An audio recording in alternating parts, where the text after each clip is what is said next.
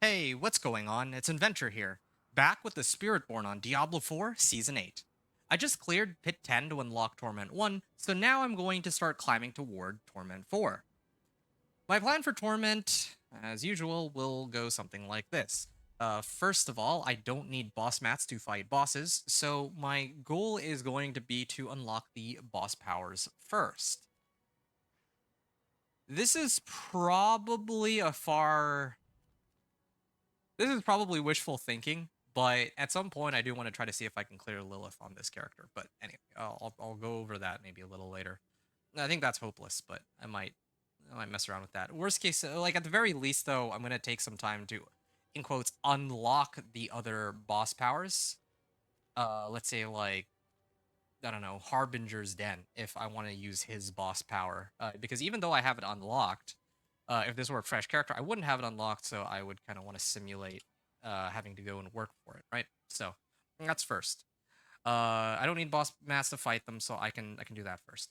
Then next, tempering recipes and ancestral weapons second.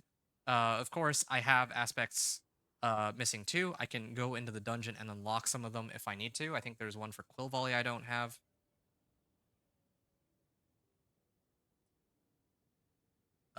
And then I think uniques would be third.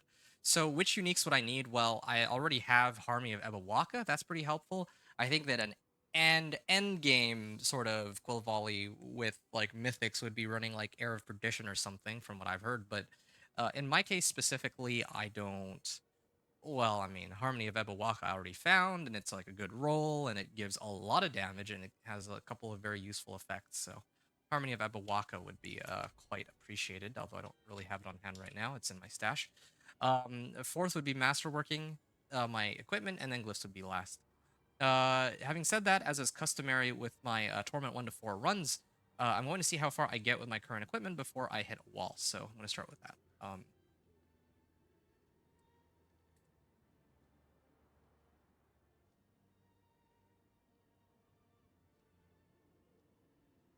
All right.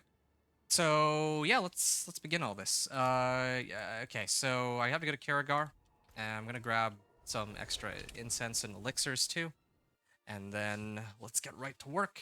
So I'm gonna open up by trying to hit pit 20, and hopefully I can actually clear pit 20. I don't know if I'll be able to make it in Torment 2. Some of the builds that I put together, usually like I can make it directly in a Torment 2.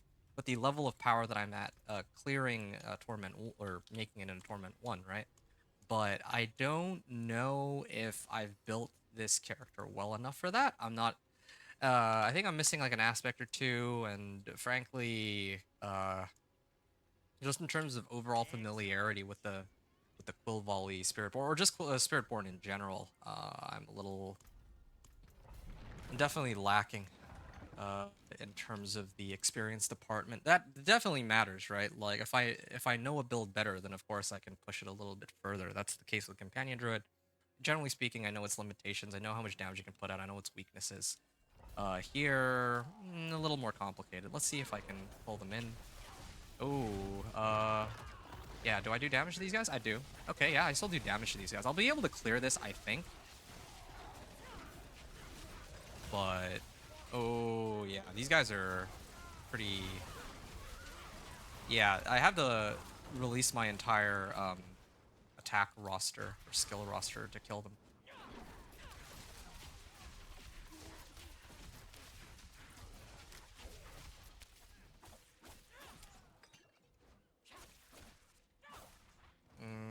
Yeah, I should be able to clear this comfortably. Oh, hold on. It's supposed to be my razor wings that I activate here.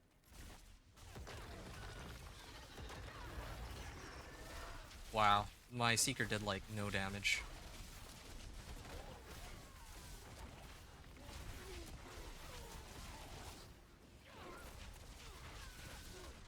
Yeah, I really do need that aspect where the Quill Volley will return back to me.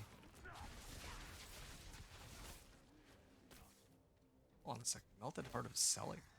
Resource generation. It's funny. It's too bad, really. I would run Melted Heart of Selig if it were maybe not an amulet.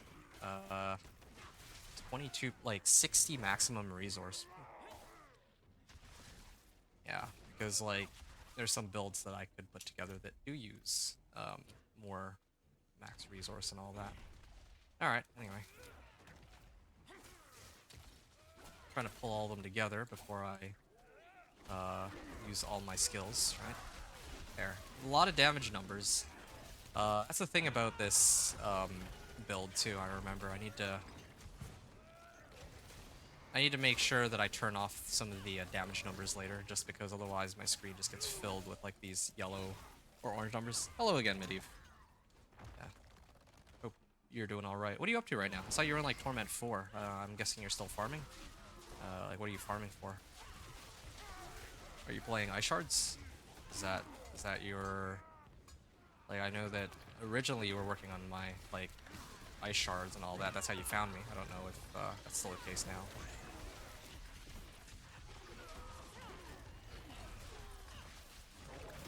Alright, there. Yeah, I definitely have the damage for pit 20, but... it's definitely not the quickest clear I've ever done. And I kind of dread attempting pit 25. Well, I think maybe I could handle pit 25. I'll have to see. Oh, there's an orange number. I think I would need to get Banished Lords still. Yes, brother? Okay, nice. Did you try that tech that I showed you? I don't know if I'm using that term correctly.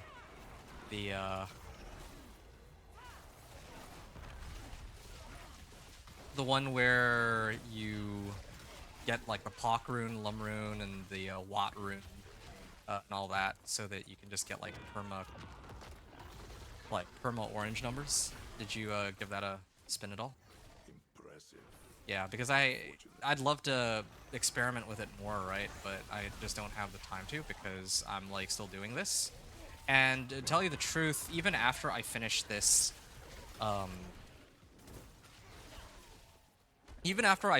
character, I don't know what like the next one that I'll work on is gonna be. Like, I think it's gonna be, realistically, it's probably gonna be a sorcerer build, right? Like, I have no interest in doing any other rogue builds. I have no interest in playing Spiritborn anymore. I only really want to play companion druid specifically. But then when it comes to sorcerer, there's a plethora of different builds I'd love to try and make work. Because yeah, I think that like there's just a lot of builds in the game. But I think that most Diablo 4 content creators are focusing on Lightning Spear right now. And I know that, for example, like maybe somebody wants to play an Incinerate build, and I'd like to show them how they should put that together. You don't even need that many uniques for...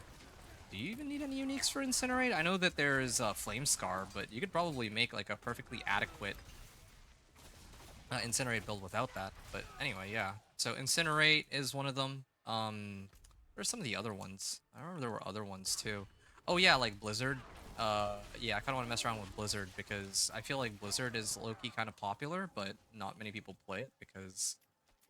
Like, I remember in the PTR when I did a Blizzard build, and I had like a bunch of people commenting on it and saying, "Oh, hey, like Blizzard actually looks pretty good, and I want to play it. Like, it's about time that Blizzard looks, you know, like that Blizzard might actually be playable."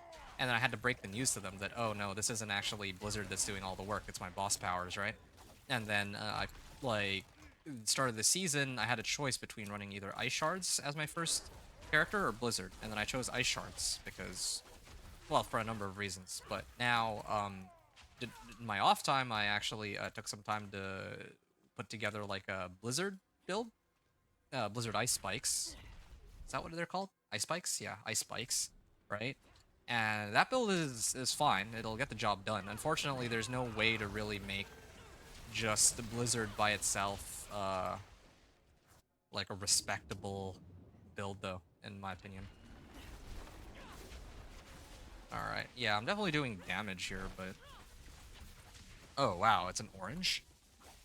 Okay. Yeah, I'm totally focused on Sorcerer now, don't want to level other characters. Yo, I completely respect that, man. Yeah, if I had unlimited time, like, I would have gladly tried to... Well, the thing is, I'm not... To tell you the truth, I was thinking about it last night. If I'm playing purely for fun, I would be trying to pump my companion druid as close to pit 100 as I could, as far as I could get it. That would be my goal on my companion druid. That would be like my sole focus. But then if I did that, right, what like that would mean that I wouldn't have as much time to like put together these like build overviews or build guides or whatever you want to call them for all these other builds that I want to show people that you're able to play. Dance of Knives Rogue is another one too. I figured that this season with Death Trap, that no one would be talking about Dance of Knives Rogue. Like, content creators, I think, are typically very reluctant to show off these, like, weaker builds if one that's, like, much stronger exists, because why would you show people yourself struggling? A lot of people don't really want to see that, right? But I also know that there's a smaller subgroup of players that are okay, like, are happy. So I wouldn't say happy struggling, but it's more like they would rather struggle playing a build that they know and love and enjoy than to force themselves to play a build that they see as like um that they don't enjoy, even if it's like much stronger. So that's kind of the reasoning there. Uh you struggle in life. Haha, that's funny. Well, that's exactly it though. People struggle in life. They don't want to struggle in D4. And I get that line of reasoning. I'm definitely not going. I would never criticize people for that at all. Like, the only people I would, it's the joy of the challenge. Hey, just a guy. What's up, dude? It says it's your first time here too. So, are you also a D4 player? I'm guessing you are. Otherwise, I can't imagine you would have found me. Hope everything's going okay. Let me know if there's any questions you have. I'll try my best to answer them, and all that. Okay, this is pit 25, and I'm going to try to see how far we get. Yeah, I can definitely start to see my damage falling off, but I still think it is going to be possible to clear pit 25, but I'll hit a wall at, like, pit 30, as with most of my other builds. This is usually how it goes. What's my resistances at, man? Hold on. It's maybe my barrier that's... Oh, shoot. Whoa. I can't even take a look at my stats, but it's, like, I think, like, 40% resistance on my resistances. Like, like, the minimum resistance I have is 40 on my stats, which is not good. It should be 70, but of course, it's this is pit 25, which is Torment 2, and I didn't gear myself up for Torment 2, right? This is just purely the same level of equipment I had going into Torment 1. Yeah, I have a lot of I have an everything issue here. Lack of survivability, lack of damage. Well, I think those are really the two main things. So when I say everything issue, it's just survivability and damage. Okay, well, I guess I get to clear these guys at least. I'm ahead of schedule at least, but if I die even once, then suddenly I'm like, we're gonna really struggle when it comes time to hit the boss. Okay. Yeah. The day I went to ask my... Turns out... Oh, I'm sorry to hear that, Medivh. Oh, you're Joseph. Oh, okay. Okay. All right. I see. Okay. Well, good to have you here. You said it's the joy of the challenge. I enjoy challenges too. That's why, like, I gotta be honest, this season has actually shaped up to be more fun for me than I actually originally expected it to. And part of the reason for that is because Torment 4 is something that actually requires a fair bit of work to get to, the way I'm playing, I think. Like, some people are gonna disagree. Some people, are just better than I am, okay? Like, alright, sure, fine, whatever. But for me personally, like, last season, like, my Dance of Knives Rogue, 5.5 hours, Torment 4. This season, 16 hours, Torment 4, right? Just to kind of give an idea of, I guess, like, the increase in difficulty. Some people don't like that, but I sort of do. I like the fact that there's, like, a specific goal to work towards, and I think also part of what makes it enjoyable for me is that I feel like I have, like, these build overviews that I'm doing are actually valuable for people. Because last season, pretty much anyone could make it into Torment 4 with how, I don't want to say this, but how easy the game was, right? But this season, I think that there's a lot more people who are struggling to use their homebrewed builds. And I think there are some people who are okay using build guides, but they're just not okay playing specific builds. So, as an example, like, in my case, I'm playing like when I play like Dance of Knives Rogue, a lot of people love Dance of Knives Rogue. So I do a build guide on Dance of Knives. But and yeah, like some people like hate Death Trap. They want to play Dance of Knives, but they're like struggling to make it to Torment 4, right? That's kind of where my content comes in. So I guess what I'm trying to say here is I like some people hate the season, some people love this season. I'm like somewhere in the middle. But I think one of the things that I can say in earnest is that my content actually has some value, is what it feels like. So that's kind of nice. But anyway, sorry, that might be way off topic. Lone Wolf McQuaid, hey, by the way, you would rather watch someone play weaker builds than I would the meta, hence why I watch your content more than the others. Well, I really appreciate that, thank you. Um, yeah, I mean, like, you know, and I'm grateful. I'm grateful, but I think that, like, you know what, I'm gonna skip this guy. Is it because he has barrier or something? He's, like, taking a while to die.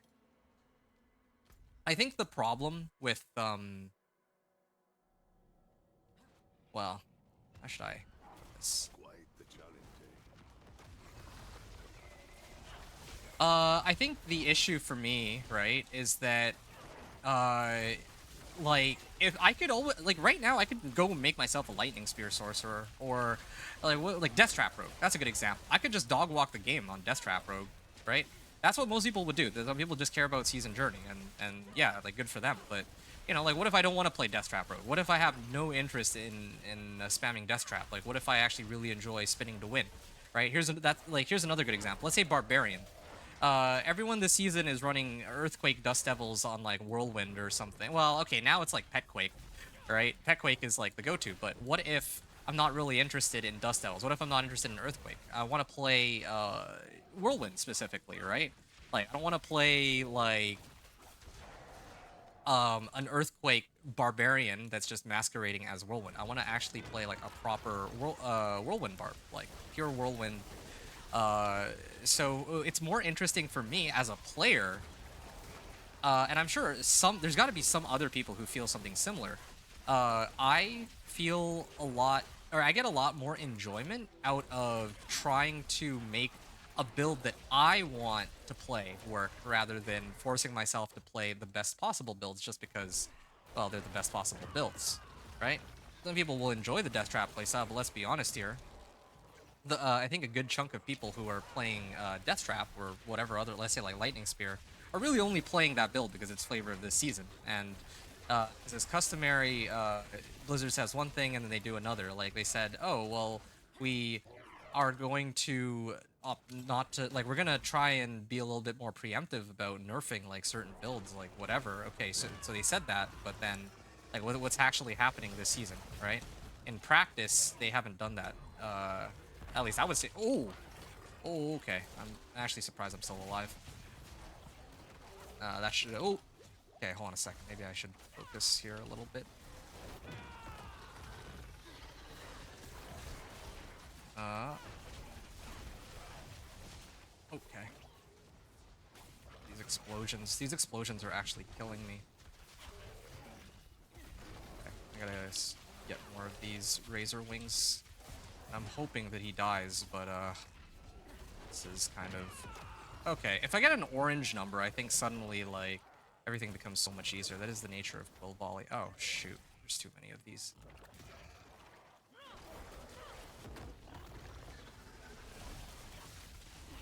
Ah, I'm so sorry, guys. I'm trying to chat with you in real time, but you can see that I'm fighting for my life here. And if I die, then this run is pretty much a wash. It's like minus 37. Oh, wait, Blast Wave? Blast Wave might save me. I'm going to use it for the next pack, though. Dude, I'm like barely able to clear this. I'll go pick up Blast. Ooh, okay. I can barely see what's out there. Everything is on cooldown right now. Dude, this is kind of crazy. I'll definitely have more time to talk to you guys after I actually start mindlessly farming. That'll be a lot better. Ow. I have a habit of like running alongside the projectile. That's I think how I died Lilith before too. This is the other thing about me being like Paragon 222. The fact that I think my Blast Wave Shrine is Blastwave Shrine is dependent on your Paragon level, so that's like the one thing where I'm kind of cheating by using this, but also like I would just say straight up that this is like a high diff. Oh, okay. This would have been a good time to use my Blastwave Shrine on the boss, but yeah, I can essentially tell people that yeah, this build is it's capable of clearing Pit 25 to unlock Torment 2, but with like really high difficulty, you know.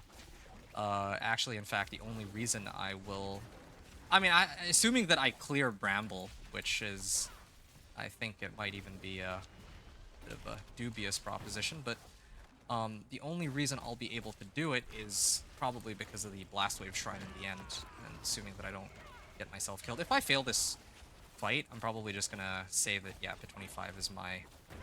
Oh, no. No, no, no, no, no. Like, I'm barely injuring him.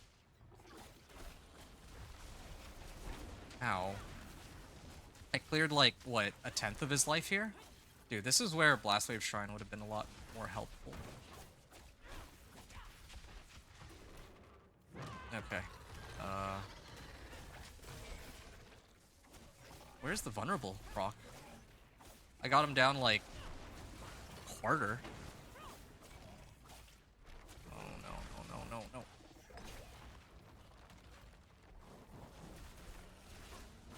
Ah! Seeing a lot of orange numbers, but whoa.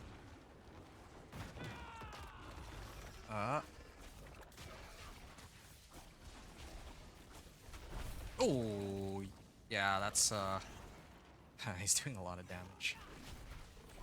Okay, maybe Rahir could tank a couple hits, please? Please? Oh, good. Okay, this gives me a little bit of reprieve. I'm just gonna start loading up on my Fury, or not Fury, it's Vigor. I'm not playing Barb. On my, like, downtime, if I have, like, an hour to myself right now, like, I'm actually playing Barb. I'm trying to work on Pure Whirlwind, but I gotta be honest, I probably wouldn't... I don't think I'm gonna be doing a video on Pure Whirlwind, just because, like, Barb is in such, like, a messy state right now. Honestly, I think that, like, a lot of people complain about Sorcerer, but I actually like the state of Sorcerer more than I do Barbarian. At least with Sorcerer, you always feel like you're still playing whatever build it is, but if I'm playing Barbarian, like, let's say, like, Whirlwind, like, all of their core skills are, like, left in the dust. Like, think about this. I think there was a Reddit post, and it said it kind of, like, described the situation with Barb, like, perfectly. I think the post said something like, oh, no, no, no, no, no. There's too many poison pools. Hold on, hold on. I might actually lose this fight just off the, hold on. The poison pools are, quite a problem. I'm actually out of potions, too. What? Why can't I hit? Dude. Like, this is, like, the worst boss for me to fight, too. That's... Like, I actually... If it were, like, Spirit Color of Frost, it might have been okay. But, yeah, I don't think I can really deal with Bramble. Oh, I got some potions, that's good at least, but... Yeah, like, these poison pools will kill me. Like, I actually... And I need to be within, like, striking range. If I were a sorcerer, if I had, like, any sorcerer skill, Meteor... Charge Bolts maybe not, but, like, all the other ones. Meteor, Blizzard with Ice Spikes. Ice Shards obviously could take this. Well, any of the other ones, right? But, like, those are all ranged skills. This one, yeah, this is a struggle. Trying to avoid... And is that Elias? Is that why I'm struggling so much? Oh, shoot. I'm just waiting for... Oh, no. I'm trying to avoid getting hit by that.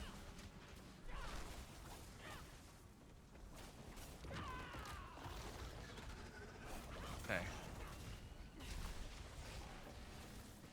Okay. There's still a chance, but it'll be very close that I'll be able to take him out here. Okay, as long as he doesn't... Oh!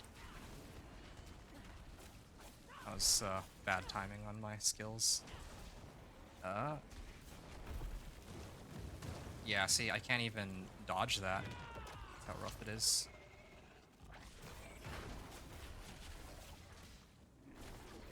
Please, I need the potions. Oh, whoa. Oh, okay. Hold on a second. Trying to get a little bit of distance here so I can, like... Ah, another pool? Why is... Okay, hold on a second. Okay, I actually died of this stupid pool, I think. He can just put these pools wherever he wants. That's so lame.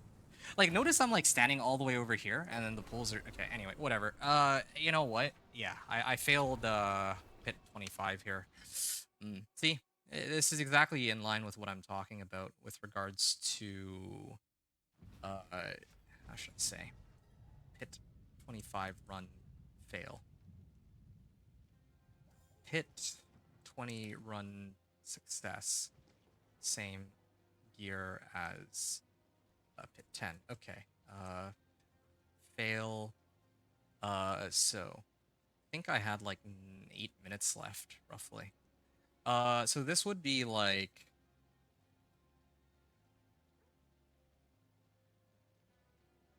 I gotta be honest, I could probably take pit 25 if I got like lucky with the rolls, but this should tell you everything you need to know about, I guess, first of all, how knowledgeable I am about this character compared to the other ones, because all the other characters I think that I've made, I was able to at least clear up to pit 25 with it. I don't remember if Dance of Knives was able to. I think Dance of Knives could.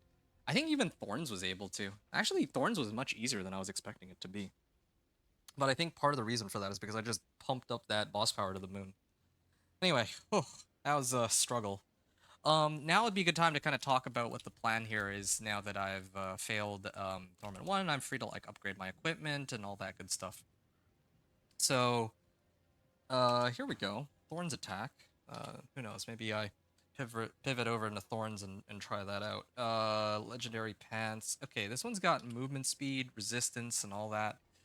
I don't think I care though. This one's damage to elites. This one's like basically the same as what I'm currently using. So I'm just gonna leave these for now. But I'm gonna be trying to look for like an ancestral weapon. You know where I'm gonna go, actually? I need to go here to Tarsarak and do the reputation board is my plan to try to boost up my damage a little bit. Then I'm gonna try to worry about getting like all these boss powers and all that. That'd be a good day. I think good plan here. And if I had like the more of like the reputation, like the renown, or not renown, report rewards, then I would totally use them here, but I don't. Spectral Ash. Okay. Unfortunately, I didn't get any of the, Oh, I did get an amulet. All right, let's take a look at this amulet. Is this what... Nope, this is not what, This is not what Gamerco earlier was looking for. That's unfortunate. Okay. Legendary chest armor. I don't need this. I'm gonna get rid of this one, this one, this one. Dexterity, max life, and attack speed. That's actually not bad, funny enough. I'll leave that be. This one, I'm gonna leave it. Salvage, salvage. And then I guess I'm done here for now. Okay, so boss power. So at this point, right, what I would do, if this were a fresh character, I would probably go try to I have a whole bunch of Spectral Ash. I would go and grab one of the boss powers, whichever one I feel like. I could use Beast in the Ices. I could use Grigwar's. Well, actually, no, maybe not Beast in the Ices, but I could use Grigwar's just as a temp to help me clear one of the other bosses. I could attempt Lilith, but I think that's a fight that I'm nowhere near being able to handle. But I do want to pick this up at some point to try it out. So basically, it just leaves Harbinger of Hatred's Volley. I gotta be straight up honest, like, if I were playing this character, with no further restrictions, right? I would probably...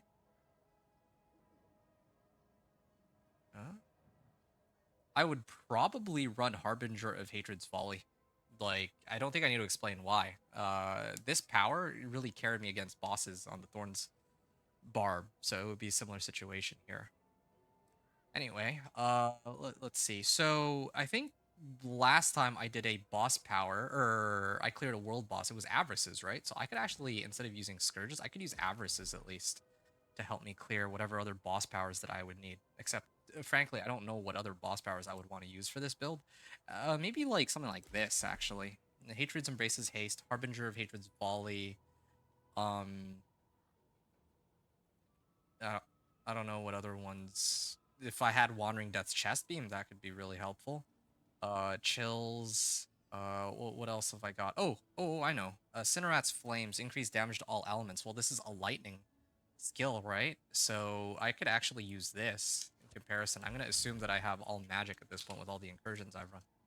All magic powers, I mean. There's also Taurus's Rage. I could run that if I really wanted to. And I don't think I really get Fortify, do I? I think I get Barrier, but no Fortify. So there's all that. So that alone should put me at a level where I think I could probably more comfortably clear uh, the Pit 25 run that I just failed.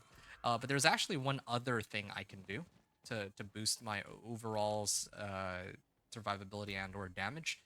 Here we go. Helm of Ebewaka. I found this, I think, when I ran like one of the strongholds at like level 56. And this thing comes with all stats, damage reduction. Frankly, I don't know what velocity does. Here, let me take a look. What does velocity do? Is it move speed? It's gotta be something to do with move speed from the sounds of things. Okay, here. Oh, okay. I generate vigor per second while moving.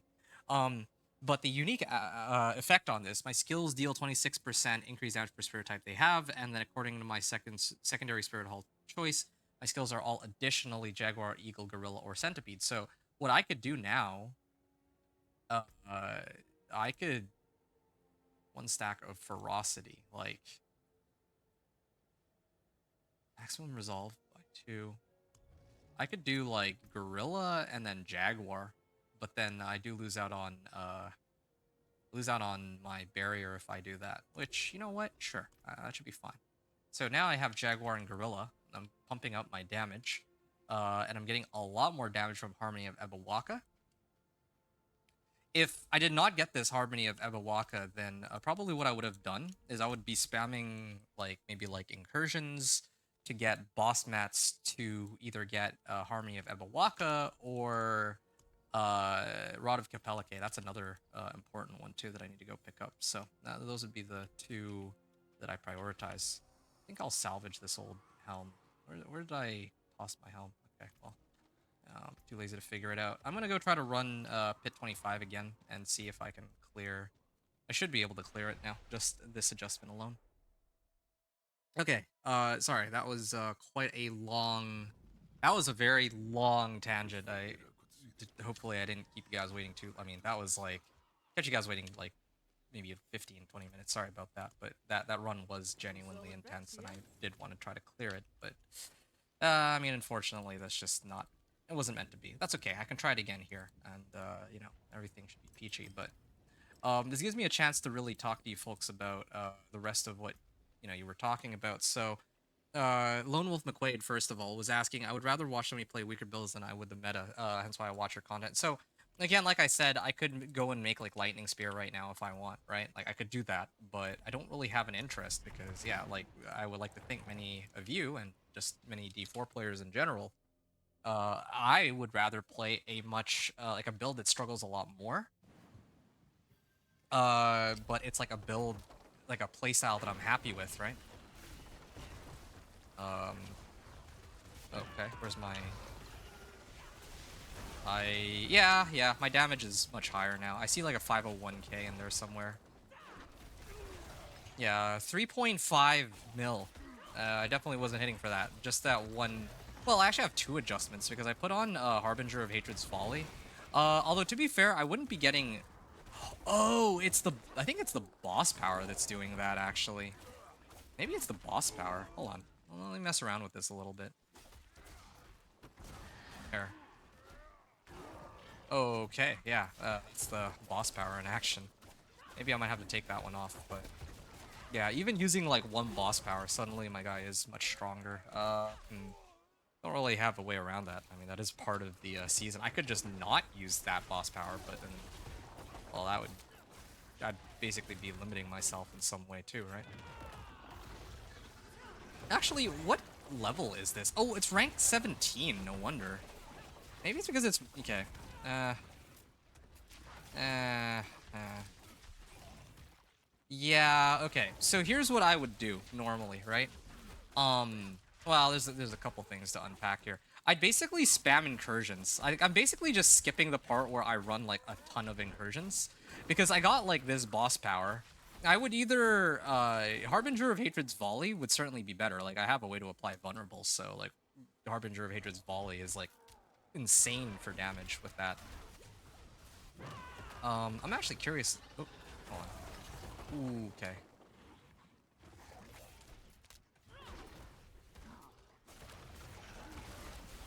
You're using that boss power to clear your hardcore dungeon. You can't die if they can't touch me. Am I right? Yeah, no, that's the way to go. The best. What was the phrase? A good. The best offense or the best defense is a strong offense. I think.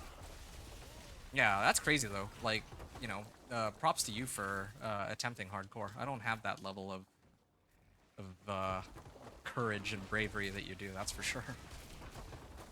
So yeah, if I were to run this as like a fresh character, probably what I would do, like since I would have the boss power, I would like equip the boss power. I would have already had the boss power since like level 60, right? I would just run incursions, torment one incursions over and over and over until I get my boss power up to at least rank 11. And then then I could probably boost even higher if I want. And the thing is, like,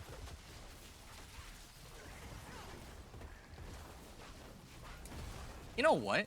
Actually, no, that's not entirely accurate. Probably what I would do is I would put this boss power to maybe like rank, either rank 6 or rank 11, and then I would proceed to go and pick up the other boss power from Harbinger of Hatred, uh, and then I'd pump that up. That's probably what I would do. And it kind of, it's unfortunate because then I wouldn't really be playing like a proper Quill volley character, but I mean, uh, I do admit like it's kind of a similar situation as the Thorns Barb. Like the boss bars are built in, like they're like baked in as part of this season. So I don't know what I would do to avoid that. But anyway, let me actually try something real quick. I'm gonna use my. Oh, I'm trying to use my ultimate, and then let the ultimate do its like to be the sole thing that's doing all the damage. So I kind of have a better feel for. Whoa.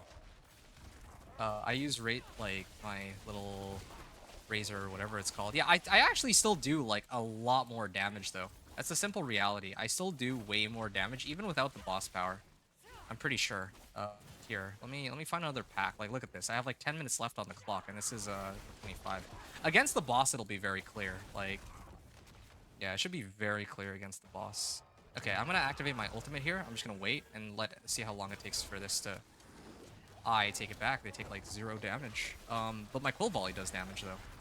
Yeah, like my Quill Volley is actually doing a good amount of damage. I didn't trigger my boss power there. Yeah, see, this is all Quill Volley. It's taking a good amount of damage. Yeah, so.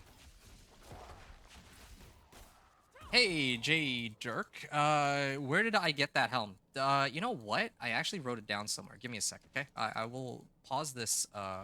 Here, let me get to a safe place so I don't just get, like, owned by some monsters. I'm gonna wipe these guys out, and then I'll take a look for you. Um, Okay, there we go. I'm gonna back up real quick. Okay, let's see, J Dirk. Let me help you out here. Which one was it? Ah, here it is. Gameplay for Sorcerer Season 8. I wrote notes on this. Uh, where did I... That's a Knives Rogue?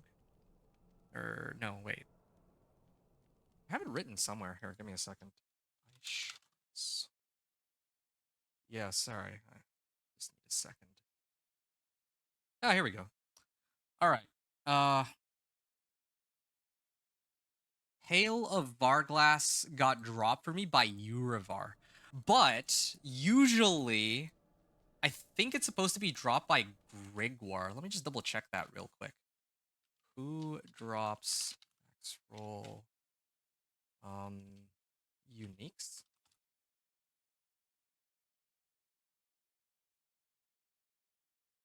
Unique items guide. Loot? Boss loot table? Diablo 4 boss loot drop table. Okay. Let me check this out. Ah, here we go. Boss loot table cheat sheet. This is the one. I think it's supposed to be. Thank you. Just doing that build, taking break. Found your video. Oh, okay. Well, yeah. I'm really glad to hear it. Yeah. Let me know if you have other questions. I'll be happy to help you out.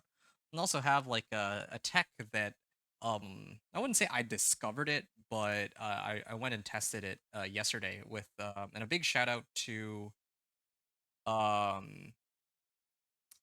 out to Medivh on Twitch because Medivh was the one who helped me out on making sure that this worked. Okay, so Hail of Varglass, right? Verglass? It's Verglass.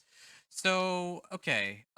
It is apparently Grigwar, and the other one is Urivar. Okay, so I happen to get it off Urivar, so that sort of tracks. Hail of Varglass can be picked up from Urivar, or Grigwar is what Maxroll is telling me. So unless Maxroll is lying, then I think that should be about right. I'll subtract about a minute and a half from this run. I think that should be reasonable. Yeah, I'm trying to think if there. Oh, I'll just hit the protection shrine. Forget it. This will save me a little bit of headache, and I get to talk to you guys while I do this run. No need to thanks. I'm here only. I am listening and watching you playing game. Well, you're the one who helped me test it. I mean, that's the least I can do. Straight up, like I would not be able to tell people that. Oh yeah, like I just because it's been on my mind since the beginning of the season, this setup, right? But I haven't been able to formally test it. But now that you've helped me formally test it, now I can actually tell people that yeah, there's a way to like boost ice shards damage into the moon and pretty much any sorcerer build with that setup I showed you, right? Like you know which one I'm talking about. Overpower, like I think I called it like what, orange ice shards or whatever, orange. Yeah, pretty much anytime I do crit overpower, I just call it orange now. Orange is easier. Orange meteor, orange, or well, yeah, orange. I can't really call it orange blizzard, but oh yeah. All right, let's see just how much better my damage is now. Now that I have Harmony of Ebawaka and like appropriate boss powers. It's also Chief Marauder, so I don't think he'll kill me as quickly as the previous one. Yeah. Ooh. Yeah, I'm just gonna stay away from that. I'm gonna activate this. Yeah, this fight still does take a while, but definitely going a lot quicker than before. Like, no question about it. Far, far quicker. And I have like, ow, multiple sources of damage. Like, these things are gonna blow up and chunk them for about apparently 500k. Uh, Something else is doing a lot of damage though. I see like 2.5 mils, but I don't know where exactly. Is it Razor Wings? Maybe it's Razor Wing? I'm not entirely sure. Okay, that's 6. Okay, 24.9. Okay. I don't know, maybe I theory craft some sort of thorns build. I wonder if that would help, like, at all be possible. Well, I mean, it's certainly possible. I just don't know if it'd be any good. It's really the main concern I have here. Okay, yeah, he should go down unless I mess this up, like big time. Okay, so I'm adding like I think a minute and a half to this. So, oh, just get out of the way. Oh, you should die to that, right? Yeah. Okay, great. That was painful. All right. I'll call it a, let's say a 7-minute run. I'll just say 6:45. Okay, cool. 6:45 run. 140 40 pit 25 run, and then I'm just gonna say, so I cleared at 5:45. I'm adding like a minute and a half, so 7:15 basically. Replaced Helm with Ebawaka. Is that how you spell it? Ebawaka? Ebawaka. Okay, great. Ebawaka, and I also put on some boss powers using, well, this is actually like cheating though. I'm using like pretty high-end boss powers, like all close to max rank, but whatever, you know what? I don't even know if I care. Like, it's just impossible to juggle around these boss powers. I've already used so many of the ones that are like really useful. Don't want to gimp myself just for the, well, yeah, anyway, you get the idea. Place Helm with Abawaka, boss powers into like Avarice's rank 17 Avarice, I should say. And then like max rank plus CSC and volley and Cinerats. Okay, sure, whatever. Ooh.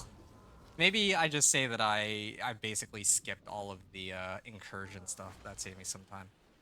All right, yeah. So yeah, McQuaid. Yeah, like I think I already responded to McQuaid like twice actually. So I wanted to take a moment to GamerCo was saying you've just found the amulet, but I don't know if it's worth 100 billion. You paid 100 billion for that amulet? I don't know.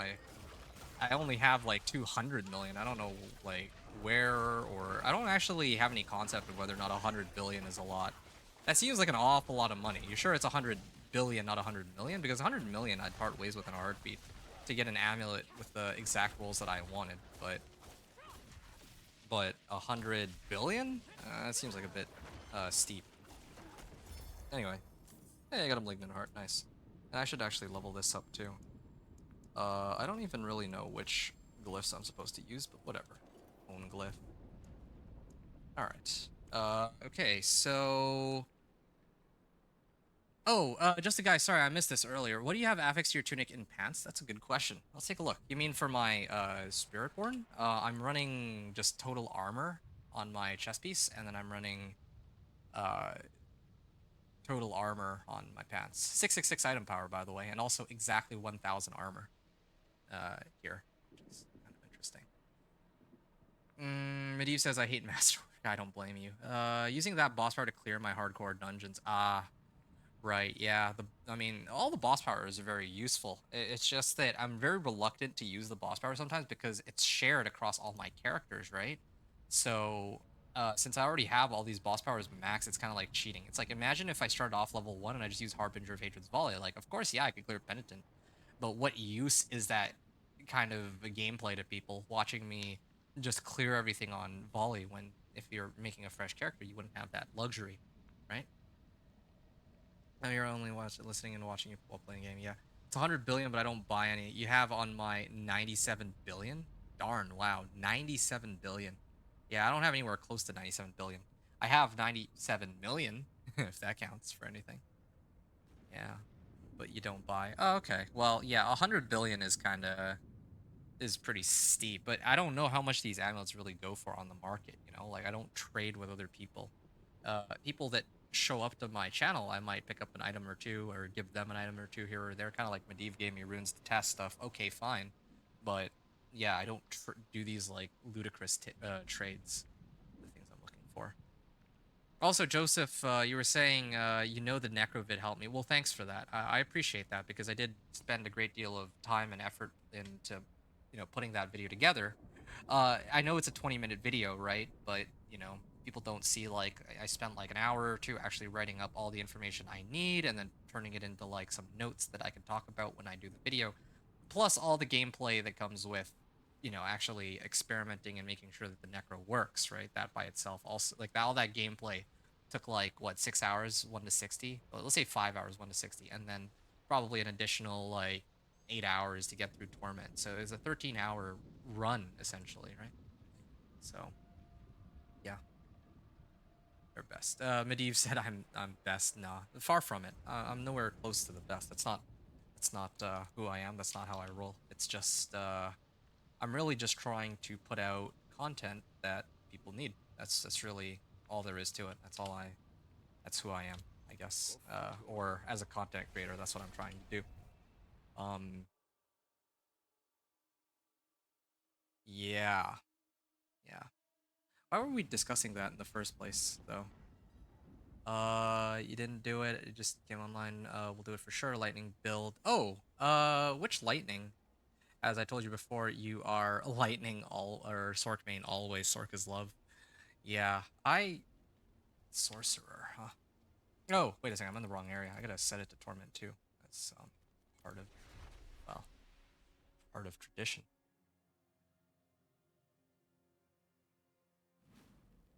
All right,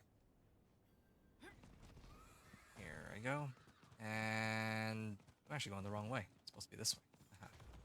All right, so that was me going into Torment 2. And yeah, off we go into Torment 2. I'm just gonna be right back. Gonna take or grab a little bit of water, and we're gonna continue in like a minute or so. Okay, one sec. BRB.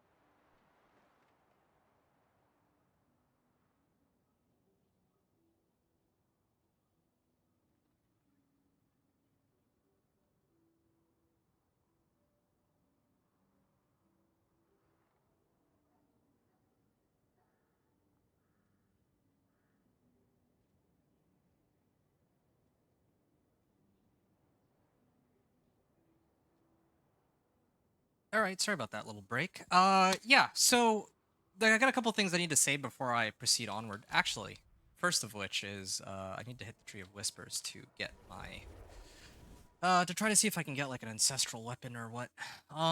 Okay, so as I was saying, I do have some things I need to say. First of all, it turns out that like I'm starting my run now, but I will have to drop my stream in a little bit. I know this is a much shorter one than I usually do, but is this Nico Rex? No, right? Different Nico. Okay. Uh, Helm's amulets. All right, let's see if I can get like a good amulet. Wait. Come on, give me an ancestral already. Oh, yeah, at least give me 2 legendary recipes. Dexterity, attack speed, and apex. That's not bad. Yeah, I might mess around with that a little bit. It's a 750 at least, so I get some more resistances that way. Anyway, yeah, so I actually can only stream for another about half hour or so, maybe a little bit longer than that. So yeah, I'll be back later. But to be honest, originally the point of me even doing today's stream was just so that I could reach pit 10. And I didn't know how long I could stream for today specifically, but it turns out that yeah, I will have to go very shortly. I'll try to be back again a little later. I don't know when, but yeah, if I don't come back later, then the next time I'll probably aim to stream is going to be Sunday. On Sunday, I'm gonna probably try to wrap this whole thing up. Um, Getting from Torment 1 to Torment 4 with the Spiritborn. Yeah, I'm gonna aim to clear that on Sunday is my plan. So yeah, all good. Yeah, I'm hoping that like next week I should be around more though. I think I'll probably be streaming on Monday too. So Sunday, Monday streams is my intention. Tuesday maybe not. I'm not gonna. Oh yeah, no, definitely not on Tuesday. Probably not on Tuesday. Yeah, but you know, it's gonna be like I will be streaming some days next week. That's what you need to know. Can't stream tomorrow. I'll be here on Sunday and Monday though, so you can look for me then if I'm not here later tonight. In case anyone is interested in hanging out and just just having a good time chilling. It seems like there's some people who actually enjoy watching these streams, so it's great to see. Anyway, all right. I also have 1,200 obols. So the last time, yeah, thank you, Medivh, for understanding. I think the last time I marked down that I had 589 obols to start. So I'm gonna use this opportunity because I don't think I played yesterday. No, I definitely didn't play after um, yesterday. Uh, Block chance. I think I'll do a polearm. I like my polearms. It seems your prayers fair bit of I'm hoping for an ancestral. your prayers have been answered. This is going a little under the limit, but oh well, whatever. Okay, that's too bad. Maybe I'll get the Maybe I'll get that aspect I'm looking for at least. You poison, increase crit strike chance. Oh, okay, that could work.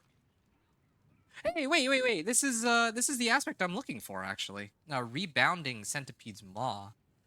This is the one that this has Quill Volley feathers explode at their apex and return to where they were, both dealing 66% of their damage. Okay, I'll salvage that one, and then maybe I'll try and toss it on my. I don't know where I want to toss it to tell you the truth. I think I want to actually wait. I should just put it on my like. I should just throw it on my amulet straight up with this. So I'm gonna do that. Yeah, that sounds like a plan. All right, tempering. I'm a little lost. Like, I actually don't really know where I should go from here. Where's vulnerable damage? It's acceptable, I guess, but definitely need to go get total armor for the one aspect. Like, total armor actually gives me more. Oh, okay, good. Yeah, total armor gives me more damage than vulnerable damage because of the aspect that I'm running, so that's kind of important. Okay. My resistances are still pretty decent. I'm gonna try to roll off Apex. Wait, what is Apex even? I'm not talking about the game. I'm talking about the, which skill is this that I just boosted up? Oh, this one? Oh! Oh, this one actually gives me increased vulnerable damage? Okay. Well, dexterity, attack speed, and Apex. I guess I can't really complain about that. That's actually a really good amulet. Alright. I think I'll leave everything as is for the time being then. My armor is fine. Speed boots. Yeah, I'm okay there. I think I could do better than these pants. Russian Claw deals increased damage, strikes an additional time. All right.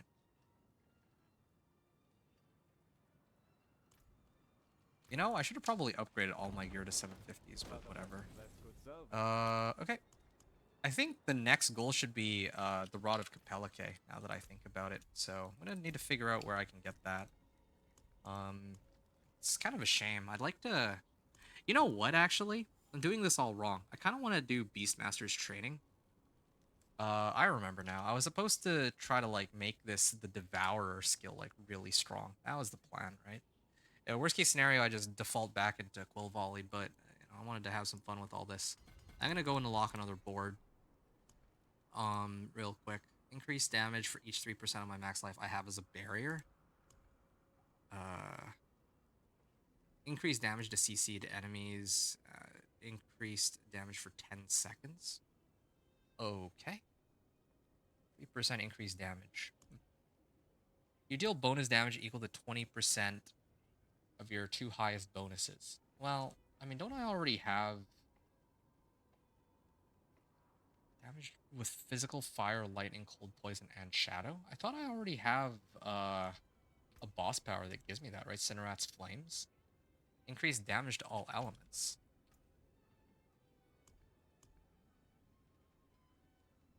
That's weird.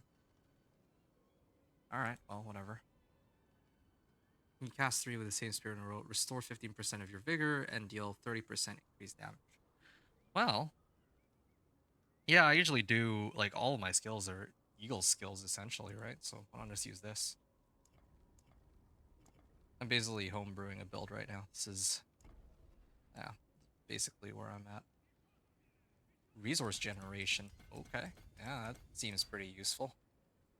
Uh, yeah, I can swing by here and grab this.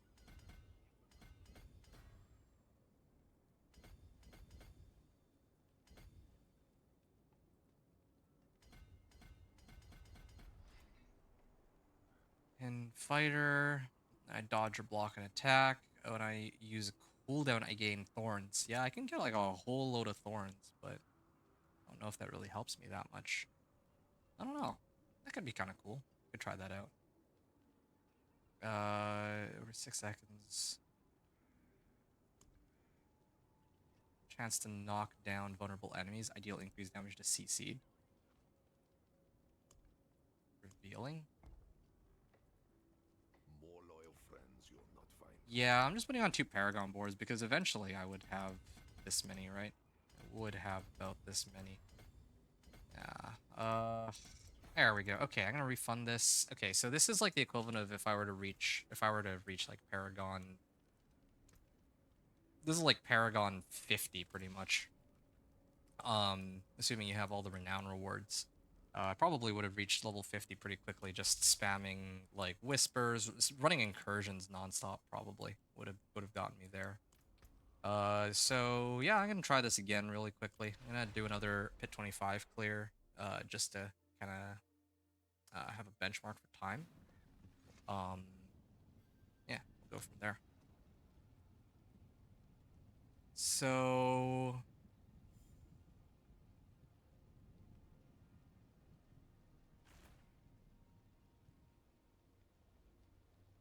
yeah, J Dirk, Lone Wolf, Joseph, Gamerco, Medivh. Well, Medivh already knows, but I don't know if like I think I brought this up a few times. Was it one of you guys who was asking about the orange, like because I remember when I did my ice shards run, I kept hyping up like, oh yeah, I have this like orange ice shards build, like overpower crit, and it was supposed to be like super cool, super strong. And then after Medivh, like last stream, Medivh gave me the runes I needed to put that build together. And the results were actually very jarring. I could show you guys that if anyone's interested, since I know you guys are playing like, some of you guys are like Sorc mains. I think Medivh was saying earlier that he is all in on Sorcerer. I imagine. I feel like most people who like Sorcerers are like all in on Sorcerers, you know? So I could show that in case anyone's interested at all. Um, full power. Yeah, yeah. Orange ice shards. Or well, I mean, I could do like orange any sorcerer really. That's the crazy part. Once I have that set up. Oh, there we go. Yeah, now I can like dog walk everything. Actually, I just realized something. I'm using Harbinger Hatred's power when I really shouldn't be. I should actually have at least gone to go pick it up.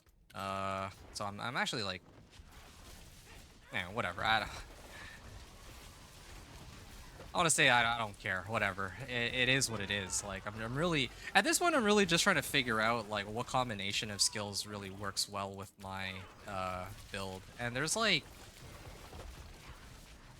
I don't know how I feel about all this because I am playing a Spiritborn. I'm playing Quill Volley Spiritborn more than anything else right now. But part of me wants to like try and see if I can cook up like a homebrewed build that's not on Quill Volley and try to see if I can make it work out any better.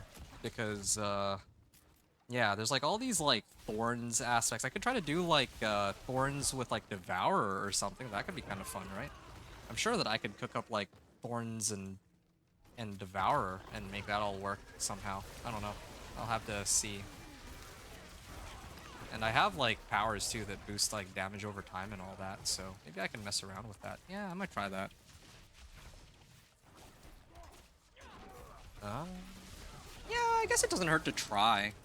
Yeah, okay, fine. I'm gonna do it. So after this run, I'm gonna actually try to see, like, I think I have all the aspects for it. I'm gonna try to see if I can get a Thorns Spiritborn build going and seeing how, if that's any good, or not. Maybe that's what I'll do. I wanna know. Thorns Spiritborn. I might have to take a minute to go and see whether or not it might be worthwhile to even invest into, like, if there's any uniques for a Thorns Spiritborn. Because I know, like, I know how to make a Thorns Barbarian, more or less, right? And even my chest plate, like, I'm using this Bruiser's Tunic, but, you know, like, for a Barbarian, normally I use Razor Plate.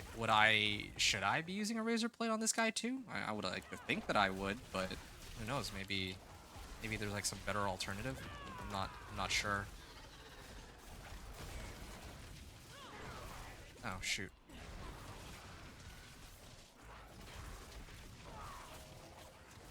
Oh. Ouch. Channeling Shrine? Okay.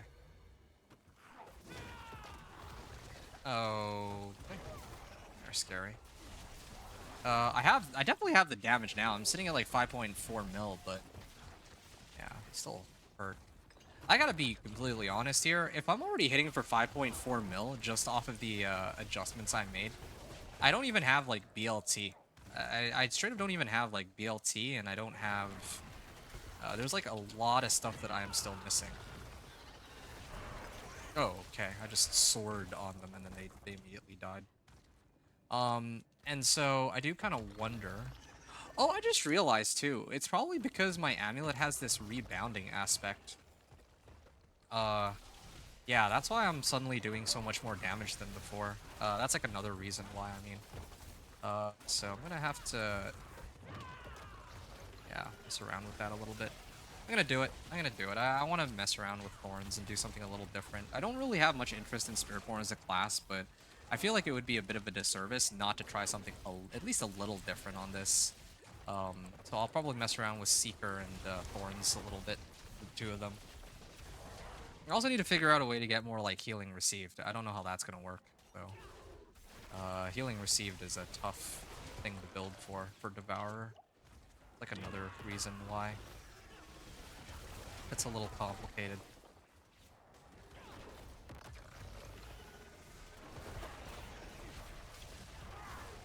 Yeah. Yeah, I think I have a pretty good, like, if this is the amount of damage I'm doing with Quill Volley now, like, I don't even have any of my glyphs up to 46. I haven't, like, dumped in all my Paragon points. I could probably make it a Torment 3 right now if I just tossed in the rest of my Paragon points. Like, I feel like Paragon 3, or, sorry, Torment 3 tends to be pretty free, as long as you actually make it to, like, Paragon 150 plus, typically speaking, unless your build is, like...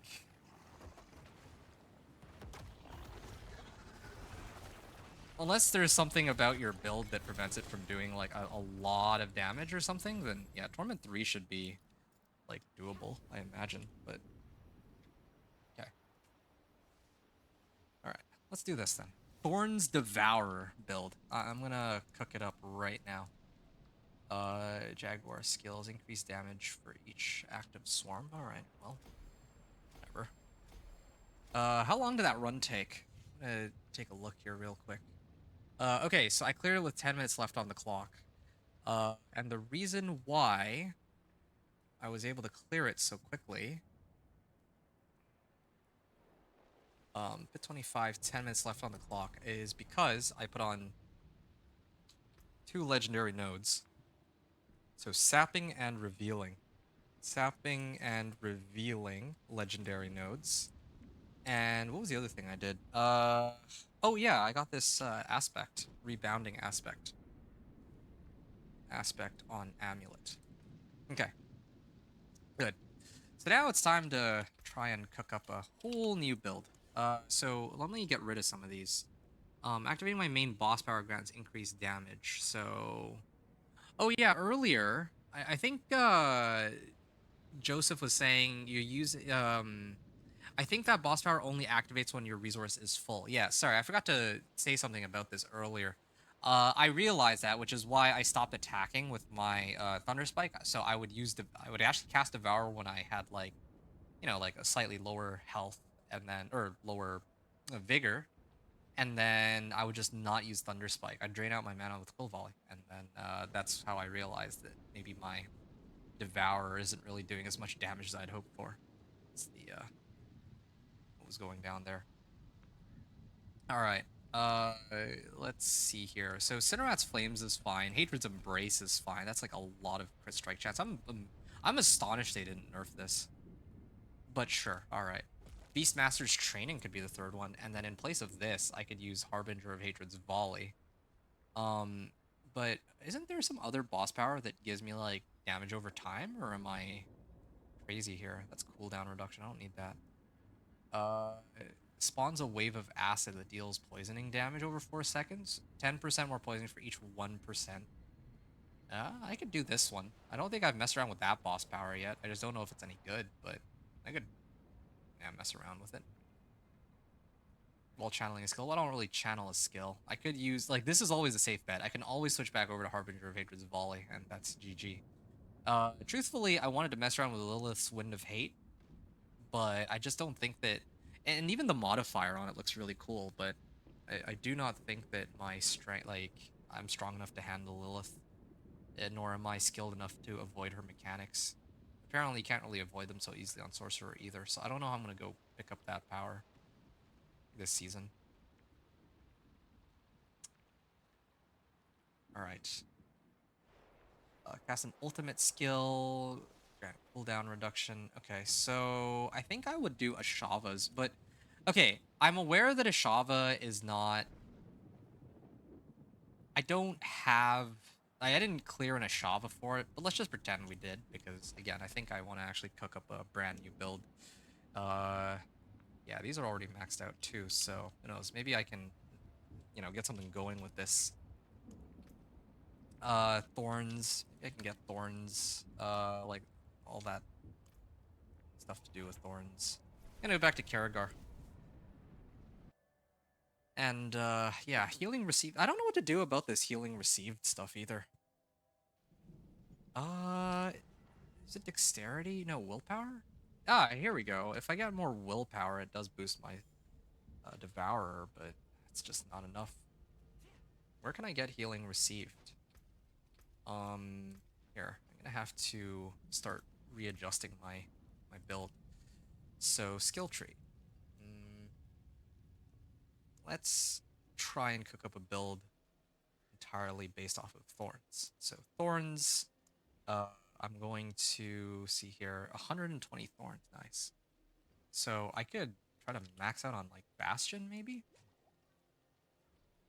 I appreciate that. Evade through enemies. I deal 100% of my thorns to them. All right. What other skills gives me thorns? Don't tell me that's like the only one. Um, Critical strikes cause my poisoning damage on an enemy to burst. I could do this. I think that's what wasn't that what people were doing this season? Noxious resonance with the boss power. 20% of it to surrounding enemies before removing the poisoning effect from the primary target.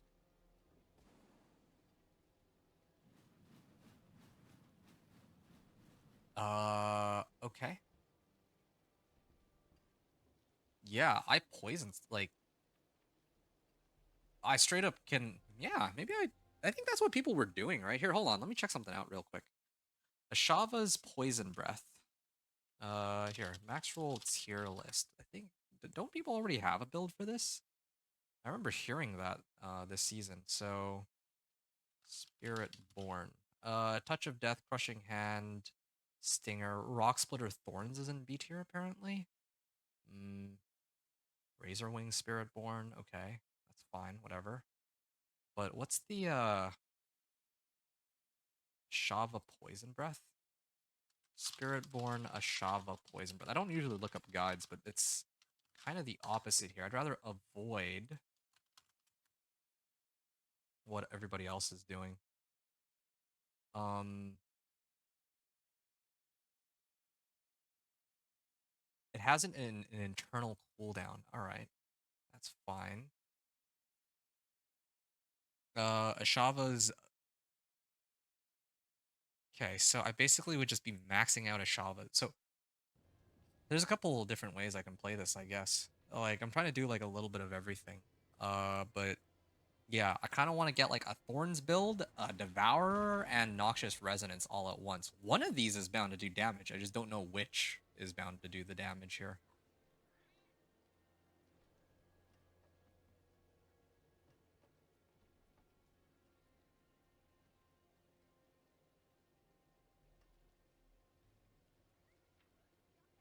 All right. 100% of my thorns. Rock Splitter. Increases my thorns by 80. Third attack deals 100% of my thorns. Isn't there... Uh, you know what? Diablo 4 Spiritborn uniques. Let's see if I can find it real quick.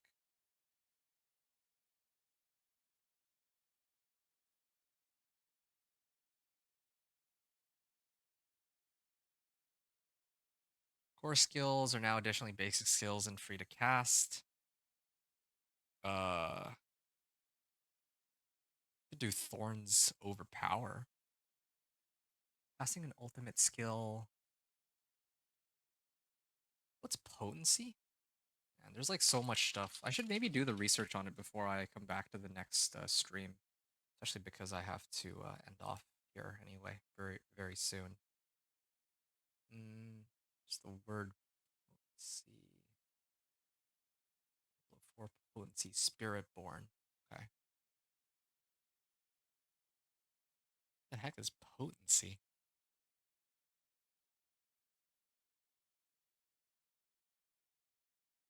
I think something has to give potency, right? Which mod? Potency.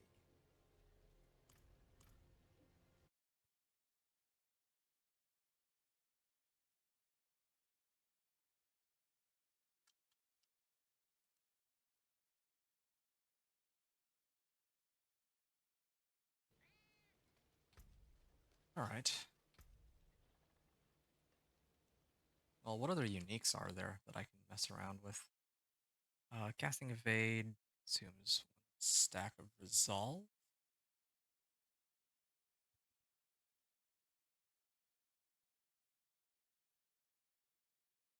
Uh,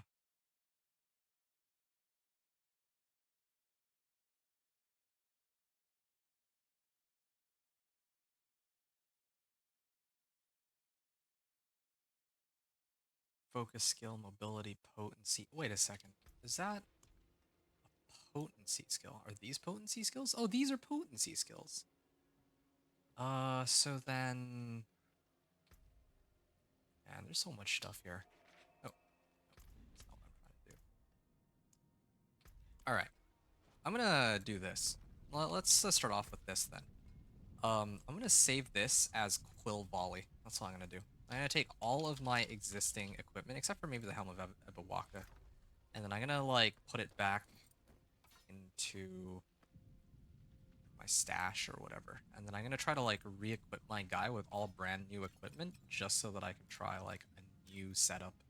I might even have to cheat in some woobles for this, but I don't know if I care. Just because like this is, it'd be fun to like play something new, but I want to actually be able to experiment, find out how all this can work. Passively increases thorn damage I deal to poison enemies by 100%. All right, fine. So let's I'm just gonna respec it all, refund all. Okay, sure. Anything to do with thorns, I'll just pick up. Why don't I start off with that? Do any of these have thorns? None of these have thorns. Oh, this one increased damage. All right. Isn't there's like a boss, or no, there's a unique that, oh, here it is. Seppa Zontek, that's the one. Your basic skills deal increased damage and always use their third attack. Every third cast of a basic skill strikes 3 times. Okay, so I'm actually looking for Seppa Zontek. This is exciting.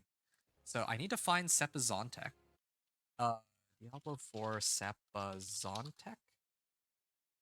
I need to get... Okay, I can get it from chests and Helltide, but I would need to fight Duriel. Okay.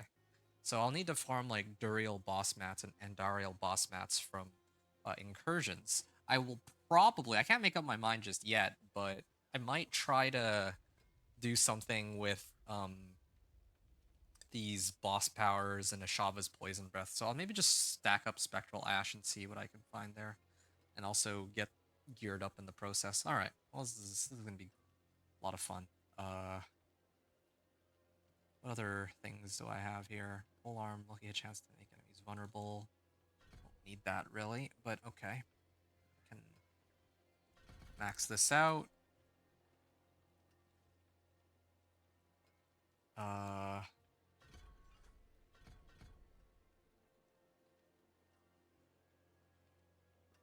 Attack you are poisoned. Alright. Additional damage reduction. This one is increased healing, so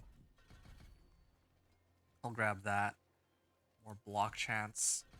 Gain thorns, max that out. I'm sure that there are some tempers that would boost Bastion, and then I need to go get the Razor Plate later. Centipede skills deal increased damage, double this bonus versus healthy. I mean, this is a centipede skill, yes. And then increased damage to CC'd enemies, yes. Definitely max this out. Launches toxic globs. And then I think I was trying to increase damage to elites. Okay. I picked up one of these. Alright. And then Noxious Resonance. And I think I was supposed to get counterattack too, because I can get reinforced counterattack, which gives me more crit strike damage the more people there are, right? Yeah, so far so good. Now comes the thorns part of things. How does that all work? Do I need like a whole bunch of points into this? Increases your thorns by 80.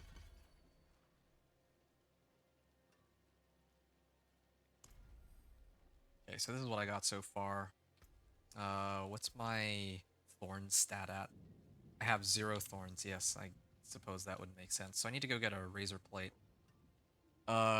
We'll meet. Good night. You're going to sleep? Okay, well, this is perfect timing. I'm going to be hopping off in a couple minutes. I just want to get everything sorted out for the next stream. And then this is exciting. I'll get a chance to actually try and see how well the build works when the time comes. Anyway, yeah, good night, dude. Thanks again for hanging out. Hope you enjoyed the stream, and I'll catch you next time. See some steel you need? Oh, okay. Here's a good weapon. I'm gonna go with Worldly Finesse, of course. I need crit strike damage. No, not vulnerable damage. Not overpower. Okay, crit strike damage, that'll do. And then I'm supposed to run, I think it's... Ooh, Rock Splitter to deal double damage. So I could either go pure Thorns, or I could, like, do this, like, weird hybrid build that probably isn't very good.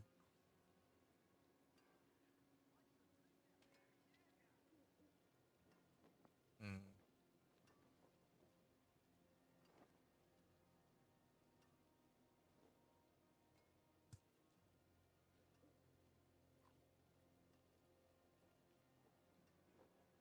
I'll do Centipede Augments. I want to actually see if I can even make this remotely worthwhile. Devour, deal double damage. All right. Swap out plain damage. Although, why am I even doing this? I just realized I'm eventually going to be switching this out for Sepizontic. Yeah, I need to go get that Sepizontic. So it's going to be like farming for all the uniques I need, Razor Plate and all that. So yeah, it's going to be a lot of incursions next week. Or not next week, next stream, I mean. Yeah, I'm going to be spamming a lot of incursions.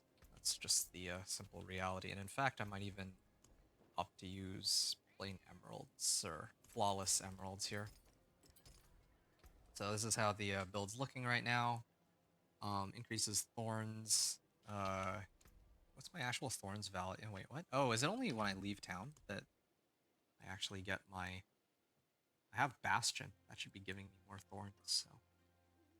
The barrier of my thorns is increased by 20%. And I don't have, like, a lot of free sources of thorns like Barbarian does.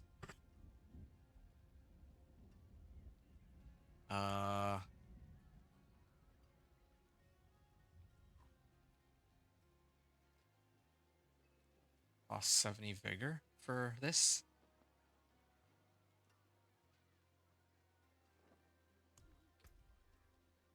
Jaguar and Gorilla.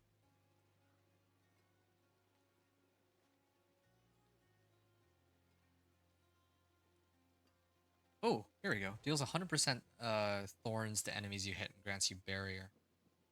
I guess it should be fine to do it like this. Helm of Ebawaka. Oh, okay. This is 3 vigor per second? Yeah, sure, why not? This is Apex and Lightning Resistance. Probably roll this off for... This Lightning Resist off for... Dexterity. Percentage dexterity, or what? Yeah.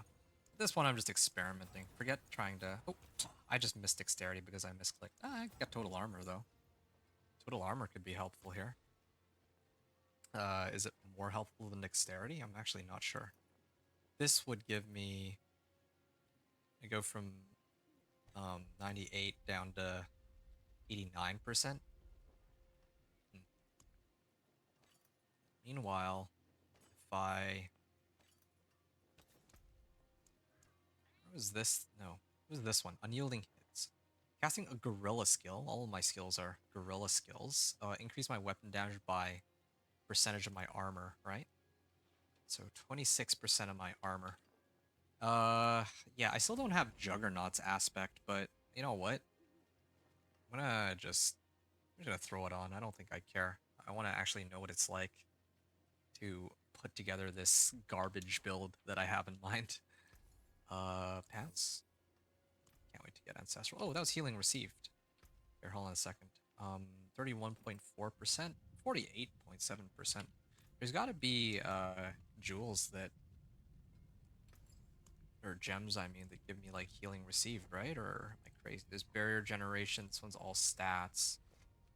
Is there really no healing received ones? They got rid of that. So what am I supposed to do then? Oh, wait, yeah, I can actually do healing received through my gear. I didn't actually know this. Hold on a second. This might actually be kind of crazy. Here, 1, 2. Here, here. And then another skull. Okay, there. Then on my weapon I can replace... Well, I can keep crit strike damage, but...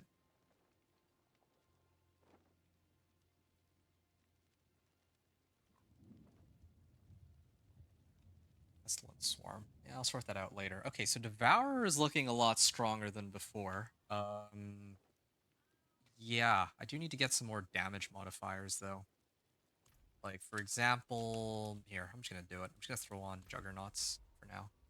More loyal friends you'll not find. Juggernaut's aspect on my pants. Masterful work. Dodge chance. No, I don't want dodge chance. I'd like to get probably anything. Oh, yeah, here we go. Max life, of course. Rock splitter would be good here, too. But here, let's just stick with this for now. And then this is for my... That's for my amulet. Okay. Have a wee gamble. Here, Not a bad fine. goal, that. Ooh, max life and vigor on kill. And then I'm gonna try to temper this with... Well, for... I would like Devourer cooldown reduction. That would be ideal, but if I don't get it, then I don't get it. Crit strike damage. Ah, that's a lot.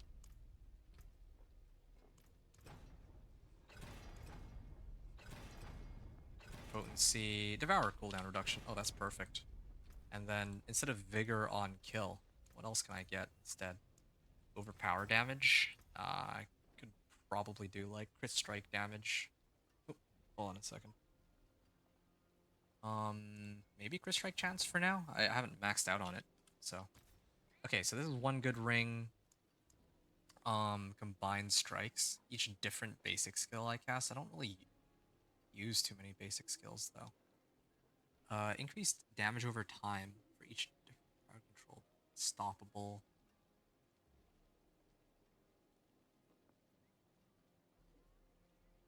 Let's see skills. Payback, rake, blood boiling. Your next skill is guaranteed to overpower. I don't think that works on Devour, does it? I could try to test that one out. That would be kind of crazy. Sure. For now, I'm gonna put Edge Masters on. I just want to check to see how much damage I can get on this. That's really it. Well, hello, shining. There we go. beauty. Damage, attack speed, fire resistance. All right. Why not? Let's temper and see if I can get the right rolls. If I do get the right rolls, then I'll keep it. Overpower, vulnerable.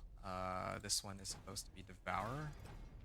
Devour cooldown reduction. Now, overpower, vulnerable, overpower. Okay, well that makes things a little easier for me. Hello. Oh, got 2 more rings. Casting an ultimate skill increases your ultimate damage. Okay. I can kind of try to mess around with these. Okay, vulnerable damage, centipede efficiency. Devourer cooldown reduction, and hopefully I can get, like, crit strike damage. Okay, vulnerable, fine, acceptable, I guess. Uh, yeah, and then I can roll off shadow resistance here in hopes of getting... I'd be looking for life specifically, yeah. Alright. Great honor. So this one has Edge Masters on it, but There is power what else in I'm gonna these do things. is I'm Well, gonna add a socket. I'm gonna get some like skulls in here. A lot of skulls in here, just so that I can kit myself out. That is a lot of skulls very well. in all my gear. 1, 2, 3, and then I think I can get one aspect real quick.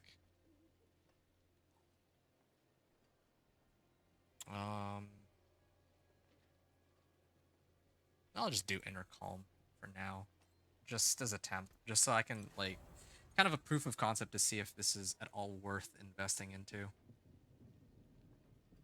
I already have Juggernaut on this. Eventually I'm going to replace this with Razor Plate. That's what I'm thinking.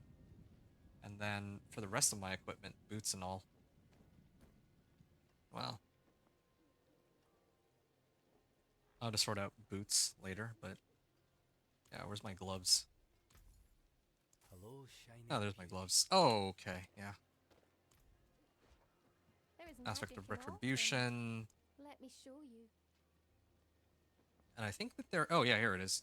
Casting it... No, not that one. Ultimate. I know that I had... Like, there's another aspect. Ah, here it is. Vehement Brawlers. This actually also gives me 2 ranks on my ultimate, so pretty handy Impeccable. here. There we go. 24.55 seconds. 120% May your boost road be filled to with my wonder. damage. Received crit strike damage. What's my... Yeah, 179% when the poison bursts. Okay, well, I want to try it. I'm gonna go on in. This is Torment 2, and I'm just gonna see if there's any hope. After this, I'm gonna drop the stream, and I'll continue next time. Or, like, later today, I don't know. But yeah, otherwise I'll be Sunday. Okay, I'm gonna activate my ultimate here. Does this thing do any damage?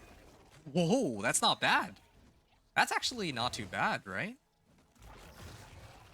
No, it's still kind of weak, but... on the... Wait. What is hitting for 99k? Something is hitting for 99k. I don't know what, though.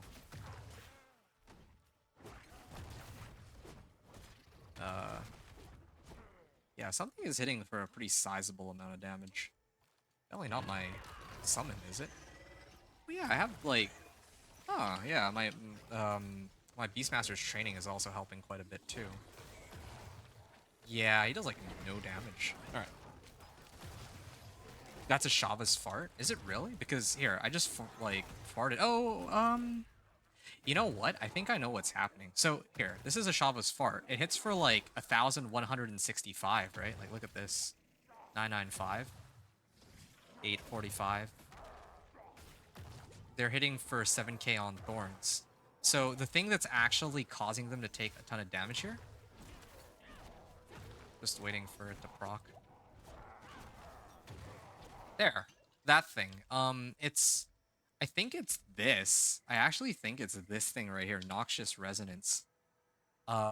So if I, like, go into the next group of monsters, and then I just throw a whole bunch of poison, and then I start hitting them. Yeah, suddenly they explode for, like, a good amount of damage. I think that's what's doing it. Or that's what's doing it. It's when I crit, too. So... I am critting. He's not poisoned, so he's not taking that much. But then, all of a sudden, as soon as I launch Shavas and then I hit him, he just explodes.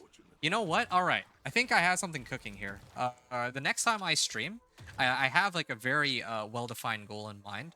The Shavas right now is only rank 3. I'm just gonna pump that all the way up.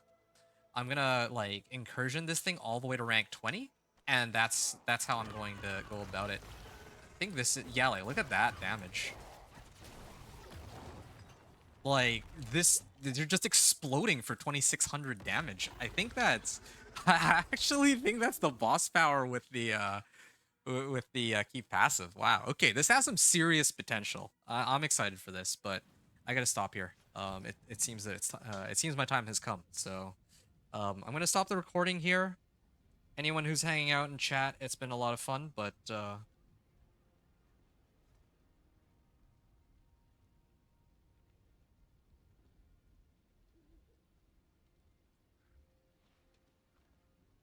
yeah.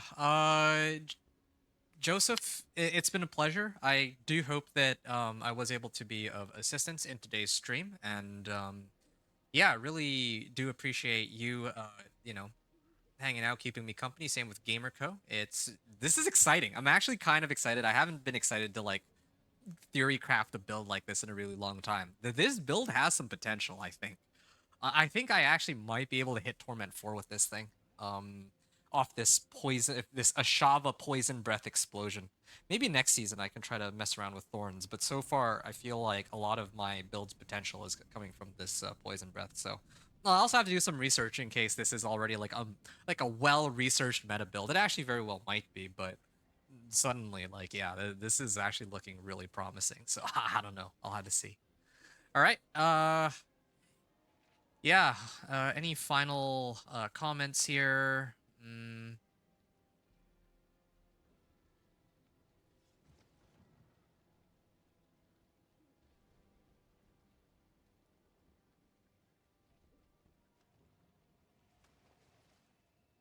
Yeah, I will maybe ask next time about like I was actually kind of curious what necro build like how your necro is going, just a guy, but I think I'll try to ask that some other time.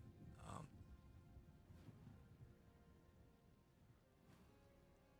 Second.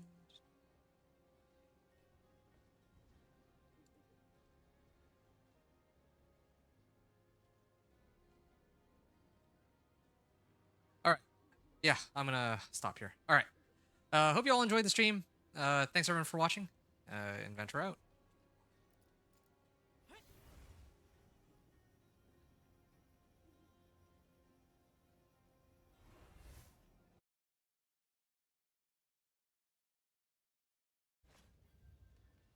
All right, I'm back, and I think I did like a little bit of research on which builds are most popular.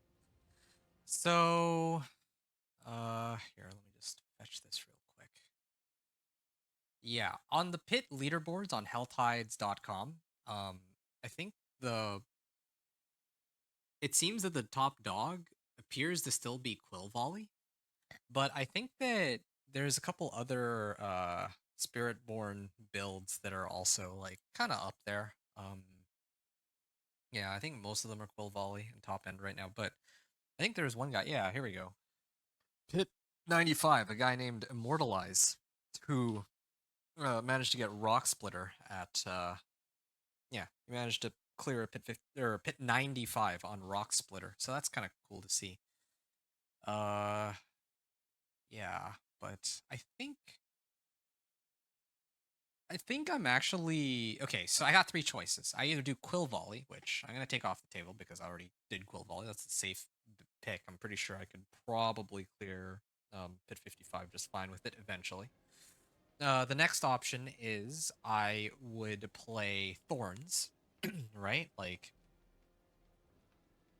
yeah, it would be Thorns. Or third option is that I play some variant of a poison-based build. Now the thing is, I really want to get this Devourer to be like really strong, but I think try as I might, I just can't really get Devourer. Like, oh, here, hold on a second. Beastmaster's training, I boosted up my crit strike damage like crazy, and it's still like my Devourer still does almost no damage in Torment too. Um, I can double check that real quick. Oh, you know what? I haven't actually. I actually haven't here. Devourer.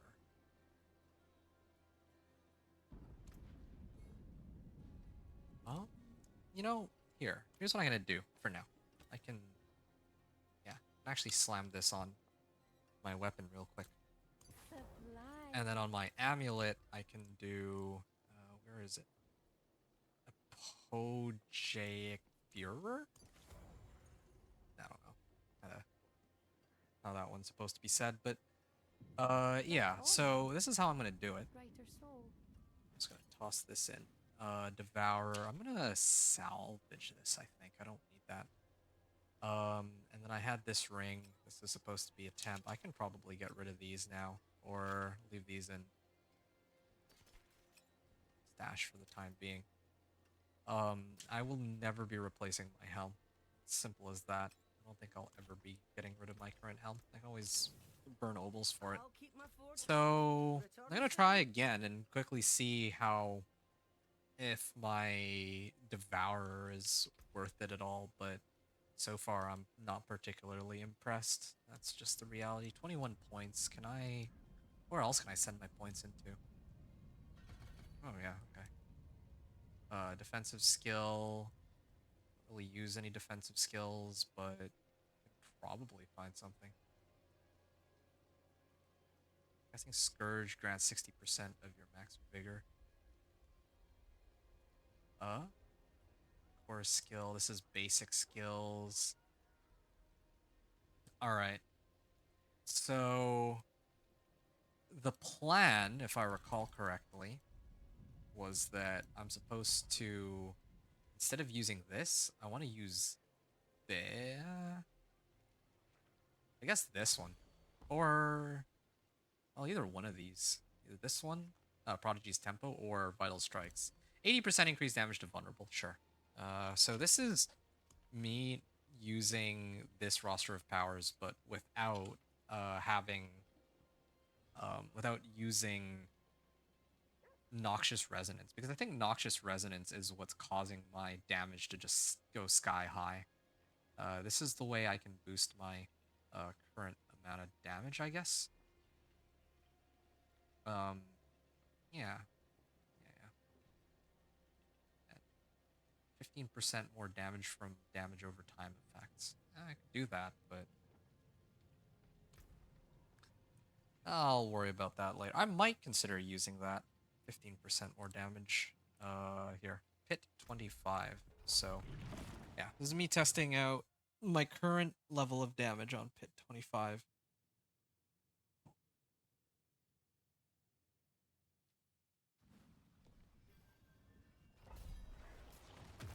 So, I'm going to activate my ultimate. Fortunately, Yeah, this is not too bad. Given the way things are so far. I don't really have that insane amount of damage from my skill, but this is pretty decent.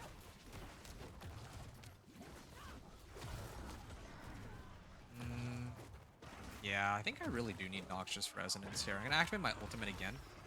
27.2k, 80.4 on that hit.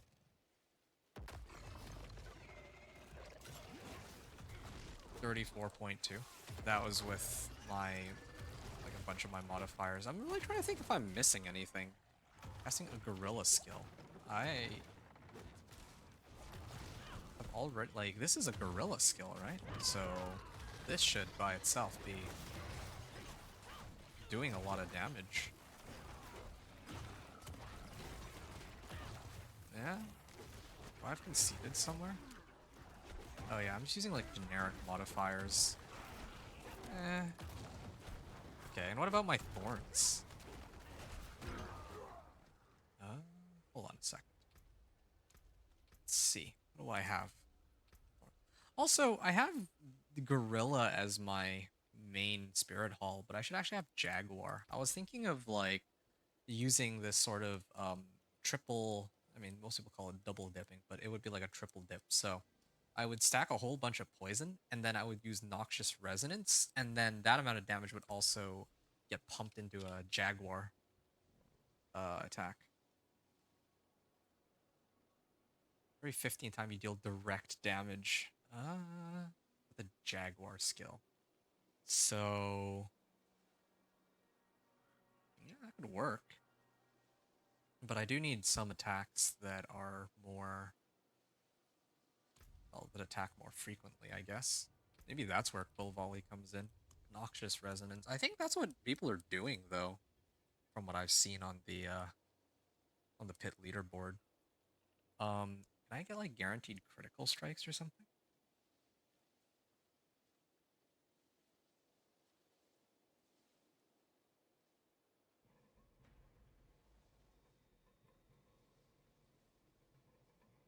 You deal additional 18, 19 poison damage as critical strikes to nearby vulnerable.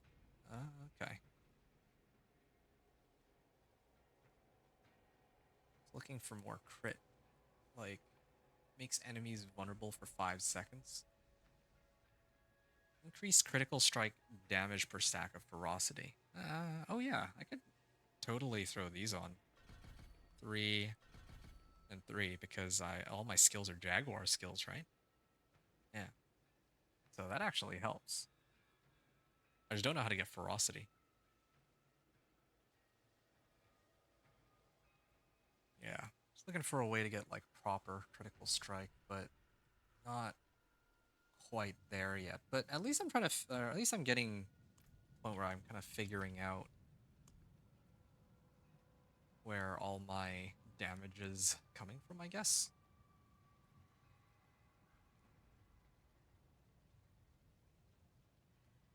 All right.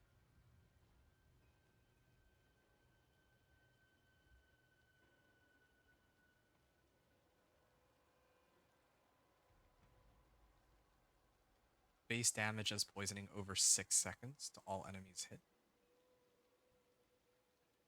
Ah, okay. Kind of want to try it. I want to load up on all poison. I might just give up on thorns altogether. Hitting a vulnerable.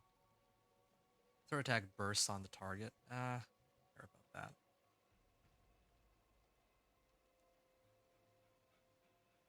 Okay. Yeah, I can like pump up my poison to the moon, but I also don't know if Ashava, like the Ashava breath, whatever, is just going to give me way more damage. I have a hunch that it is. Ashava's breath is going to give me just a lot more damage, so this is mainly just going to be me abusing Ashava's poison. It's going to be similar to the Thorns Barb in that regard. I'm just going to like pump up Ashava's poison breath into the moon, as I think how it's going to work. Alright. Yeah. So, like, I have about an hour to play right now. I'll probably just focus on trying to max out Ashava's power now. Like, look at how long it takes to do this run. Like, it's actually so much quicker if I run Noxious Resonance.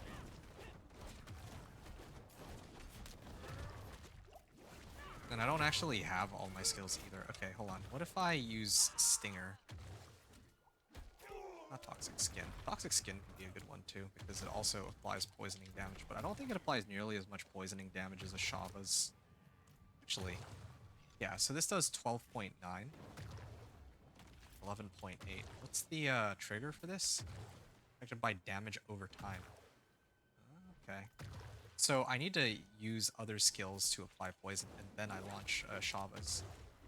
And what's even crazier is each fart from Ashava does 11.5k. Is that right? Yeah, it does like 11.5k ticks, but if I use, let's say you use Devour, every hit from, well, actually that's hitting for like 94k, but I don't think that's really a part of the poison component though. 322. Okay, what about if I try to toss some points into this right here? Okay. I'm gonna try to use Stinger real quick.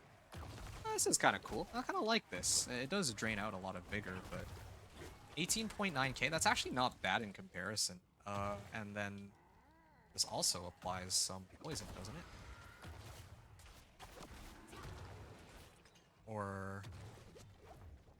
oh, okay, 60% of its base damage. Okay, I can make a pure poison Noxious Resonance. I think I can get behind that. Alright, this will be kind of interesting to try out. It's... yeah, I mean, there's definitely going to be better ways to abuse this. Like, it kind of is rough because it's not like a brand new build. It's not like, you know, like Thorns Barbarian, like, very few people run that, as far as I can tell. Like, I was actually thinking about it while I was gone. I was like, okay, I mean, obviously, Quill Volley's off the table. I don't want to do... well, I mean, I could do... the thing is, I could do Thorns Gorilla, but funny enough, Ponyhoff just did one, like, last night. And there's other people who did Thorns, but I think that, especially with the boss power this season, I'd rather make a poison. I try to abuse the poison rather than can try and do Thorns. Maybe I'll do Thorns next season. Thorns Spiritborn. That could be fine. I had like a pretty good like build cooked up for it. Like it'd be kind of cool to do like a hybrid too. Like hybrid well, I don't even know if Devour by itself is very strong for that kind of thing, but yeah, maybe do like a hybrid. Kind of cool. Artillery Shrine, alright.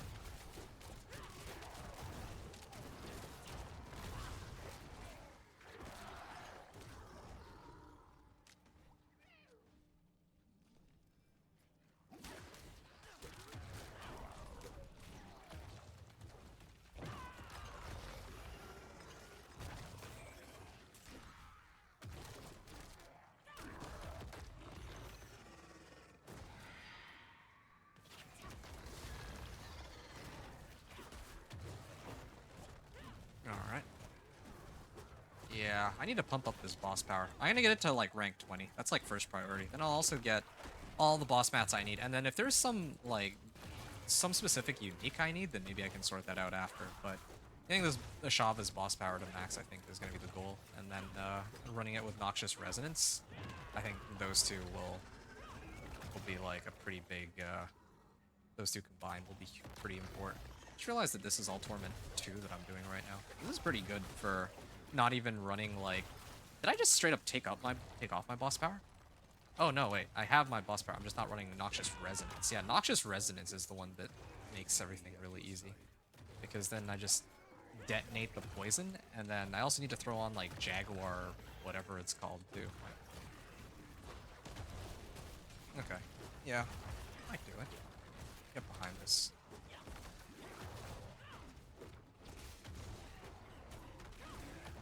Oh shoot. I keep forgetting that this is my core skill. I should be using my core skill accordingly. There. I got 5 minutes. I haven't died, so I get an extra glyph upgrade. It's good. Oh. Can I clear him? Yeah, this is where Noxious Resonance would come in really handy. Ooh. It's an Elias. Oh, I can crit with that. Or crit overpower. Whoa.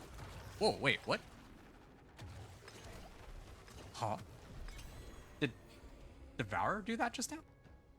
Oh, I think my game just crashed. Oh, no, it didn't. Hey, that was a 2GA quarterstaff? Oh, I need that. I actually really need that. Whoa. Whoa. This thing has damage over time? I need to switch out Lucky Hit for crit strike damage. Kind of unfortunate for a 2GA, but is increased for each 10% of an enemy's missing life. Well, not bad, but yeah, I was actually going to use Quarterstaff. Normally, I'm not the biggest fan of Quarterstaff, but there is like an aspect that I need that works really well with this. Critical strikes increase the damage an enemy takes from you. Yeah, I probably would want to level this one.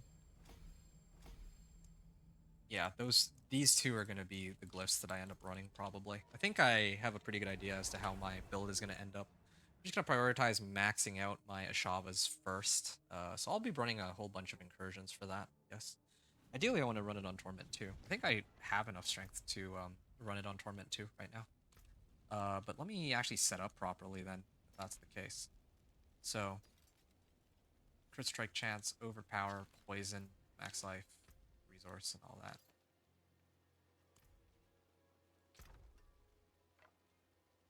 Alright. Alright, okay. Yeah. I'm gonna temper this with... 1 second.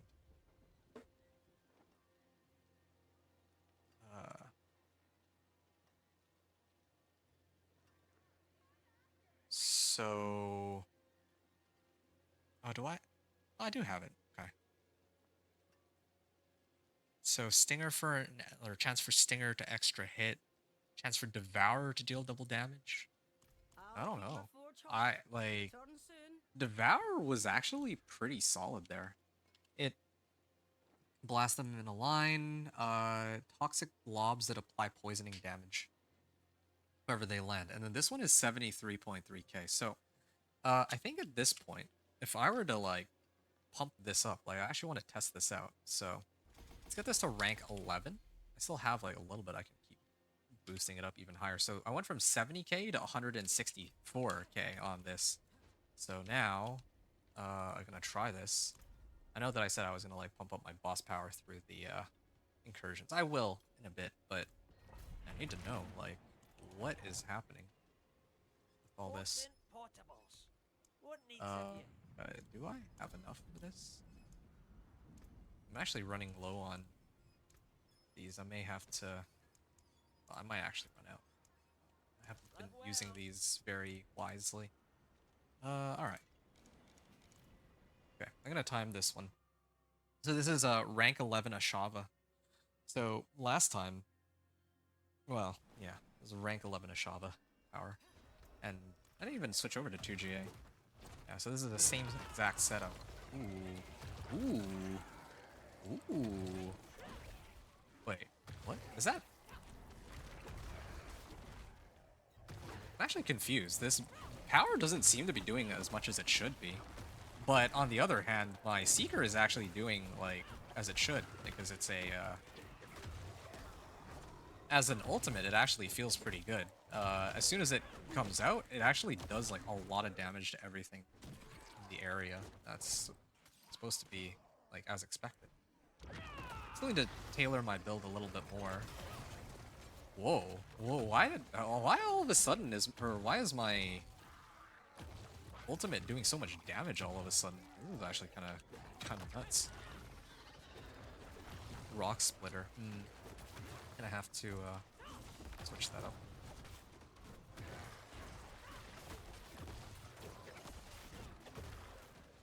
All right, I'm gonna activate my ultimate. It feels like. Oh, it's this, I guess. So every time I cast my ultimate, it, like, goes up in the amount of damage it does, I guess. Attack speed per stack. Oh yeah, I do need to get Jaguars too. There's, like, a lot of stuff that needs to be done, but, yeah. Failing this build one by one. I might just skip through the whole, like, testing of, like, how strong the build is and just get, like, the maximum amount of damage output on this. But I'm doing this first run just to get, like, a baseline level of power. Yeah.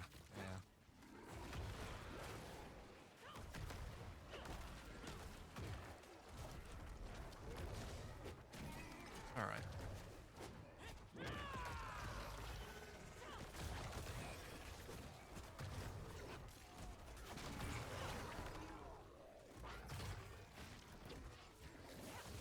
Toxic skin, here's another one. And this is, like, me not even using my key passive either. As soon as I switch key passives... Oh. Good.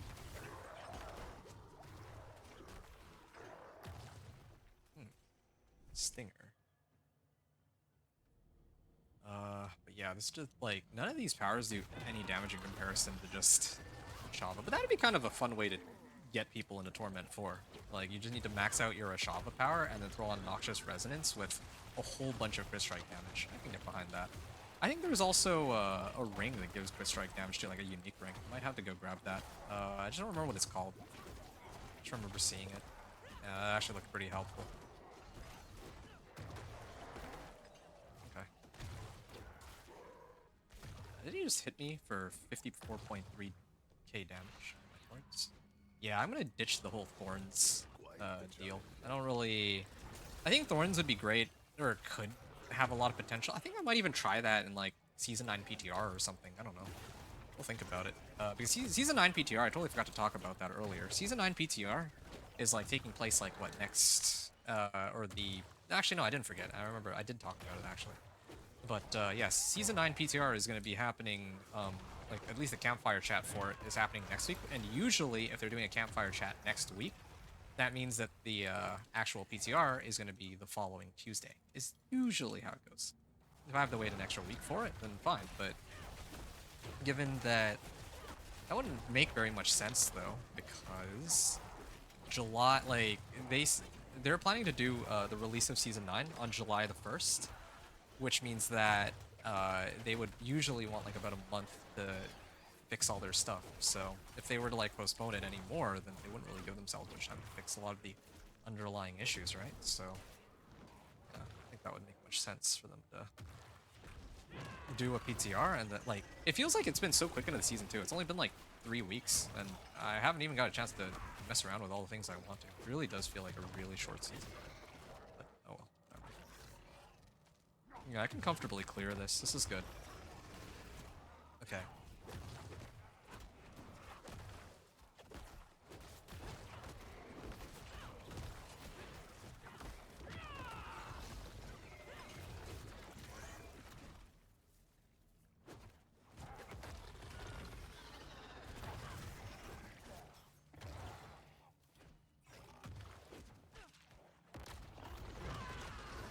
Alright.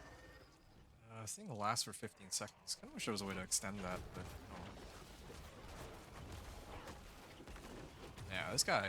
Wait. Oh, that's a Shava. Yeah, that's the Ashava power that's like killing him. Okay. Well, there's still plenty of room to go with this power for sure.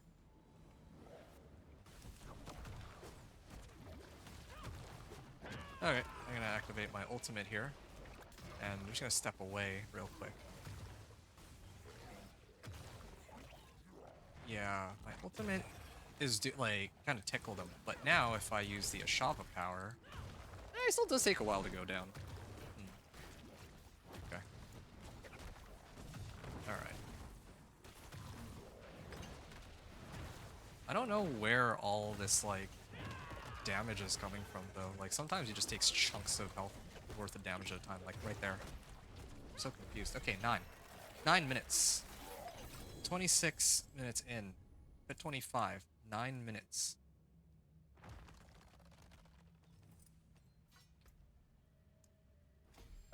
Oh, this one actually gives crit strike damage too. Oh yeah, I'm gonna need to pump up that glyph some more too. Maybe I'd even get that one to 46. Actually, that's probably the most important one to get, like, maxed out ASAP. Well.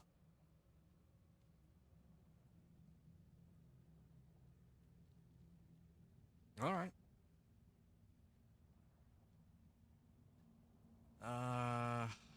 Maybe it's because of this. This aspect is boosting up my ultimate damage like crazy once I get it up to, like, 10 casts or whatever. That could have something to do with it. But, anyway. I'll sort that all out a little later. Oh, wait, I haven't even boosted up my total armor here? Whoa, I have a lot of potential to boost my damage way higher. Okay, hold on a second. So this is 9 minutes on my poison build. I'll call it poison. I can just call it Poison Spiritborn. I mean, like, yeah, I'm like loading it up with like Stinger, Devour, Toxic Skin, and the Ashava boss power. Baseline with rank 11 Ashava's Breath. Okay. So now I want to like, I guess I can really try it. Like, there's a lot of things I could do to really boost up my damage here. If I want, I can like pump up my boss power even more. Oh, you know what? I remember what I was supposed to do. The one change I want to make on this is I'm gonna leave Stinger as is, but instead of this, I'm gonna put Noxious Resonance. Also, yeah, I might as well just max this out. I know I'm kind of, well, I mean, I didn't have it maxed out before, but yeah, I think I should just have it up. All right, gonna try this again. And yeah, all right. Let's see how much damage I'm actually doing now. I have a feeling it'll be a lot though. Just a hunch. Oh yeah, I should have switched over to Jaguar too. Oh yeah. Yeah, that's like what?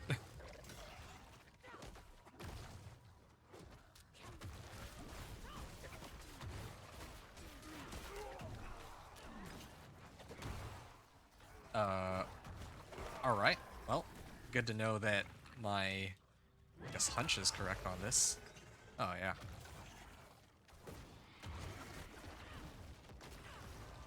Definitely can get more... Okay, I know what I'm replacing my amulet with. I know just the thing. This actually lines up perfectly with the fact that I got this quarter staff. Oh, yeah. No, this is Dude, this is just unfair. What is this? Like, I know that the boss powers are supposed to also scale with Paragon points, but like this is 25.6 million? Well, that I actually might be able to, survivability issues aside, I might actually already be able to handle like Torment 3 with this level of power. What is this? Okay. I don't even know what's happening. Alright, well, I might actually just explain to people that, yeah, you want to get to Torment 4, just pump up your boss power, like the Ashava one, and then, yeah, then just throw on Noxious Resonance, and then suddenly you're doing insane amounts of damage. Alright. After this, I'm gonna have to check to see how well Jaguar fares. If I adjust my... Whoa. They... Like, what? What is happening here? Impressive. Oh, let me actually activate this real quick. I should really get Soar, though. Soar gives a lot of mobility. Oh yeah, they get bigger just from running. I think there's, this one, right? Ooh, maybe I should get that, yeah.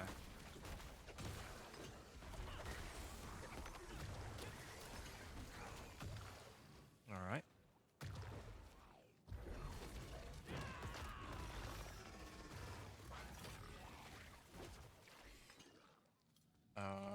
Yeah, evade, or not evade, the Soar. I actually have no clue what is happening on this build right now. If I'm being 100% honest, I actually have no... I actually have zero idea what's happening here. Okay, yep. And does he just explode here? Pretty much just explodes, right? 12... Oh, I got 2 GAs! Wow. Isn't that something? Okay. Well, that was a Pit 25 with, I think it was like, what, 12 minutes left on the clock? And all I adjusted... Yeah, that was like 12 minutes left on the clock. And all I adjusted was my key passive. Okay. Swap to key passive. Whoa, hold on. Vital Strikes for Noxious Resonance. And the craziest thing about this is I don't need a single unique, except for maybe this Harmony of Ebawaka is pretty helpful, but I don't know. Like, I think the build could probably still function without it. Alright. Yeah. Okay. I'm actually just gonna leave everything as is for now and just see how far I can go. When you cast an Incarnate skill... Wait, 98% of the killing blows damage? So, can I, like, use this aspect and, like, double dip it somehow? I wonder. Dodge chance. Increase dodge chance. Third... Wait, which one's payback? Payback. I wish there was a way to, like, actually show which one is... Oh, this one. Yeah, I wish there was a way to, like, look up the, skill name or whatever passive name. How many enemy attacks you? The damage you take from payback is increased. Alright. Attack. Smash enemies in front of you? Oh. Maybe. Maybe payback could be pretty good. I don't know. Like an enemy and infect them. Well, yeah. I'm gonna head back real quick to Karagar and see just how far I can boost this, push this build now that I have a 12-minute clear on Pit 25. My elixirs are still up, right? Yeah. I'm gonna try to push to Torment 3. Like, I mean, I might as well. But, you know what? I kind of want to adjust my points so that it actually just makes more sense, like, overall. Dive an enemy.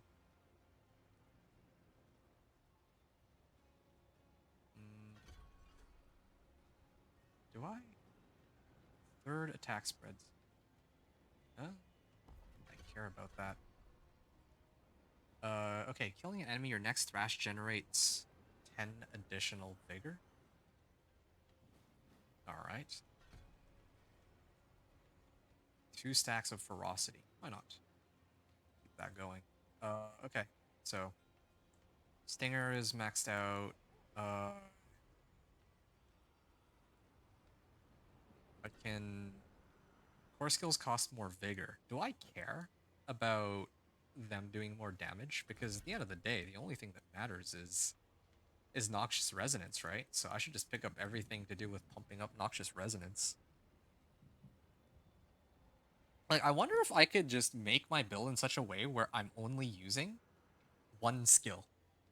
Yeah, I'm really curious about this now. I don't really have a way to like AoE hit something though. Unless I think there is Rod of Kapalike. If I use that, then maybe I can just refund infinitely my core skills, and then that way I'd have a way to like hit everybody. I don't know. There's a lot to think about here. Scourge. I was like planning to like pump up like Scourge and all these, but like look at this. Like it does 4,700 poisoning damage. This thing does 165,000 or 166,000. So I don't know how this is even remotely like balanced. Uh, which it's not. But like, ugh. These critical strikes.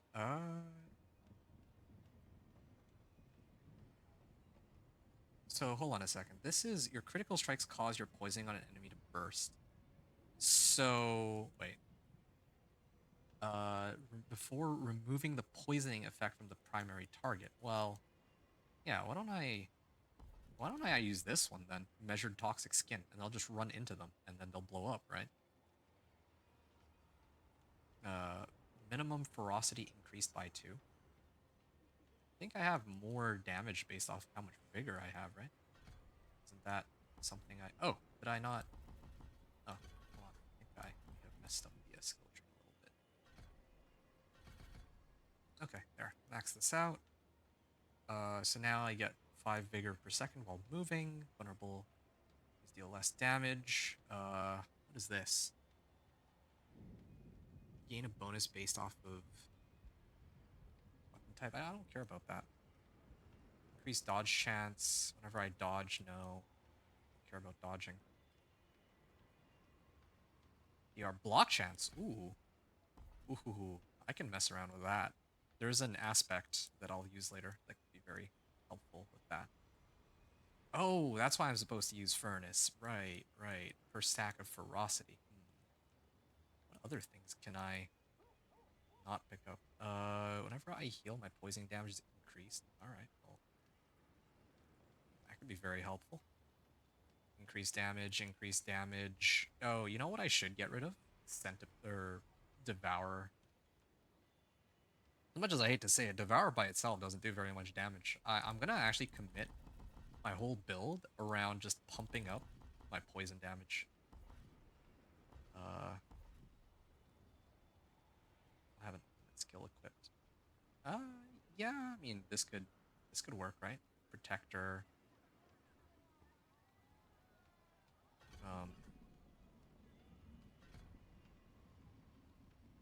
Ooh. Okay. Well, sure. So I use my...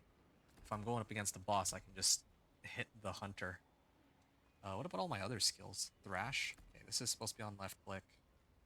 Toxic Skin's looking pretty decent, I guess. Poisoning duration 5 seconds. While Toxic Skin is active. Okay, so I just need to run at monsters, basically, is how this build is going to work. It's going to be like my Thorns Barb, but like kind of better, I suppose. I guess even just 1 point is sufficient here, right?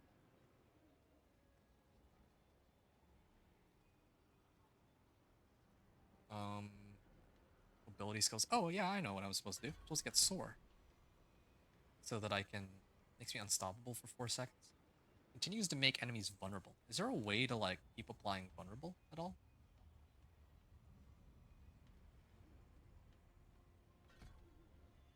Do I need monsters to be vulnerable?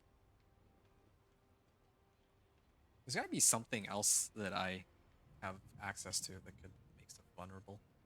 Toxic Skin, Hunter, Thrash, Stinger. You know, what if I just did not use Stinger and I only used Toxic Skin? I can't reduce the cooldown on this. It lasts for 5 seconds, but I mean, if I max this out, then there's like less downtime on it. And then if I switch this for Vortex, ow.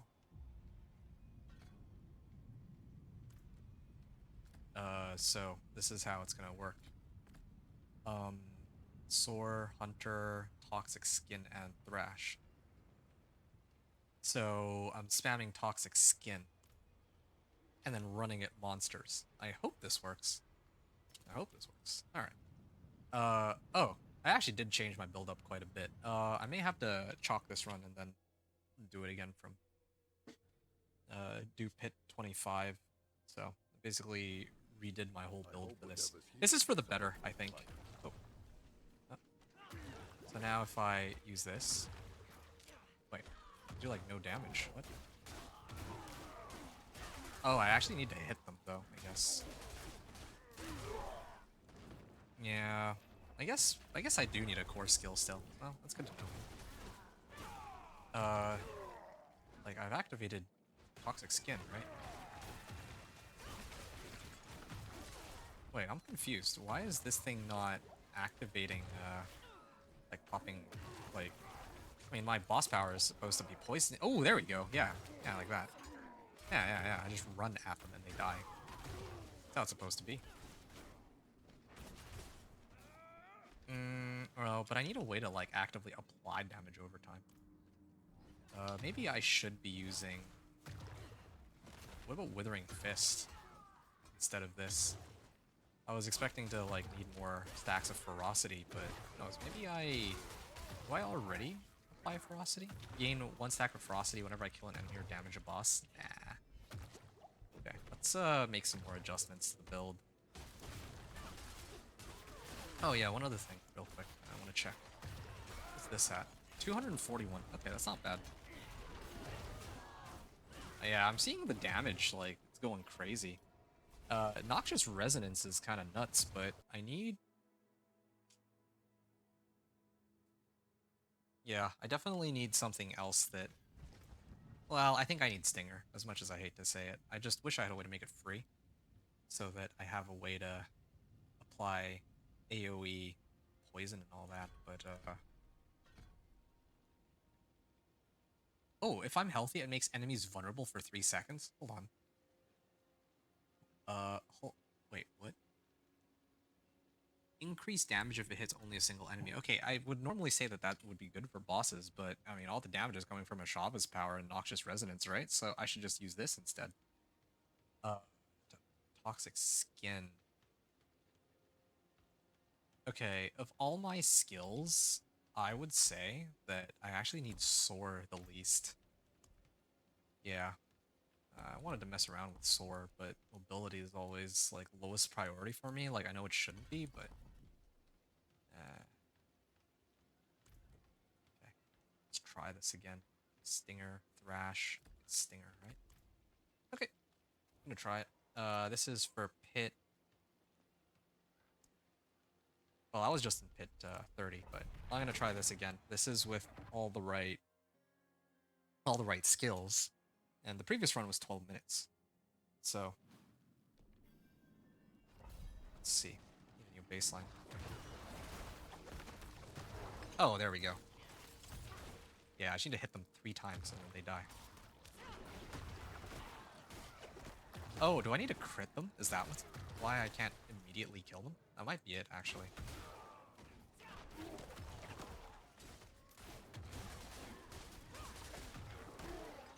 Ooh. Wait a second. I can also just activate Toxic Skin, can't I? Why isn't this... You deal... Oh, I need to hit them. Okay, I got it now. I'm starting to get the hang of this. So, I need to activate Toxic Skin and then hit them with Stinger. And then they all explode. Here, hold on. There we go. Yeah. I can even use this as a mini mobility tool too. Okay, so it's really just contingent on the cooldown for Ashava's power at this point. I see. But otherwise, they just explode. Yeah, but yeah, the whole bigger 22.5 million? Well, hold up.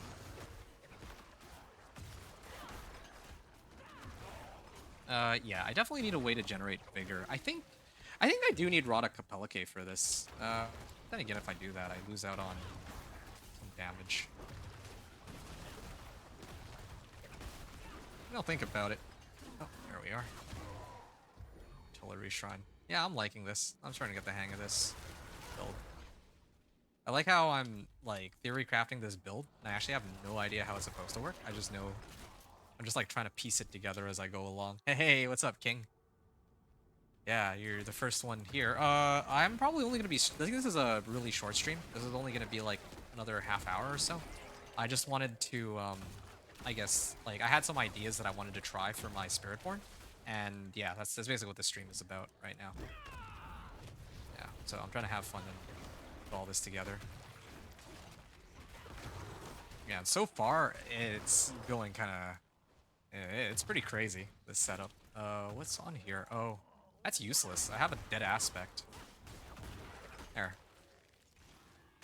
Alright.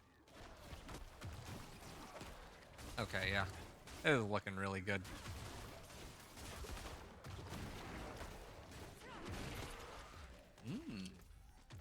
That is a lot of damage.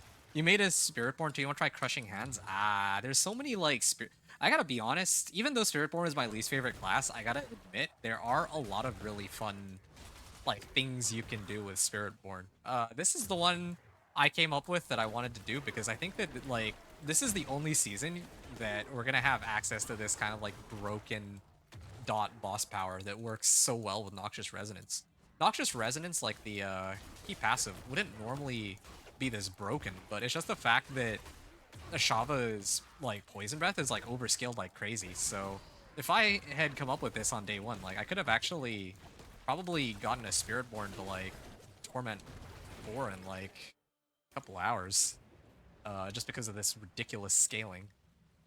Yeah, this is, like, really absurd scaling. I don't even...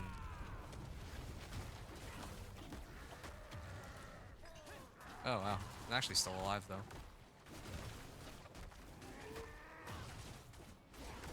Yeah, I think because my previous setup, I actually did have... on my previous setup, I was probably able to clear it quicker because I had my ult. Yeah, my Seeker was actually really strong. Or not Seeker, Devourer. But, yeah. Okay, so 11:15 on this clear time. 47... 11:15, and then what did I change? I basically respec'd my entire build. Replaced Devourer and added all relevant skills. Or filled out skill tree. Okay. Well, I mean, speaking of skill tree, like, what can I do with the remaining points? I could, like, toss them all into Stinger if I want, but there's got to be something else that's a bit more valuable. Vulnerable enemies do less damage. Eagle skill damage is increased. Do I, like, are any of these Eagle skills? No, I guess not. After I evade, yeah, I don't care about that. Potency skills deal increased damage. Well, none of the, well, I don't use potency skills, so I'm fine there.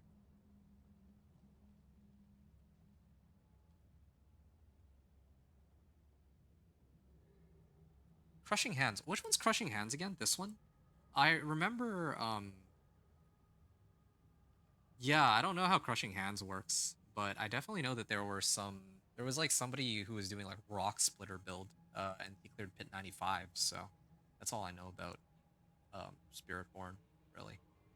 Oh, yeah, probably gonna, wait, oh, this is a 1-point wonder. I thought it boosts my block chance even higher, but I guess not. Alright, well, Uh, yeah, I mean, I think I don't even know where to get started. I might actually just upgrade everything. Like, yeah, I'm gonna start pushing to like Torment 3, and then there's like 6 different things I can do to upgrade this build. I'm not even kidding. Uh, yeah. Extend. Okay. I'll probably get rid of this one. Okay. Well, hit 30 then. How much time do I have? All right, I have enough for one more set of elixirs and incense. I don't think I'll be well. Oh yeah, and I still have to upgrade my boss power, but yeah, I think I'll leave that for after.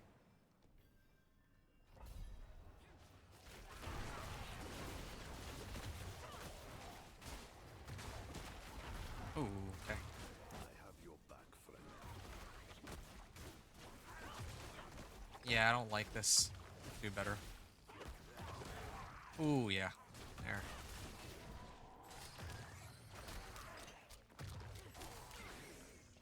All right. Uh.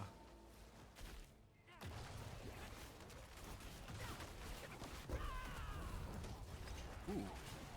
I wonder if there's a way to like make it so that when I activate my ultimate, I have like unlimited resource or something like that exists. Oh, well, it looks like Hunter is it reset itself. 40% chance.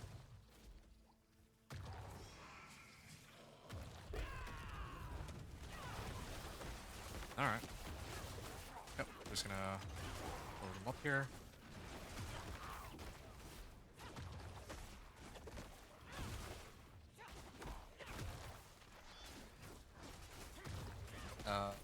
Why is this guy taking so long to die though?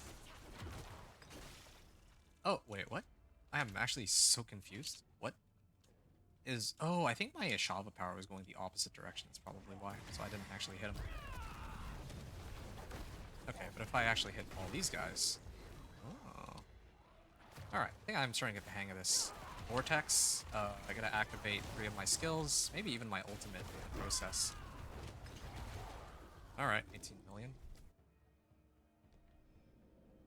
So I just activate 1, 2, 3, 4, and then like what? Oh, I gotta actually pump Vortex though. Oh, okay. Alright.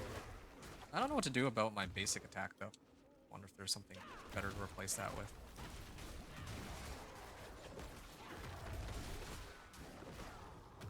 Okay.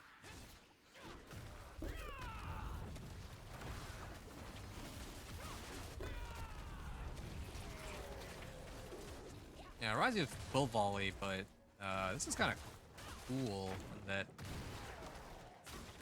well, this noxious resonance is pretty fun to mess around with.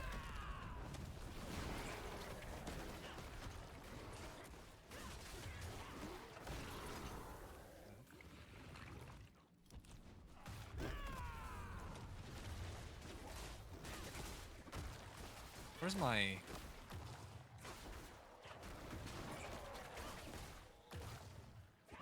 Okay, you should be going down, like... I don't know why some of these take a little bit longer to kill than others. I don't think I'm actually fully understanding how the build works. Like, in theory, I press 3 buttons, and then I hit them, and they should just immediately all blow up. That's my understanding of it. I don't know how it would be anything, but I don't know why there's such a big variance. Sometimes it's like 2.8k, or 2.8 million, and other times it's like 22 million. Earlier I was hitting for 22 million, but I have no idea why earlier I was able to hit for 22 million, and now I can't hit for 22 million anymore. Maybe... Yeah, maybe I should go get the Seeker or something, or the Devourer. Not sure. Oh.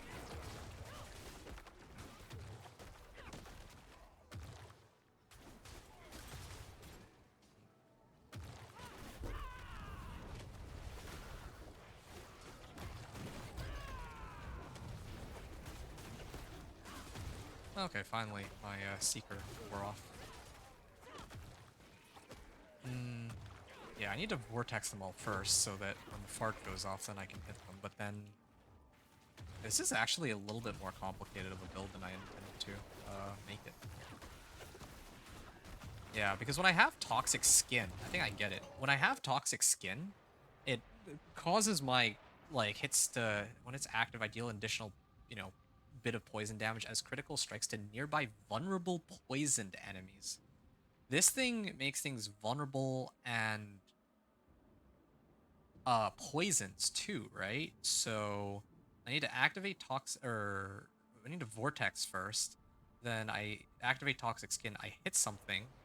That applies the poison, but then also Ashava's power goes off, and then I have to hit them again. Something along those lines. Shave off maybe like 15 seconds, but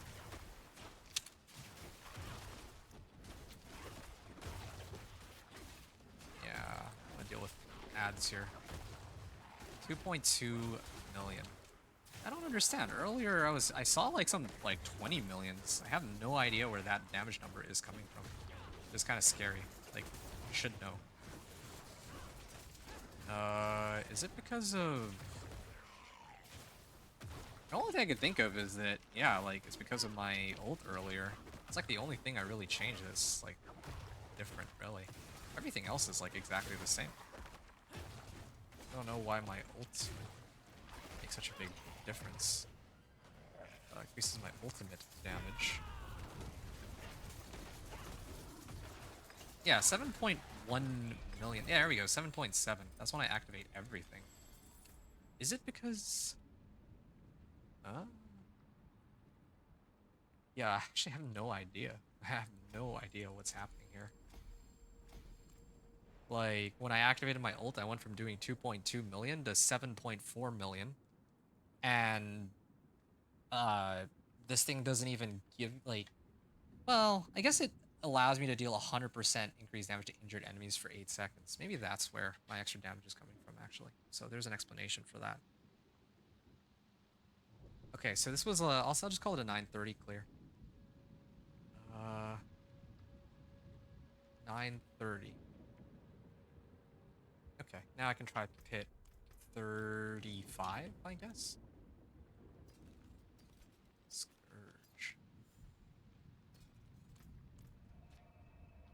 Yeah, originally I was gonna pump up like all of my poison skills with Ashavas, but Ashavas is just so overwhelming in comparison. King, sorry, I missed this comment. Earlier you were saying Quill Volley was boring for you at least. I'm kind of in a similar boat. I did not like I've done like okay, season 6, season 7, right? I think both season 6 I didn't really touch Spiritborn. Last season I just ran Quill Volley to get it over with.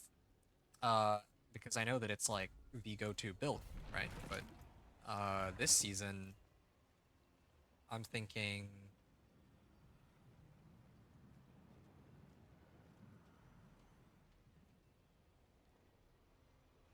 yeah, this season I'm thinking of like abusing this new boss power that's in here.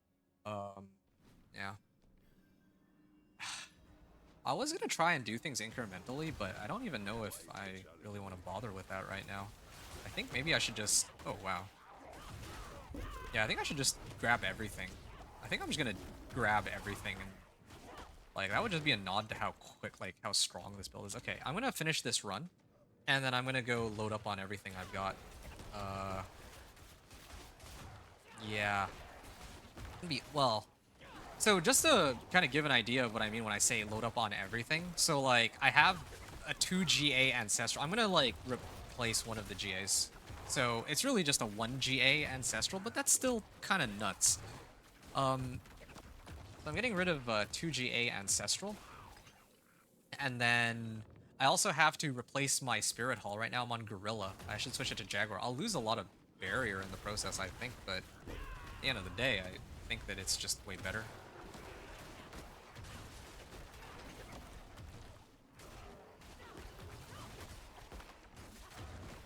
Hold on. Why am I struggling so much here? Okay.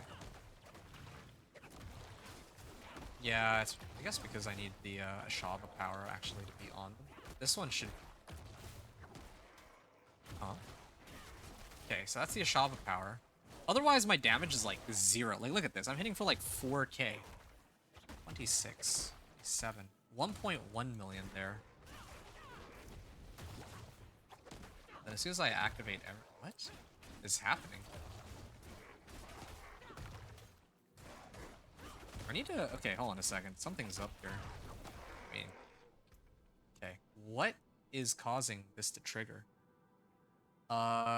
Critical strike causes my poisoning on an enemy to burst. Yeah. But it doesn't always occur. Oh, you know what? I know what the problem is. I think I get it now. It's because this thing has a delay. It's like a 2-second internal delay. Which means that sometimes, like, I'll hit them for 2.2 million, and then I'll have to wait for 2 seconds for it to come back, so that's fine. That's fine. Okay, now I know, though. Yeah, because now all that means is I need to kill them with the first attack. If I don't kill them in the first attack, it'll take a bit longer. So I had to make sure that I get the whole rotation right.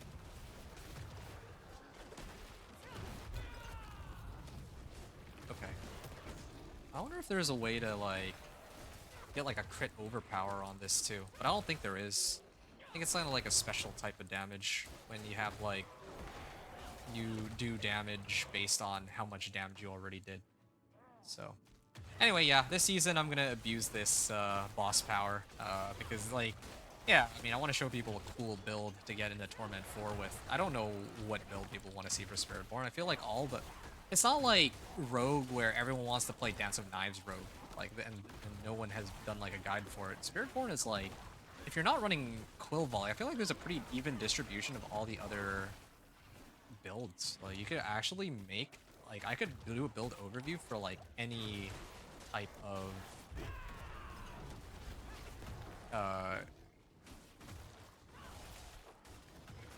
for any type of Spiritborn, really.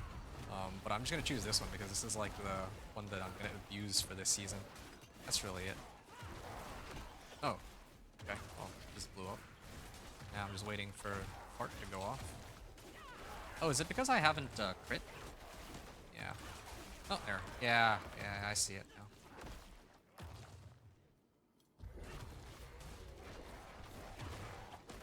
Yep.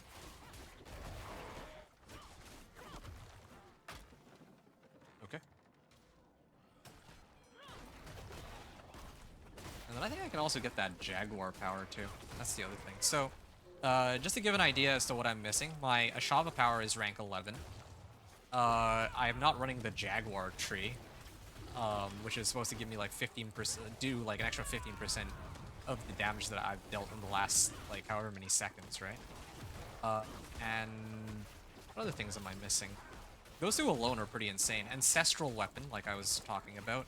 My amulet has a dead aspect. Like, this aspect on it is useless. I'm not even running an ultimate. I just left it as is because I wanted to see how far I could get. But truthfully, yeah, I should replace that. So that's 4 things alone, and then I can talk about glyphs and masterworking on top of that. So that by itself is like 6 different things. Oh wait, and I'd also forgotten, make it 7 because I need to put on total armor on my chest piece and my pants. So yeah, that's like. Oh, and I also have Paragon points, so that makes 8. Oh, okay, dying here. That makes 8 different things I could do to buff up my guy. Like, I have 171 Paragon points. I don't even know if I'll need all of them. So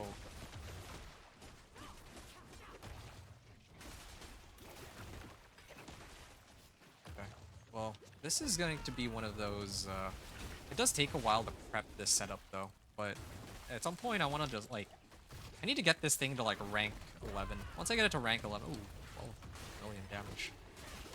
Yeah, once I like max this out, I think like suddenly the build is gonna get a lot stronger.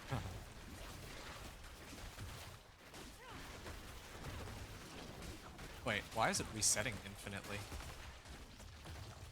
Critical strike. Oh, critical strikes with vortex? Is it because I'm critical striking everything? I guess it is. It's like a huge pack and all that. All right.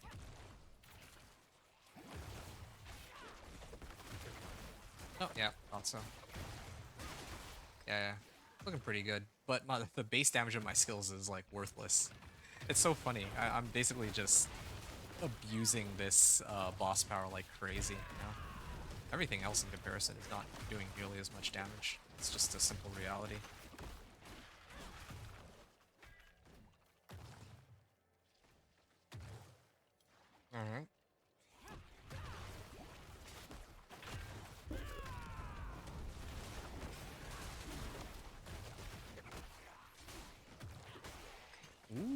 4.5 million. And this time I don't even need a toxic skin to clear this pack because I got that lethal shrine. Alright. Have I already got 2 shrines on this run? These guys are not giving me any. Okay. Here we go.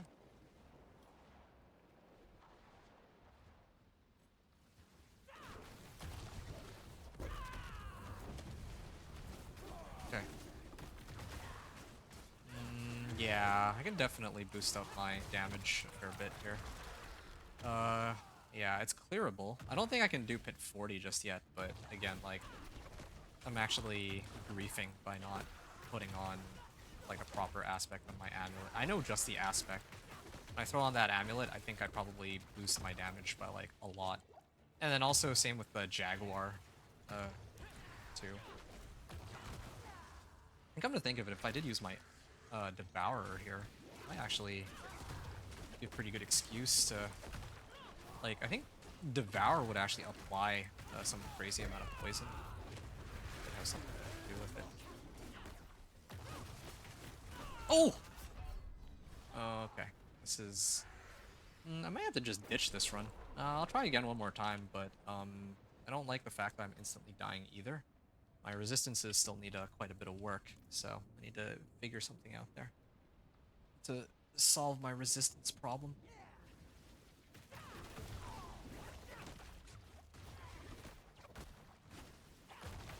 Which...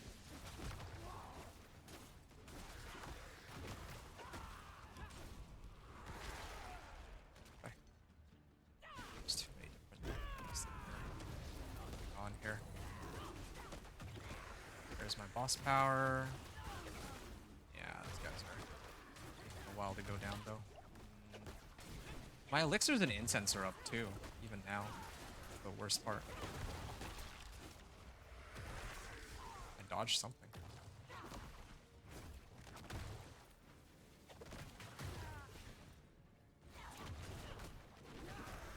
I need to go see, like, how else I can up my block chance. I think there's some aspects for that. I have to take a look. Ow.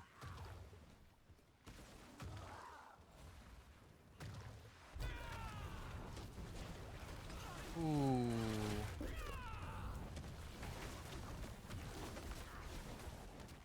Okay.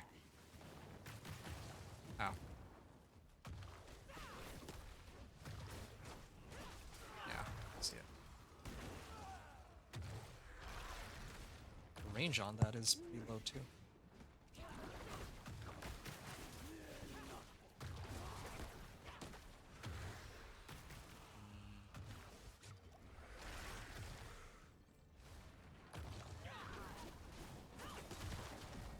Ow.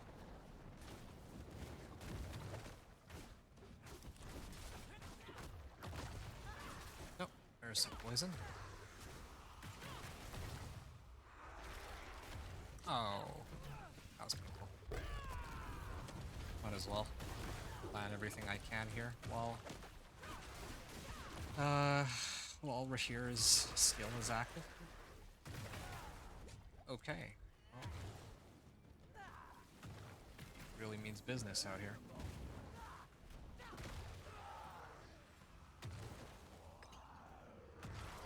Alright. Yeah, if I fail this again a second time, I might have to just redo the run. It's the reality of it.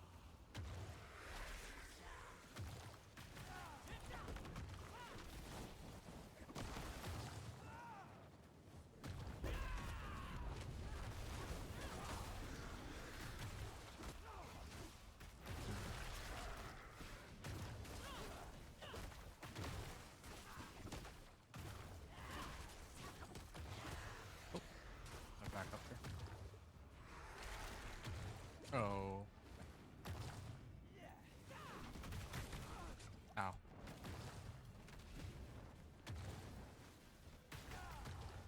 How is he hitting me? What are they, like, even tagging me with? I don't understand. Okay, back up here real quick.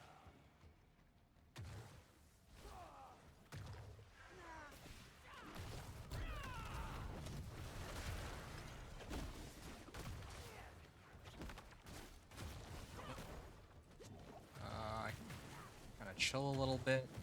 Try to avoid getting hit by some of these attacks. It's okay.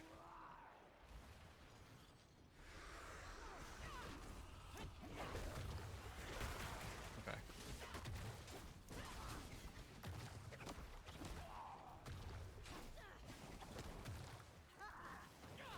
Oh. I at least have the bait charges still. Right. And keep my distance just a little longer.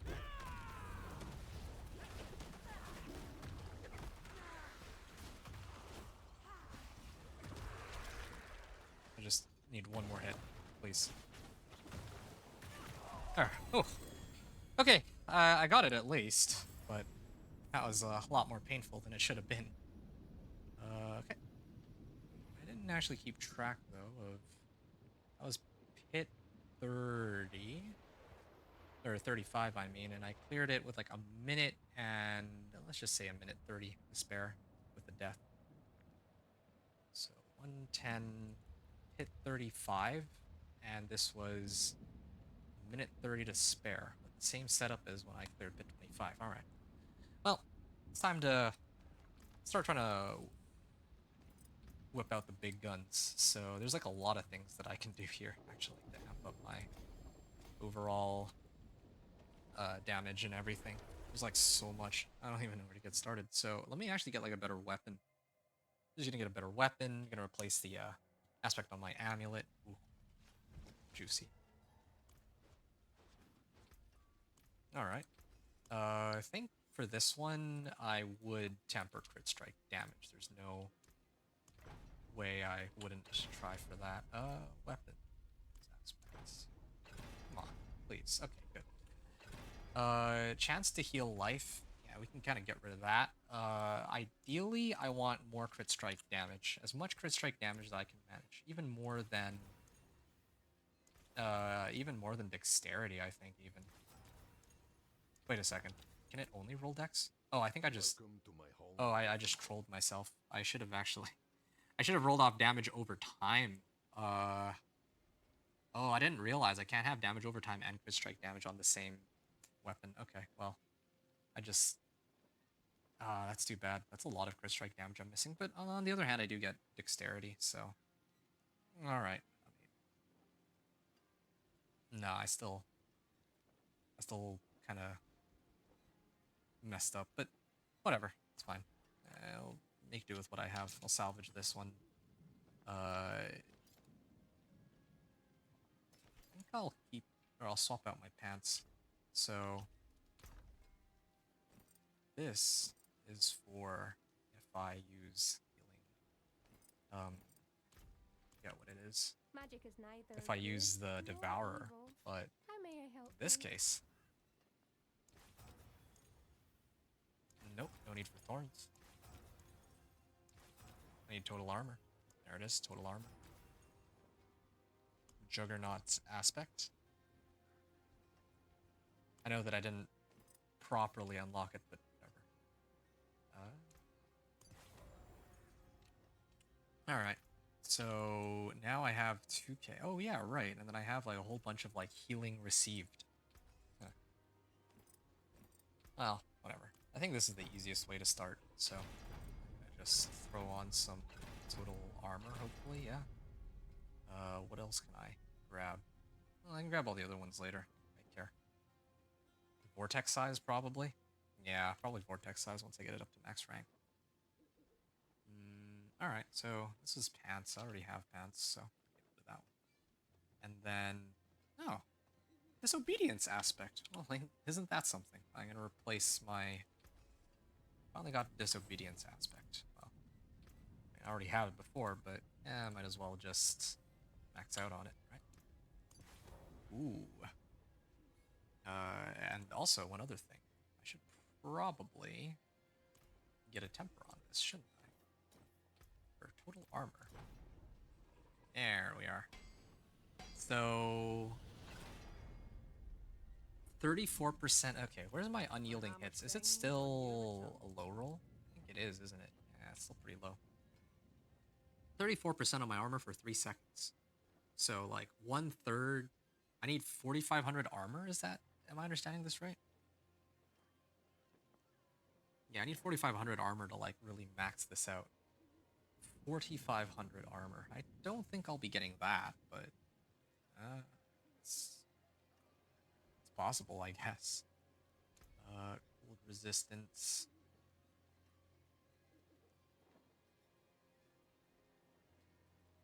Yeah. Yeah. And I was like, oh, I remember why I was looking at block chance now. It's because I wanted... Where is it? Block. No? Bristleback. Do I not have it? There's an aspect where... Oh, I might not actually have it. Aspect of redirected force. Yeah, and I still don't have rebounding aspect either, but sure, fine. Gain increased crit strike damage equal to 30% of my block chance. So that's something I'm going to be throwing on later, for sure. And then as for my crit strike damage, well, sitting at oh, you know what? I still have this useless aspect. I should probably replace that for anything, really. I think I should do this one, though. The Andariel's Flaming Skull. Simply because... Well, I mean... 15% more damage from damage over time. So then, like, if I poison them with Andariel's, right? Just check this. It's 166k base damage. I get an extra 15% on top of that, and I'm whacking them with this Noxious Resonance. So, yeah. I'm going to make some adjustments here. So for the next Pit 35, I'm replacing... Well, I don't really have anything to replace this with just yet, though. That's the problem here. But I can at least say I'm picking up Ancestral Quarterstaff.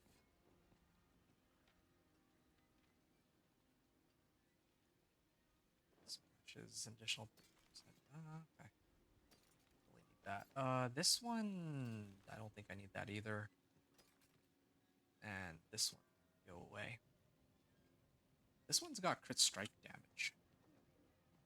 I feel like crit strike damage is more valuable than attack speed. I might actually switch out for this ring instead, if I get the right rolls on it.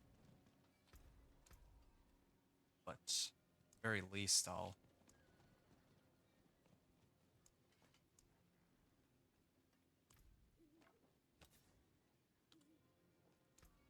Masterful work.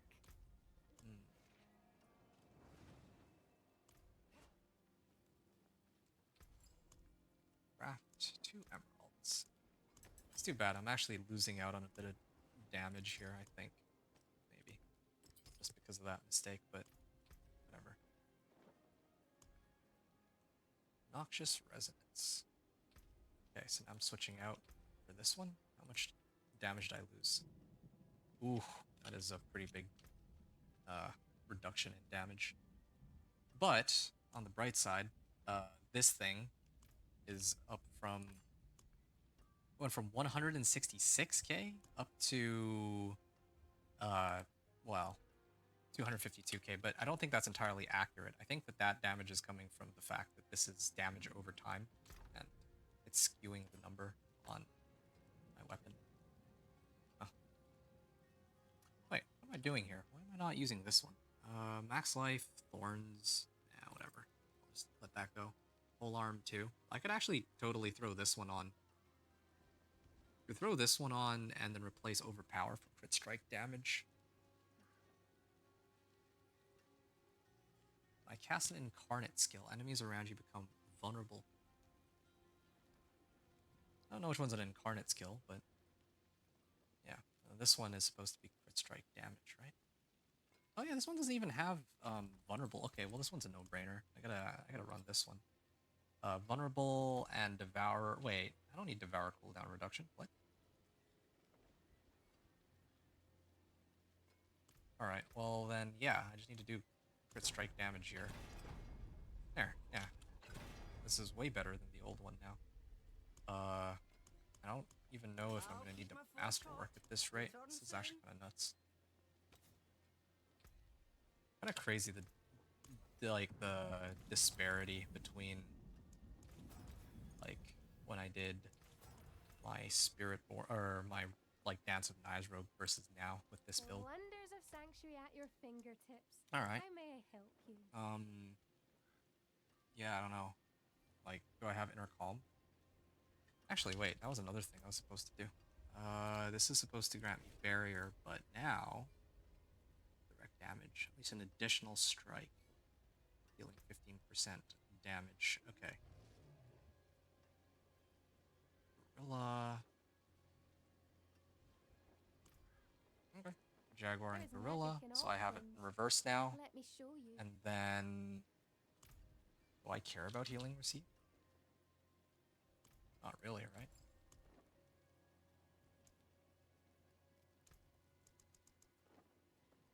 Well, I actually have runes. What other runes can I do here? Quack's rune?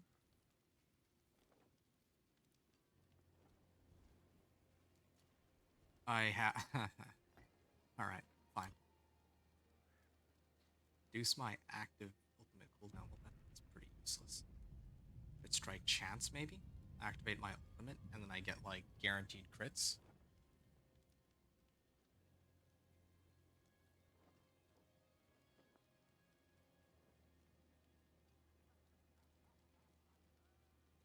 Primary resource? I don't know, sure. And then I'll get the rest as emeralds. I don't have any, like, trigger runes. That's the problem. Dexterity, dexterity, dexterity, dexterity. I think I'm pretty much ready here. Right, I'm still missing an Magic aspect, is though. neither good nor Inner evil. Calm. How may I help you? It's power. Alright, I'm gonna speed clear this, and then I think probably after this, I'm gonna take a breather. Kind of sad because this is like a relatively short stream compared to what I'm usually used to doing, but again, I do have things to do, so can't stick around, unfortunately. Okay, I'm gonna try this again. I think Pit 35 is a bit much. I'll have to run Pit 35 next time, but I can at least run Pit 30, and I should be able to speed blitz it to end off here. Yeah, just want to see how much more damage I have now. I can also get my polearm to get more damage until I get that aspect that I need. Yep. There we go. Let me be your 6.8 million. Yeah, definitely see an improvement. That's for sure.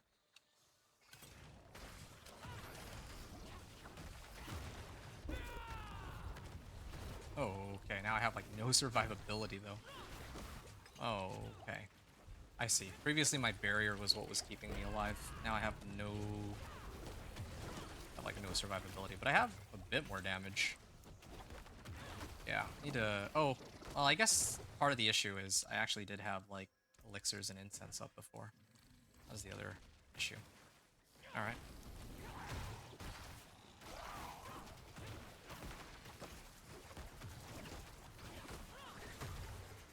$4.8 million. These guys die well before I even get a chance to pop the Jaguar damage boost on them. Oh, I don't even know if I can live through that. No, I can't. Yeah, I need more resistances. I think I need to actually drop down how much armor I have. And then I need to replace... Like, I need to actually load up on resistances. Alright. Well, that's too bad, but at least I know. Also, this 3 vigor per second, I don't know if I really need that at all. So, there's a lot of stuff I need to tweak, and never mind the fact I have no uniques, I haven't maxed out my boss power. I should start with that, yeah. When I come back next time, I'm going to focus on maxing out my boss power first. This thing should be, like, rank 20 straight up, and then I should be, building around that. That should have been the very first priority. And then never mind the fact I'm still sitting on, like Paragon level 50. Like, I should dump the rest of my Paragon points. But anyway, I'm going to stop here. I'll continue maybe later or tomorrow. Alright, thanks everyone for watching. Adventure out.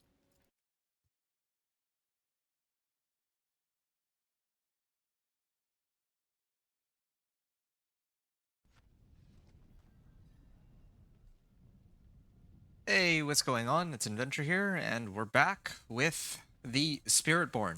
Now, yeah, I think when I last left off, I said that I was basically going to be spamming incursions. And the reason I'm spamming incursions is because I want to level up Ashava's Poison Breath mainly. So I'm going to try to max out that power first. And then maybe after that, I'll also boost up Andariel's Flaming Skull. I'll see how long it takes me to actually get these Spectral Ash. Now, I'm actually a few Paragon levels higher than I was the last time I played on this Spiritborn. That's because on some of my off time, I decided to take a bit of time to figure out how to make a Whirlwind Barb work. And so I'm going to be probably making a video on that a little later. Yeah, I'm hoping to make a video on that pretty soon. Yeah, Whirlwind Barb, that's something that's going to be coming soon. But for the time being, this one has been on my mind for a while. I just want to finish this build. Yeah, I think I have something pretty good going on. I don't know, like, I'm actually kind of excited to maybe use this again next season. I'm hoping, maybe. Yeah, I'd like to use this again next season, if possible. Impressive. If there's something that would allow me to get like a ton of poison or what have we. Oh. I mean, right now though, this is Torment 2. I think that in Torment 2 I get a pretty decent chunk of Spectral Ash. It's not like, ooh, yo, this is a Steel Grass Barbarian? Oh, what is this setup? He's got like a little bit of everything going on there. Hold on, he's gonna go invulnerable in a second. We can't kill him in time. Mighty Throw, Hammer the Ancients, Deathwell, Lunging, Strike, Steel Grasp, and Iron Maelstrom. Wow, he really does have a little bit of everything. No shouts on that. That's actually really cool. I don't think I would make a build without shouts. Just given the nature of how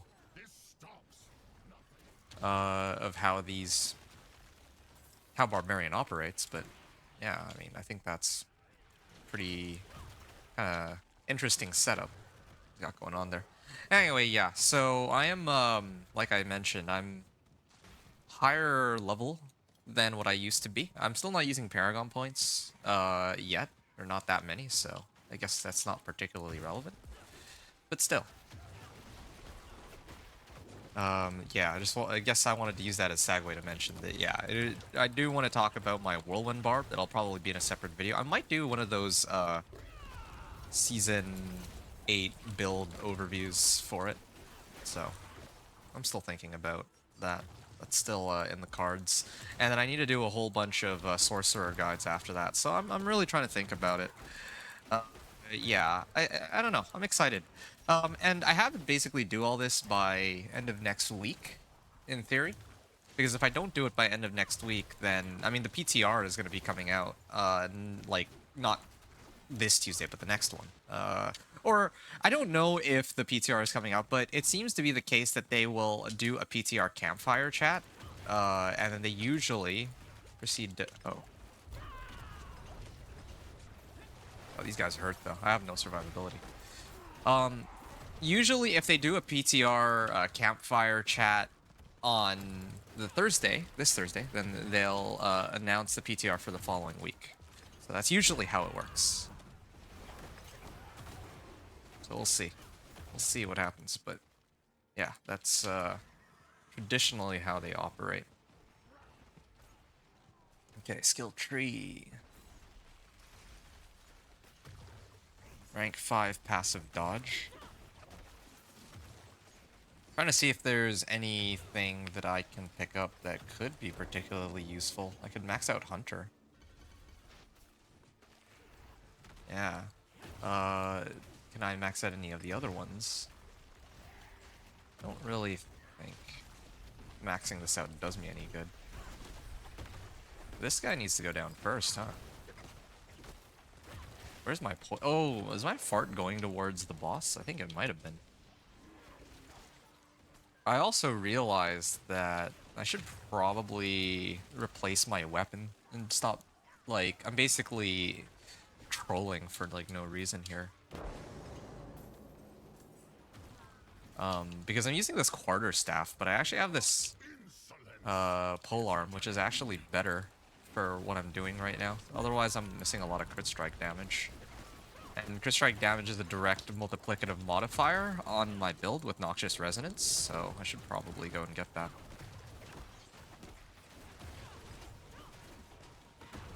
Oh, shoot.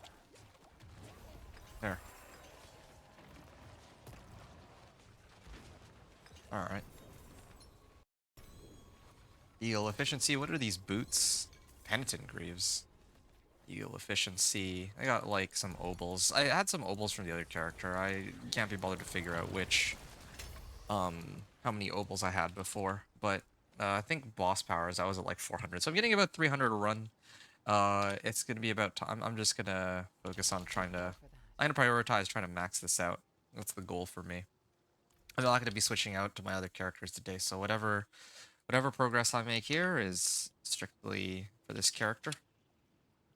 Thrash, Hunter, Incarnate. I haven't even... Huh.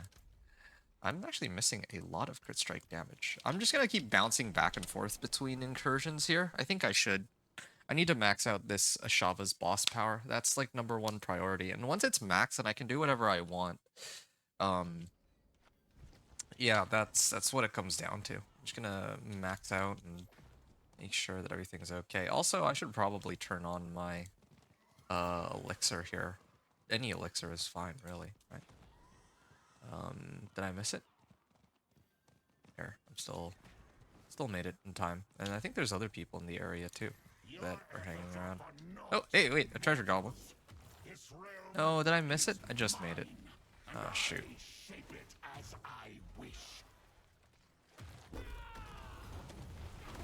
There. I don't actually know. Wait for it. There. I'm killing them really quickly, but I don't see the big damage numbers. I don't know where the big damage numbers are. Trying to see if I can crank it up a bit now that I have the boss power. Yeah. I saw like a big white damage number. You know what? Maybe that's the thing I'm supposed to be looking for. Big white damage number. It's just a shame though. The like the Ashava fart. I don't think it actually does a crit. Oh.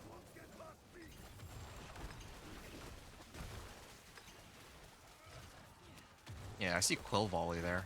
Kind of wish I could see kind of my damage at this, but oh well. I'm glad that the glyphs are, or the reputation board is character specific, so that I don't like mix it up.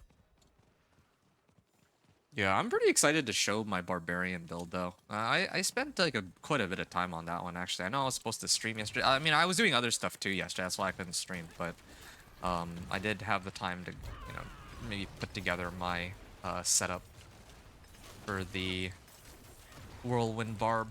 That's like, yeah, those are. If I could kind of go through my characters in order without having to factor in. Like, I think probably among some of my favorite characters or builds would be like Companion Druid first, of course. Then, oh, 11.5 million, not bad. So Companion Druid first. Then I think Whirlwind Barb, I guess, would be my second favorite build. And then after that would be a bunch of Sorcerer ones. I actually really do like the Thorns Barb too, actually. I guess I could put that third, but... Yeah, I think the problem with Whirlwind Barb is that it's so... The majority of, I guess you could say, good Whirlwind Barbs, good being in quotes, are very dependent on having...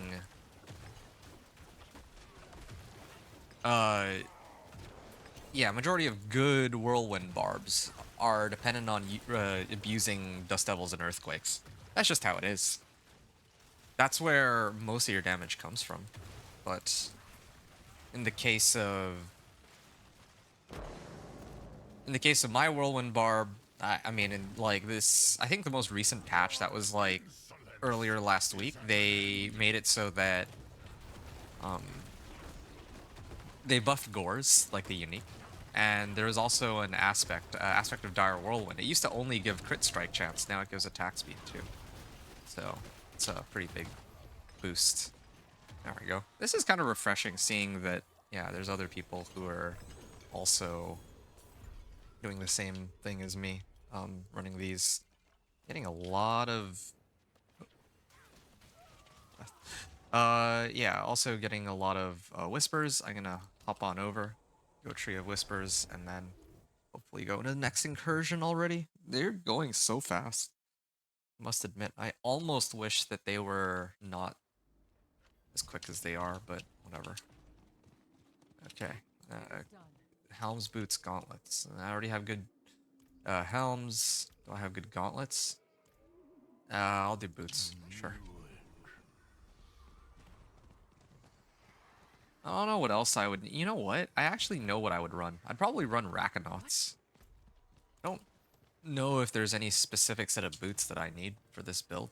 I think Rakanauts would be the best option right now. Okay, so I need to do like maybe another 3 or 4 of these and I'll be ready to max out my power. And then I could go do the one for damage over time, just for completion's sake, but I don't think I need to. Also get some whispers in the process too. Apparition is incoming. Cinerat's Flames. 681k. I really... Stinger. Is it because Stinger crits? So I don't know why I can't trigger it with Stinger. I don't know that visual effect there is either. Alright. Heading on up.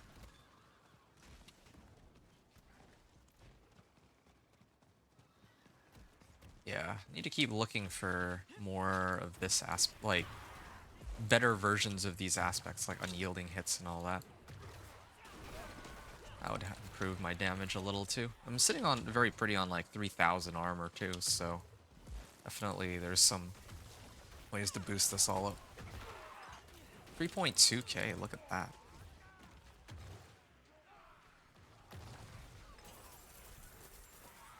Okay, now I'm just hoping for a treasure goblin. Treasure goblin would be nice too.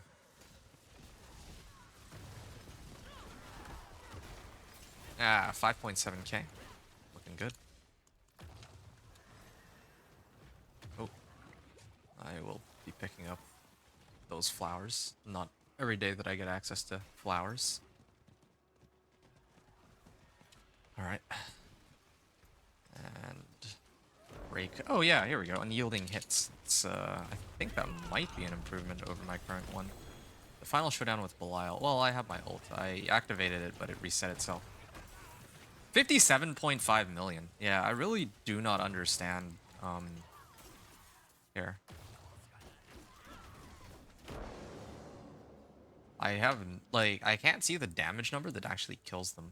It hit a 59 million. I feel like the rate I'm going at, if I knew how or where my damage is coming from, then I could actually pump that to the moon. Okay, the next apparition incursion is showing up much more, I want to say slowly. So, oh, here's a good one.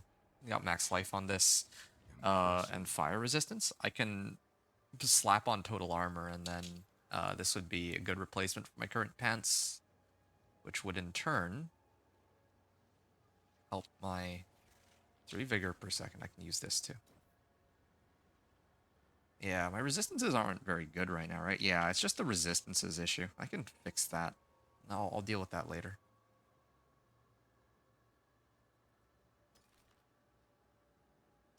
Soar. Okay, gonna throw on boots. What's this? Yeah, I can easily replace that. Ooh, rebounding aspect. Oh wait, no, I don't need that anymore. I'm not playing Quill Volley this time around. Spiritborn Resolve. Centipede efficiency. Devour cooldown reduction. Well, I remember yeah, I remember that there was The Devour was kind of nice. Like, the Devour itself doesn't do nearly as much damage as my little setup here, but there was something about it that was cranking out a lot of damage, I remember. 3 Vigor, 2 Vortex. I'll hold on to this. Maybe might need that later. I don't really use Soar. Don't really... I mean, this would have been nice a while ago, but... Yeah. I'm gonna head back to... Oh, hold on a second. Nope. I cancel that. Oh, okay. Here we go. This is perfect timing. And then... Yeah, so I got my skill tree and all that. We're pushing it. Pushing it to the limit.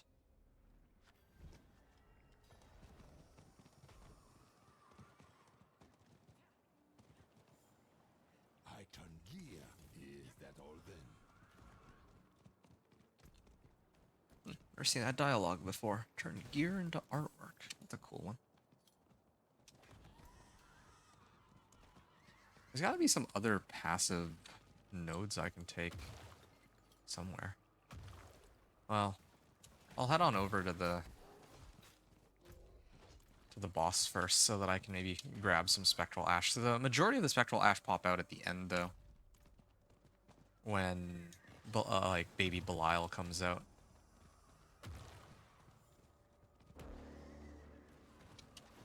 But, yeah. Oh, there we go. Ow. Yeah, I really do need to get some more resistances. And speaking of which, don't I have... Ah, yes. Don't have the coin. Oh, okay, 320 for each. So I need to do, like, 3 more of these. Each of these gives about 300. Maybe a little less. I might even... Well, I don't know which, like, if there's any uniques that I need, though. I'm gonna have to take a look at that, but so far I haven't really found any that I'm too impressed by for this build. Yeah. I may have to test in the training dummy and see where exactly or when the damage comes out, because I don't think that I'm fully understanding how this build operates, but I still do want to hit all of these. I want to max out the boss power first. Like, this is very clearly the boss, like, the strategy for this season. Like, look at that. I'm, like, far from optimized, too. There's, like, so... I think I talked about this last time. There's just so many different ways to improve this character. Like, it's pretty crazy. Huh. Plenty of ways to upgrade.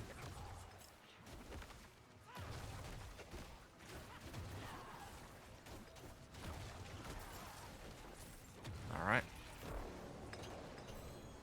Final showdown with Belial. So 55 here.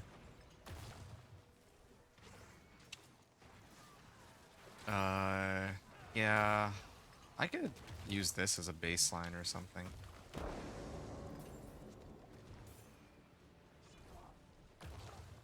Your Okay. insolence is at an end. I mean, it's kind of crazy to me that I'm hitting for 50 million just because, like, I haven't even, like, I have 1 board. I haven't even gotten a 2nd board or anything like that. Makes me think, like, next season, if they have other insane powers that do a lot of damage, because I have no idea where they're going with the Herodric powers. I saw an idea that showed up on the 249. Yeah, okay. Still got a ways to go. There was an idea that showed up on the forums. And the idea was that this upcoming season of, like, with the Herodric powers, that one cool idea, yeah, one cool idea that they could have for the Herodric powers is that they could actually, instead of, like, brand new powers, they could allow players to use powers that already exist in the game as aspects. Yeah.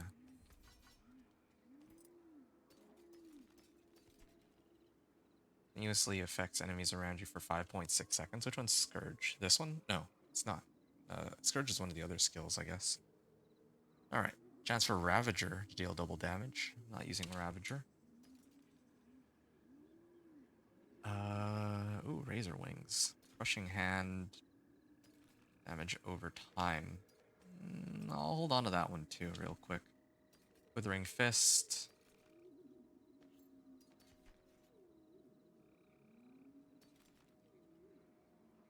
Chance to unleash payback.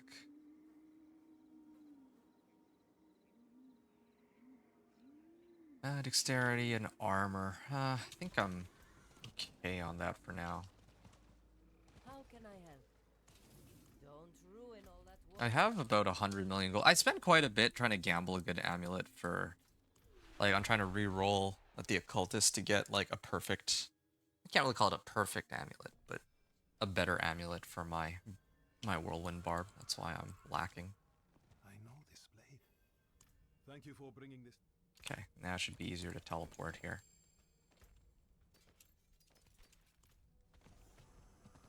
Okay, get going here.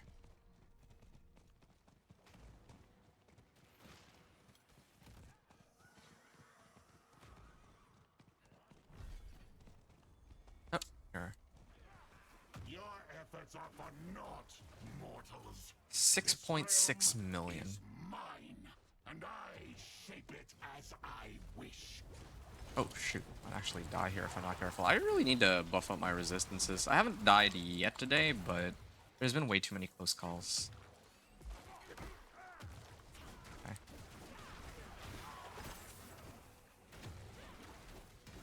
I do wish there was more of a way to like keep pulling monsters in with Vortex, but whatever. Yeah, I definitely see the poison damage is like really ramping up. I kind of almost regret not incrementally boosting my boss power, but this is fine too. I'm kind of curious to see how far I can get it to go. Like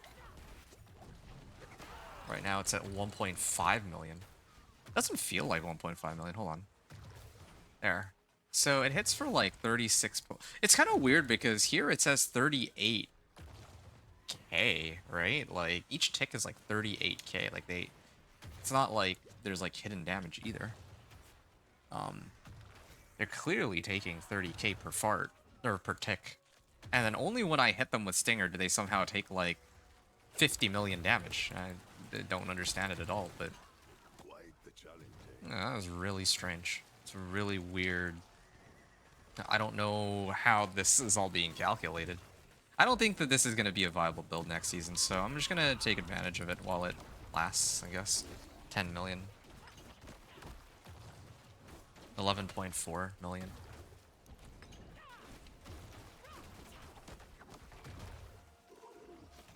I think I hit for 7.5 there. Fools. This stops. Yeah. Nothing. You solve.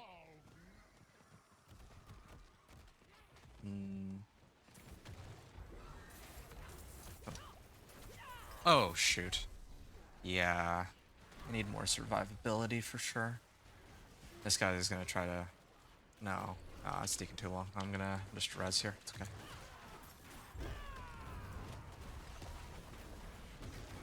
Oh.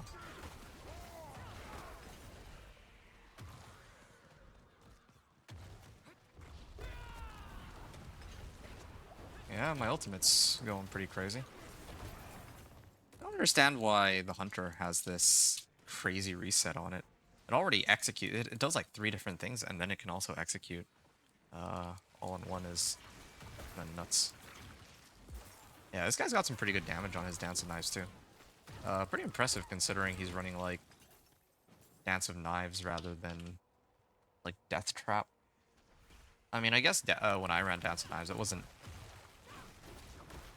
horrible for Torment 2 at all. It was actually really good at speed clearing Torment 2, but not everybody gears up Dance of Knives Rogue for that kind of thing.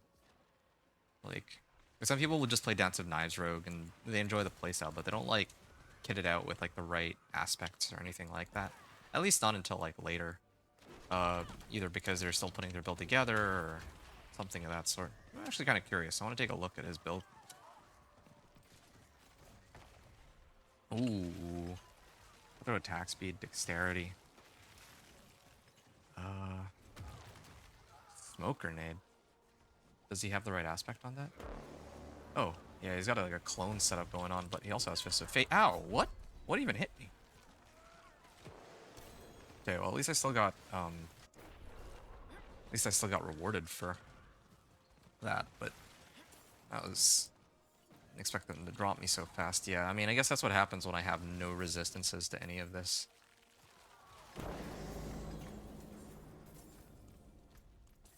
Apparition incursion, 15 seconds. Insolence is at an end. Alright. Didn't quite get to do as much damage as I would have wanted, but got the job done. Chance for Withering Fist to deal double damage. Chance for Devourer to deal double damage. Nourishment. I'm gonna have to look at what exactly Nourishment does, but... Ooh, resource cost reduction. Wait, this is... Gain increased crit strike damage equal to 120% your block chance. Yeah, this is the one I'm looking for, actually. Yeah, this is the one I'm supposed to be running as my endgame. I don't have it yet, and the first time it rolls, it's on a ancestral. It's kind of nice. Hold on a second.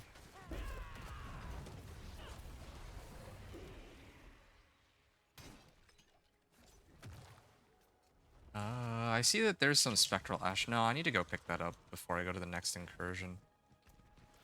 Yeah, I know that the next incursion is already up, but I don't know if that's like a big amount. Probably not. It's probably just like one Spectral Ash. Yeah, it actually really was one Spectral Ash. 3.8 million. Complete a run of the Infernal Hordes. And where's the incursion at? Oh yeah, this one doesn't not tied to a Whisper though, so I don't think I think I can actually pass on that one and focus on reorganizing some stuff. Okay, I want to go back to town and see if I put one more point into my Shava's Poison Breath. Keep in mind, originally it was at like 30k. Now it's up to like 500k, which again makes like no sense. But okay, so right now 414. Okay, and then if I up it, it goes to 453, and then the next one here is 492. Yeah, 453 to like 492k. So, wow, that's kind of crazy. It's scaling up like 600% per level.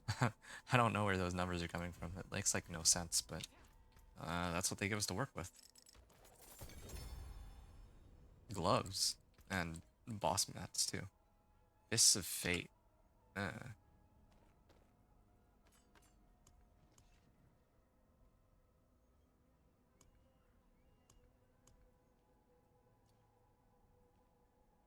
I still only have one trigger rune after all this time. One, I should stop calling it a trigger rune.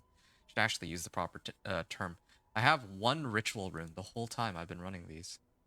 I can also get ancestral legendaries if I run Tribute of Radiance. I could probably do it on Torment too. But yeah, let me salvage this first so that I finally get the necessary aspect for this. It's kind of sad because I really did want to use my polearm here to do some stuff, but if I do indeed have the necessary aspect, then I'm going to need to shuffle some stuff around at this point. Okay, this is a pretty big upgrade, I would say. Okay, Redirected Force finally got added. Was that the last aspect? Okay, that... Okay, no, there are still 4 more aspects. But, yeah, all good. Greetings. How shall I guide you? Inner Calm, Edge Masters. Oh, I already have a duplicate. I can actually replace Inner Calm. Like, I'm actually griefing myself by not.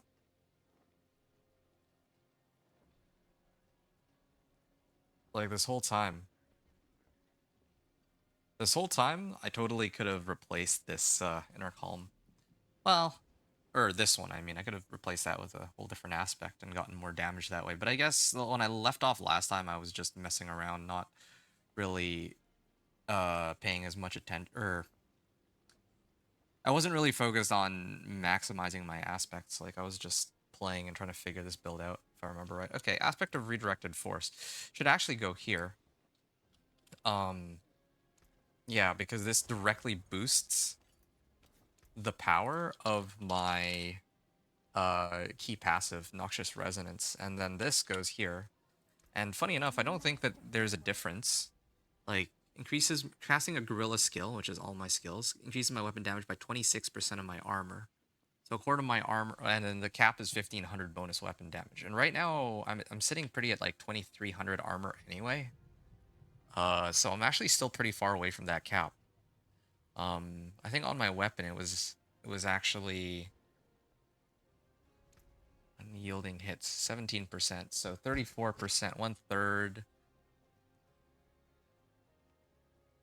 Yeah, it was about 1/3 of this. It was like 700 damage. So I still wasn't hitting the cap regardless. So this is fine. Oh, okay. I can go for this. I can go to Samek. Yeah. I'm almost there, actually. I just need to finish this off. I could also hit the bosses. The bosses also give a pretty good amount of Spectral Ash. I was hoping that these reputation caches would give me Spectral Ash, but oh well. But yeah, my problem with hitting bosses is I don't know which boss I would need to hit. I could take a look to see if there's any uniques that would help me one more time, and then run the corresponding bosses, I guess, on my, like, with whatever boss mats I have, but yeah, 4.5 million so far. Yeah, I need to sort that all out. I want to also go see if I have a way to get more block chance. That's pretty important, too. I might actually miss the first one here. Yeah, that's a pretty long distance to trek through. Unless it's like Kerma or somebody who has a pseudo invulnerability phase or untargetable phase or immune phase, whatever you want to call it.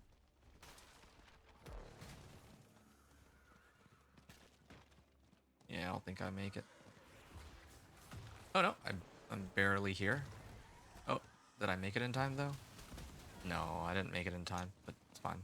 I think I mentioned most. I mean, I'm still getting the Whisper, and the majority of Spectral Ash comes at the end anyway.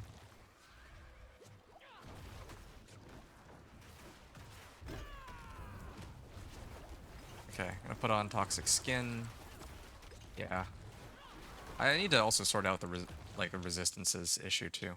That's definitely, like, I'm on Torment too, and I barely have enough resistances to reach. Like, I can't even reach the cap. I'm like nowhere near the cap on Torment too. That's kind of crazy. Yeah, I need to figure all that out. Ouch.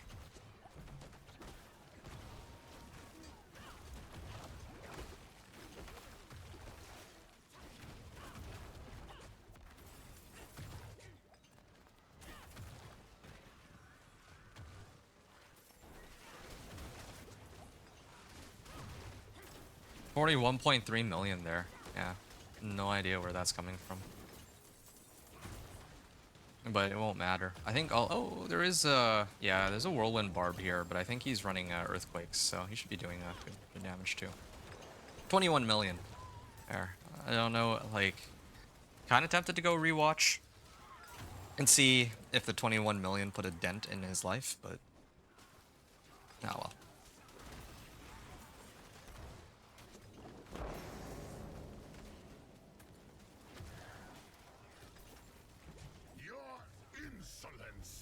Is at an end. There.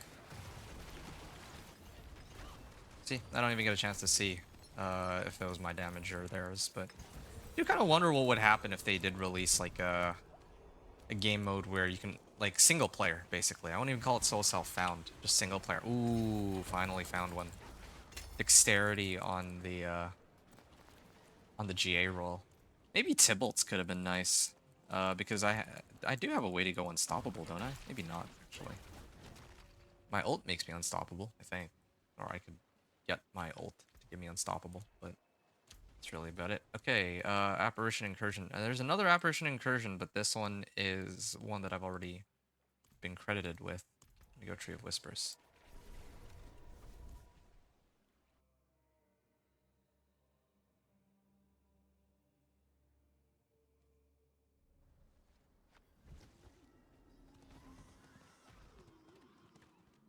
It is done.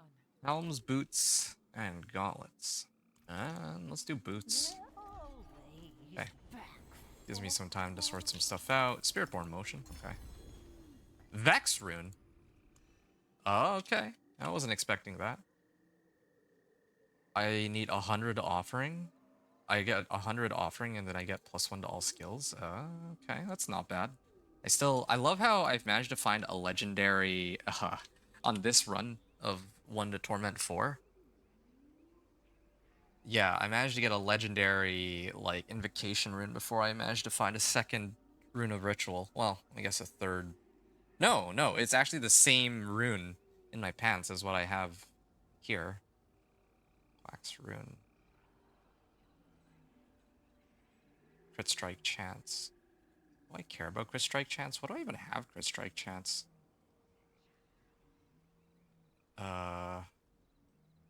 Yeah, maybe it's just that I didn't have any better options. Maybe Quarun? I don't know. Okay, well, whatever. Gonna get rid of all these real quick. Every second while moving. Gain movement speed? Toxic skin. I don't really think I need that, though. You can still use them. Aspect of Come back if haste. you need the forge. Yeah, I have these on my boots right now, but here, yeah, let's take a moment to actually sort everything out. So aspect of haste, first of all, let me throw that in. I don't know why I don't already have that in my boots. This thing just started. Okay, yeah, I remember I trolled myself by replacing Dex, so now I have no way to get crit strike damage on my quarterstaff. I remember very vividly now. Alright, well, I can't do anything about that, but I can at least try to fix my situation with my pants. Thrash. This is Thrash, right? Yeah, I can definitely replace Thrash. I don't need that. Total armor. Resolve generated. Yeah, I mean, it's gotta be one of the two. It's gotta be either Spiritborn Resolve or Worldly Endurance. I don't think it much matters. I'm also running out of Veiled Crystals. I found out a while ago. I think I'd like to roll resistance to all elements. That would be ideal. And then Juggernaut's on this too. Do I have legendary chest armor? No, I don't, but I do have one with resistance to all elements. Alright, hold on a second.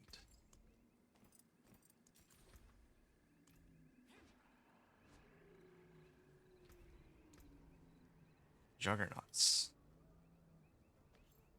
Juggernaut's aspect on my pants, I think, right? Yeah. Still slightly less armor than what I had before.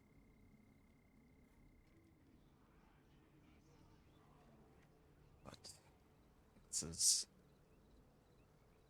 I can live with that. And same thing with my boots. Another Hold on a happy second. customer.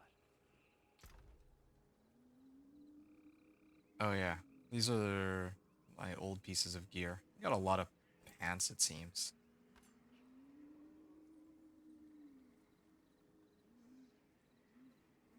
Vulnerable damage, devourer, cooldown reduction. I think part of the issue is I don't know what I want as my temper, like resource temper. Because at the end of the day, all the damage is contingent on this stupid thing.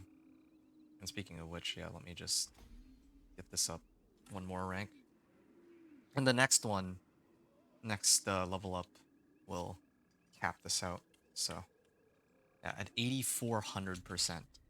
Where's the next incursion? Yeah, okay, I figured it would be somewhere I haven't That done yet. looks worn. I can fix it. Zangar? Is that what I was running? Oh. Oh, right, because I was trying to... I'm still running this stupid thing. Like, I remember now. It's because I'm trying to figure out a way to, like, trigger my Noxious Resonance, I think, right? Jaguar skills, Gorilla skills, resistances. Got 3 ranks. Where can I, like, what else can I get here? Defensive skill. Poison, resistance. Oh, okay. I wanted to get this, but it doesn't actually increase my block chance. Gorilla skill. Yeah, why don't I actually have anything here? I think my stuff are gorilla skills, right? Centipede. Jaguar. The way that I've built it up. Increase damage to knock down. Hmm.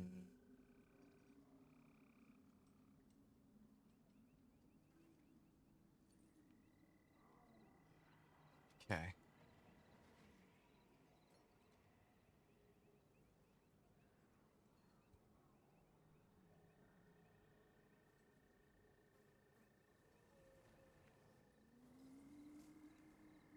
Eagle skill damage is increased by percentage of my movement speed. I don't even really have much movement speed. But maybe something like this. Increase damage to knock down bosses. And then 1 point for something else later. Okay. Maybe I need to see if there's a way to get more block chance. Yeah, and then I try to max out on my block chance. Because right now, with between my quarterstaff and hold on, let me see where it is. Block chance. Yeah, I got 55% block chance. So I'm gonna need to figure out a way there to max out my block chance.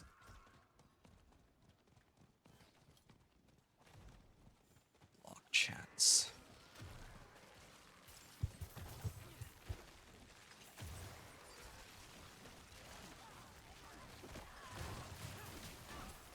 All right.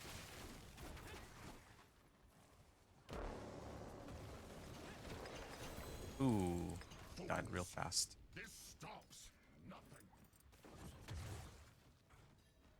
Okay.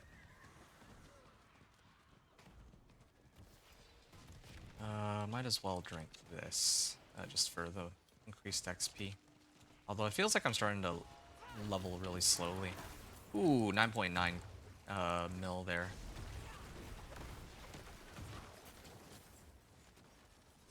Yeah. Ow.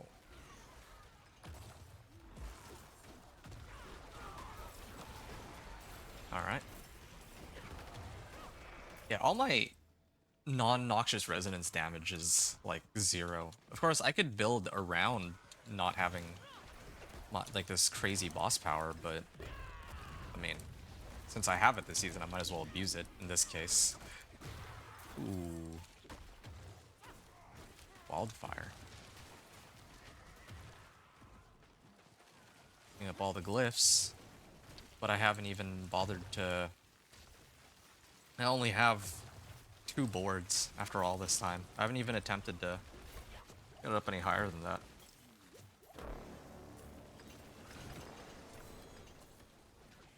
I think when I did the companion druid, that was my first character, so I didn't have access to all 5 boards and all these like legendary nodes. I think I only had like 2 glyphs and like 3 or 4 legendary nodes, if I remember right.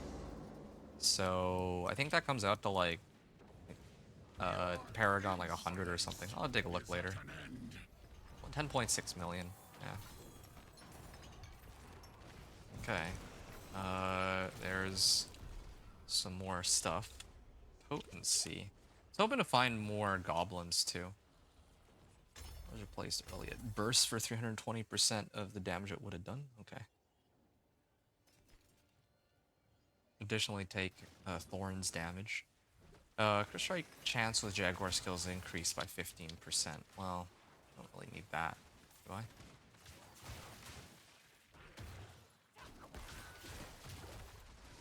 Apparition Incursion. Oh, there is still one more that is tied to a Whisper. Didn't think there was one, but yeah. Alright, that'll be my last one, though. I think after that, I'm pretty much... I'll have my Ashava's power maxed out, and I'll also have maxed out on Grim Favors. Now, of course, I just realized I've been... Hey, Lee Burgess. Hey, dude. Yo, how's your Sorcerer going? You said that you were going to be playing a Sorcerer, I think. So I don't know if you started on that, or how that's going for you so far. Yeah, are you planning to use the Ice Shards video that I put together? And how's your Dance of Knives rogue? I remember we. Ooh, hey, there's a treasure goblin. Oh, I love treasure goblins. Where's the what? Oh, yo, lost sight of him for a second. There. Well, on Blast Wave Shrine. Okay, there. Was it just a standard treasure goblin? That's actually quite unfortunate. I picked up the odious ones, the ones that give like masterworking materials recently, so I haven't grabbed like Gilded Baron in a while, but I actually it's a very pleasant surprise to come across those goblins. Your effort Yeah, also as a nice little reminder, this realm is if you want, like, and I don't know if you're still I wish. hanging out in chat because I think that there's a delay. Like, you can, I think my responses come about like a minute late to the stream, so you're like listening to it now, right? And when I say something, you hear it like a minute after I say it. There. Yeah, it comes like a minute late. So if you want, I can like give you the link to my Twitch and you can listen there if you'd like. This is going good, man. One friend's power leveling you? Nice, nice. Okay. That means that, like, how's your character now? Is it like fully geared up? Do you have any questions on? I'm guessing you're putting together ice shards, but what build are you using?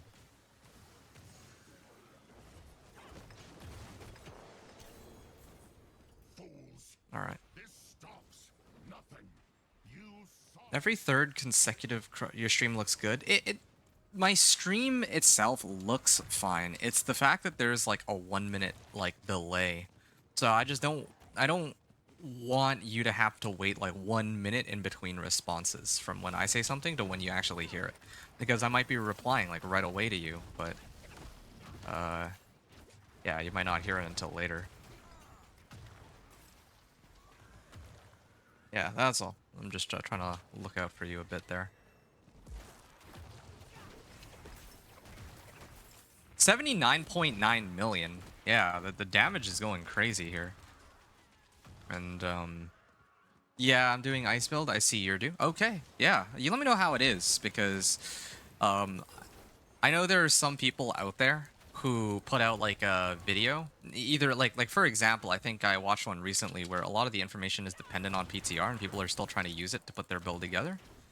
I just don't want it to be the case where I'm telling people about, like, okay, so this is how you can get in Torment 4, and then they try it, and then they can't make it in Torment 4, you know? Like, I'd rather not put out content than put out misleading, I guess, content. But so far, I feel like the reception for my Ice Shards build, like, overview is overwhelmingly positive, I guess.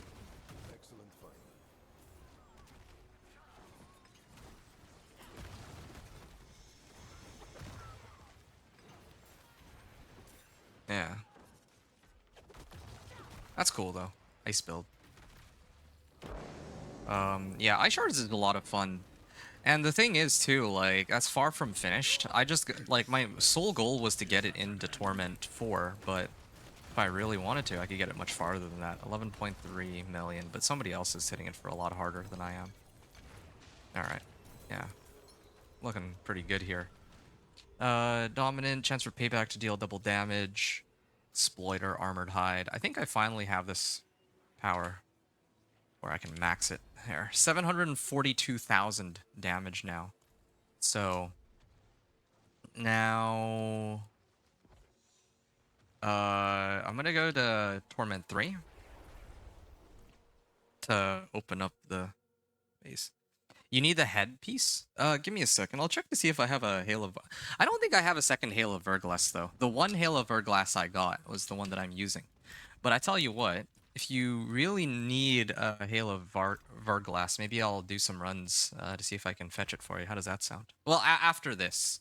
After this. I gotta finish this Spiritborn first. Like, I'd like to, like, this is my first priority. But after that, maybe I can do you some good here.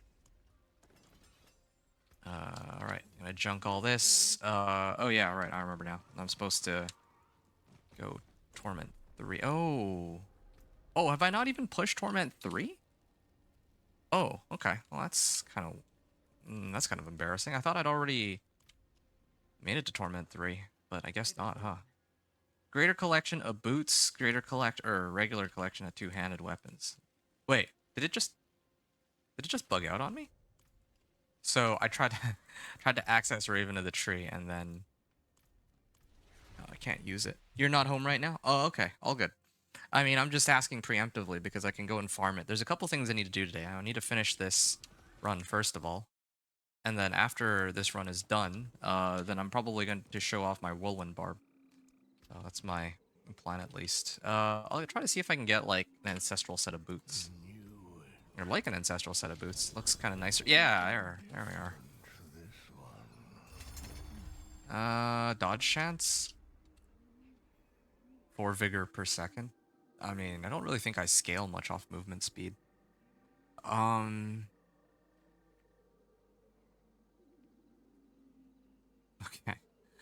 Chance for sword deal double damage. Chance for vortex to get an extra hit. Hey, what rune? Another rune, like another invocation rune rather than a ritual rune. It's be funny. You be home in 2 hours? Oh, okay. That should be good timing. I think I can make it.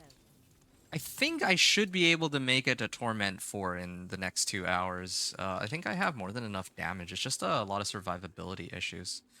So I need to sort that out. So let's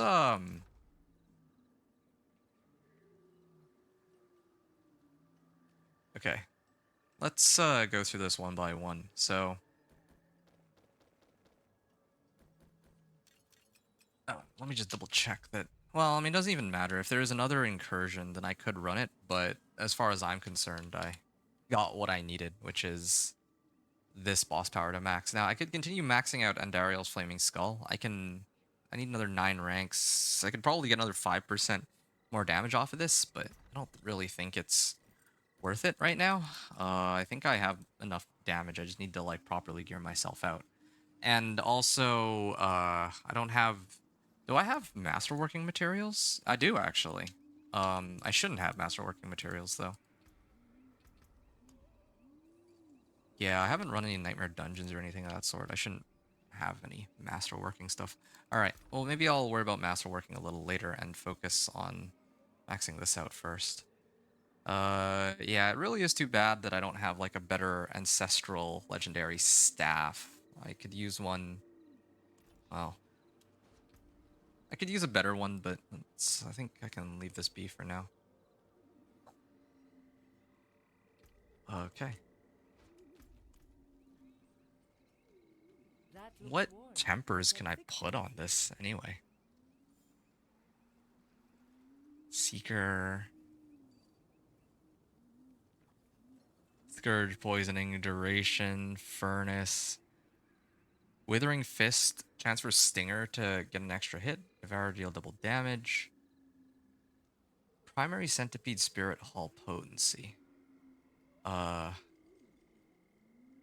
Gorilla augments. Where's... Oh, here it is. Jaguar augments. What if I use that? Primary Jaguar Spirit Hall potency. So... Yeah, if I were to temper the Jaguar thing, that could be a lot of damage. Yeah. And then keep going from there, but increase critical strike damage equal to a percentage of my block chance. So I have, let's say, about 50% block chance. This is 70. This is like 60% of my block chance, and then if I block, then that gets doubled. So strike damage 215. Yeah, basically I need to pump up my crit strike damage into the moon. That's what all this is telling me. Well, let's start out with my amulet. Ideally, I would have preferred an amulet with like dexterity, total armor, and apex, or some other passive that's helpful, but I think I'll just have to make do with what I have. So this is all my jewelry.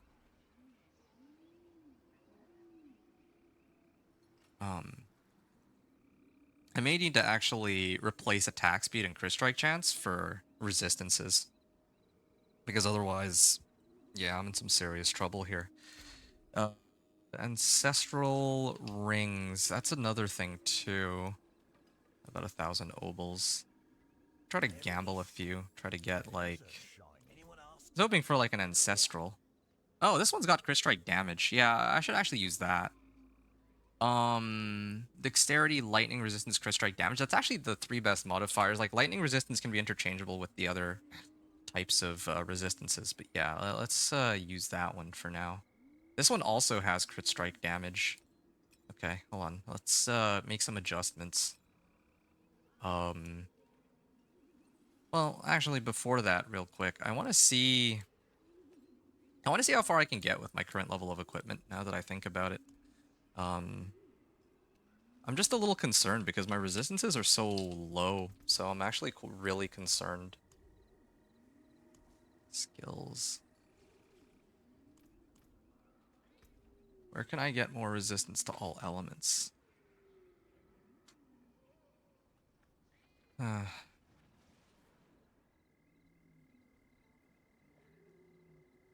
what other cooldowns do I need to replace?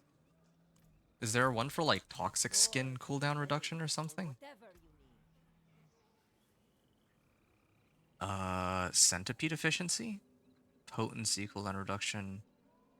Centipede efficiency does not have any cooldown reduction. Well, most of these don't actually have cooldown reduction. Vigorous, velocity, endurance. Defensive cooldown reduction? Protector. Yeah, I don't really like any of these. I might actually just skip the whole masterworking thing and just focus on getting as much damage as I can on these. There's only one correct answer here. It's gotta be the crit strike damage all the way. And I want to check something really quickly. So right now, right, if I use that polearm from earlier, where's that polearm? I had an ancestral polearm. There it is.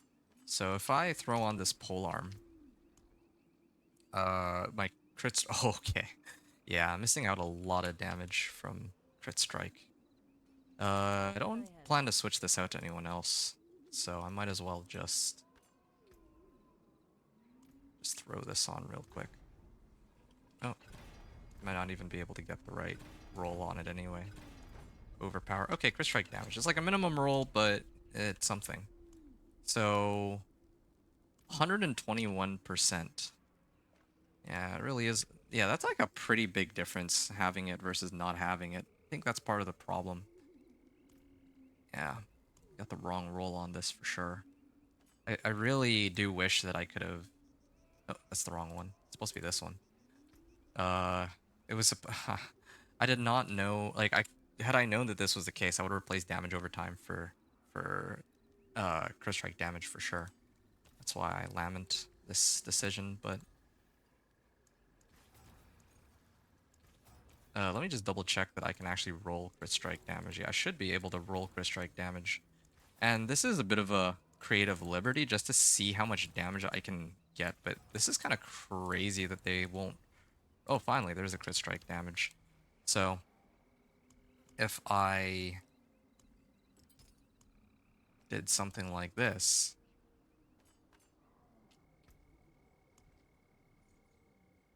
185% critical strike damage. 185% versus 160%.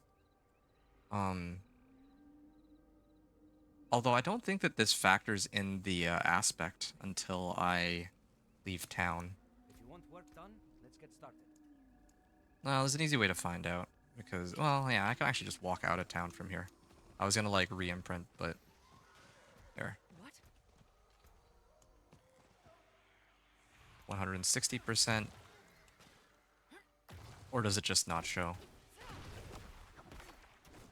Okay, so if I'm blocking, does it... Quite the challenge, eh? Yeah, 543%.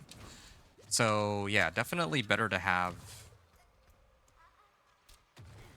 Oh, maybe I need to be off my horse, and then I can see it. Yeah, there's definitely something going on there. Yeah, okay, alright. Trying to get the hang of it. What's that sound? Alright. Yeah. You gotta stick with this for sure. Just I'm lamenting the lack of missing crit strike damage, but to tell you the truth, I don't think it would be such a big problem if I tempered like crit strike damage on everything else. So yeah. Um.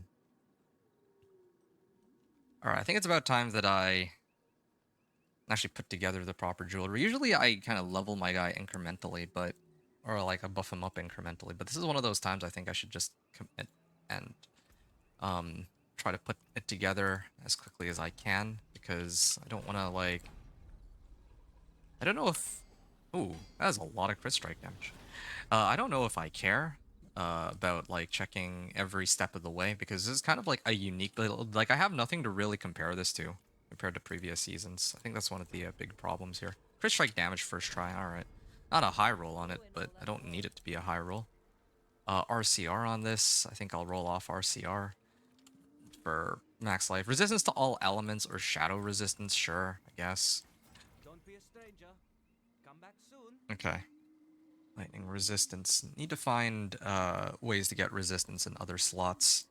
So yeah, I still don't know what I want to roll on the efficiency or resource aspect. Beware the envious, my friend. And then last time I was running armor. I remember I was running armor. Wait, have I not? I just noticed that this whole time I haven't bothered to temper a defensive aspect on this. Definitely should have total armor. Yeah, none of these are useful for me. And I'm not even bothered looking at resource. And this one, yeah, I don't really need any of them. It is just really offensive and defensive, so I'm going to start off on this. Total armor is more important, I think. But this is also pretty important. Hoping for... Hey, there's crit strike damage. Come back if you need the So what is my crit strike damage looking like now? And keep in mind, I haven't even started to put in stuff in my Paragon board either. And I was still able to hit 50 million with like an unoptimized build. Just off of maxing out my boss power alone. Damage increased by 30% of my crit strike damage bonus. So I went from having like 160% like without factoring in the aspect all the way up to now I'm at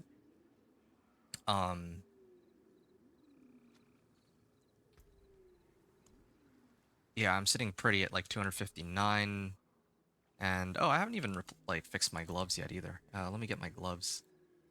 I think these should do it. I could use this too, but I don't. I think I'm better off using like normal aspects and trying to be consistent. Inconsistent damage. Attack speed, lucky hit chance. I'll get rid of that, of course.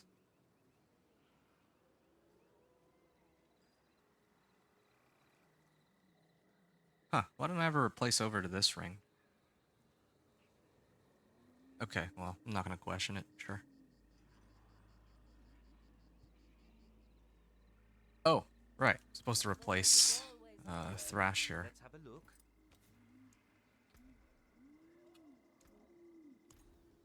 Oh, armor? First try? Yeah.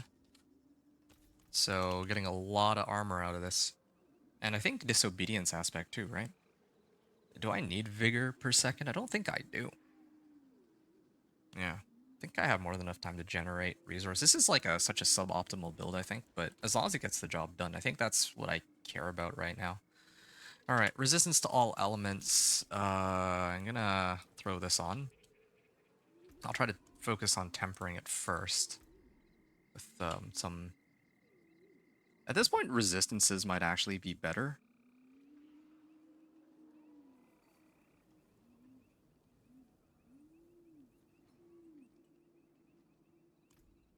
Well, hold on.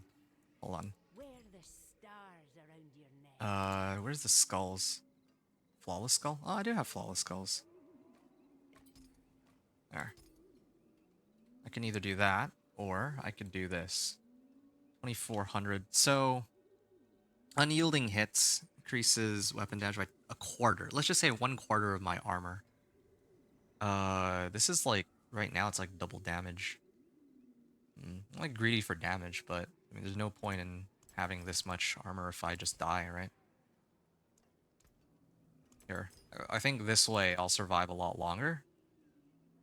all the way into Torment 3, but I lose out on like, maybe an extra... I lose out on about 1/10 of my damage, I think, by doing this, if my numbers are right. I'm not... I don't know. I think... Yeah, I do need some survivability. Resistance to all elements. Sure. Maybe this one I can leave it as is for now. What utility do I have? Stinger size? So I can like hit everything is pretty useful. Or maybe Eagle Innovation, so that I can up the amount of the radius on my vortex. I feel like vortex is probably more important. Yeah, okay. Yeah. I can re-roll it later if I need to. Yeah, that's okay. Source size? No. I'll try one more. Yeah, there we go. Okay, so vortex is like pretty large, the size of it. The defensive temper, I'll wait until a little later to sort that one out. I'll put in 2 here. There was something I'm curious about, rune crafting. Can I...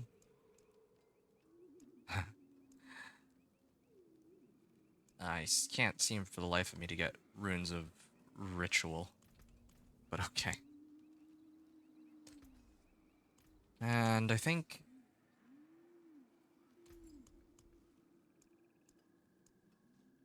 Yeah, I think I'll just load up on these, right? I am running out of emeralds, but I have enough to last me here.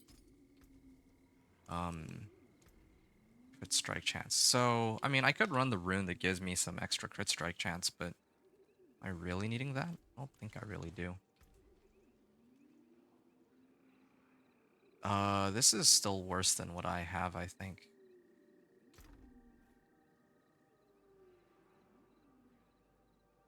Like, do I not have a set of gloves with, like, crit strike damage or something? I guess it would have to be here, right? I'd replace max life for crit strike damage. But then the thing is, like, I don't want to run into survivability issues down the line. That could be a problem. Maybe this one? I think this is... Replacing this would be acceptable. I also don't... One of the interesting things about this build is I straight up do not need attack speed. Because, like... The upper bound of the damage for this build is on the cooldown of my Ashava's Poison Breath, so that's something worth noting. Yep,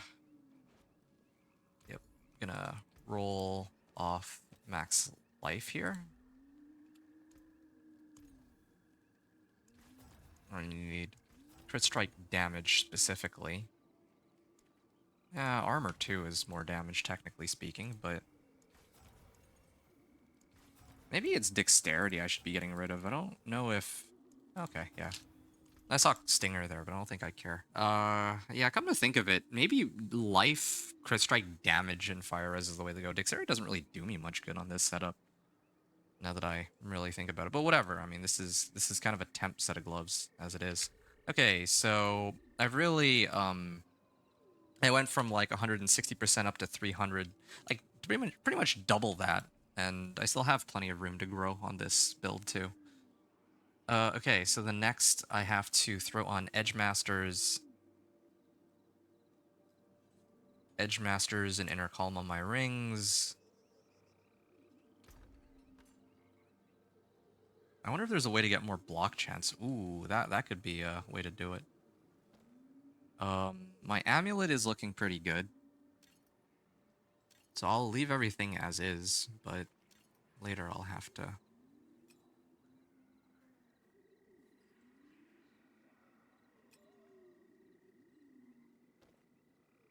Yeah, I got plenty of choices for later. This one, though, I will not be using.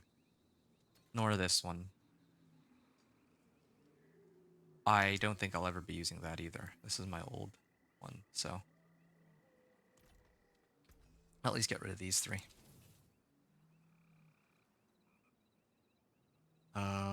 Okay. And what was my old set of gloves again? My old set of gloves were the ones with crit strike chance. Tell me that I salvaged them. Oh yeah, no, this one. Vehement Brawler, that was the one. Okay. Let me get Vehement Brawler.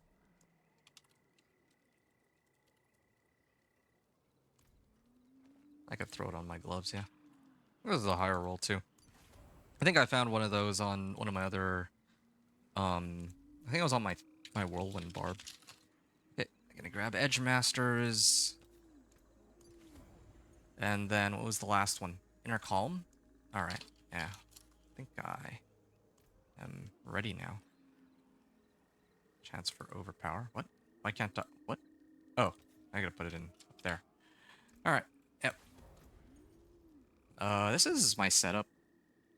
I mean, minus the masterworking. Minus the... all the Paragon points I'm missing, but... Yeah, I mean... Harmony of Ebawaka, that one's kind of a given. Archon Armor. Oh! Oh yeah, I'm glad I double checked. Because I am missing one aspect. Aspect of Disobedience.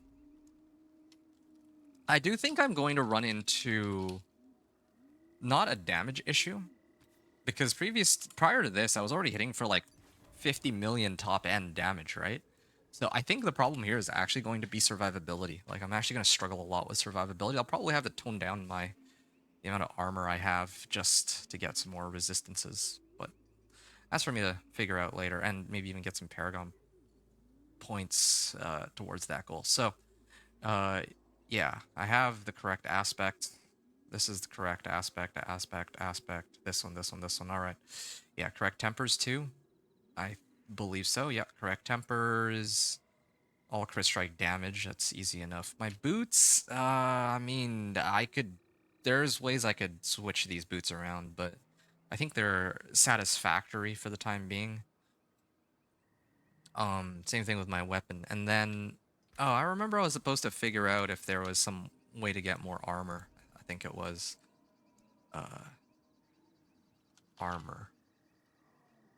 Nope, I only really have two options. Oh!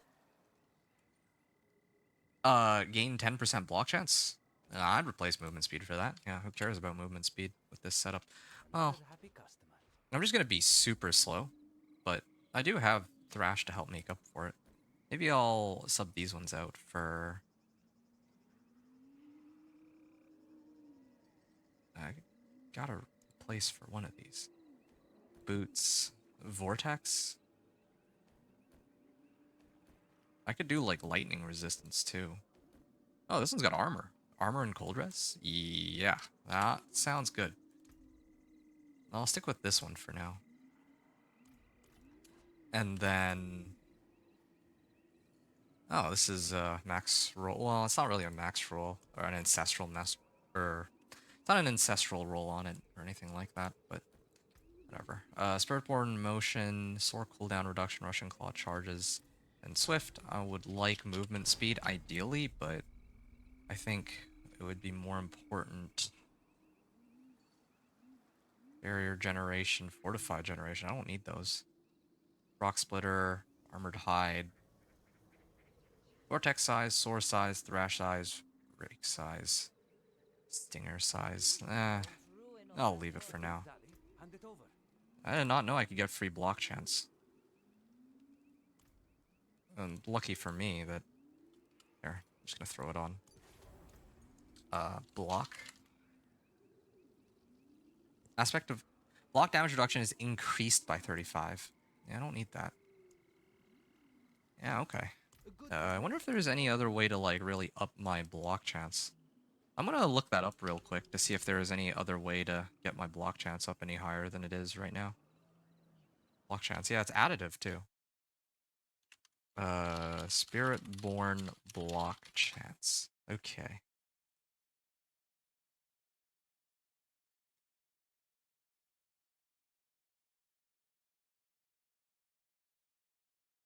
Rock Splitter increases block chance for 5 seconds. I could do Rock Splitter.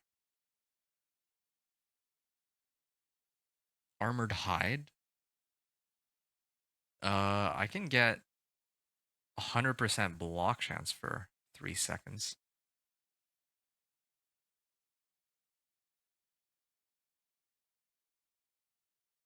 Primal Rage gives me block chance. There's a board that does give me some block chance.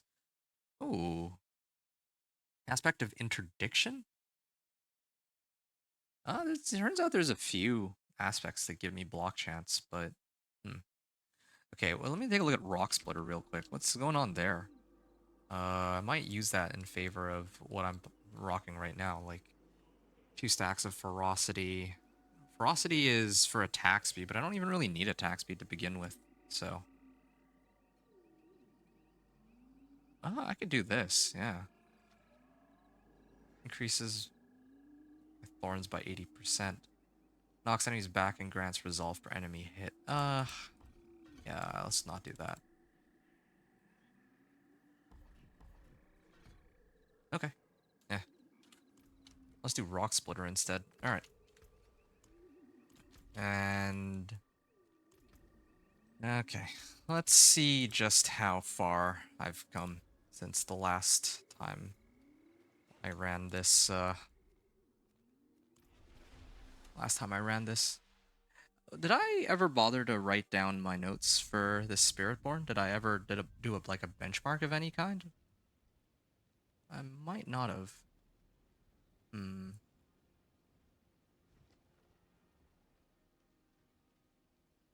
Okay, 1 second.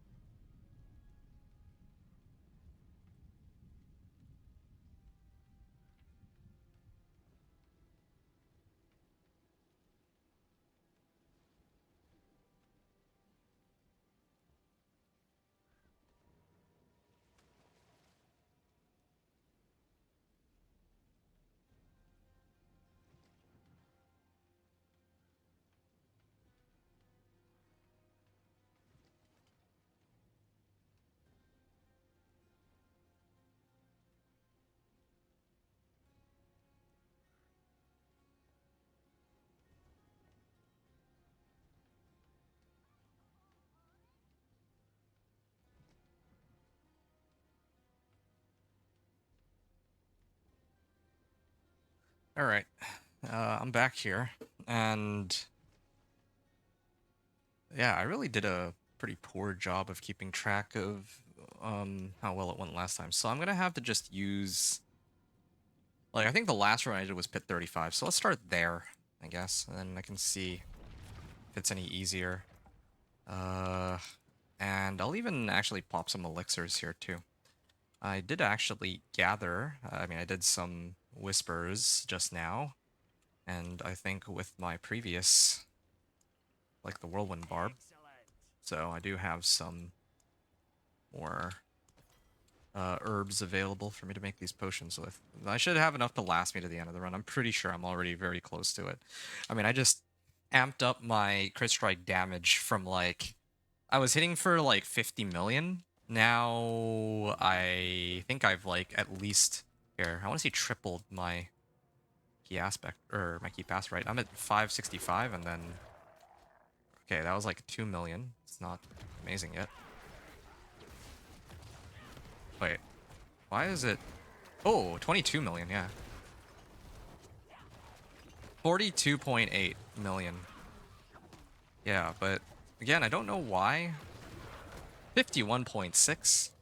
Alright, I gotta start to get used to this.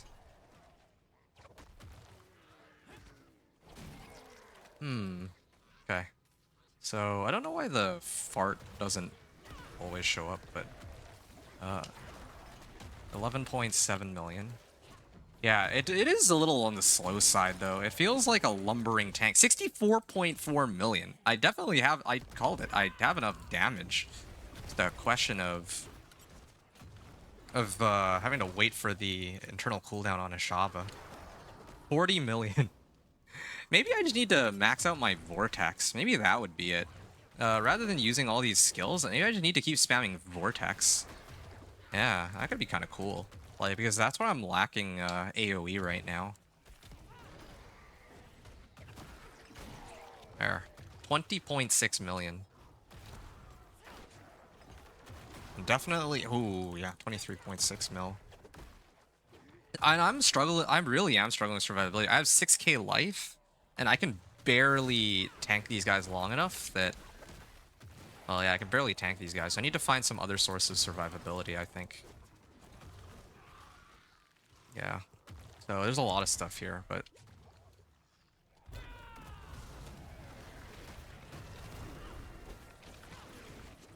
Whoa.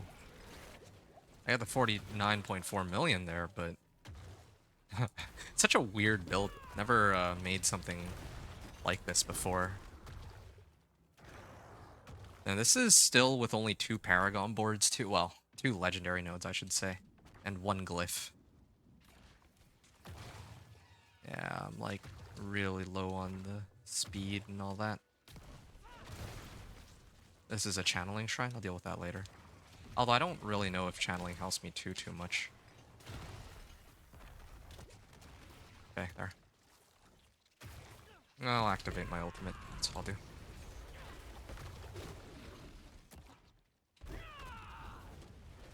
Yeah, I'm basically using my ultimate as mobility right now. I need like more mobility to save myself time in those areas, but...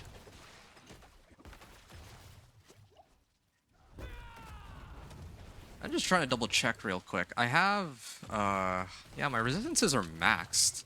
My armor is maxed. And...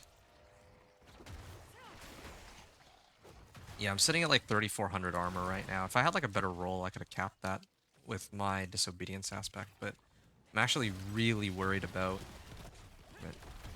3. Normally, here's the weird thing, right? For most of the builds that I make, it's just one of those kinds of like, oh, just kill them before they kill you. But in this case, I can't really do that. Oh, shoot. I barely survived. This is scary. Just waiting for... Oh, no.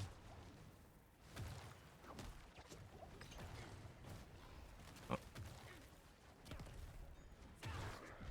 Oh, okay, my vortex actually killed him. Okay, that was about as messy as it gets. That was ridiculously messy. Oh, I'm maxing this power out. Now I understand. I was, like, the last time I ran this, I was trying to, like, level this up to 46 because I get a lot of crit strike damage out of it. That was, like, the main one. Are there any other ones that boost my crit strike damage? Specifically? This one, wait, there's fitness and there's spirit. I guess I should get the 2 of these later. Okay, well.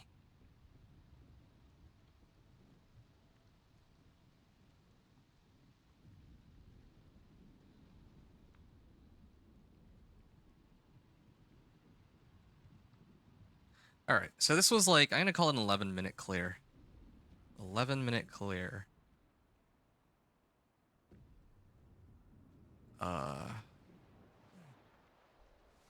Or 11 minutes left on the clock. So then what did I replace? I basically overhauled the entire build. Ancestral quarterstaff with correct, rings, amulet, gloves.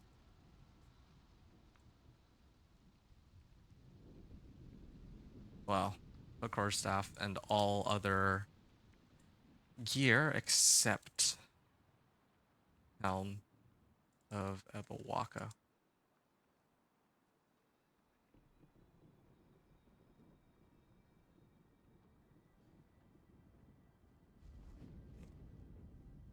correct rolls.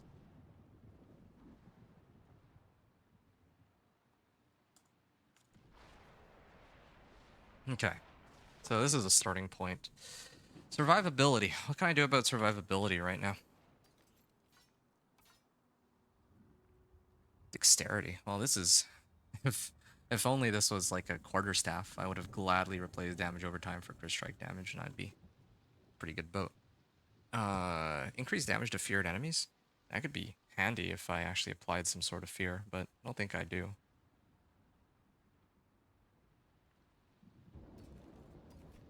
Mystic Circle. Maybe I need to go get Barrier. It's either Barrier or Fortify. Like, I actually need to fix my survivability issues. I may even have to get rid of... I may have to get rid of this, actually. I feel like I have enough damage. Is there a way I can get Fortify? Is there anything that gives... Oh, this character doesn't have any way to get Fortify? Well, isn't that something? I guess I'll have to settle for Barrier instead. I might actually have to switch it just to help solve my survivability issues. Not even joking. There's no other way I can see myself getting through this.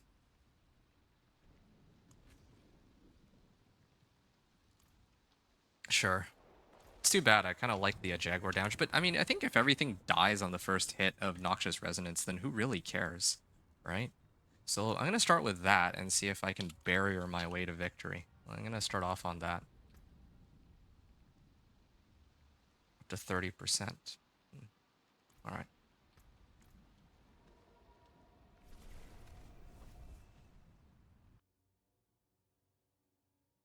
Okay, next is Pit 40.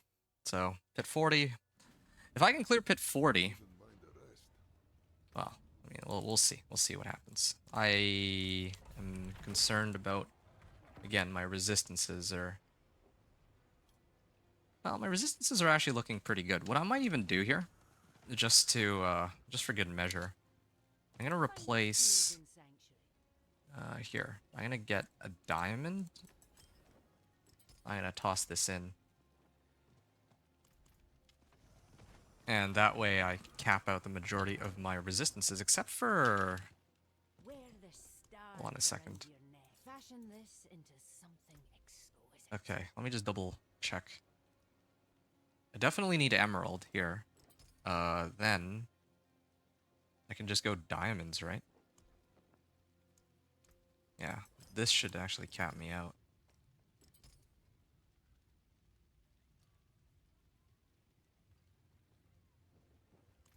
Fairly well.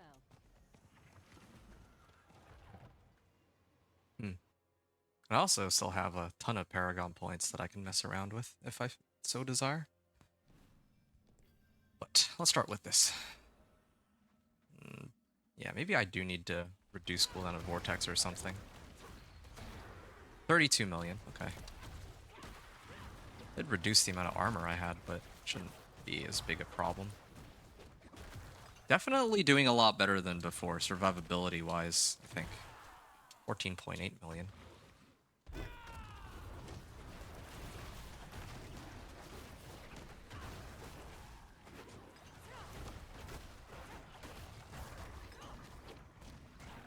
Hmm.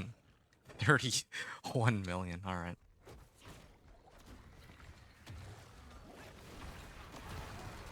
Maybe I gotta put on Toxic Skin. Yeah, because Toxic Skin gives me critical strikes. Yeah, then I can get rid of Hatred's Embrace and replace it with something a bit more valuable. Kinda wish there was a way to, like, turn Barrier into Fortify. So that I could solve my survivability issues that way. That would, give me a lot of good. Well, this is kinda handy, too. Ooh, 134 million. Yeah. Unfortunately, like, at this point, I feel like the only thing that can't survive getting hit by that is just the boss. And that's it.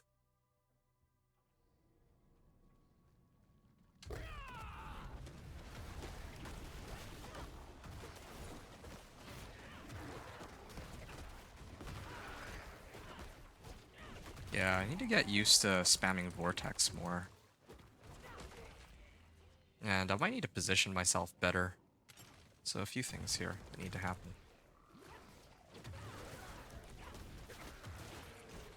21.6 million. Alright.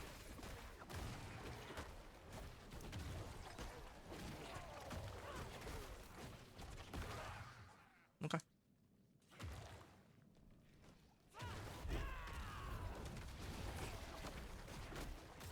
Oh, shoot. Ah. It almost killed me. I think the only reason I survived, actually, was because of Rahir. Otherwise, 93 and 70 million. Oh, yeah. Build's working the way I imagined it to work. Except even I didn't predict that I would be hitting for, like, 140 million on some of these monsters. The slow lumbering build. I do also need... Ideally, I should get some source of unstoppable. I mean, I do have something for it. Yeah, definitely gotta leave counterattack, though. Counterattack for its crit strike damage is very helpful, just having it on the skill bar and all that. There. But...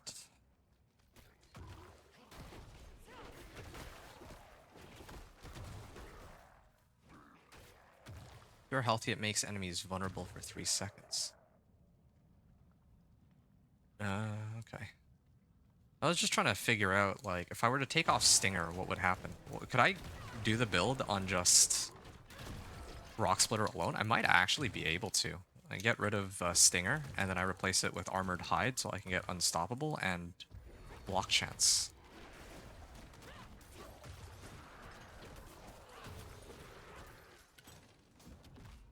I just wish I had a more consistent way to apply Vortex and group up the monsters so I could hit them all with a fart at once.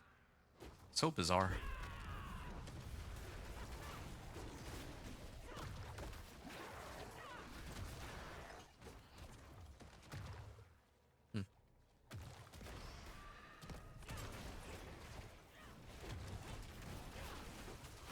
What does this give if I activate this again? Oh, dodge all direct attacks for 3 seconds? Maybe that's what I'm doing wrong. The fact that it's supposed to have, like, dodge or whatever. 6.8 million.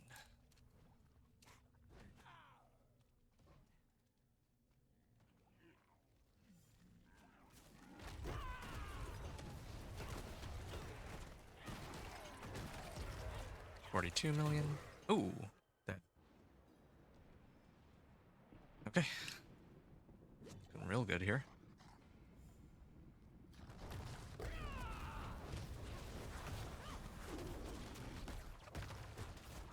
Okay, now I just have to sit here and just go and try to see if... Oh! Yo, he can hurt. He can actually kill me, though. Not the Den Mother, but Elias. I was curious to see if I could tank it. I could have dodged that one, but I was like... I mean, even if I did die, I could have just come back. That's why I actually just let that one... Yeah, there's the Elias, so I know I need to avoid that or else he could actually kill me with that. Yeah, is there something... some reason that I need... Oh, there. Yeah, I can't remember. Is there some reason that I need this? This, like, Stinger? I don't think there is. I should probably just replace it for Armored Hide. Alright. So, this thing I was, like, pumping up, but... I can see very clearly now that I should have run...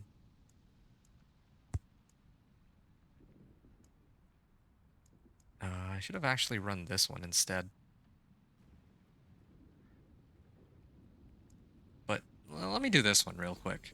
Because what I'm going to do, actually, is I'm actually going to take... Instead of running Headhunter, I'm actually going to run Spirit instead. If I max this one out... Oh, wow. Well, it was either this or the other one. I guess I could... I mean, I would need to use both sooner or later anyway, but... Well, this is fine. I should max this out first.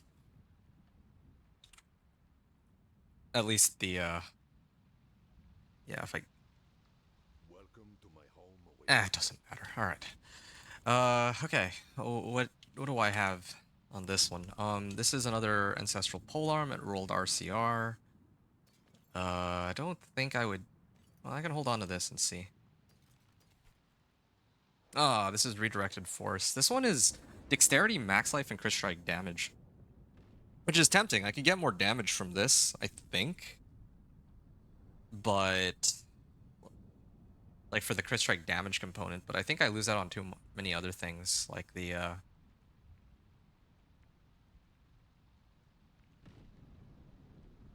Well, and the aspect is much lower. But...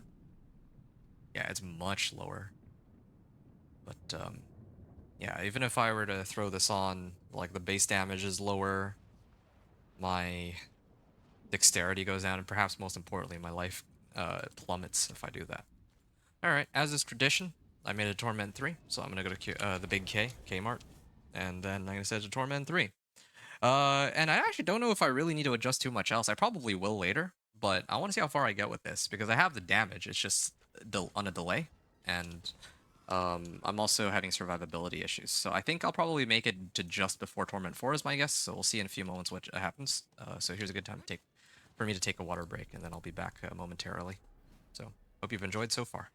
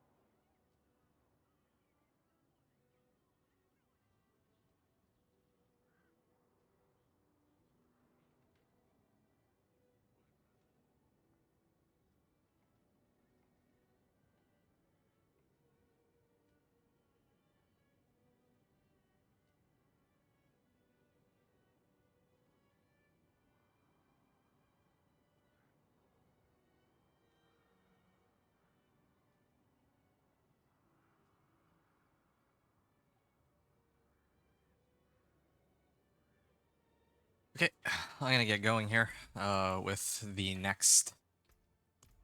Well, the next order of business, of course, is to attempt Torment 3. Well, not even Torment 3. I kind of wonder if I can completely bypass Torment 3. Let's see. Yeah. And besides that, I also had just replaced this glyph, right? This is... It's gonna be Pit 45, and the main thing I replaced was Headhunter glyph or Spirit glyph. Spirit glyph. Okay, there. I'm gonna get going.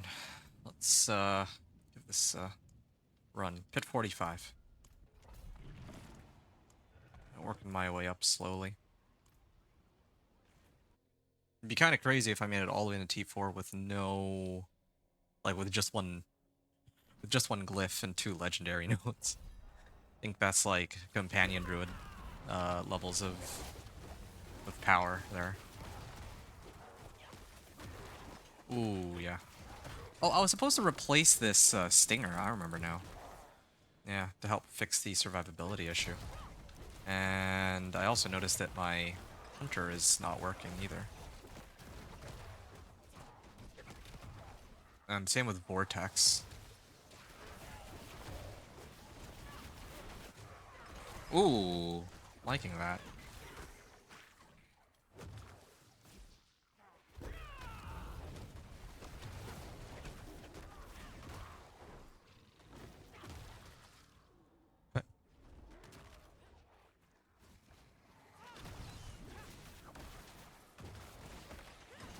Yeah. Oh, I meant to avoid that fire, but the guy ended up running right back into it.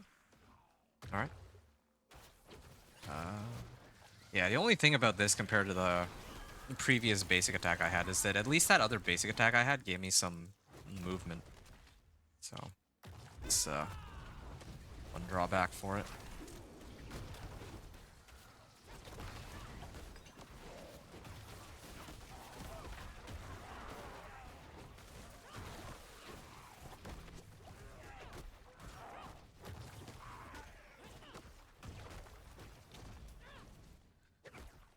There, finally. Yeah, single target is like the worst. Yeah, maybe...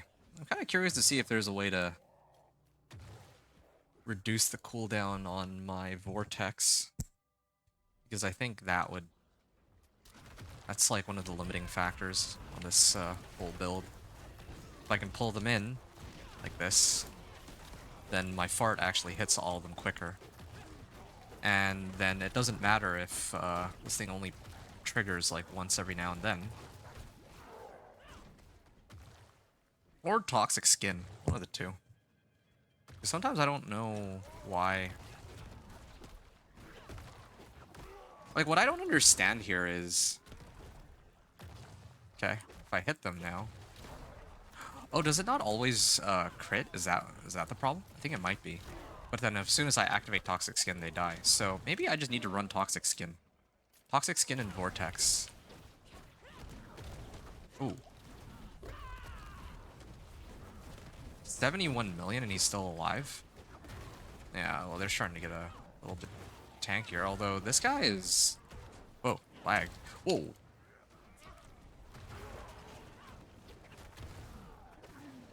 There, finally. Took a while, but I got him.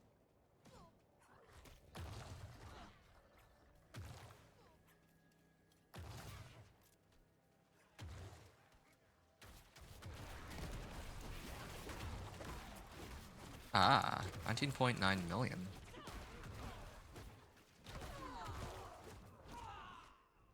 All right.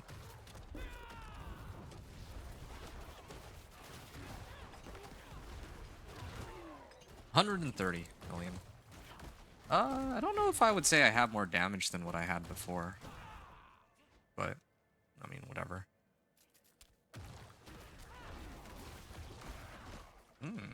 That wasn't bad. I kind of like that rotation when I activate Toxic Skin. Yeah, otherwise it sometimes does take a while. Yeah, maybe I gotta see what I can do about this cooldown on Toxic Skin being really high.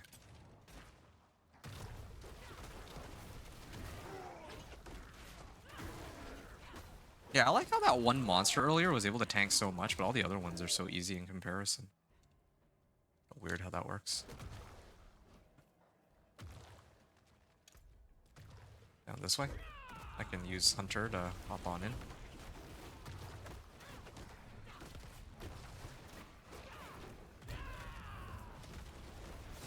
Impressive, unfortunately. Bro.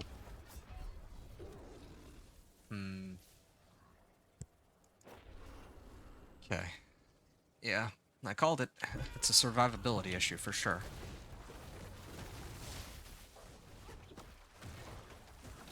Now it's just a race of as to who can kill who first. 208 million. I think that stems from me replacing the glyph from earlier.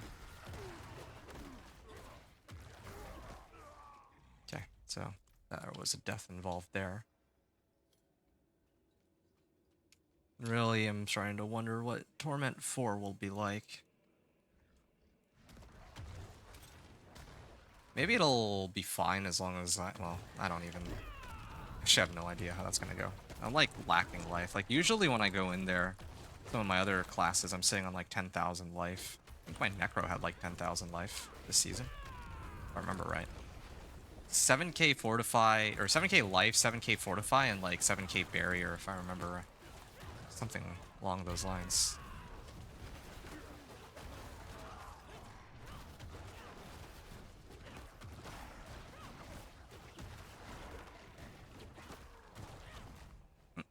That was good. Okay, 9 minutes left on the clock here. Well, 8.5 minutes, but yeah, who's counting, right? Where's my boss power? Oh, I need to... I get it now. The reason why I need this stinger is so that I can keep applying this thing on them. Maybe I should replace it, like, replace Rock Splitter. Because, yeah, I do get block chance, like 15%, but it feels so clunky to play. If I use the basic attack, I actually think I might be better off.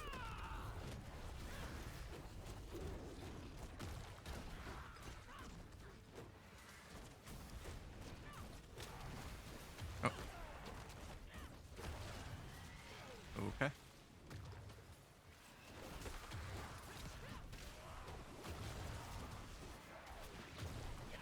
Yeah, I gotta make some adjustments to this build. I mean, like, block chance is very helpful, right? Like, I do get more damage out of it, but I'd rather a build that's, like, slightly less damage, but it's, like, easier to play. Having to juggle, mentally juggle in my head whether or not I've used this skill or not. Or that skill. 91 million. Ooh.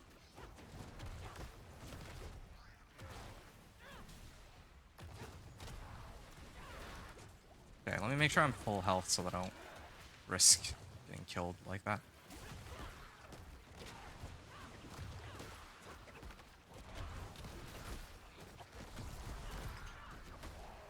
Wait, hold on. Oh, there he is. I knew it. I was waiting for Elias to show up. I knew. I want to keep attacking, and then I just get hit and killed.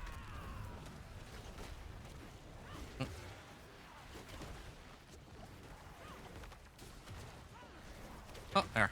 Come on. Dead. I think that was 6.5, right? Let me just double check that. 6.5 with 1 death. So...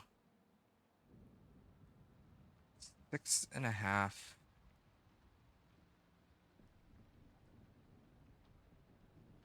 6.5 minutes, 1 death. And all I changed was Headhunter Glyph to Spirit Glyph. Alright.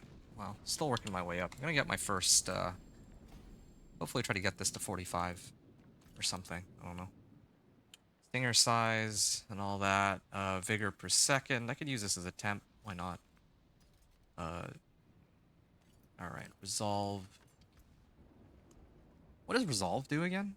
Does Resolve give something like damage reduction or...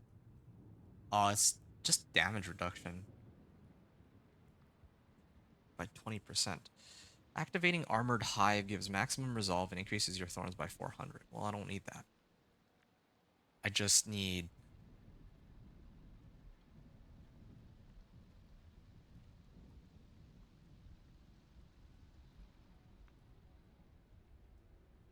Every time you hit an enemy with Scourge, I gain increased damage versus crowd-controlled enemies. That could be kind of helpful, too.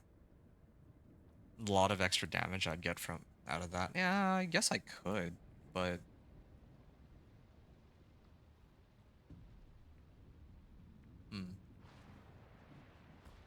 Okay. Oh, it does apply poisoning damage over time. Well, I should do this then. And it also bursts every 3 hits, so... I'm gonna be spamming it anyway, right? Third attack spreads to poisoning 5 nearby unaffected enemies.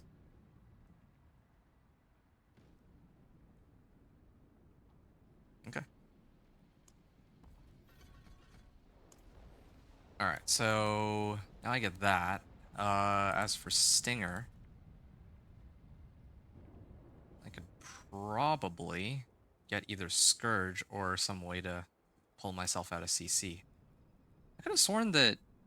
yeah, here it is. Becoming unstoppable.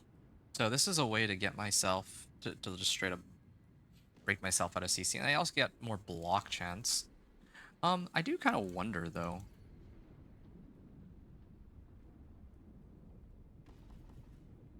If I use Armored Hide, right?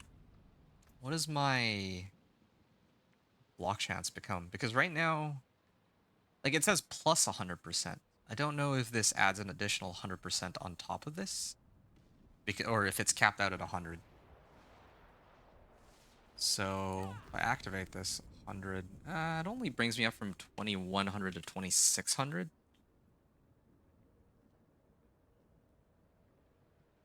So I don't really think it, like if I'm just eyeballing it, it doesn't look like. Here, hold on a second. There's another easy way to find out. There's, yeah, this one. Shoot.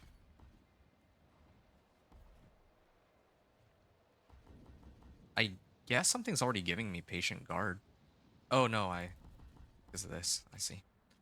Okay, hold on a second. So, 1963. So about 10%. If I lose 10% block chance, I lose like 150% crit strike damage, is what it looks like. So 1963, and I put this in.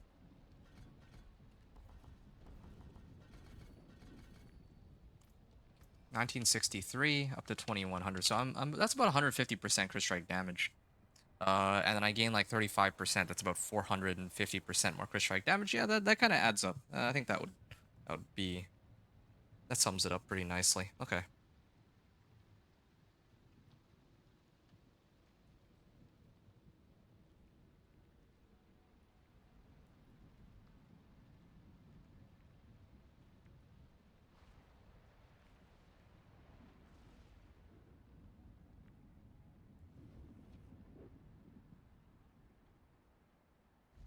Okay.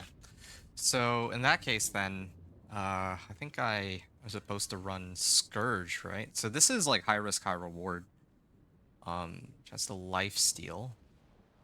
Grants chunk of maximum vigor. Okay, sure. I'll do adaptable Scourge. Maybe get myself some life steal that way, so I don't have to keep popping potions nonstop. Armored Hide. Yeah, I'll get rid of that then, and I'll put on Scourge. It's a defensive skill. All right, I'll try it. Get a lot of extra damage this way. I'm sure there's other things that could give me damage too, but I could maybe even get rid of this potentially. Maybe.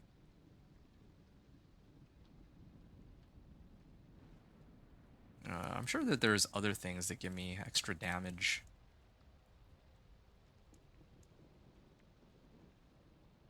Increased damage to unstoppable enemies and bosses. Increased damage to knock down enemies. I don't think I necessarily care about that. Core skills deal more damage.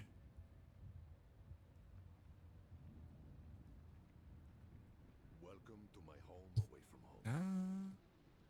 Oh, casting Vortex increases the damage of the next skill cast.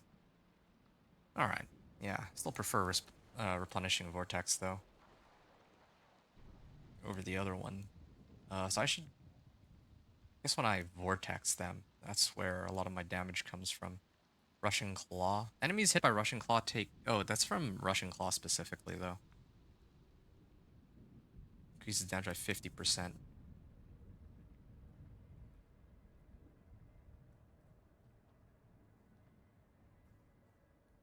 I'm just trying to see if there's any other skills that give me more damage that I should be aware of.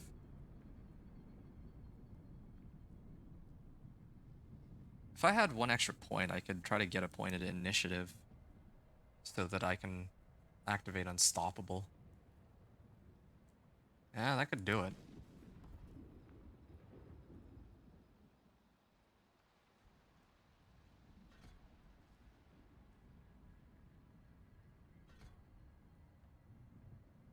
The last different potency, defensive, or focus skill can be cast for free up to one time in the next 7 seconds. Yeah, sure.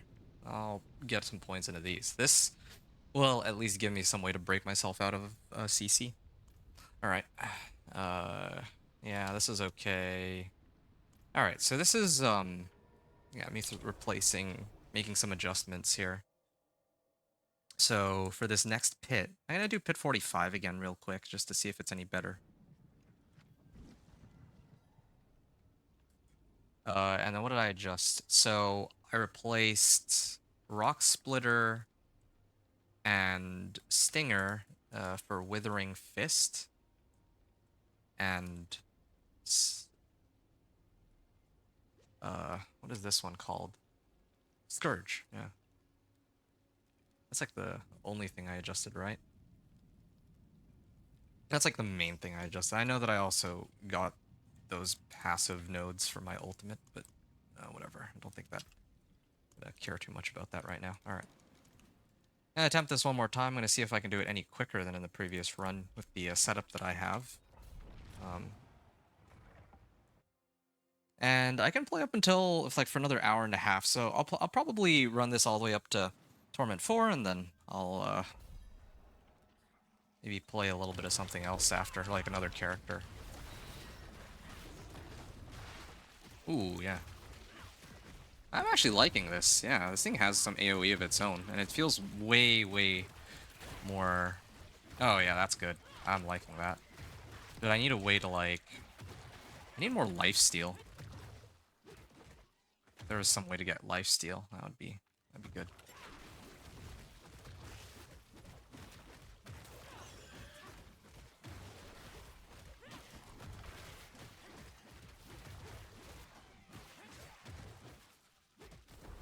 Ooh. I'll activate this, sure. Just to break myself out of CC. Quite handy. I should be spamming my ultimate more, I think, too. Ooh, there we go. Let me find a good pack. Okay, there.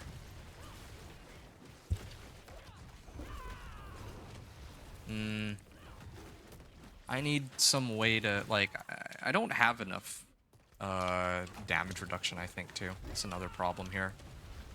260 million, yeah, it's starting to come together. And I didn't even activate Stinger there, too, so there's still potential for my damage to grow. Okay, so my Hunter is on cooldown, but at least I'm using it a little bit more appropriately. Wait, what was that? Oh, that was a centipede that just emerged from the ground. I thought that was my ultimate, but I think it's probably... Is that Hunter? Or is that Scourge? That maybe is doing that? Yeah, yeah, it's like a little... it's like a mini Devourer. It's not an actual summon, though, unlike the Devourer. I love Devour. Devour is such a cool skill, but just doesn't have the level of damage that I need it to.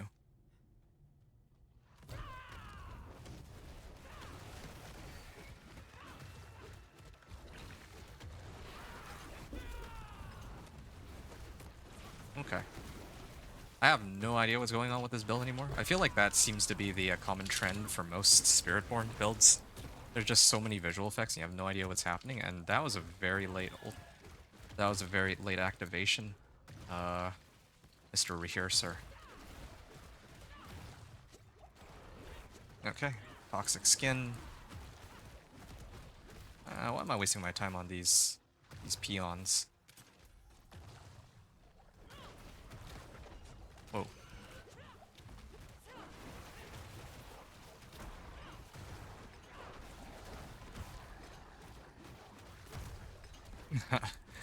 It has the damage.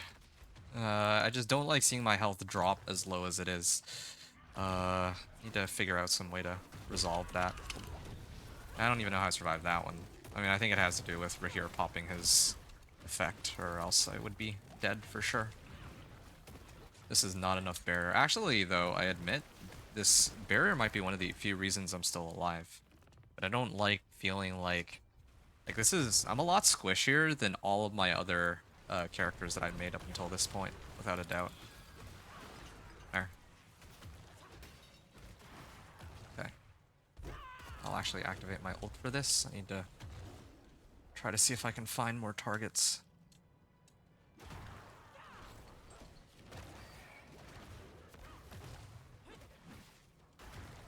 What? They're all still alive?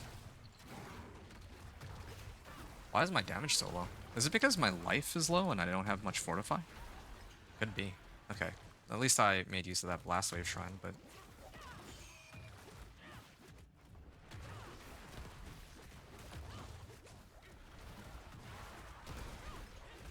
there.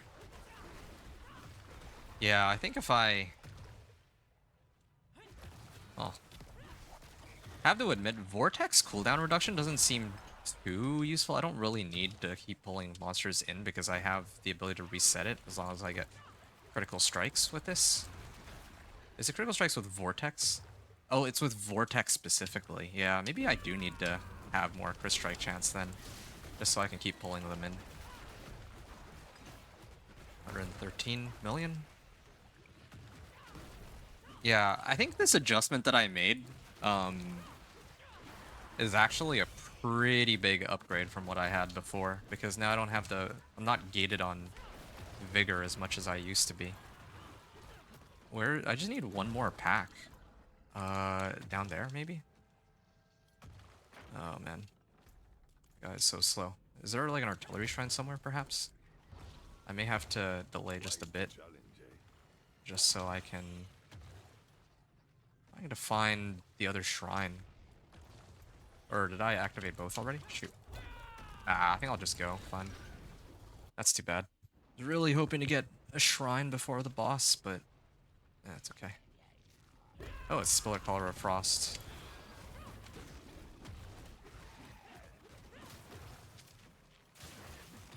Why is it doing so little damage compared to earlier, though? D26.7 million, but...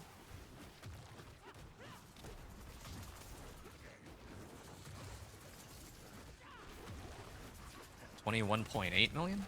Where? How come I'm only hitting for like 21 million per hit on this guy? Like, where's all the damage that I'm lacking from the other guys? Is it because, like, I do more damage if there's like a big pack of them and then I start hitting them or something? I have to take a look into that. Or maybe I gotta just keep... Oh, you know what I need to do? I need to actually get Hunter cooldown reduction on my rings for bosses specifically. I think that would help out a lot, actually. Oh, oh no.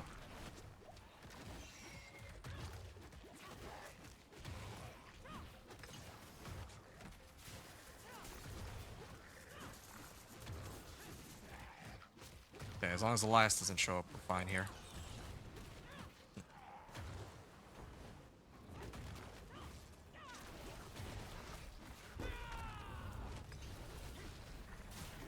Wow. 90.9 million. I don't get where these numbers are coming from. I don't get it at all. It's kind of... It's really unusual that I'm playing a build where it works, but I have no understanding of the fundamentals of that build, but here we are. Or here I am. Not that I'm complaining. If it gets the job done, it gets the job done. I'm on track to finish this faster than any of my other 1 to 60 or 1 to Torment 4s so far. By quite a margin, really. So this was 204. And yeah, Rock Splitter and Stinger into Withering Fist and Scourge. Now, I'm gonna stick these in here. My inventory. This is not a bad one. I can hold on to that. Okay, back to town. I feel like there's still more I can do, though. You know what? Okay, hold on a second. There's a few things that need to be adjusted. Yeah, I guess ultimate cooldown reduction would have been good here on my amulet, but I would not replace crit strike damage or total armor for it, since those give such a nice baseline amount of damage. But for my rings, which can only have that resource stuff anyway, or resource tempers, I should use it.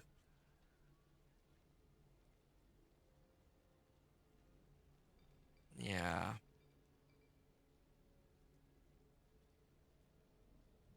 Whenever I heal, my poisoning damage is increased by 12%.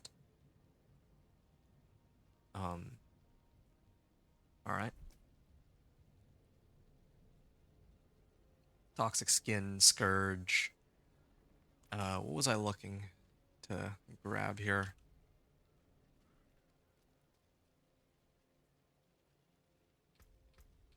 Yeah, I could totally temper everything. Yeah, so I think so far I'm actually doing better than I normally would with most of my other...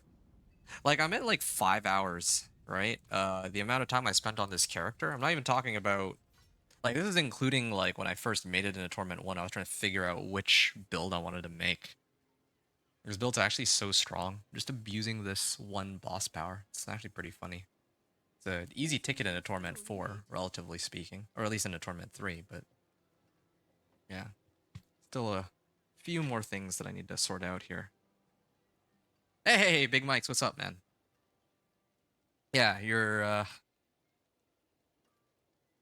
I hope you're having a great day so far, and yeah, you've caught me as I'm in the middle of trying to finish my Spiritborn run, Spiritborn level 1 to Torment 4.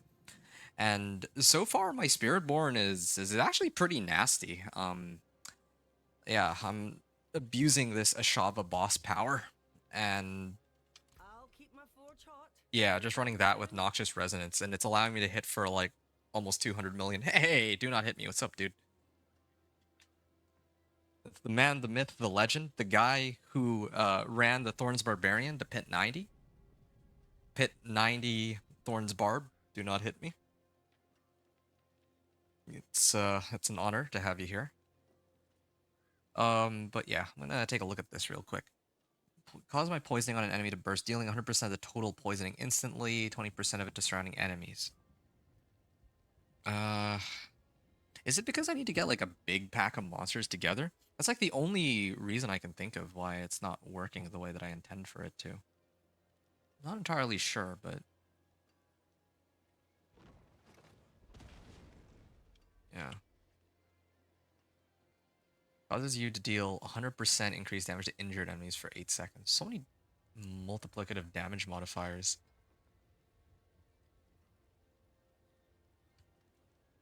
Wow. Greetings. Whatever. I'm gonna temper this. I'm gonna temper this and hopefully get the, what I'm looking for here. So this is Withering Fist resource generation. I don't need that. I need Jaguar efficiency. Hunter cooldown reduction. Okay. Please. Thrash. I don't need Thrash. Okay, that's a dead roll. Incarnate cooldown reduction? Well, that doesn't help me either. I specifically need 3 counterattack charges. Wow. That's too bad. I was hoping for a lot more cooldown reduction on Hunter. I could reroll my gear to accommodate crit strike damage and the Hunter, but I don't know if it's worth the amount of time necessary to get all that. But yeah, it's too bad, really. I could have really used some cooldown reduction on this. Yeah, I mean, there's no good replacement either. Maybe this one, killing an enemy with my main boss power. But this is like, I could throw this on as a modifier, but I specifically want this Ashava's power for, or the Hunter cooldown reduction specifically for bosses. Anyway, I'm gonna attempt Pit 50 here. I'm really trying to move up the ranks as quickly as I can because I want to, well, hit a new record here. I think I'm like 5 hours in, so I just need like another hour maybe, and then I think I make it in a Torment 4. And I remember in the previous run, I learned that, oh, 153 million. Oh, he's unstoppable. There. Oh, okay.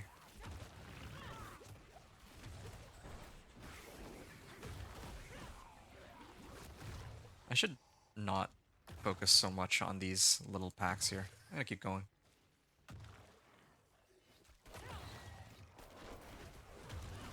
Congratulations on clearing Pit 90, by the way. Do not hit me. I don't know if you went further than Pit 90, but that is an impressive clear. I watched part of that too, that video. That was really cool. And I think, I don't know if you saw, but I recommended to a few others in the Thorns Barb video. That was kind of nice.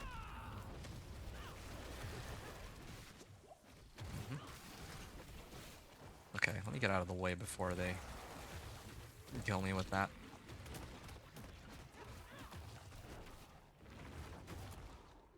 Okay. My ultimate is not back up. It's exactly what I was talking about when I mentioned earlier. That, yeah, the Hunter cooldown reduction can come in handy for moments like these, but if I don't have it, then I don't have it, right? The next pack, though, I'll have it. Yeah, so there's plenty of room for this build to improve. And in fact, maybe even like a flicker step or something could be really helpful. I don't know.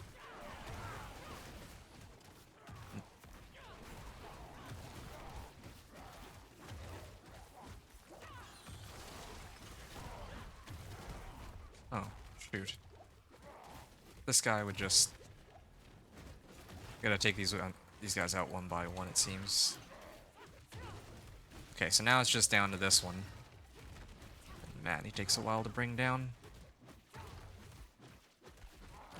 Yeah, I think it has to do, like, when I get the 200 million, it's when I have, like, a big pack of monsters, like this. And I hit them for a lot. Wish there was a way to turn off, like, the damage numbers that are below, like, 20 million or something. Like, a way to filter damage numbers, but no luck there. It's too bad that there's this cooldown on my Shavas. Like, I can understand why most people, I think, don't play this.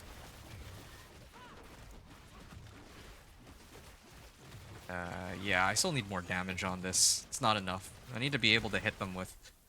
Oh, okay, let's not get hit by that. That would actually kill me, probably. Where's my second vortex coming from? Ooh.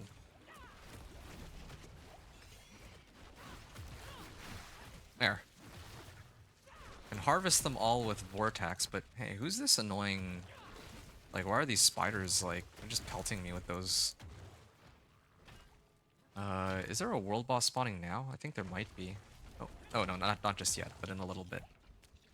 It will be.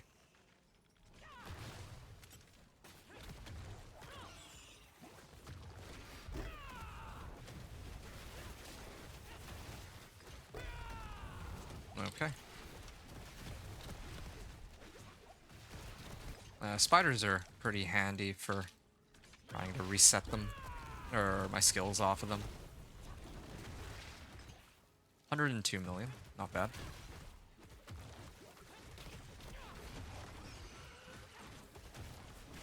Yeah, it's just gonna be the boss that's gonna be annoying to deal with. Yeah, I really do need that Hunter cooldown reduction and all that.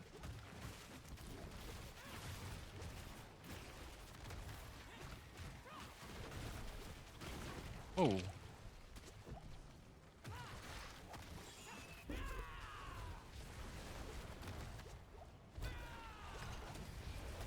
I am running out of potions, like, rapidly.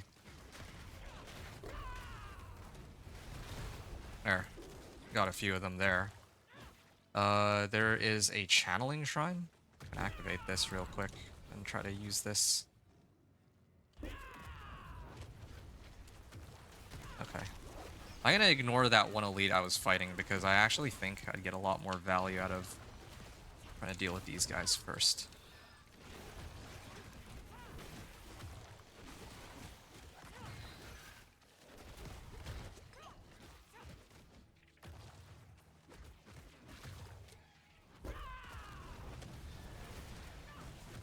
Okay.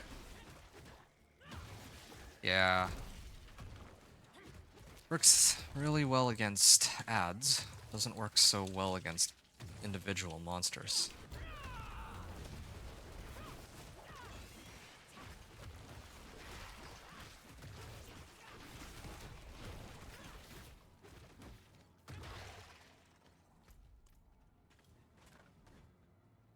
I'm gonna keep heading up.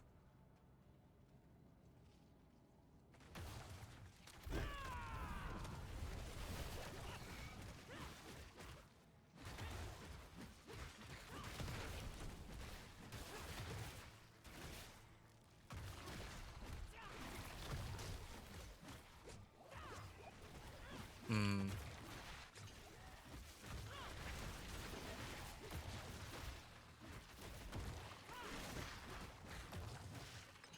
Okay. Now we have a couple more monsters here. I don't want to aggro the one monster that has DR in the corner. It'll just make everything take longer. Now you're cooking with a Thorns Spiritborn build. Oh, no way. Yo, that's exciting. Yeah, please let me know. Well, actually, I'll keep an eye out on your channel because I want to know how that goes. Since other people were asking me about Thorns. Of course it's an Elias here. Yeah, other people were asking me about a Thorns Spiritborn build, but I had no good response because I don't play Thorns Spiritborn. I was tempted to make one, but then I decided that it'd be better for me to do this instead. Okay, this is a problem. Oh, dude, no way. I'm gonna, like, lose or fail this one to Elias. That's actually so lame. I actually hate Elias so much. The fact that he can actually spawn in as one of the bosses, the remnants, because he just does so much damage compared to all the other ones. Like, I feel like they've really overtuned his damage. If it's anyone else, I can outright ignore their damage, but it's just Elias's that I simply cannot.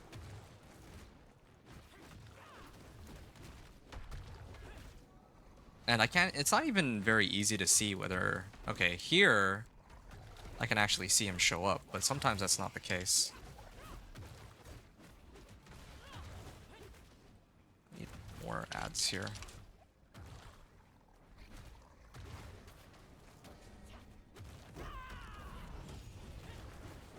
Alright. Got him down like 1/8 of his life. Hold on a second, sorry. Daniel, I'll read your message in a second, but I gotta try and see if I can clear this or not. And this is one of those fights that actively requires me to pay attention because, of course, they send an Elias out at me, and I'm not very good at dealing with these sorts of bosses.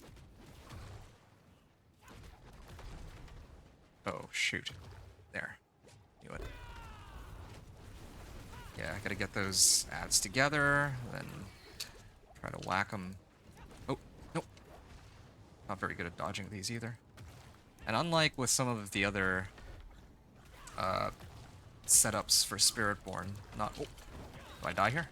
Oh, wow, I got lucky that he got staggered.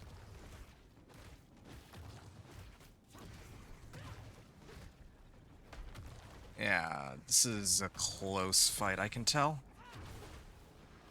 Yeah, let me... Look at that! I'm like full life, dude. Hold on, I gotta rewatch that. I was full life, and I still had barrier too, and that just 100 to zeros me. And you might think, oh, well, maybe it's because you don't have enough fire resistance, but what is that? What is that? I got hit by one of those fire bolts, and I instantly died. That's such a stupid, like, remnant boss. No, I'm ditching this run, but... it's so dumb that I'm just re-rolling for a non-Elias run on this. What was that? I actually went to rewatch that just now. Like, if you don't believe me, you can check yourself. I was full life, a little bit of barrier, and I have max fire resistance. And I get knocked down from, like, 5,000... What is this? It's nearly 6,000 life plus barrier to zero, just like that. And it's not even like I got hit by multiple of them. It was just one. Okay, well, failed. What's my DR? My DR is pretty low, but okay. What I'm complaining about isn't just about the death. It's the fact that all of the like it's only Elias that can one-shot me, right? Like all the other remnants that show up, like the little apparition ghosts that appear, can't do that. They don't even come close to taking out 1/10 of my life. But if I happen to get unlucky and roll in Elias, then the entire run is lost on that alone. That's what annoys me about Elias showing up.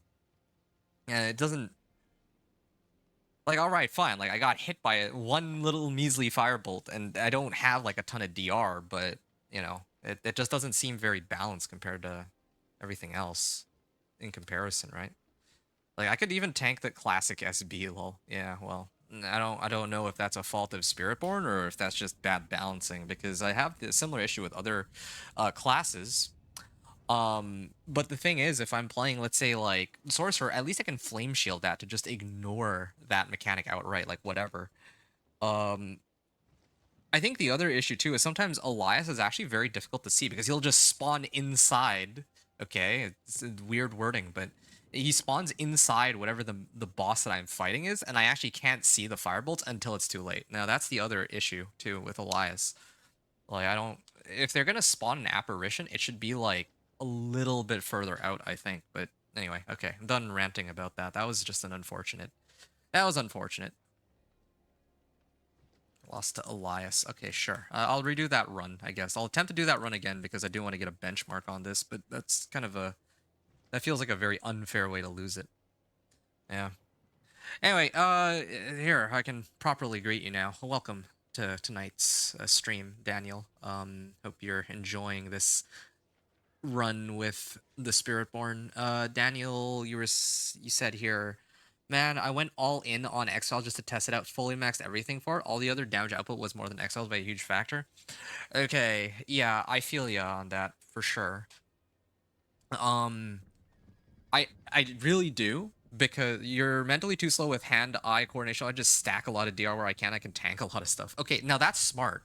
That's really smart. Like, don't get me wrong, and I mean that also. I'm actually really slow with hand-eye coordination too. I discovered that very quickly when I played hardcore with others about a week or two ago.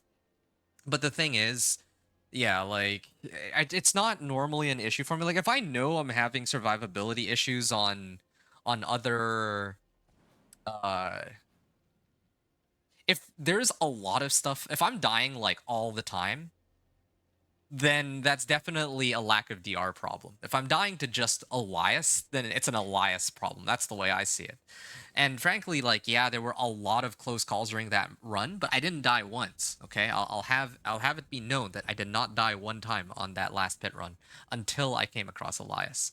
So ideally, I'm trying to avoid, like, and you're talking about DR. The thing is, like, where would I get DR? Now, I could get DR by replacing, like, Disobedience Aspect or Juggernauts, but then my armor goes down, and then I'm trading out damage, basically, for survivability.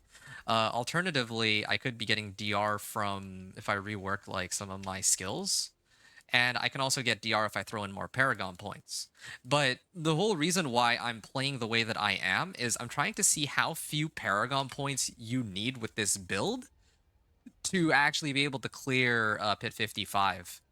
If I can make it all the way to Pit 55 with only 50 with only 80 Paragon points, that's like Paragon level 50, then yeah, I could actually mention that when I inevitably do a video saying that, hey, yeah, this was my Pit 55 clear, and this is my Torment 4 build. I didn't even need that many Paragon points. Alternatively, I can just do this if I really wanted to, right? Like, look at that. Okay, now suddenly I have more. Well, actually, resistances don't even really help me. It's DR specifically I'm looking for, but you get what I mean. Like, I'll always get more DR if that's what I need, right? So... Joseph, speaking of hardcore, my Spiritborn run ended after 27 hours. Oh no. What happened? How did you lose him? That's why I main Blood Surge Necro. I could stand AFK with 20k health and tons of DR and hold down one button. Can't push pits though. That's very surprising. I thought that Blood Surge was one of the stronger builds this season. I mean, I know there's Blood Wave. Like, Blood Wave is the go-to for Necro, but I thought that Blood Surge is also very strong too. But with regards to, you know, you said you main Blood Surge Necro. Well, I mean, I don't know if you've seen the rest of my channel, but I play all of the classes, and I'm far and away... Oh, Duriel? Oh, okay. Well, that'll... that'll do it. Okay, but more on that Spiritborn run in a second. I kind of want to take some time to just chill and... I don't know. I don't know what I feel like doing here.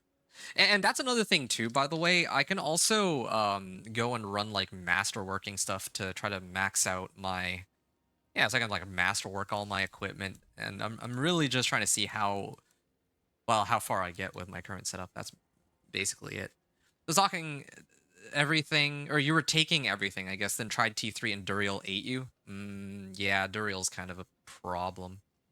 tanking everything. You were tanking everything, then tried to T3 and Duriel got you.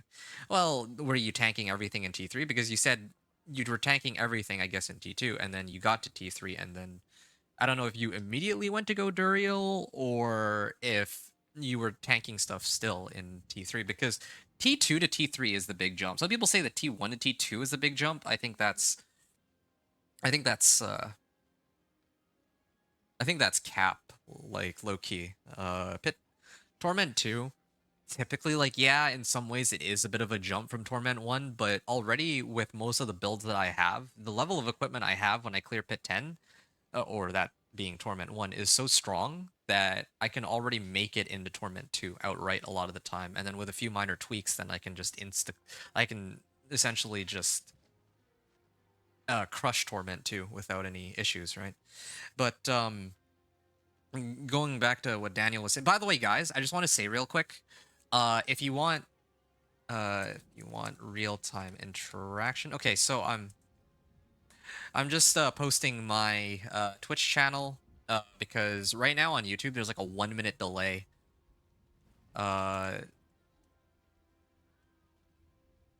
Because right now, like, sometimes you guys write a message and I respond right away, and it might take a while for you to hear the message, so, or hear my response. Try to farm a drill as my second boss. Oh, no, no, no, no. Varshant. Yeah, that's one reason I don't like to play on hardcore. I don't know my limitations, and I don't like losing 27 hours of work just for the sake of, like, discovering the hard way, like, what my limits are. Like, Blood Maiden, for example. Now, although, granted, that was only, like, 2 or 3 hours of work for each of my characters, so that one wasn't really a big deal. But, no, man, there's a reason, like, they've really structured the boss ladder, that's what they call it, now, so that... Oh, World Boss. Okay, I should do World Boss. Yeah, let me head on over there. They've really structured... Really? They've really structured the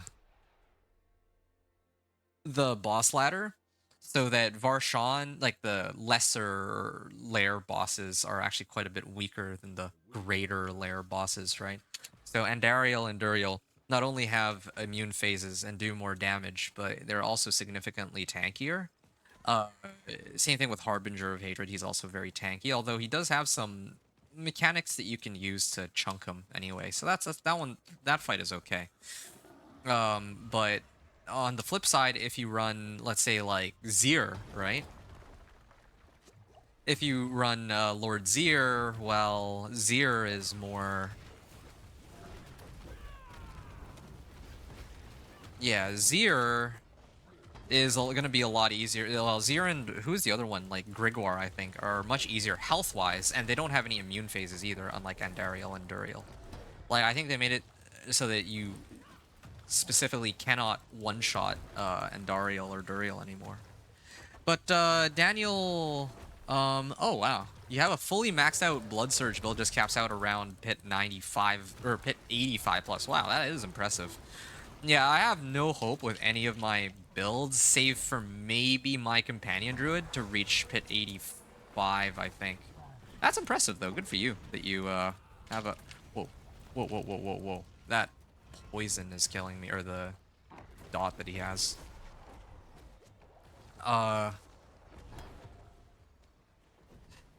Yeah, no, that's impressive. Blood Surge pit 85, and especially on a character that you yourself admit is not even... Well, it's like built in such a way where you're like stacking a good amount of like DR too, so probably have the survivability along with everything else. I think that's quite impressive. Ooh. Are these regular treasure goblins? Yeah, I'll go kill them, why not? Yeah, so, like I said, I'm not sure if you're, like, new to my channel, my content specifically, but yeah, I'm usually... Spiritborn... Okay, keep in mind two things. Firstly, Spiritborn is my least played character. Like, I am least familiar with Spiritborn. It's my least favorite. Although, I do admit, though, that it is a pretty fun class. Like, they have a lot of really cool mechanics and skills surrounding it, and you can, like, take any of its skills and really make it work as like a lot of its skills to work as a main damage dealer. But having said that, the build that I'm making here is Like, I've never actually played this build before. I'm like, this is homebrewed. This build is homebrewed, and I'm really just trying to take advantage of this one boss power. That's really it. Like, for this season, right? So, I'm very unfamiliar with the build, first of all. And secondly, like, yeah, I definitely have a lot of other builds that are way tankier. Okay, well, I came close to surviving the entire run. Yeah, I have a lot of other builds that are actually way better at survivability. So, for example, I think my... Oh, there we go. Yeah, I think it was the No, not Companion Druid. Companion Druid is actually one of the squishier builds I have, but it does a lot of damage. Sorcerer was also pretty squishy. Oh yeah, my Necro build. My Necro build and my Thorns Barb are probably my two tankiest. Yeah, I mean, just the nature of... Oh, and Rogue, too, even. I think Dance of Knives Rogue was, like, ridiculously tanky, just off of DR alone. I mean, I had, like, max resistances and armor, too, and a good amount of life, but, yeah, he also just has, like, free DR across the board, if I remember right. But, yeah, Barbarian and... Yeah, Barbarian is... Barbarian and Necro were two of my strongest. Like, with Necro, I'm trying to remember, like... Oh, I remember, because this season, you can convert Fortify into Barrier, right? With this one boss power. Where is it? Blackmailer's Sabotage. So, with the Necro, I basically just... Oh, and with the Barb, I just ran Blackmailer's Sabotage, and then I'll just permanently at, like, max health, max fortify, and max barrier. It's kind of insane, but that's it up. This is Daniel hopped on over because you be pushing Twitch. Okay, yeah. Of course, you're welcome to listen. Thanks, by the way, Rivon. Or Daniel. Man, I'd be in Diablo in 15 minutes if you still want to give me that headpiece. No. Sorry, I think there's a misunderstanding here. I said that I could try to farm for the headpiece. I guess I could do that. Yeah, I can hop off and farm for the headpiece, but I don't have it on hand right now. Like, I can even go back on my stash and show you. I don't actually have one. I would need to go and, like, farm, I would need to farm Grigwar or Urivar for it. But yeah, Ravon, you're welcome to listen on whichever one you want to, like Twitch or YouTube. Choice is completely yours. I was just mentioning Twitch because in case you wanted to ask me stuff in real time, you don't have to wait like 1 minute between responses as you would on YouTube. I don't know why they have this silly restriction, but that's what they've got. So, collection of rings, no ancestrals, gorilla finesse. Okay, gorilla efficiency. Pock rune. Ooh, that's my first Pock rune. I've been looking for that for ages. I like how... I actually like how my first rune of ritual, well, second, I guess, rune of ritual. Let's just pretend I didn't get Xanrune. Yeah, this rune of ritual I got happens to be the one that I've been looking for ages to put that crazy sorcerer build together, and I can show that some other time. But yeah. Amen. Okay. I compared YouTube to Twitch, by the way. There's a 2-second difference, just FYI on my end. Maybe less than 2-second delay. Less than 2-second difference. You mean like from when I say something to when there's 2-second difference from when like you say something versus when it shows up? Between Twitch and YouTube. Oh, okay. Well, never mind then. You can hang out wherever you want to. I just thought that it would be easier for you. But apparently not... There's not as big a difference as I had originally anticipated. Alright, hold on. I gotta start tempering these rings and hoping for some good rolls here. So, Worldly Fin... Oh, crit strike damage. That's a high roll, too. And then Jaguar efficiency. I need the Hunter cooldown reduction. Hunter cooldown reduction, nice. And, yeah, that's kind of a big... Wait, what? Oh, it's because that's the wrong ring, I wonder. So right now I have 34 seconds, and now it's down to 27 seconds. So that's a pretty big difference. I may need to adjust my equipment for it. Okay, man, I love to grind gear with you. Sure, maybe we can. Yeah, okay, we could maybe do that. But I can't clear. I think I can only clear at most Torment 3. I don't even think I can. I don't. Well, I definitely can't do Torment 4. I'm actually kind of skeptical I can even run Torment 3. It probably had to be Torment 2. Joseph, you're going to bed? Okay, just wanted to drop by to say hi and drop a like. Oh, I really appreciate that. Thank you, Joseph. I'll be hopefully back again tomorrow, I think. I think tomorrow. Hey, Joseph, before you go, which character class do you play? I'm kind of curious because tomorrow I'm playing Barb, either Barb or Sorcerer. So yeah, because my plan, right, tonight I'm finishing off Spiritborn, and then after I finish off Spiritborn, tomorrow is going to be the Whirlwind Barbarian, I think, and I'm gonna try to push pit 40 or pit 55 on that. I already know I can do it, but I want to do it on stream to show people and then talk about my build, and then I'll probably do a more formal video after that, and then on Wednesday, I think I might start grinding out a sorcerer gameplay for the next week, and then PTRs next week. So that's my plan. No, absolutely not. I appreciate you, Ravon, but I'm definitely not trying to power my guy fast. That defeats the purpose of what I'm trying to do here. The purpose of what I'm trying to do here is to show people, right? Like if you check out my past videos on YouTube, the way I operate is I show gameplay like I want to call it single player. It's not quite single player because like these things like Legion events exist, right, where I have to play with other people, but all the work that I'm doing, that I'm putting into this character, is my own. I found every single piece of gear on this guy. I'm not taking hand me downs until I make it a Torment 4. If I make it a Torment 4, then I don't really care. But the purpose of my content is to show people how to get into Torment 4. Which I think is a big help for some people. Some others are gonna say, "Oh, that's pointless. Torment 4 is where the game begins." But some people just want to make it a Torment 4, and that's what I set out to try to help people with. Right now, Necro. Oh, okay. I'm gonna try others. I'm gonna go in for the trophies and challenges. All right, nice. Well, this is perfect then.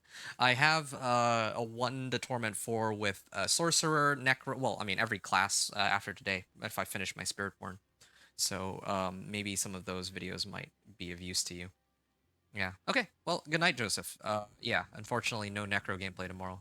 For you, probably not for the rest of the season, but yeah, maybe some of the sorcerer stuff could be kind of fun because I'm gonna go over a lot of different sorcerer builds with that tech that I talked about, Pock Rune with. I'll talk about that some other time, but basically a way to get like super frequent overpowers. So no, going back to Ravon, yeah, not trying to power my guy quickly. I'm just trying to do everything myself and get to Torment 4, and then I'm gonna upload it and show people, okay, this was the progress I made to get there. Ravon was saying, I've been building a minion Necro, but I get uber gear for every other build, spending my time doing every build but the one I really want to push. Oh, that's funny. So your minion Necro, you said that you've been building. Have you gotten to Torment 4 with that one? Because I actually did do a level 1 to Torment 4 with minion Necro. And then I actually put together a video kind of going over my build when I cleared Torment 4. So yeah, that was how it went down. What's my BattleNet name? Let me fetch that real quick for you. It's here.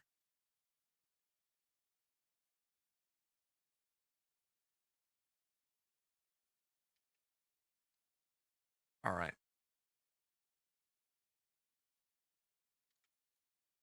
You just got to the point where you can spam Soul Rift? Ah. That's cool.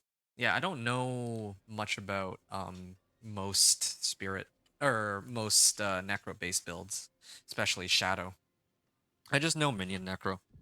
Like I know a little bit of every class, but like I know one specific build for every class. Even Spiritborn, I kind of know Quill Volley. At least a season 6 build, which is still very strong, but not nearly as busted as it was in season 6 for sure. You're locked at pit 86, sadly. I like that. I think most people would be very happy to handle pit 86, but I'm nowhere near that. You don't have the right gear rolls to push it further? Wow. That's impressive. I think that if I were to push pit 85, the best build that I'd have for that is Companion Druid, then I don't stand a chance. plain and simple. Like I don't think I'd be able to make it past pit 90 this season after all. Some people were asking me if it would be possible to make pit 80 or pit 100, I mean, and I was telling them yes at first, and then I didn't realize just how difficult they actually made it to reach that level of power. But anyway, I'm gonna get rid of damage over time here. And Crit Strike damage is the main one that I care about. So I'm gonna get dexterity, and then I'm gonna keep trying to reroll for crit strike damage. Crit strike damage, please. That's the wrong one.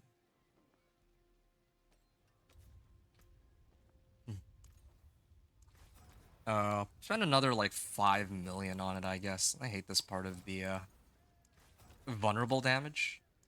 Okay, 2 more attempts, and dude, they hate me.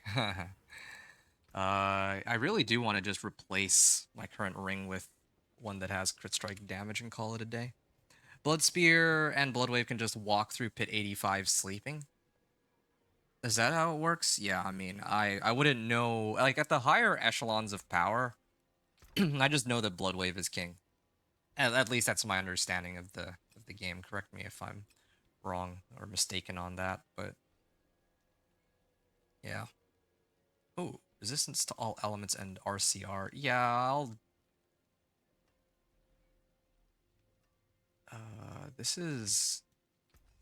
calm aspect. Yeah, barrier. Already get plenty of barrier. Overpower damage. Hunter cooldown reduction. I am not having any luck today with my... Oh, okay. Hold on a second. I'll take it back. Maybe. I am not having any luck today with my rolls. Yeah, it's too bad. This one is... Shoot. What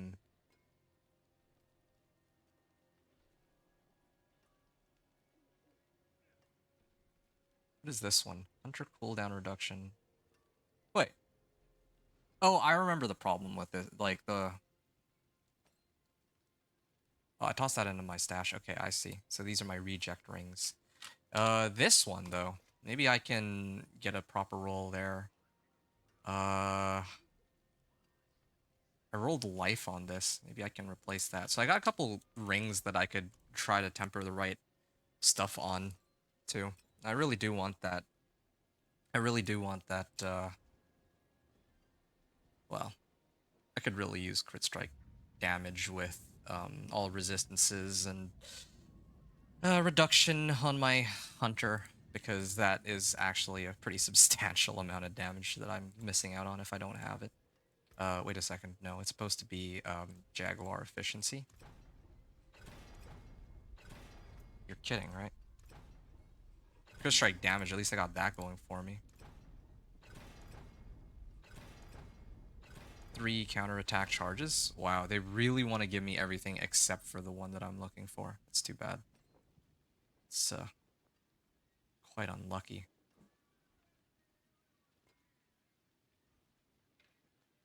Oh, right, I know. I'm supposed to roll this one. Hey, there it is. Here's a pretty decent ring. Now I have to try and replace max life for something else. Yeah, so what gear rolls are you looking for then, Ravon?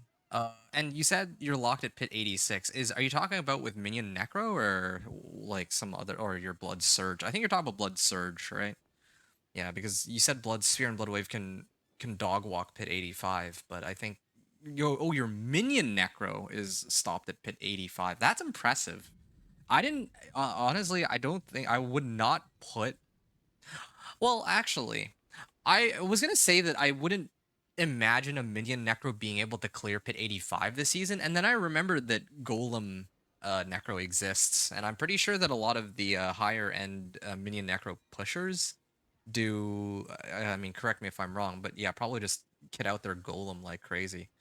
Last season it might have been Army of the Dead, but minion necro has cleared 100. Wow, okay. That's actually very impressive. I don't even know how, like, I want to say I don't know how, but maybe I'd imagine it has to do with Ring of Mendelin. Because Ring of Mendelin is just so strong. Like, or maybe there's some secret minion necro tech I'm not aware of. Like, these days it's hard to really figure out what qualifies as a minion necro anymore. I'll roll 5 times. 2, because I'm running low on gold. 3, 4.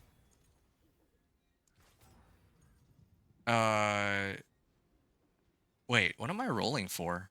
I'm rolling for resistances, right? I'm actually rolling for resistances. I mean, life is fine too, I guess, but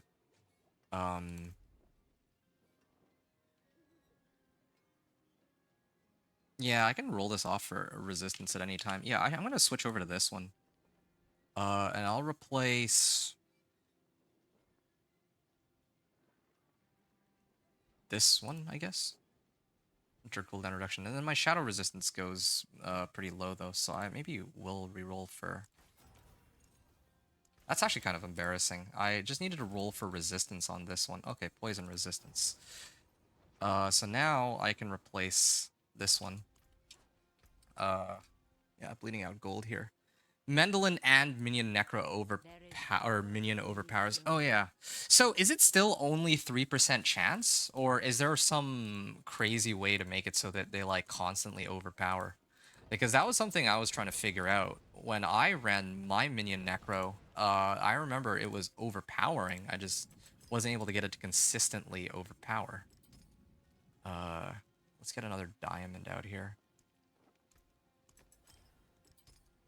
Okay, there. That's pretty close, and strength increase and all that. So, Hunter cooldown reduction. That was for one of my rings, and now I have to try to roll one of the other rings. But I don't like the other rings. That's the issue here. Oh, right. And then I'm supposed to use the aspect with conceited. Or use my ring with conceited aspect, I mean. Okay, there. Reduce my ult cooldown by like a little bit. That should help against the bosses specifically. So it's a good starting point, and then I'll work my way up from here. And then have to then figure out if... Oh, I remember what I was complaining about now earlier. I was complaining that I couldn't clear the run because I got killed by Elias. I remember now. That was like, what, 20 minutes ago? I got so sidetracked. Well, not just sidetracked, but I was also doing the world boss while chatting, so I guess it sort of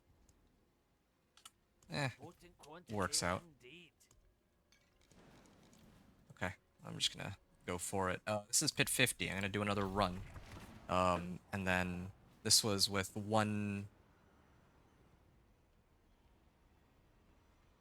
This was ring... Hunter CD reduction. Okay. Let's see. Runes lucky hit on none hell. Oh, does that how it works? You can...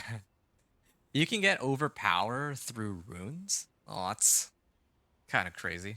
I didn't even think about that possibility, but alright. Lucky hit on non-healthy? Oh, I see. Ahu rune, right? So they are maxing lucky hit chance. Right. Minion damage can now trigger a lucky hit. Oh, so the damage on next attack rune to crit and overpower is constant almost? Oh, wow. Okay, hold on. That's...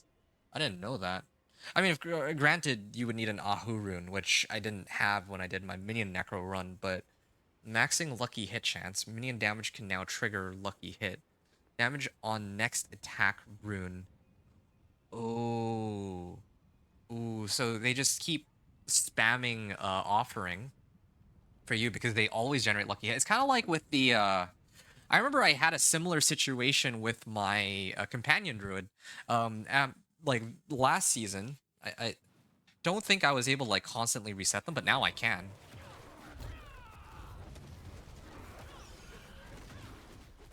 Yeah. Yeah, this season is very different for sure.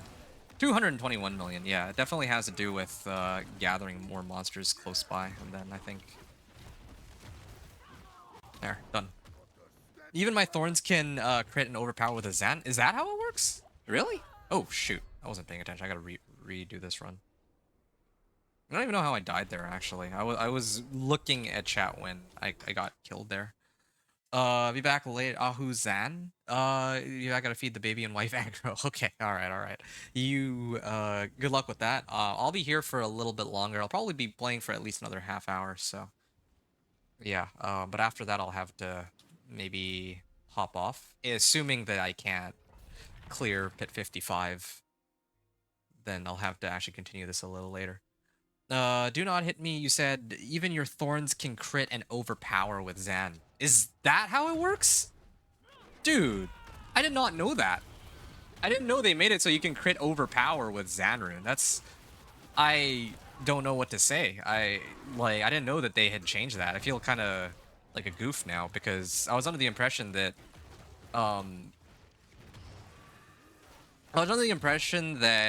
thorns and minions would not be able to crit, or would not be able to overpower still. Like, I know that, like, that minions can crit.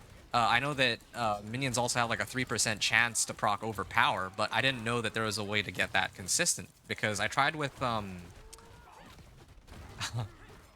there was an aspect, I can't remember. Blood boiling. Blood boiling is like, oh, your next skill is guaranteed to overpower, right? And then so I used that with my wolves, and I couldn't get it to crit overpower. And I remember I was talking to, man, I feel like this game has like whoa. I feel like it's so inconsistent sometimes, like really. Like I feel like, I don't know, if I'm using blood boiling with wolves and I cast my wolves, that should be an overpower if it's active, right? But for some reason it's not, and now you're telling me that apparently Zanrune would be. That makes no sense to me. All right, sure. I mean, that's great, of course, but yeah, I just feel like I mean, I wish I'd known about that sooner. But of course, they like changed a lot of things season after season. Yeah. Next, you're gonna be telling me that that Thorns also applies like Lucky Hit now or something. I would be kind of nuts, but I don't even know how that Lucky Hit would work.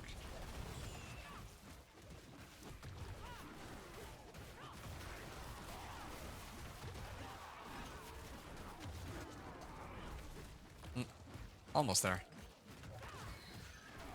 Wow.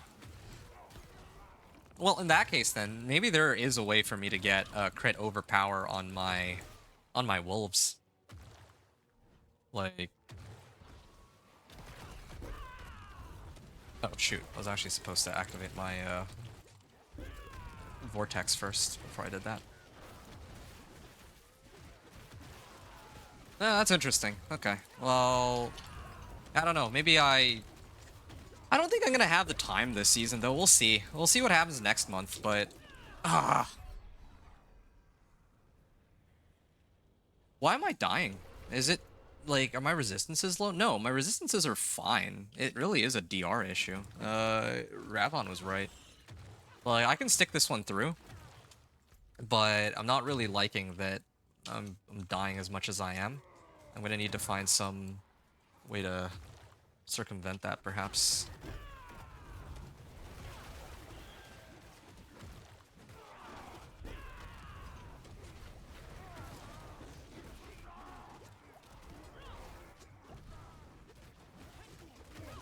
All right.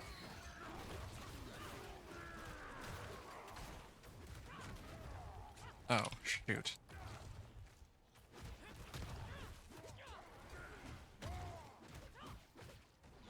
These guys don't die.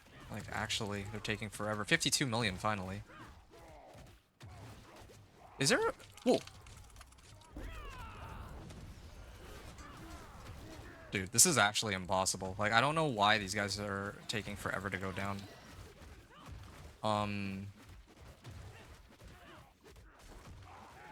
There. Okay, is it because the, like, my fart is hitting the wrong target or something?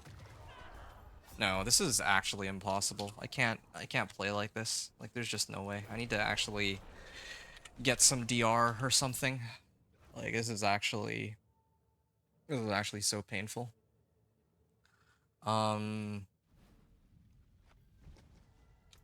That might mean that I'll have to take off, I want to say unyielding hits. It's like so much damage that I'll miss out on though, but I think I have a choice. Let me see if I can find some other damage reduction.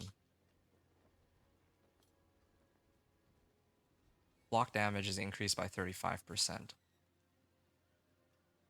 While I have barrier. This one could be kind of handy because I'm only spamming basic attacks anyway, so 20% DR could be kind of helpful here.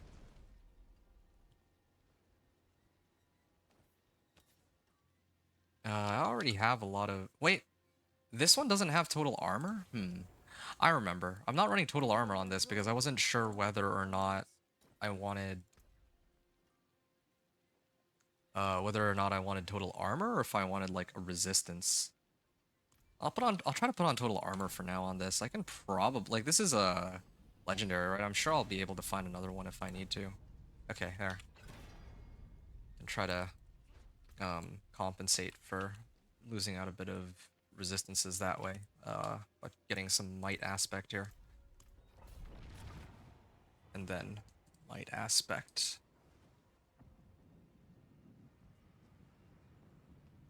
Okay. And if this still doesn't work, then I may have to throw on some more Paragon boards or whatever. Yeah, so, I mean, I don't know if anyone here really cares too much, but I'm thinking this season that my goal for this season is going to be I want to finish getting my Whirlwind Barb to through Pit 55, and then beyond that, it's going to be Sorcerer Central for like the next while, and then after that, probably towards like after. Oh, okay.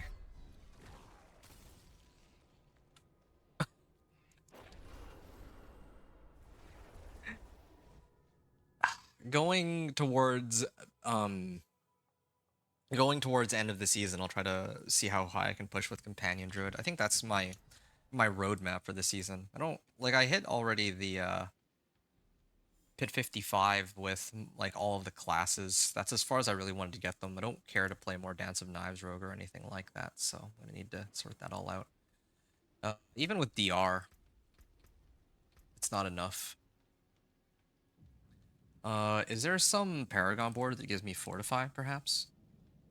To increase damage for 3% of my max life, I have as a barrier, so that goes up to like 33%.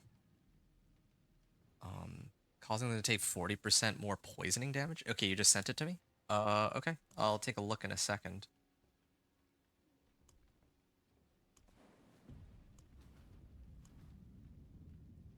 Let me take a look. I didn't really get any... Are you sure you added the right person? View sent, friend requests. I don't see yours. Can I try to add you, perhaps?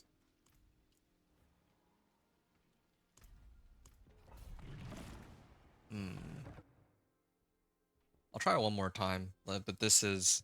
Like, I have to actively really pay attention on these runs. I think that's part of it, too. I'm like trying to AFK this, but it's not AFKable, unfortunately.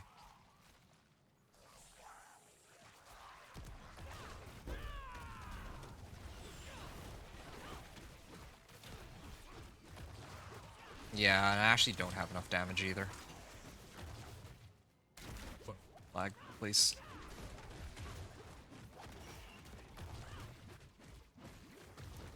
I do like 0 damage without my boss power taking effect.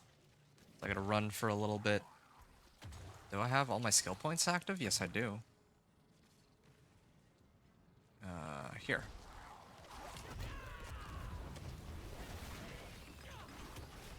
Oh, no.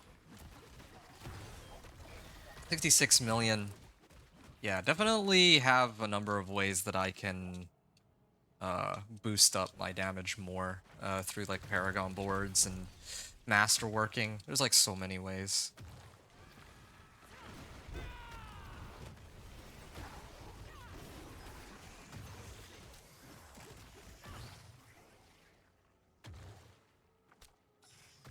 Alright.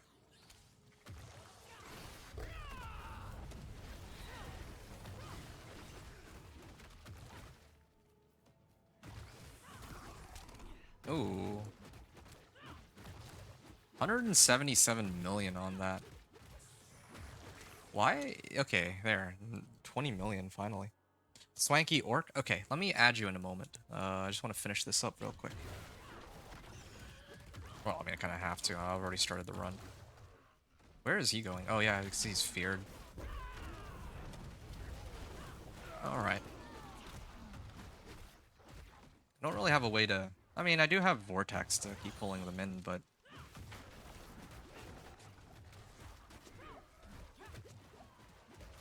Pay attention to my life, too. Make sure I don't die. To, like, poison or anything. Okay. Protection Shrine. Okay, that helps a little bit.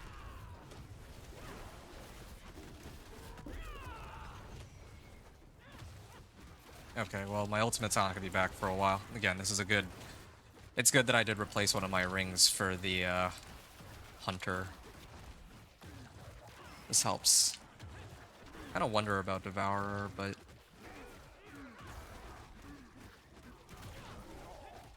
Okay.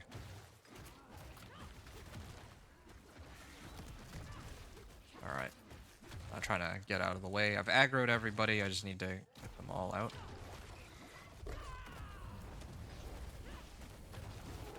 Ooh, 106 million. Yeah, the damage numbers are there if there's like big adds, but yeah, like I'm still missing like so much damage. This is the build with no tempers or no masterworking and no paragon boards either. So, and I think I haven't even maxed out my boss powers, but I really don't think that with Endariel's like I'd be getting that much more damage from the dot power or from it as a modifier. It's just more damage. But it's like an extra 5% more multiplicative damage, slightly around there.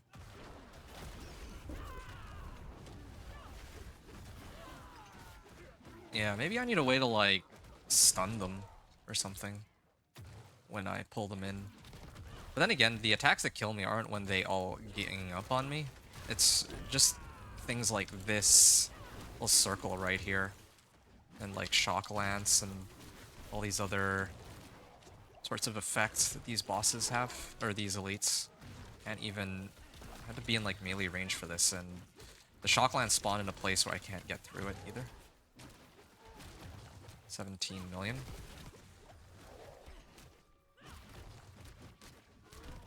Why does it take so long for my Noxious Resonance to go off? Because the fart already occurred like some time ago, so...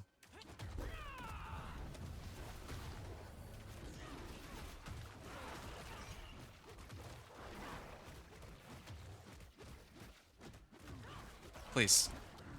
Finally.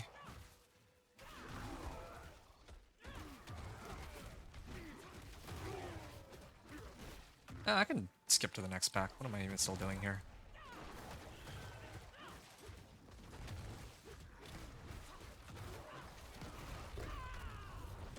There. Wow. Ah, that was good. Alright. And then... I have 10 minutes left on this. Okay, it's another Scourge of the Land. Does he also spawn an Elias? But somehow... Oh. That fire. I think that could only mean I rolled an Elias, didn't I? Yeah, it's an Elias. Wow. Oh, this is fun. And I'm also lagging. Wow.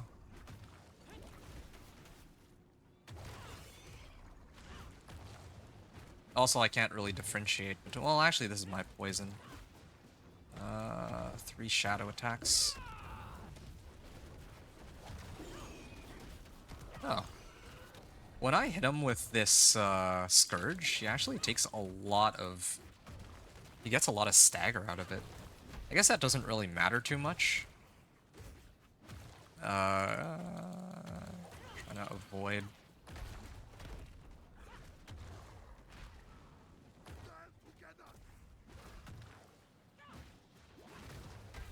Alright.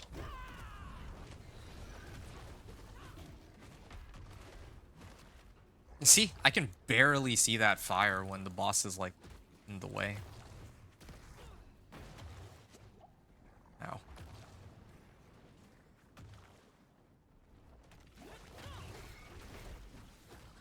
Oh, I feared them with that. I don't like that. I don't like having to accidentally fear them. Okay. Now with multiple of these, I can keep hitting as hard as I can here. Oh, all right.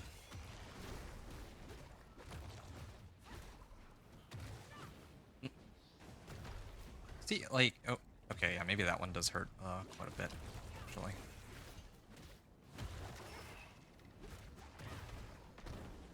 Where's Aldkin? Aldkin's supposed to apply this field of language whenever I use my ultimate, right?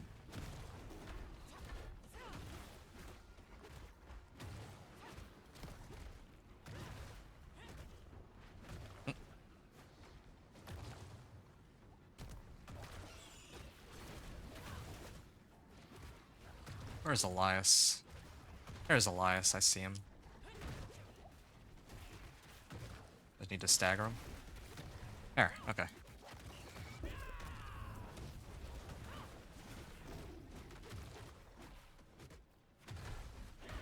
Why can't it be like Spirit Collar of Frost? Someone much easier to deal with. Ah, that hurt. I wonder if I only lived because Rahir protected me.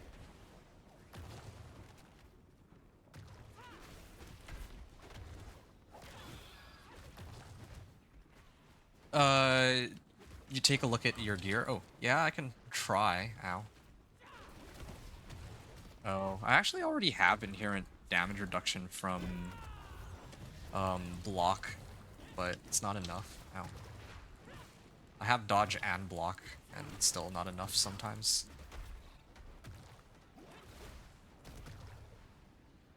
Okay. Yeah, definitely gonna need some more damage modifiers on this. Oh, nice. Now he launches his... Elias launches his big guns. I do a good amount of damage here. At least he doesn't keep throwing that fire attack on me. That one is so broken. But Elias's other attacks don't seem to do as much. They still hurt. Like this thing. Like this shadow... Ooh. That shadow stuff, or those little tiny shadow bolts, are bearable, but his fire attack is horrible to avoid. Oh, shoot.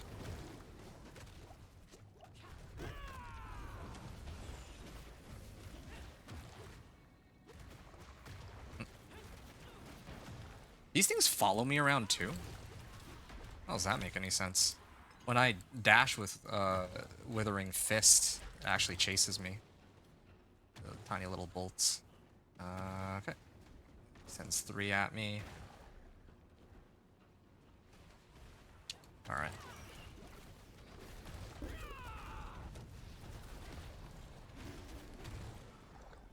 $63 million.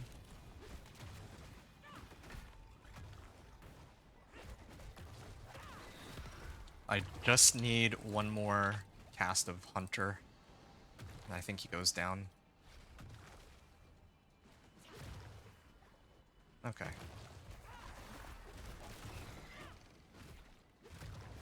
Okay, yeah. Almost died there. Ah, alright. Oh man, that was painful. That was quite the struggle, but okay. I think I've earned a nice, well-deserved trip to the bathroom, and then after that I can help grind for your Hail of Verglass. Yeah, I'll help you grind that Hail of Verglass in a second. Let me just take some notes here. So this was I'm gonna say it was a 415 clear. Yeah, why not? 415 clear. This was like high difficulty though. Yeah, this definitely isn't the hardest fight I've done, but this was definitely tougher than most times I do this kind of this kind of fight. Okay, yeah, I definitely think I need some more damage modifiers. I could try to push pit 55, but I'm lacking two things. One is survivability now, and then the other is I'm actually missing out on damage. So I'll probably do like one or two. Oh yeah, and I gotta also max this out too, of course. Spirit glyph and all that. Need to get another glyph or two.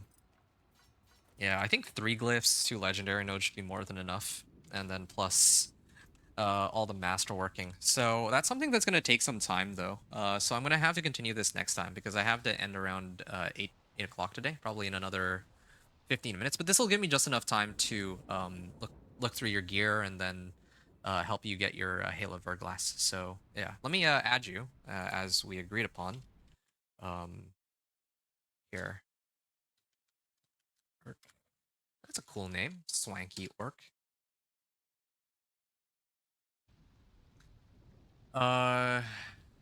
You love my builds? Oh, I appreciate that, dude. Thank you. I put a fair bit of effort into these. Like, they're not, like, super min-maxed, but they get the job done. That's the main thing I care about. Being able to comfortably reach Torment 4 and not taking an exorbitantly long amount of time. Yeah.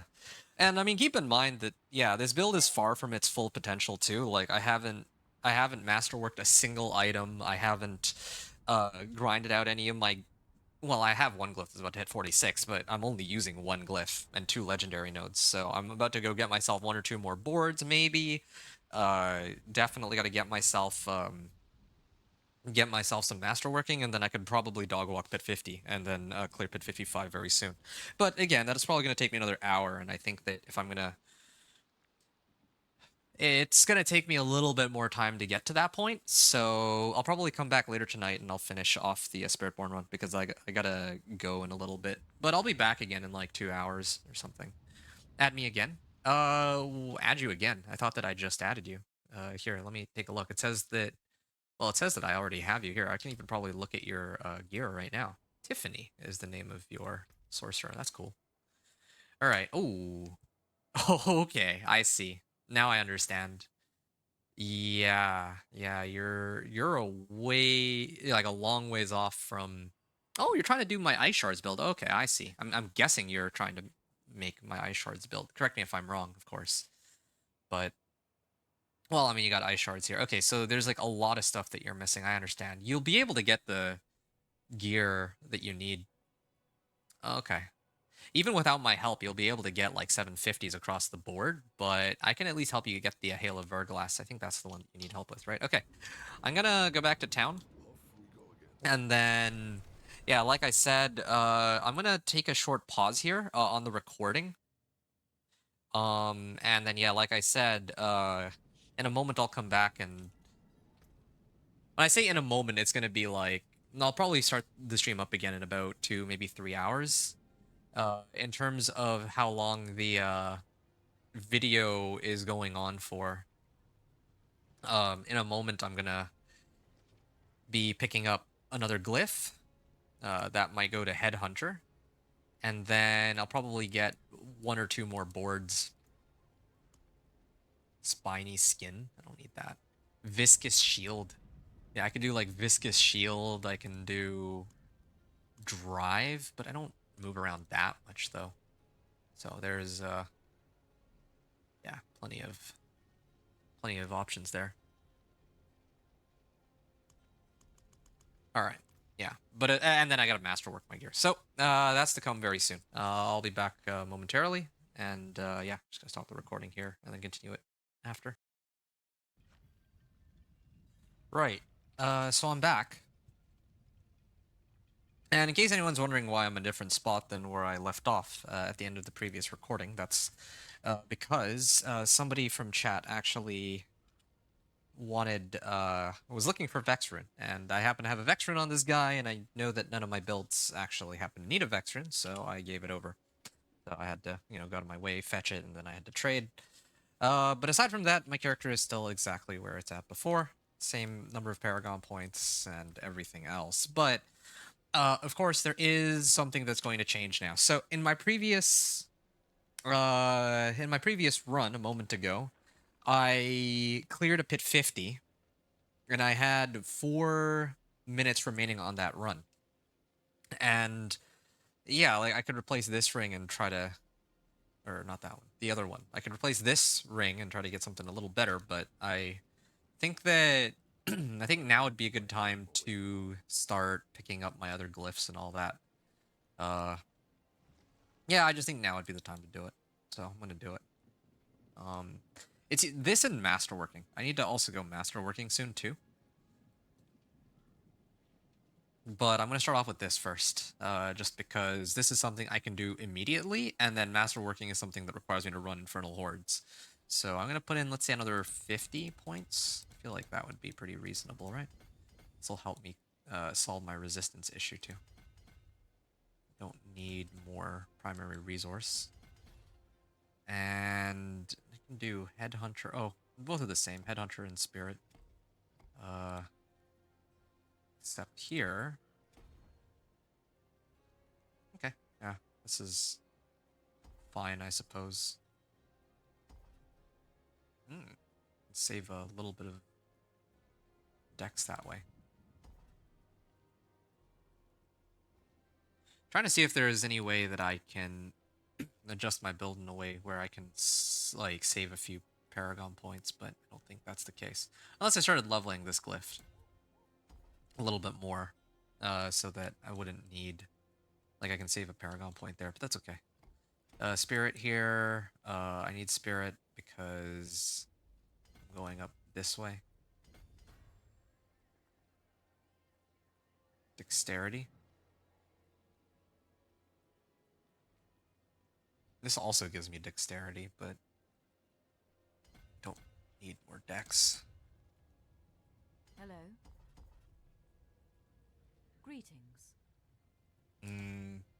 Oh yeah, right. I do want to kit out on dexterity here anyway, because I need it for crit strike damage. So this is going to amp up my damage, the fact that I have 2 glyphs now. I get extra damage to elites, and I also get extra damage from having more crit strike damage.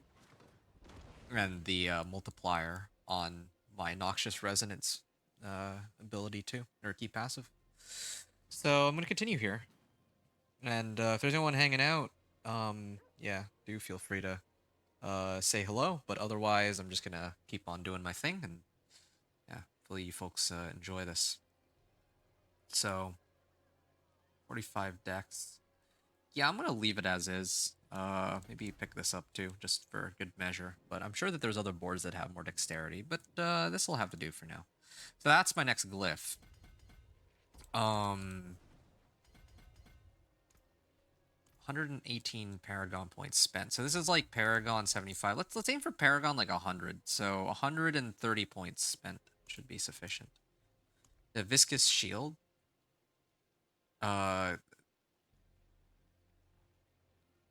Causing them to take 40% more poisoning damage. That could help quite a bit, actually. I wonder if that double dips with Ashavas. Because Ashavas gets 40% more damage from this. But I don't know if Ashava, like the boss power, I mean, will, like the Noxious Resonance will also do 40% more damage on top of it. I think it might. So let me pick this up real quick.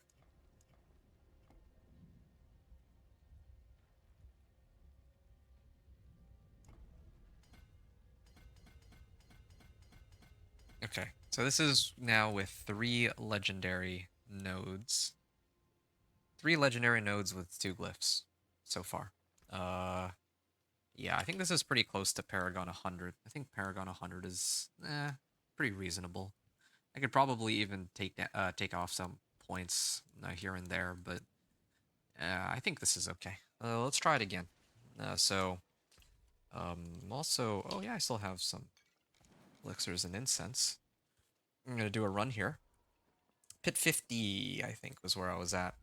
The other issue too is, again, like I had survivability issues last time, so that's something that I think will only be solved if I, well, okay, I mean, masterworking will help, but the Paragon points I've picked up so far, whoa, lag, 6.6 million.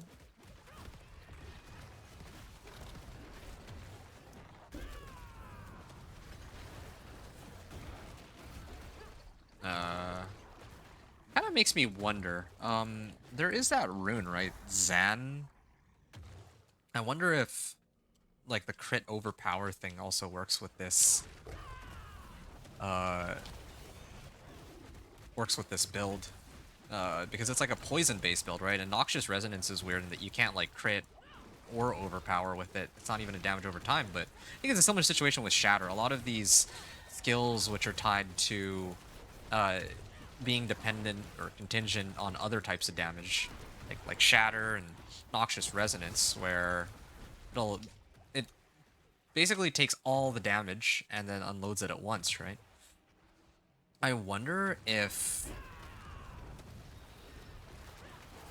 that can crit overpower with that Zan rune.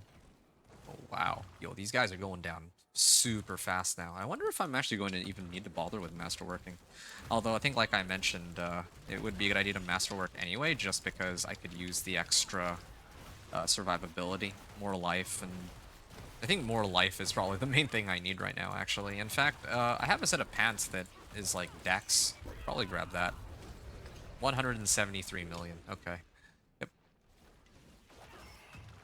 This level of power. Wow, that vortex radius is massive. 135 million. Yo, this is... Oh, oops. Yep. That was with just 2 boards. 3... Well... 2 glyphs and 3 legendary nodes. Yeah, I was hoping to do this with, like, fewer Paragon points. I mean, maybe I could, if I, like, buff up my gear a little bit, but... Yeah, I mean, just the fact that you can do this at Paragon 100 is kind of nuts. Like, this is actually even better pace than with my Companion Druid, I think. Yeah, the Companion Druid, I actually needed some extra boards. Yeah, but I guess to be fair, though, the Companion Druid could not abuse the powers the same way this build can. Like, this is a build that only works because of Ashava. And if not for that, then this build simply would not function, I don't think. Well, it would function, but, I mean, the amount of poisoning damage I'm doing is obviously a far cry from what I can pull off since I'm so dependent on Ashava's power here. Look at that. Was that 235 million? I think I just saw 235 million. Like, if I used... For example, like, because if not for Ashava's power, then next season, if I were to remake this build, I might actually use the Devourer and then try to combo it with Noxious Resonance. I think that could be kind of cool. Because it looked like it was doing a lot of damage when I was using it before I started buffing up Ashava. Yeah, okay, cool. Yeah, recording's going. Just had to double check. Okay, well, my Hunter didn't quite work, but... Yeah, I'm actually liking this, though. Setup. But it is taking a while for this guy to go down. I wonder... 44.8 million. This guy's just inherently tanky. I notice that every now and then I'll come across a monster like this, and I have no idea where or why or how. They're just so tanky compared to everything else. Alright, let's see if we can find another pack here. Huh. It's kind of weird that didn't reset itself, but alright. 152 million.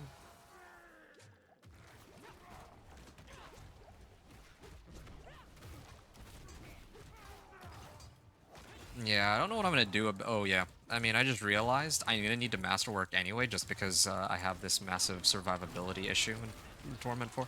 Hey, Big Joe. You're asking if Spiritborn is good or not? Yeah, I think they're actually pretty good. So, it's kind of like... I mean, short answer is yeah, they're pretty solid. But if you're asking about, like... It depends what your goal is. If your goal is to push higher tier pits, they're not as strong as... They're not going to be as strong as any of the other classes. Like, if I were to go to helltides.gg, the highest pit push is Lightning Spear Sorcerer at, like, pit 121 right now.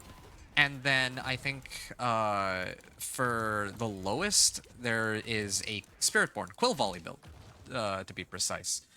Yeah, but I think the thing that's really cool about Spiritborn is that right now I'm using, like, there's an Ashava boss power, and I'm using that, or I'm taking advantage of the Ashava boss power on this build to output like over 100 million damage, despite not even being like, despite not having anywhere close to optimal gear and not even having that many Paragon boards. So yeah, it's good. Oh, but of course, even this build has its kind of drawbacks, though. So it's kind of a more complicated answer than I... It is a little complicated. That's what I can say. It's complicated because I don't know what your definition of good is. If you're, like, going to be pit pushing beyond 100 and you want to get, like, the top, like, pit clear, then it's not going to be Spiritborn. Yeah, unless there's like some bugged interaction. Then maybe. Oh, it's an Elias? How, like, what's my luck to get Elias 3 times in a row? Except last time, it was only the Shadow Bolts. This time it's actually the fire attacks, which are way more dangerous, it seems. Yeah, there it comes again. Ow.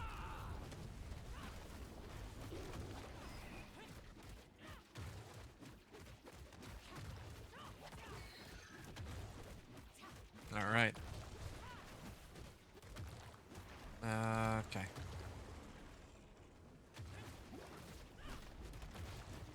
Yeah, I'm definitely doing more damage than before. Like, I'm gonna definitely need to try to masterwork some of my equipment for sure.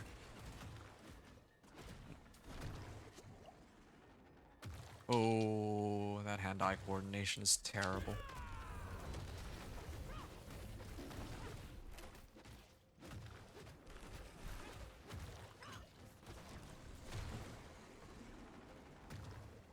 I think if I get hit by any one of those, I die, right?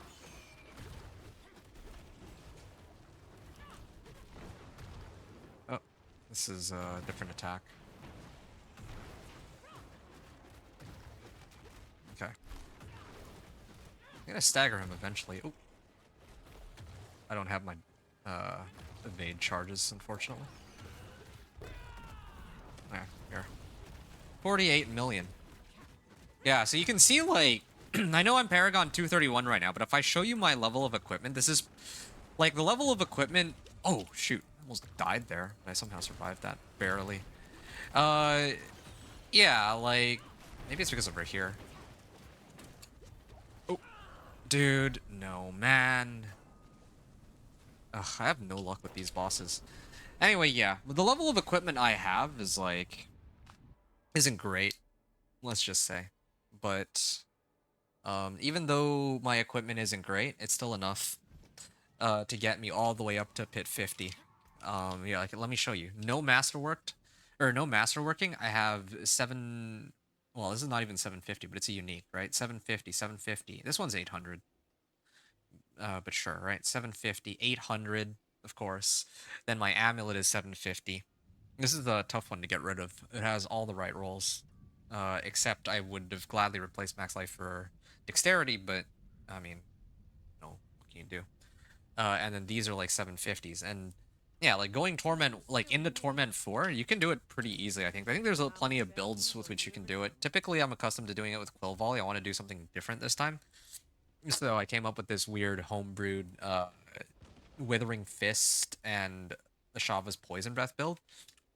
And it's serving me really well. Like, I can hit for like 200 million against like big packs. It's just against bosses that I have a very hard time. That I have a very hard time with.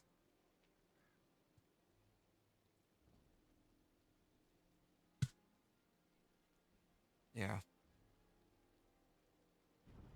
I also kind of wonder if, like, what if I replace Hatred's Embrace's Haste?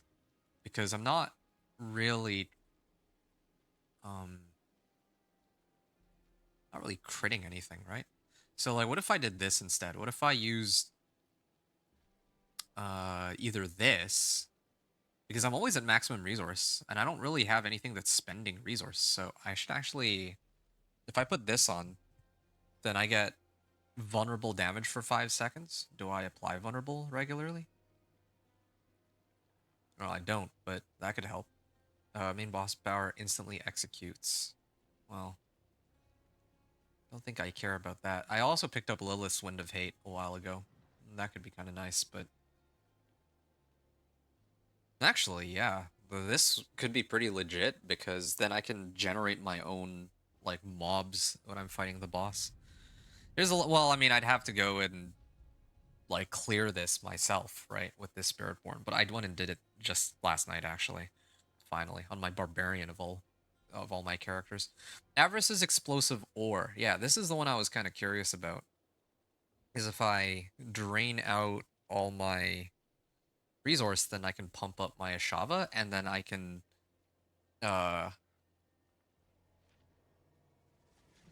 use that in conjunction with my Noxious Resonance. But there's a number of good options, but I might try... Oh, no, did it wrong. I'm a little curious to try this one. My crit strike chance goes way down, but maybe... What happens if I try to run it with Toxic Skin? And... this thing, I got a Pock Rune. It's fair game for me to use it. Also, Big Joe, just a reminder, if you want, I can give you a link to my Twitch so that it's easier for you to chat with me, because it seems that the delay might be like a couple minutes on this, unless I'm wrong. Yeah, if I want to push, yeah, because you asked about Spiritborn being good like 5 minutes ago, and I responded immediately. And then you're only just replying now, which is like 5 minutes later, so yeah, I don't know if I can help you with that at all. It's unfortunate. I actually prefer hanging out with people on... Well, I mean, I like hanging out with people on YouTube, but I actually hate this delay. If I want to push, which I don't have 2 characters for that. Okay.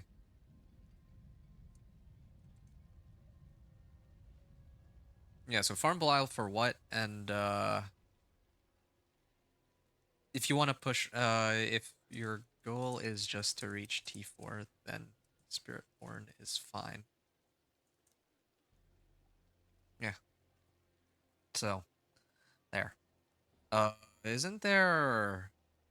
I can always restore primary resource. Okay, what if I do that real quick? What if I go, like, the spend a chunk of my maximum resource to, generate primary resource, or I could do, like, crit strike chance, too. There's a few good options. But here, let me try this first.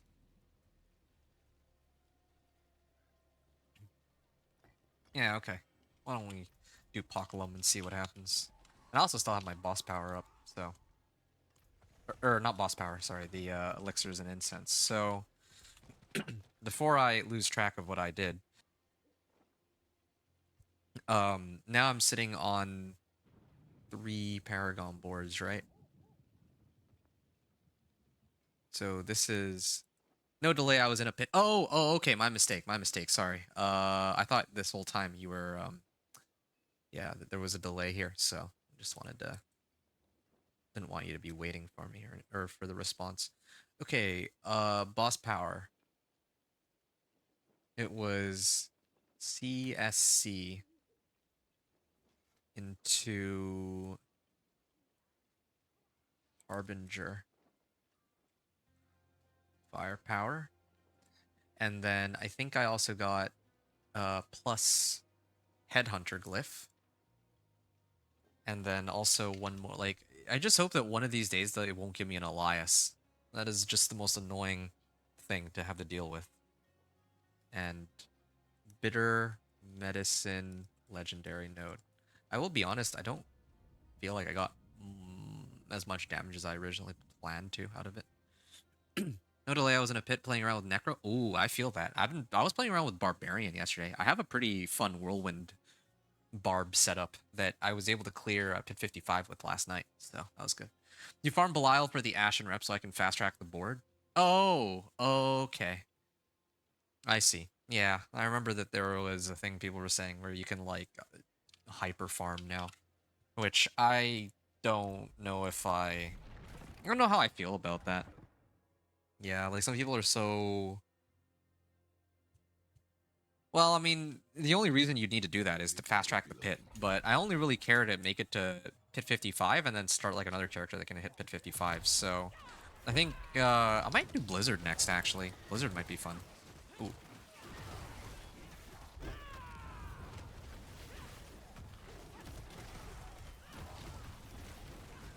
Dude, where is...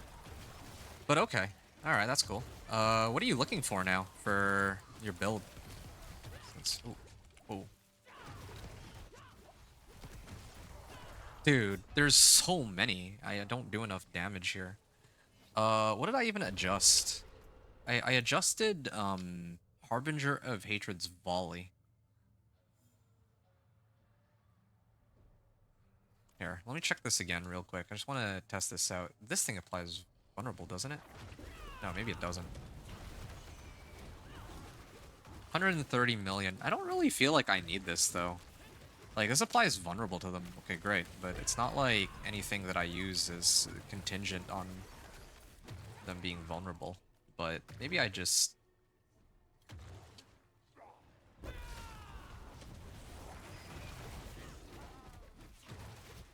Yeah, I need my, like, toxic skin up. And if it wears off... Okay, I can't deal with this anymore. I'm getting sick of dying over and over. I'm just gonna go masterwork my stuff. Like, I wouldn't recommend people to run this without masterwork. Look at this. I'm at 72% lightning resistance and I still die to shock lances.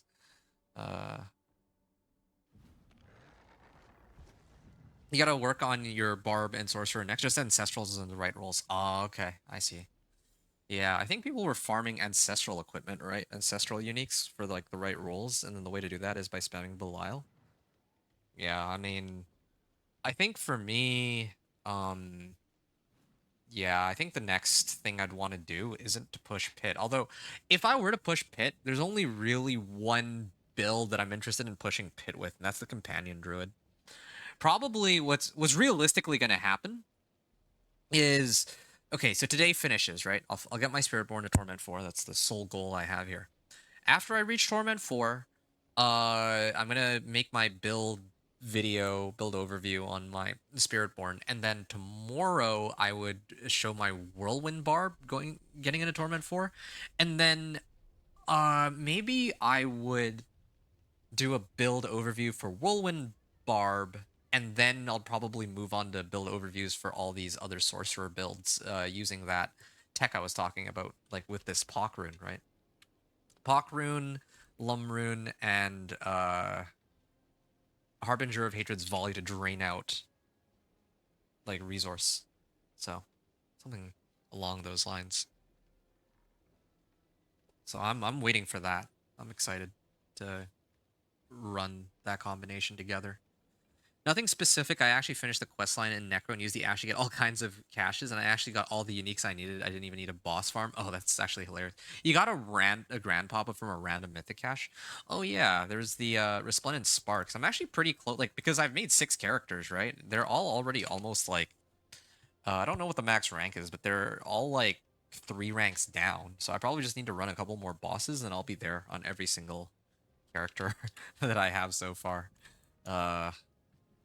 Yeah. So, I mean, if that's what I want, like, if I want to get mythics, but all the builds that I'm trying to show people are specifically avoiding the use of mythics because I know that not everyone's, of course, not everyone's going to have access to mythics. So, while I talk to you, I think this would be a great time for me to just pop open. Well, this is actually my only one. Well, isn't that something? Masterworking materials. Okay, let me burn this one first.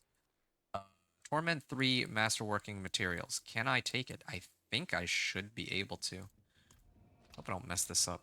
I always have this issue where I try to run this thing on Torment 3. Well, let me try the other one first. Let me try the Lair Boss Horde keys. Because I seem to have a knack of not finishing the run.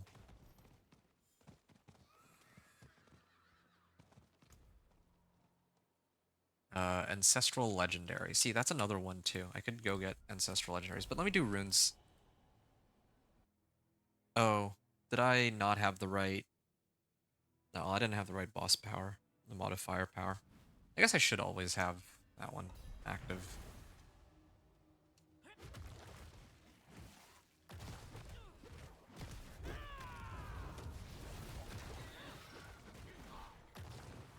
Well, actually, this difficulty should be no challenge to me. Like, I'm just farting in their direction and they die, just off that alone. I don't even need to slap them with my boss power. That's how strong Ashava's boss power is relative to this, like, these monsters. It's really just for the pit that I'm actually struggling. Yeah, no, I'm okay here. I can actually get away with this.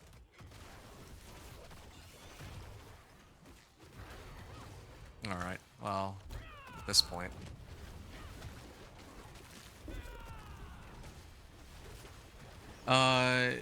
Yeah, that's cool though. You gotta work on your Barb and Sorcerer. Yeah, I mean, you know, the hilarious thing about you saying your Barb and your Sorcerer is that those are exactly the two characters I plan to work on next. Last night I already got my Barbarian, like when I play Barbarian, there's two builds that I'm interested in. Thorns Barbarian, because it's good content, I think, since not as many people do it, aside from Do Not Hit Me. And then Whirlwind Barbarian. And the problem with Whirlwind Barbarian is that my Whirlwind Barbarian doesn't use... The way I make my Whirlwind Barbarian, I don't use Dust Devils. I don't use... Yeah,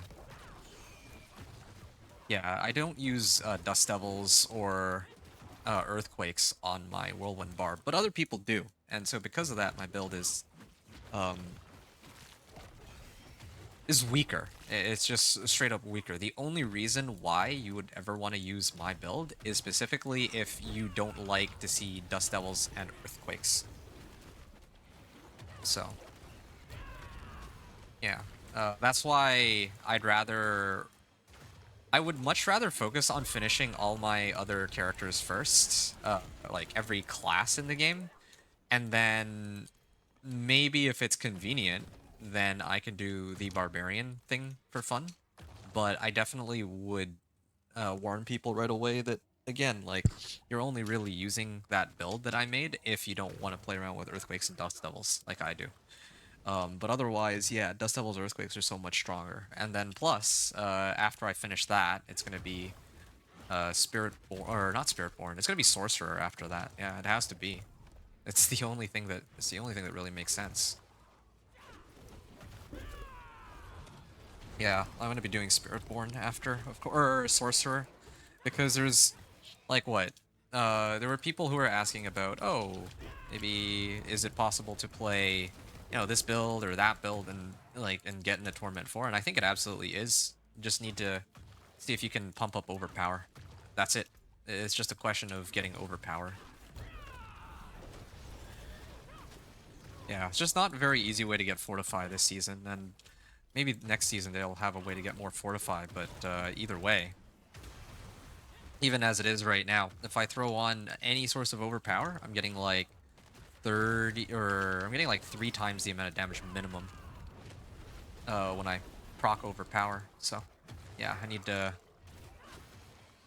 share that with people, because yeah, suddenly my Ice Shards Sorcerer magically became much stronger just off that change alone. There. Yeah. What am I doing this run for? Lair boss keys, I think? Yeah, I'll do like the masterworking one after. And then, depending on how much I get... Yeah. I'll talk to you... Oh, hey, do not hit me. I'll talk to you in a second, but... yeah, just to finish off what I was saying, though, yeah, the whole overpower thing, like... Definitely gotta...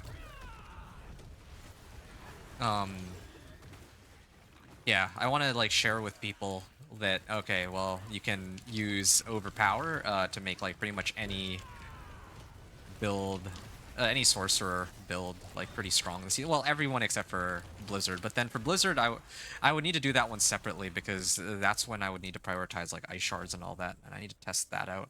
So that'll be fun. I got a lot of sorcerer stuff coming up. And here's the thing, right? I'm gonna be on a bit of a timer, because after next week, they said that they have a PTR coming up. PTR is coming up in 402 million. It's my record so far. Uh, yeah, like next this Thursday that's coming up, they are gonna be doing a PTR campfire chat, which is actually ridiculously fast in comparison to last season. They were like pretty slow about stuff last season, which is fine, right? They gave us a chance to breathe. This one, I actually think it's a really, really fast season, which is kind of unfortunate because, like for me at least, because honestly, I feel like there's a lot of content I could put out for the season, and yeah, like I don't know if next season they're gonna have a way to allow you to drain out all of your resource. That's kind of what I'm scared of. So, yeah, a lot of stuff there. Do Not Hit Me was saying, I don't understand why Blizzard keeps forcing us to use EQ, DQ, and ult. Did they want to turn Barb into a sorcerer? Honestly, mate, I'm glad that you and I are on the same brain wavelength. Like, I don't even know where to start. Like, I don't understand why they're so... Sorry, one sec. I don't understand why they're so Blizzard is so persistent about trying to force us to play. Like, what's wrong with just making Whirlwind by itself strong, right? Like, it's actually pretty sad how the state of Whirlwind, like base Whirlwind, okay? Like, there's gonna be people who say, "Oh yeah, you know, Whirlwind Barb is incredibly strong." Okay, you're not really playing a Whirlwind Barb though. Like most of the time, you're only playing. Like, you're not playing a Whirlwind Barb, you're playing an Earthquake Barb disguised as a Whirlwind Barb. And it's so stupid. Like, you can't actually play any of the Barbarian core skills because of how imbalanced everything, how skewed everything, all the power budget on that class is towards these Dust Devils and Earthquakes. Some people seem to find it really fun, but I think that Earthquakes itself are, like, just really overtuned to begin with. Lack Rune. Oh, wow, these are some good runes.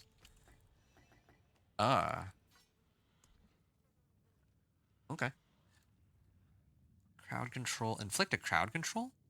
Do I have a way to inflict crowd control? I think I stun and fear, don't I? Fearing and slowing. Oh, okay. Well, yeah. Well, let me use this one. And let me... I guess. Oh, I finally got some invocation or ritual runes. Sorry, I got sidetracked, but this is sort of important. Or decrepify. This is for reducing damage, slowing, and executing. Active ultimate cooldown by 1 second. Don't think I really need that. I can't believe I'm saying this, but I might actually have to go for barrier. I might actually have to do barrier on this. Like, invoke Druid's Earthen Bulwark for 3 seconds. Just keep barriering myself.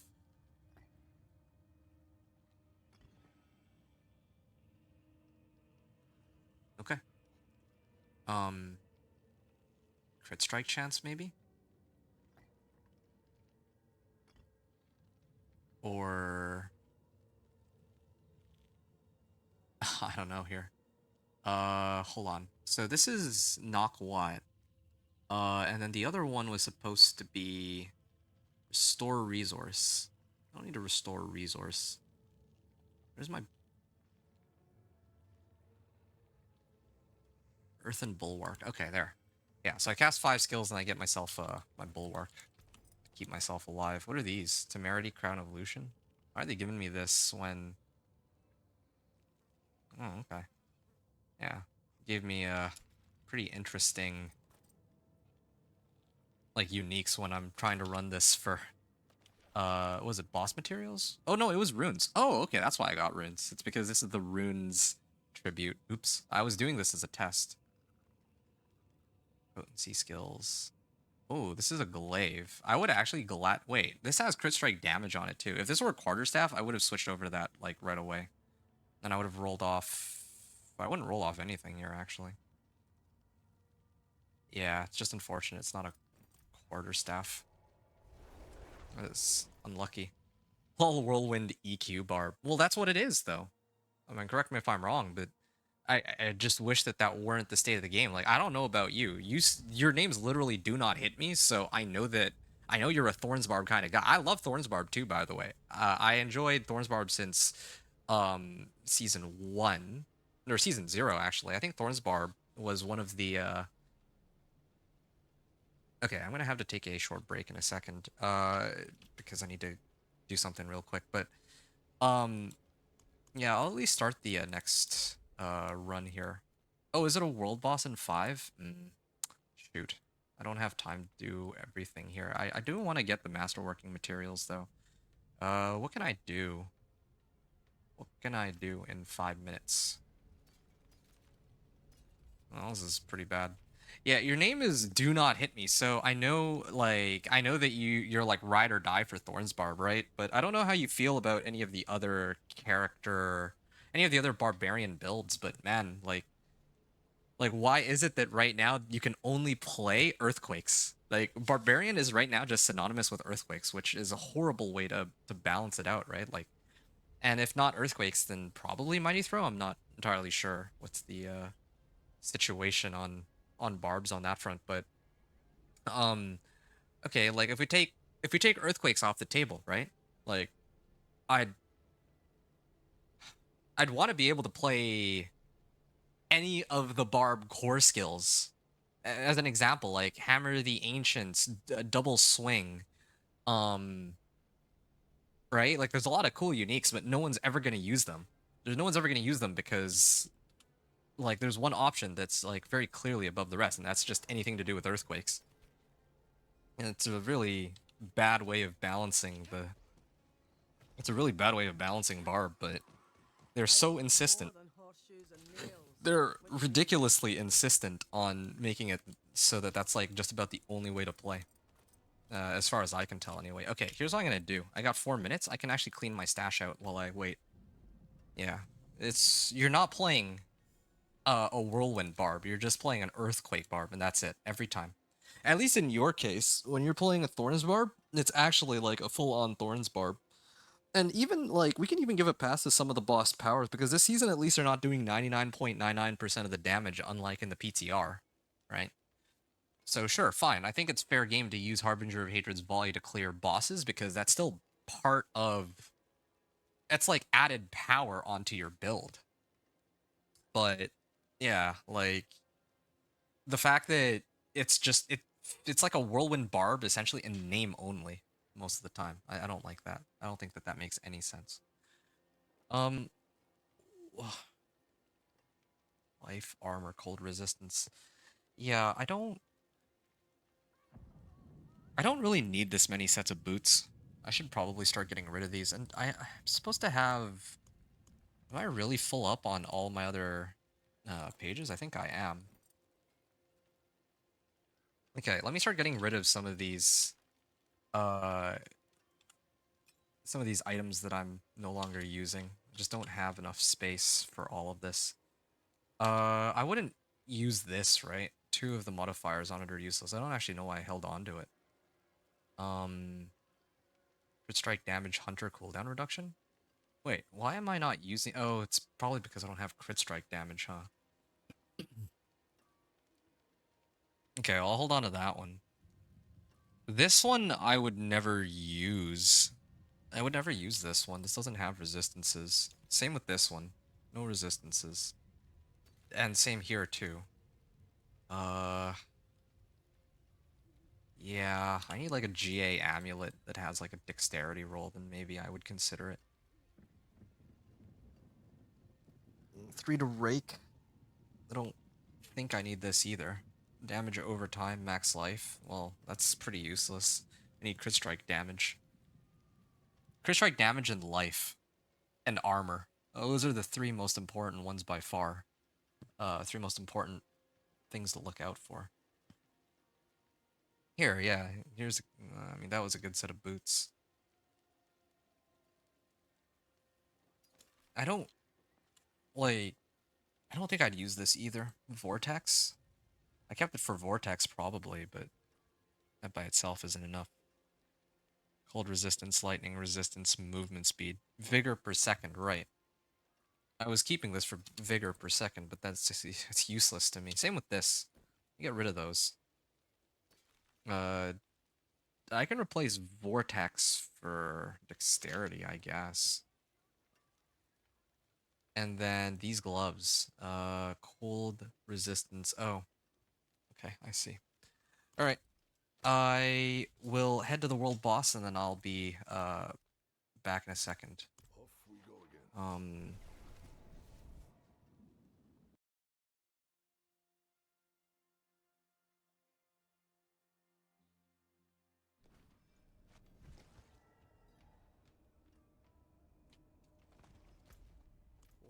All right. I'm gonna keep going here. And okay, I have to be right back here. I need to go do something. But at least I'm here at the world boss. So, 1 second.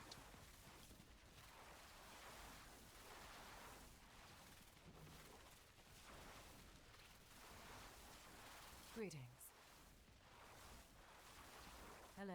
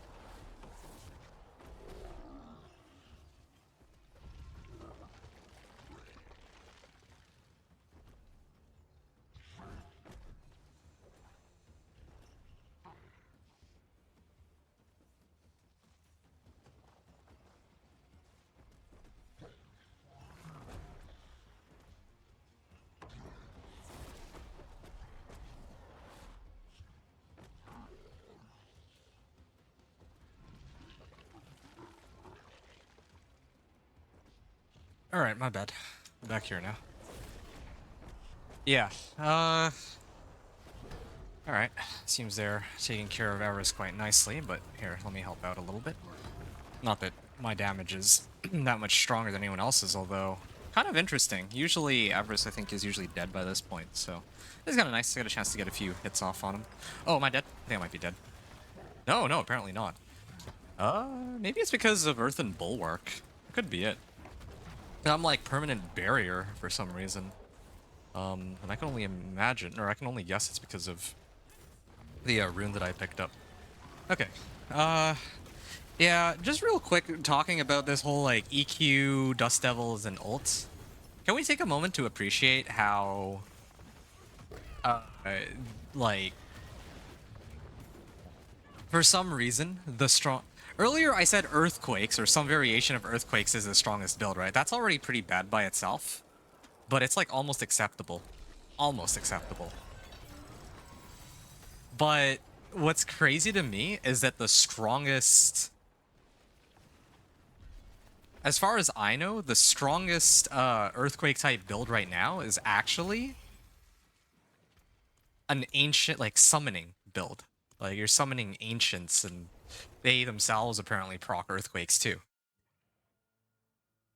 That is just offensive, I think. The fact that they have summons who are spitting out Earthquakes, and that's supposed to be stronger than other summon type builds. Like, how ridiculous is that? I think that's kind of absurd, but yeah, that's just my 2 cents. Oh, Malignant Hearts, sure. Okay, let me salvage all these first. Then, okay, this is max life, cold resist, damage over time. Ah, crit strike chance and damage. This, like, that one might be better. Thorns, razor plate. Oh, that's funny. So I'm gonna salvage these ones. Resource cost reduction, dexterity, no, no. Casting Rushing Claw extends. Oh, I don't need that. Whatever. Max life, fire resistance. Max life, fire resistance, and maybe I can get crit strike damage on this. That'd be a nice replacement for my previous ring. Okay, so salvage all these ones. The forge is always And then I think, oh, that one's not great. I'll salvage those too. Okay, so now grab these. I'm keeping this helm in case I ever do. I don't think I ever will, but this season. But I'm gonna try to hold it for if I try to do the Devour ultimate build or ultimate skill build. Max life, movement speed, poison resistance. Yeah, I think I'm gonna focus on trying to clean it out this time rather than sitting on a whole bunch of random items. Cold resistance and soar. I mean, I already have decent boots at this point. This is about as good as it gets. I could roll off dexterity for life. I'm actually really tempted to. I don't really feel like I get that much more damage out of dexterity in comparison to all the other ones, all the other modifiers. Like, I actually have such a huge survivability issue. But, well, whatever.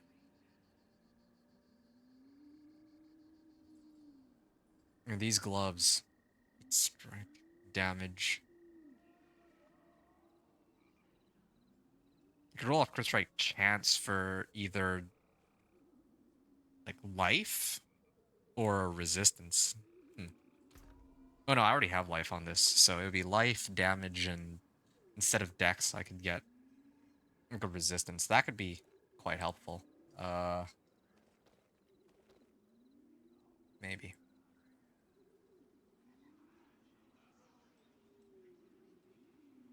A few good options here and there. I don't know. There's actually a lot of possibilities on how I could set this guy up. But, I'll sort that out later, I guess. All these, like, ancestrals. Just need a quarterstaff. Okay. I'm gonna try again. Gonna do one of these. Another one of those Kurast Undercities. I was very clearly able to handle it. When I do this one, though, I'm gonna use... Well, might as well pop these. Whatever. More loyal friends you'll not find. I kind of regret it now. I should have waited until after I made it into the run to see if I can handle it without burning these, because I may have to BRB after. Spend resource. Do I have one for spending resource? No, I don't. So I should really be getting rid of this and replacing it with either CSC or...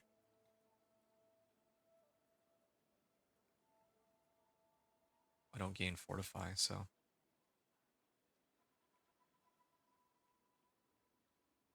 Actually, I don't get Fortify, but doesn't this guy have some sort of way to produce me Fortify? I lose out on resistance to all elements, but...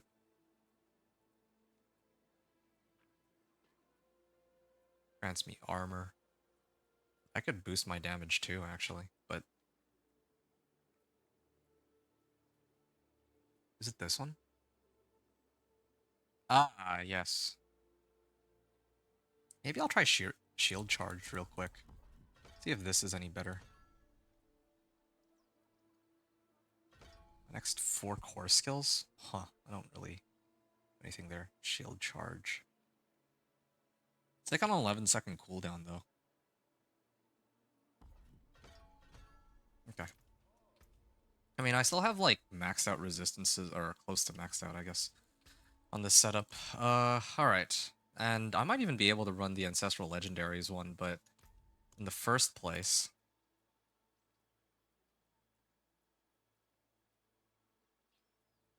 Hold on a second. Become injured or crowd controlled. Oh, hold on, I have an idea. If I get injured or crowd controlled, then it'll pop an Earthen Bulwark for me. For 10 seconds, but it's like a 10-second cooldown, though.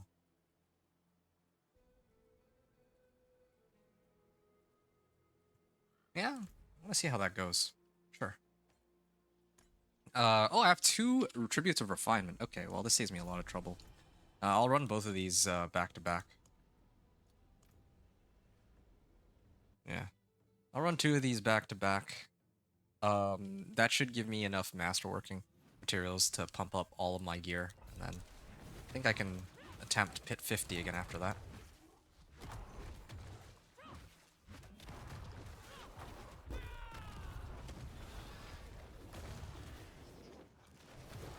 Oh, there's a Prankster Goblin, or whatever it's called here.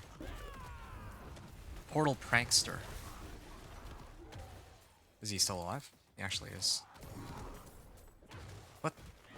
He actually got me.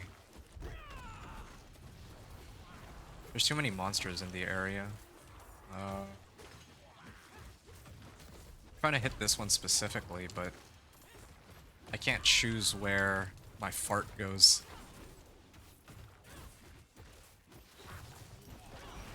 Why is this guy still alive, though? Like, should be dead by now, right? 47 million.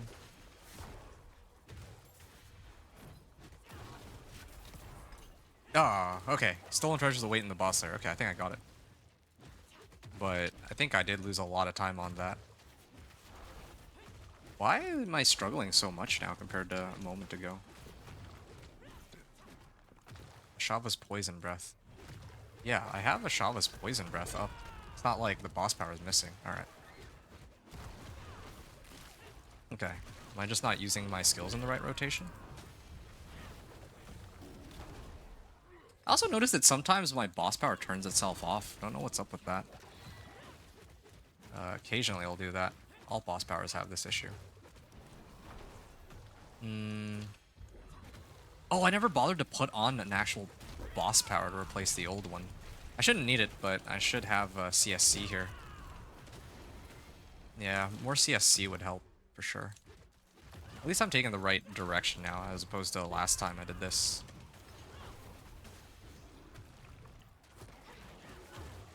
Yeah, this is good. I like this Horrid Decrepify, because it helps me boost my survivability.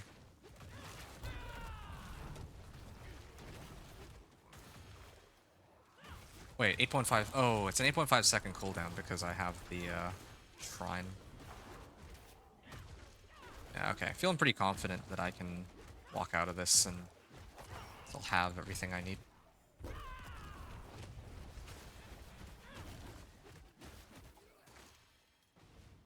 Okay. Despite the fact I'm missing a pretty important boss power, actually.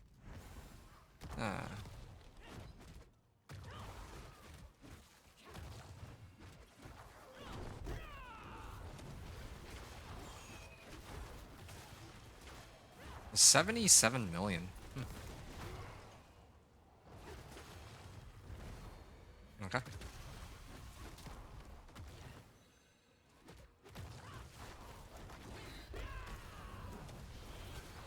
There we are. 126 million.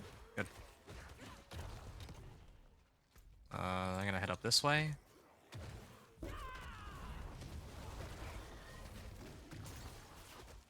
Wait, where did he go? Yeah, I'm making good pace though, so I think I should be fine. Yeah. Again, I think that these runes help solve my survivability issues, so this is pretty nice. I mean, there's ways to use runes in like such that I'll boost my damage, but I feel like the more sensible option is to boost my damage through masterworking and the Paragon boards, and then use the runes to maybe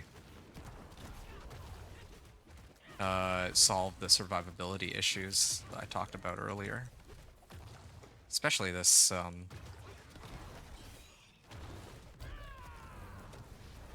this Earthen Bulwark rune.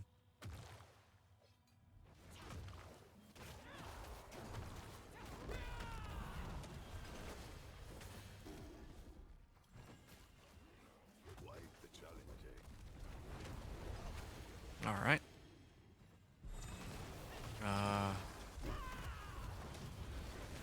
I just need a way to vortex them all in.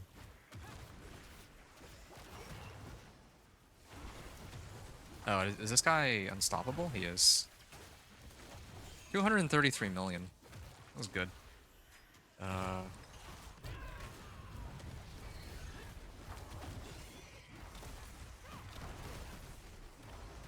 am applying a slow of some kind, right? This thing applies fear, yeah. Ooh. Here. It's whole extra level. Hold on a second. Okay, so I'm actually, I'm just counting it. I'm actually close to 8 hours on this run now. That's too bad. I was actually hoping to beat out my previous record, but it doesn't look like it's gonna happen. But it's funny because I'm actually, well, in some ways I have the advantage because I've already leveled a lot of the modifier powers that I ended up using, most if not all. But on the other hand, I have a lot less familiarity with this character class as compared to the other ones. So, okay.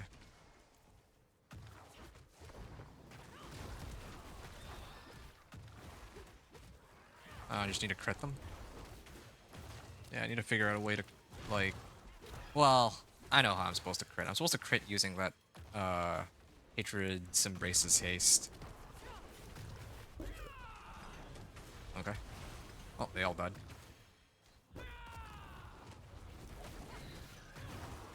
But I don't even know how much damage that was there. It looked like 600 mil, but maybe I was imagining things. Alright.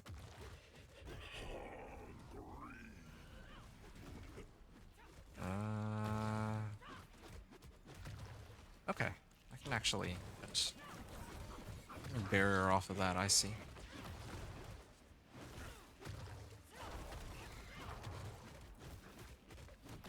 Crapify. I wonder if the damage reduction works. Because I know that they're immune to the CC. I mean, there's... If they get CC, then it's more a question of if they get staggered, but... Oh, 128 million. It's not bad. So, I think I need to just generate more ads, like more mobs. That would be a job for Lilith's Wind of Hate. That's how I actually made my Barbarian, my Whirlwind Barb work, at least the War Cries. So, that was very helpful, but I don't know if I'll get to do that here. Increased armor and thorns. Yeah, no, I don't need that. Vulnerable damage, no. Alright. Yeah. Oh, how much masterworking did I get out of that? I started at 200. Ooh, 1200. Okay, now I can masterwork every piece of gear that I have. Now, I could also opt to re-roll my items, but I'm not going to do that. Yeah, I guess if I wanted to get to the... if I wanted to be really extreme, I could have gotten a better... Like, I have this ancestral... Like, all these tributes could actually kit me out. Like, I could run this, Torment 3, and then try to replace my quarterstaff. But I don't think I can... I don't think I really feel like doing that. Alright, I'm gonna... might as well upgrade this. Damage reduction is actually perfect. This one, I would want resistance to all elements or total armor. Either is fine. Resistance to all elements, okay. Yeah, again, this is to push my resistances up for Oh, wow. I actually do have a lot of Fortify out of this. Maybe I just carry all my Well, that wouldn't make much sense. I don't know if he generates me enough Fortify to help keep me alive for Pit. But anyway. Oh, okay. This is total armor, ideally, but anything's fine. Dexterity, alright, sure, I'll take it. That's more damage, right? This one, I would ideally want total armor or crit strike damage. Probably crit strike damage in this case. Also, I just realized I'm running out of veiled crystals. I'm actually starting to get a little concerned here. Dexterity. I don't have enough, I definitely don't have enough gold to keep, like, re-rolling masterworking either. Because I'm sharing this with, Some solid bits here. like, my materials with other characters and all that. And actually, I should have replaced this ring. Should actually replace this ring for the hunter in a bit, but oh, I need to actually temper this. What utility can I use? I already have like max vortex size. That's been incredibly handy. Plus fortify generation? Could run that with Rahirs, but impairment reduction, crowd control duration.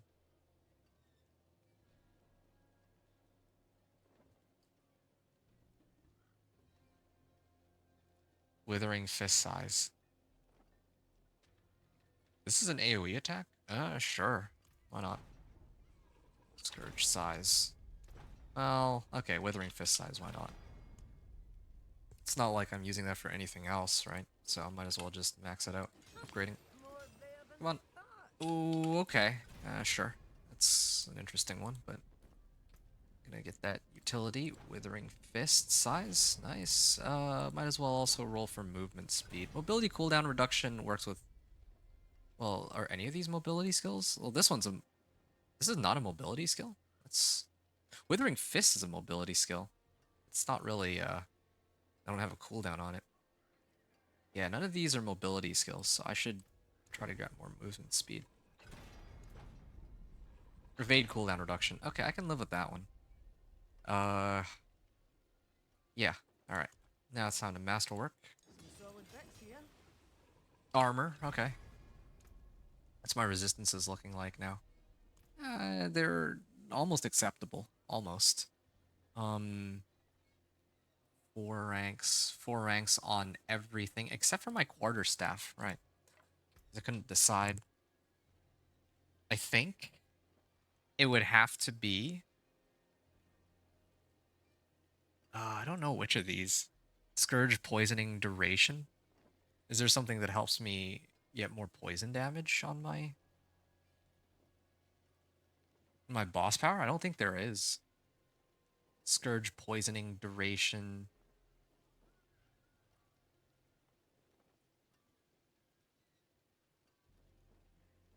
Russian Claw Ravager. Centipede augments. Hunter is a Jaguar augment. So I could do the Hunter, but most of my damage isn't even coming from Hunter. What do I have? I think a Gorilla skill. Maybe I can boost up the potency of that. Kind of curious. Gorilla augments. So primary Gorilla Hall Spirit potency. Oh, all right. My hammer sings on your Let's see. return. 104. Yeah, there. Grants a barrier for more of my max life than before. And now I can masterwork this. And any of the rolls would be good, but ideally I'd want crit strike damage or max life, either or. Ooh, yes. I really am disappointed in myself that I didn't switch out damage over time in place of dex. It's stupid. Some very big mistakes were made on this run, but that's fine. Okay, I still have more Obdicite. I have another Tribute, but I didn't actually expect that I would already be maxed out on my... Like, I'd have enough to max masterwork everything. Poison resistance. I may have to roll out poison resistance for... Not poison resistance. One of my diamonds for shadow resistance.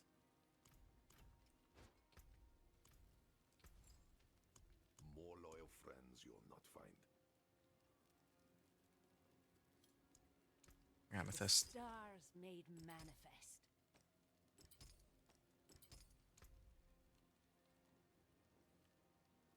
I can...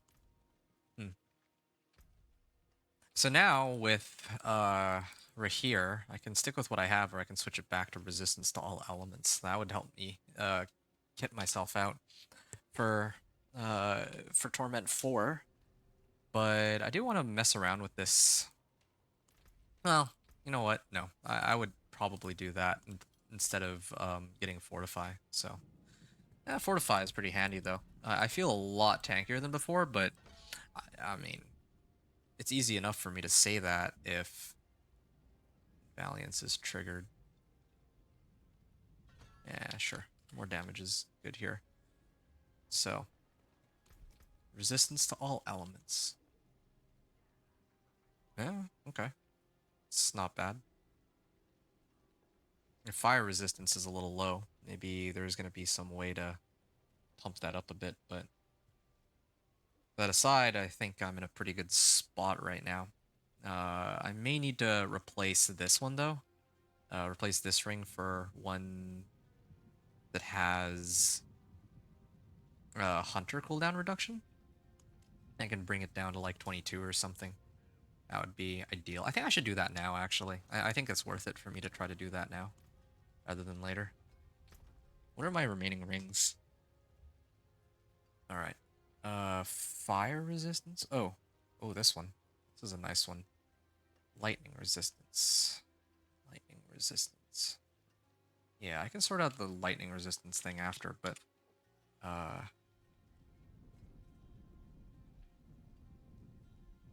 Dexterity, max life, resistance to all elements. Oh. Is it because I couldn't get the right roll on this? Here, hold on a second. I think this one was... Yeah, I wanted to get crit strike damage. I'll try 2 more times. Okay, 1, 2. Okay, they really hate me. I'll do this one then. See some steel Fine. you need. Oh wait, no, this is I remember. This is one that actually needs a scroll of restoration to fix. Do I really have no better rings? Oh, this one. Yeah. This one even has fire resistance on it. So. Crit strike damage on the first try. I lose out on some crit strike damage compared to that ring, but I think that if I get... Efficiency, no. If I get Hunter cooldown reduction, it's totally worth it. Oh. Now, the last thing I need to do is go resource cost reduction in place of that for crit strike damage. All is the hard part. Ah, there, finally. Okay. Low rolls on crit strike damage, but I think this is about the best I can do right now. I think it's worth it for me to make this adjustment, just because, yeah, like, I don't want to show people the build without actually having the right rolls. I feel like... Yeah, I just wouldn't. Okay, here. Alright. Edge Masters. I think I'm actually pretty close to the end. I feel like... Yeah, I feel like I'm already... I'm gonna reach it very soon. Torment 4. Here, yeah. Alright, so just these adjustments alone... Okay, my resistances are sky high, though. Oh, this is way too much. Well, then in place of this diamond, I could probably... Oh, the fire resistance is too much, but... Can I replace... Oh, I can replace my gloves for ones that have less fire resistance, I guess. Anyway, whatever. I'll figure that out later. Well, let's try Pit 50 first and see if the damage holds up here. Now that I... Especially now that I have the Hunter up more frequently. And what is this? I should have this up. It's either that or Harbinger of Hatred's Volley.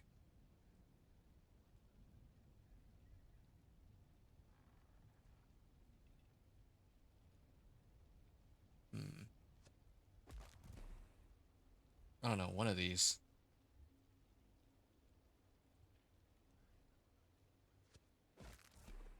Okay, I'll stick with this first, just to see, because this is what I had previously, so let's find out. Alright, hopefully we can wrap this all up. I'm almost done here. Oh, this is my favorite areas. I didn't kill anything with that? Oh, it's because of the stupid DR monster, no wonder. Yeah.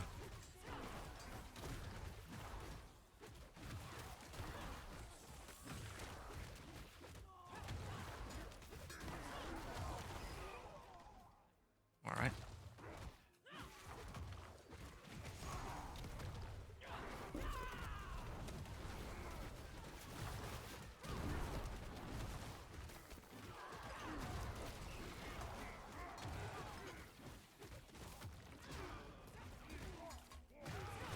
Oh, 227 million on one of those hits.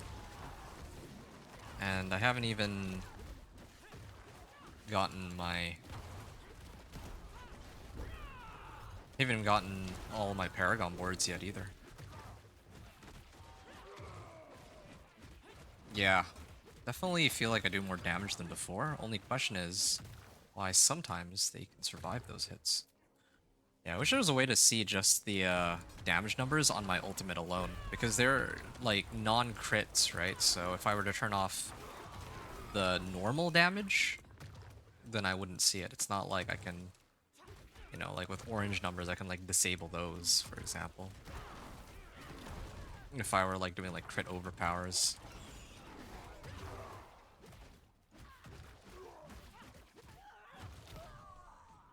Alright.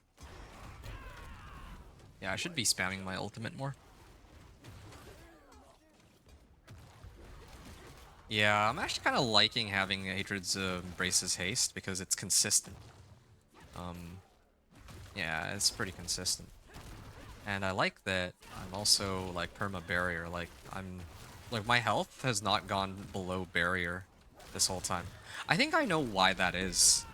By upping my equipment, my life has gone up significantly. I think the previous time I did this run I was like 6k, right? Now I'm up to like 7k. I also get dodge chance, but I don't think I care about that. Yeah, I'm up to like 7k life now, so got an extra like 1,000 life. And because of that, my barrier's a lot bigger. And then of course, I have like my runes are like decrepify now.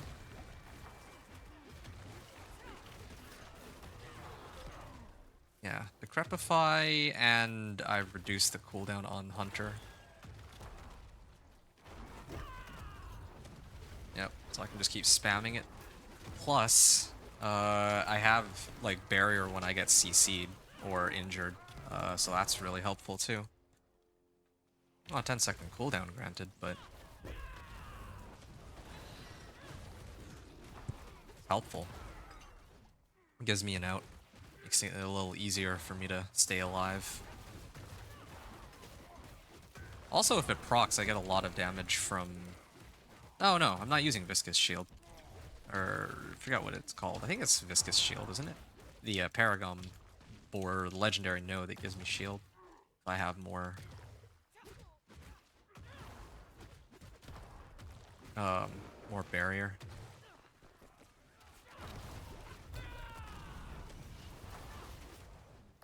Yeah, this one monster and his DR.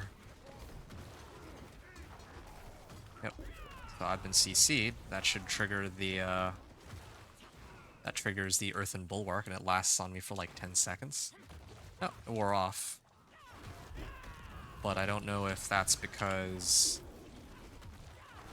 of the, like, how long it lasts for, or because I took enough damage that it came off. Either way, though, I like seeing that my life is, like, close to max. And in fact, it also confirms that I don't really need to get Fortify from my Rahir here. Fire resistance. I need a resistance to all elements, that's what I need. Yeah, resistance to all elements would solve my issues, I think.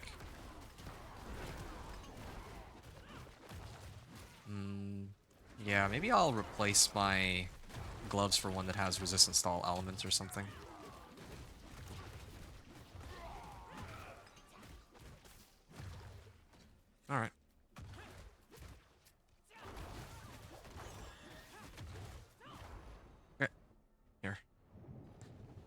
Now begins the boss fight. Resurrected Malice. Oh, they send an Elias at me? Let's find out. It's an Elias. I've gotten Elias 4 times in a row. Still don't like how little damage I do to the boss, but yeah, I think I really do need to get the I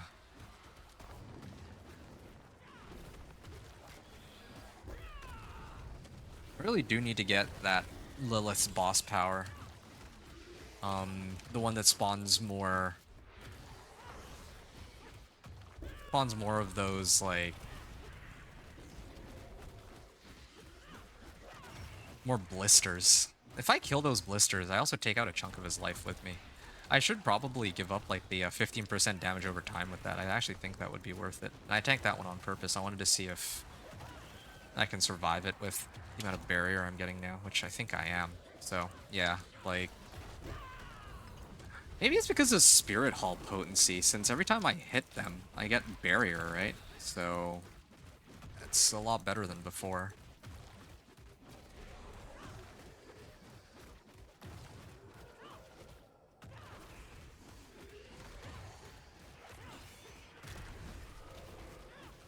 Yeah, he's half-life already.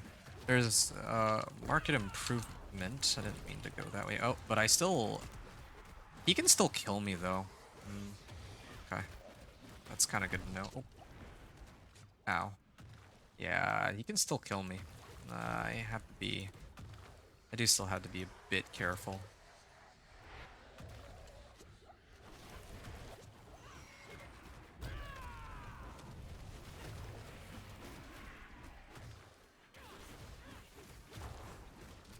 Oh.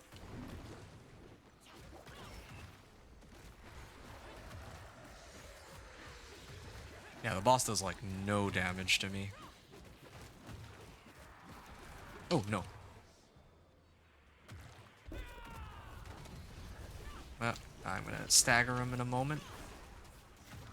Oh, no.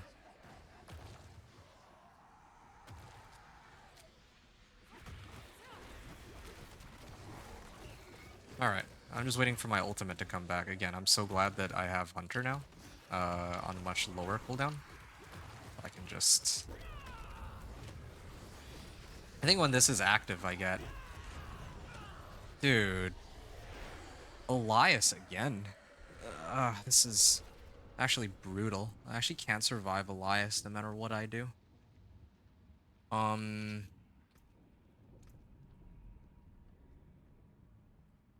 could do the... I can continue the run, try to finish it off, but... I just don't... like how the run's going. It's just Torment 3. This is Torment 3, right? All my elixirs just wore off. Hold on. I think there's some other elixir that gives me, like, resistances to specific elements. I think that one would be better if I could get, like, Lightning Cold Shadow or something. Yeah. Might do that.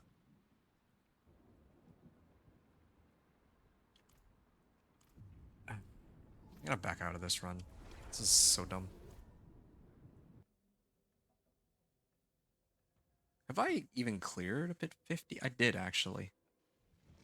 And I'm also lacking a little bit on damage, too. So, that's 2 things I would need to sort out.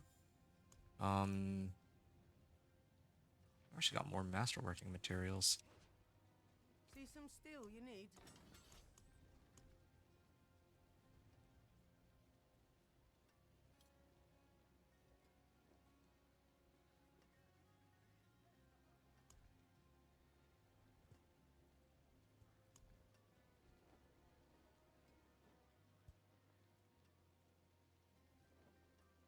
Crit strike damage, fire resistance.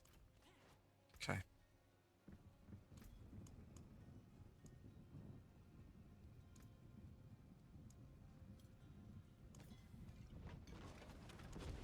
Three of these. 3 of these. This will hopefully be the last batch I'll have to make. I can actually get more armor if I was looking for damage, but think this is the best way to ramp up my survivability. Fire, cold, and shadow. Lightning, cold, and poison. Lightning, cold, poison. I think it would be these three. Or... lightning, cold, poison. I think I can get away with that. But then my shadow resistance is still... well, my shadow resistance will be low, but then I can sub out this. Okay, I'll try it. Why not? Let's do it. Make 3 of these. Worst case scenario, I can just make the other one instead. Okay. I have a little bit of wiggle room here.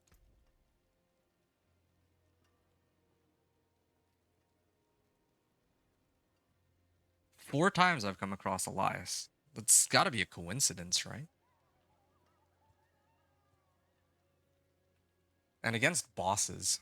Yeah, I really do think that against bosses, the Lilith power would be best for that. And then I just replace Andariel's Flaming Skull, because then that way I have a way to poison multiple targets. I might actually try that, to be honest. I am familiar with her mechanics now, but then again... you know what? I want to do it. I wouldn't mind the rest.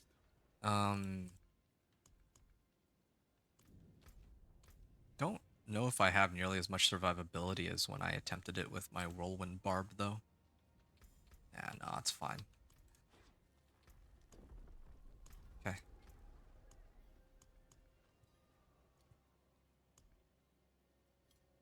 Oh, I remember what I was going to do. So I need to activate these. And then check. My shadow resistance is on the lower end. So what I'm going to do is I can unsocket. My lightning resistance is good too, right? Nope, lightning resist is pretty low. So I unsocket this. And then I get an amethyst here.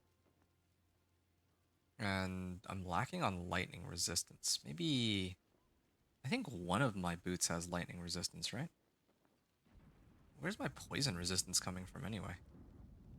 Is there something that's directly giving me poison resistance? Oh, this thing. Yeah, no wonder it's so high. I don't know. I might try to roll it off for resistance to all. That would be the easiest way, but... oh, it's 1.8 million. No, that's fine. Avoid getting hit by lightning, I guess.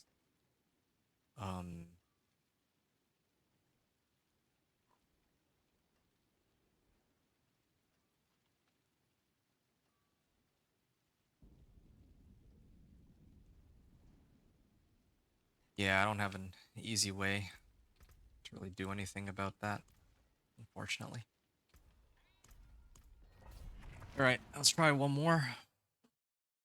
Cross my fingers here that I can clear this pit 50, and then I'll attempt pit 55 if all goes well. I really do want to say that it's an Elias problem, because I don't really struggle with the rest of the run, really. Like, look, they die pretty fast. That's good. It's no problem.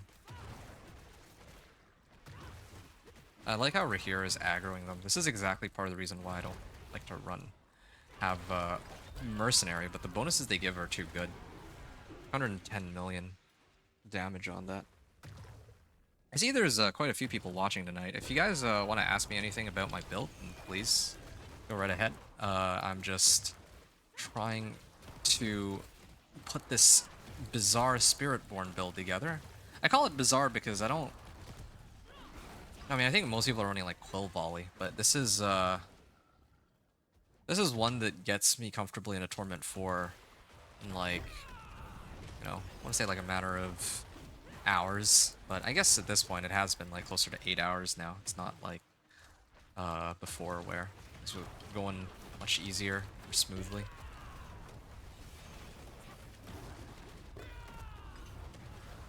Okay.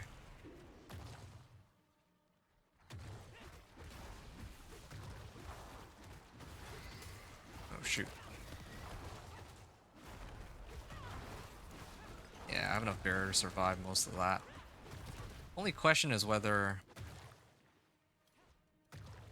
the Earthen Bulwark barrier is a good candidate or not. There, just gonna pull them all in together. 101 million. I just pull them all in again, and they're dead. Not bad.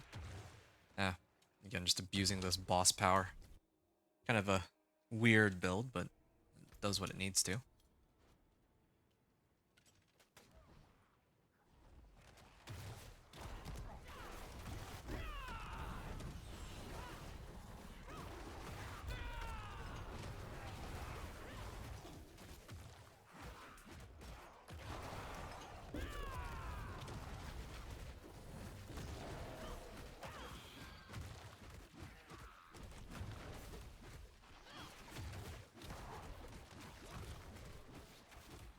Wait, this guy's healing?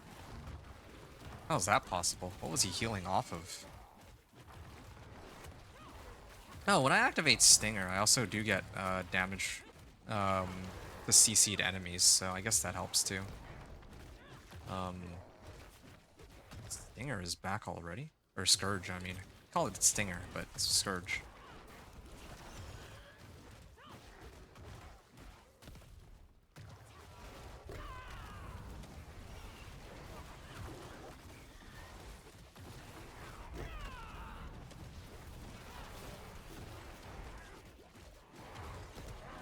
Oh, error. Artillery Shrine. Okay. I could use that to... wow. Let's say, actually, yeah. What happened to the shrines in the previous runs? I actually don't even remember if I ever had shrines.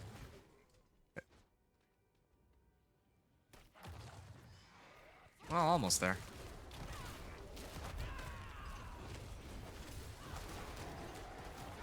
100 million. 145 million. It's just the boss. It's always an issue with the boss. It's the same situation with the Thorns Barbarian. Except in the case of the Thorns Barbarian, I could just wait on Harbinger of Hatred's Volley to kill him. Here, I actively have to do the dirty work myself. And partly because of that, I keep dying. I love that. Vortex can keep resetting itself like that. So helpful. It's pretty sad because the way this build is, I have enough damage, it's just on a delay. That's why I think these runs are taking as long as they are. Never mind the lack of mobility, too. Yeah, I'll land here. Land my ultimate on them again.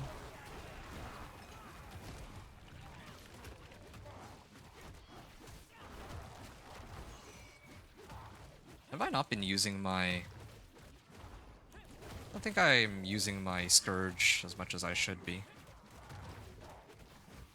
Is he dead? Actually, I have no idea where he went.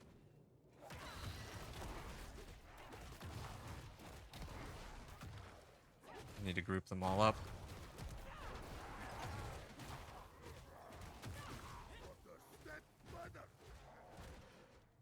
Oh, I just need one pack, man. If it is another Elias, I swear I'm just going to end the stream. And I'll come back, hopefully, when I have a bit more luck. Or maybe it's not luck. Is it Elias? Of course it's an Elias. But I don't think that these Shadow Bolts do nearly as much damage as the Fire counterpart.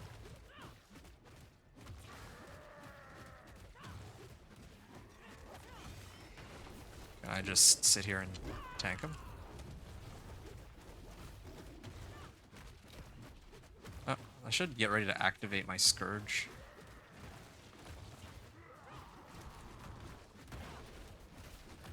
I dodged that one.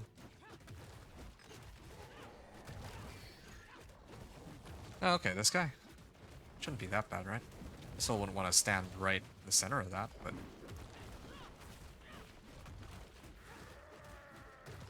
yeah. It's one of those fights where he doesn't spawn any monsters, I think. Yeah, I need those blisters. The blisters would make this a little more consistent because then I'd actually have more targets to poison, and I think I'd be doing a lot more damage that way. Never mind the fact that the blisters would also help me bring down his max life.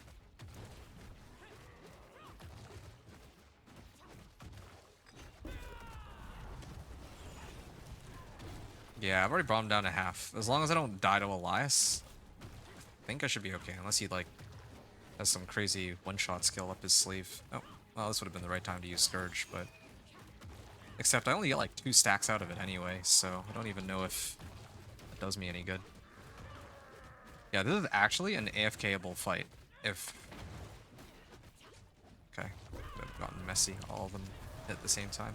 185 million. Okay, this I should avoid, or attempt to.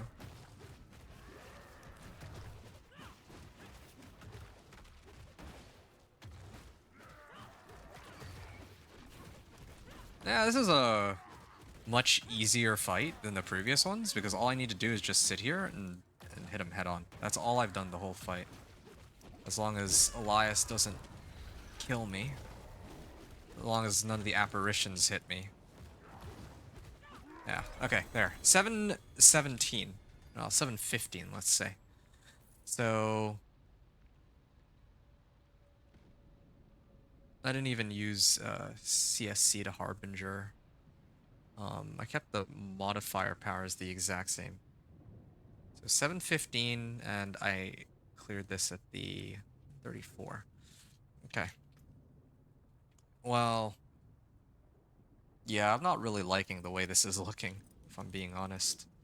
Yeah, I don't really like the way this is going at all. Dexterity, attack speed, shadow resistance. I'll leave that for now.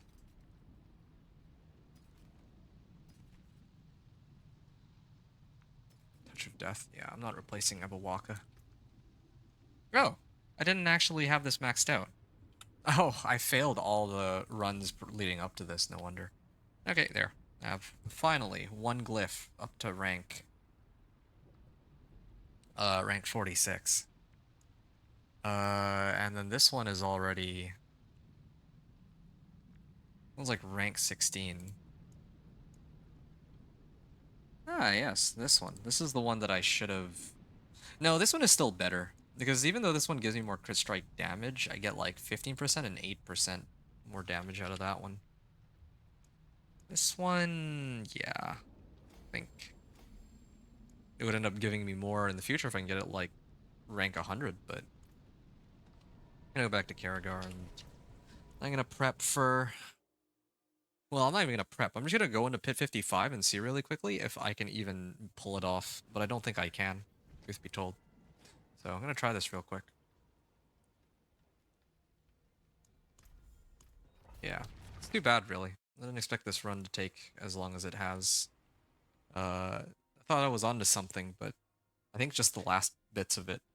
I think it's just because I'm trying not to throw in all my Paragon points. I think if I throw in all my Paragon points, I'll be okay. Yeah. It's as I suspected. Oh. No, never mind. These...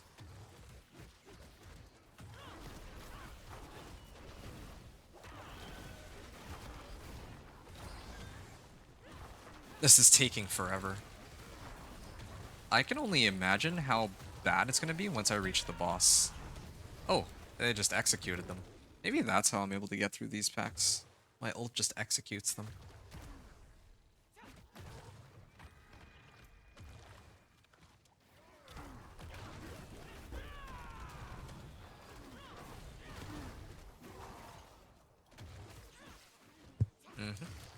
Okay. Well, Hunter's doing a pretty good job too.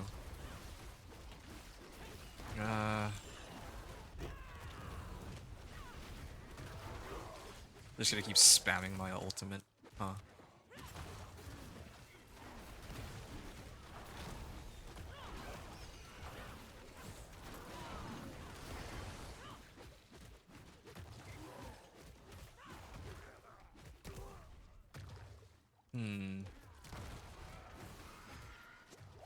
It really is just the boss.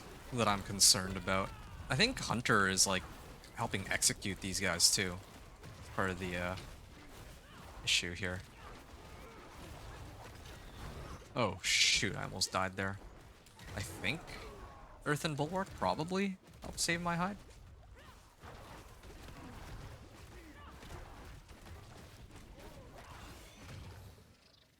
This is pit 55, huh? I think it's really just going to be dependent on whether or not I get like a good boss or not. That's what it boils down to. I have enough damage, and this thing's executing them. It will execute injured non-boss enemies. So injured is less than 35% of their life. That's kind of crazy to me. This is such a broken ultimate, but it is how it works. Increased.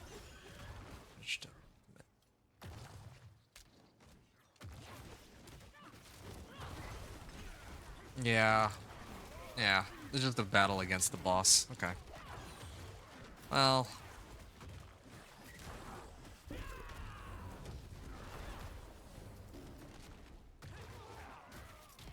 I kind of want to level one more glyph just for good measure. I think it's the ideal thing to do with regards to the glyphs is that I should have actually leveled this first to 46, and then I should have leveled this to 16, and I could have gotten both. Like, that would have been the best case scenario, but I didn't know this other glyph also gave crit strike damage. That's news to me. Alright. I'm gonna get out of here. I just wanted to... Originally I came here because I just want to see how long it would take to clear. But apparently I'm in a position where I am strong enough to clear it. Having said that, though, I would like to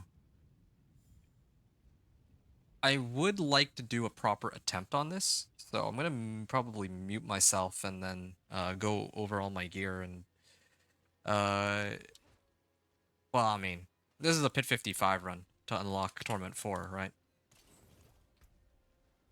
You know what? Refund 136 Paragon points. Maybe I will just get the other glyph. 40 Dexterity. Okay, there. That alone should be enough. This is like Paragon 125 almost.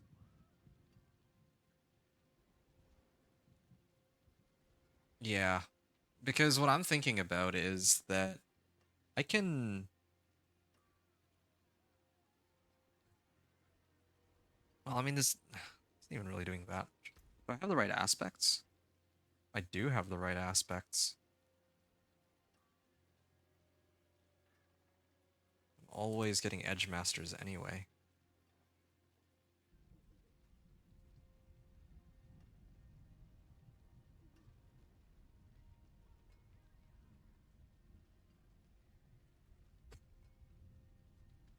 Alrighty, folks. I think it's just about time for me to try my hand at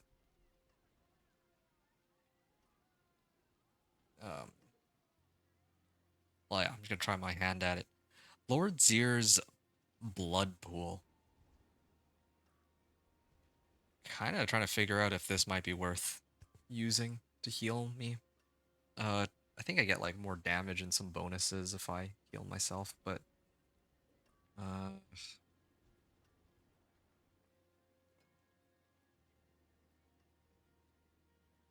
well, I think that'll be it. Alright. I'm ready to go. Mercenaries are pretty much set. My poison resistance is sky high. If I could have rolled off if I could have rolled off poison resistance, then that would have been ideal, but I'll make do with what I have. Okay.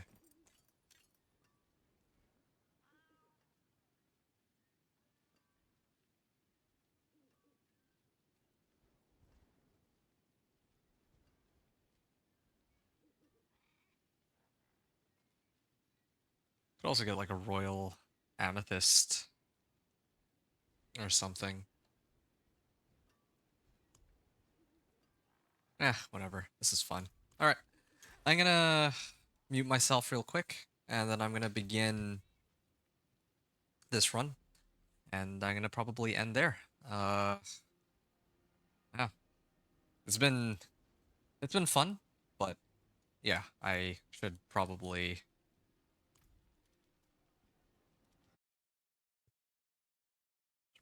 attempt to clear Torment 4 here. So yeah, I'm gonna mute myself so that I can do the recording, gameplay, no commentary of my Pit 55 clear. It's been a pleasure, everyone. I hope you've enjoyed up until this point, and then I'm going to, yeah, I'm just going to go over my equipment while muted. So yeah, I'll see you all when I return back, hopefully from what will, I'm hoping, be a successful Pit 55 clear, but we'll see. Okay, see you all soon. Oh, hey, Melvin. Good timing. I was actually just about to mute myself. How can I get the crest? What crest? I'm actually not sure which crest you're referring to. Also, I just realized maybe it might not be worth it to run this without having the legendary bonus. Maybe I'll just, I think I can get by just fine without it, as long as I don't get unlucky with Elias spawning on me again. Oh, Harlequin crest.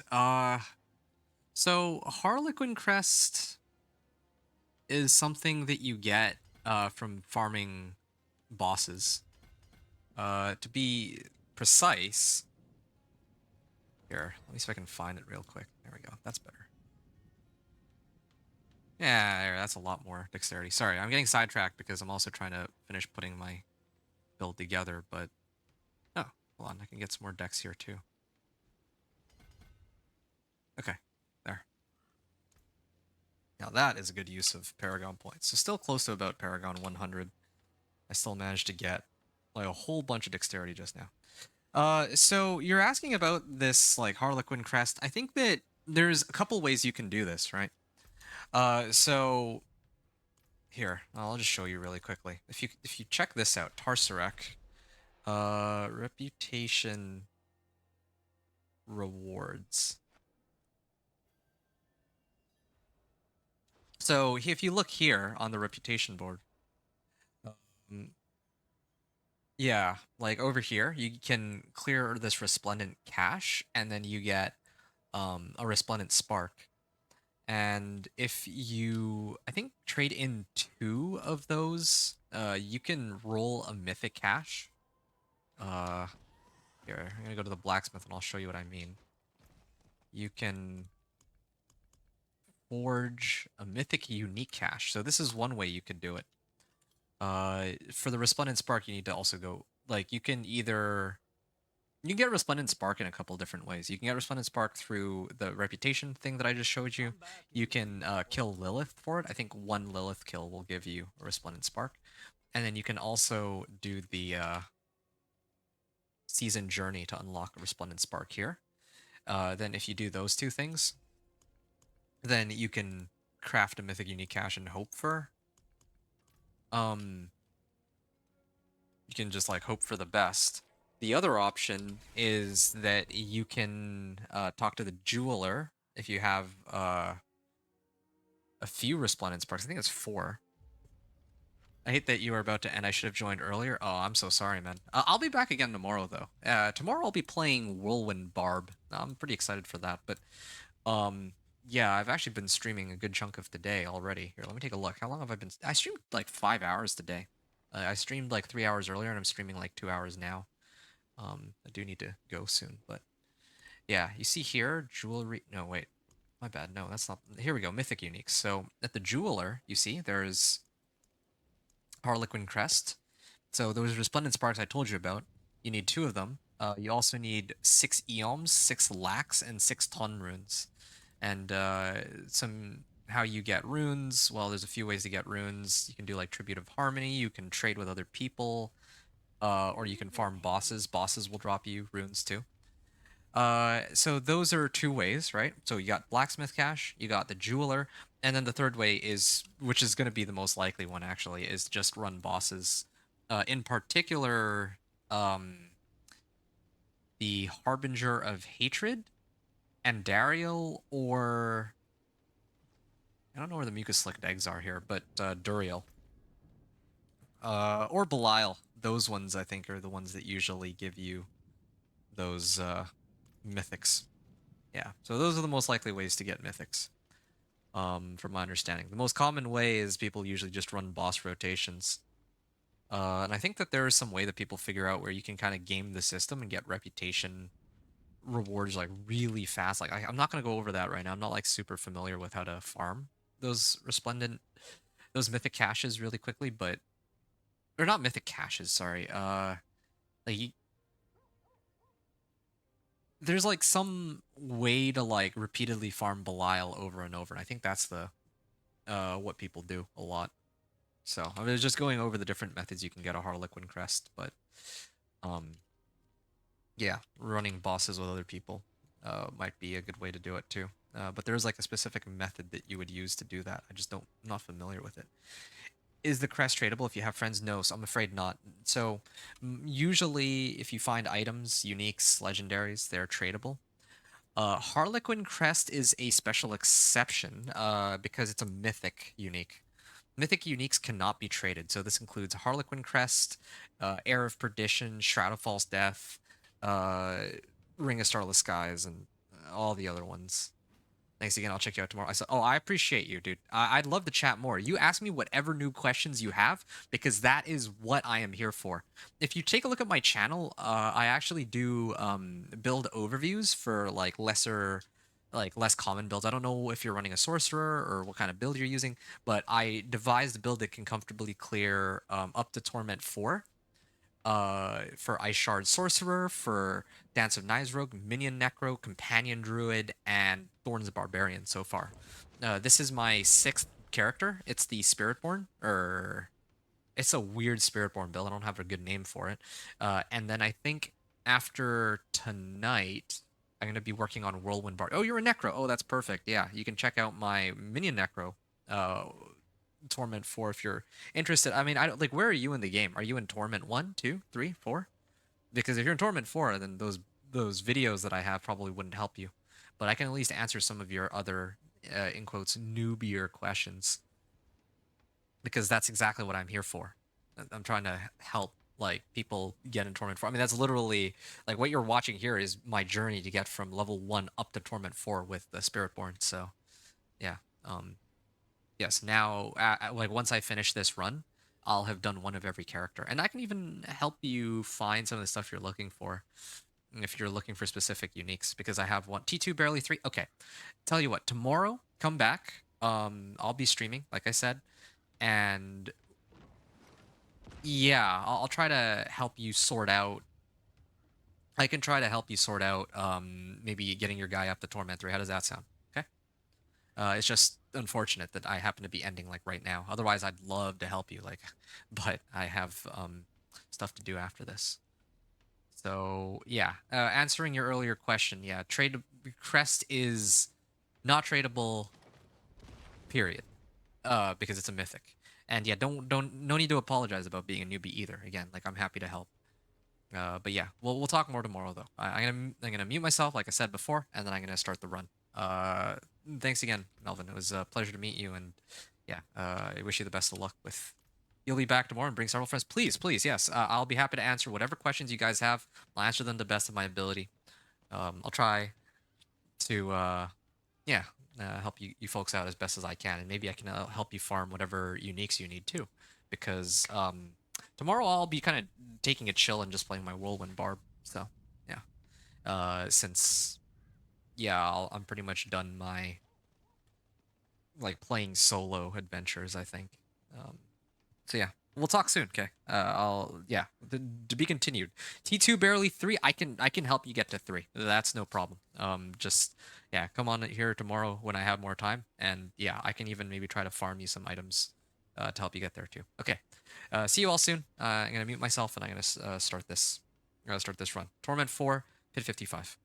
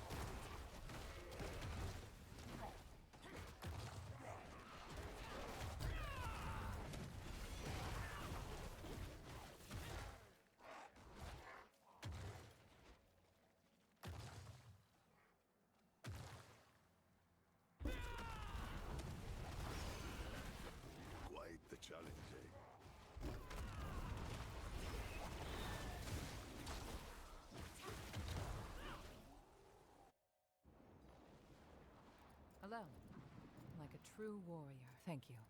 Spirits guide you.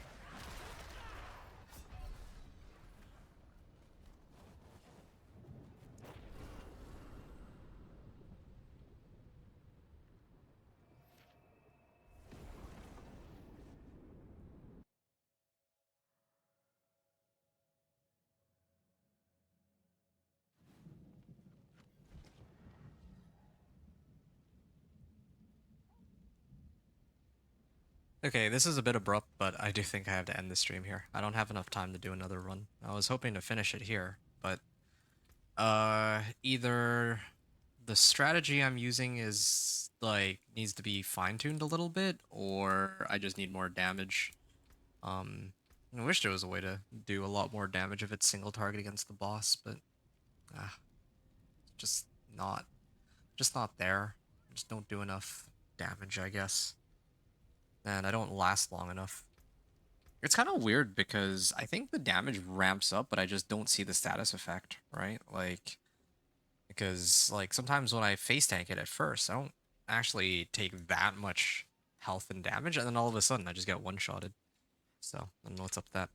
Anyway, folks, thank you all so much for joining this stream. I've been at this for 2 hours now. I'll probably be back again later tonight, but it's going to be a very short stream. Probably just like late night, maybe in like an hour or no, in like 2-3 hours.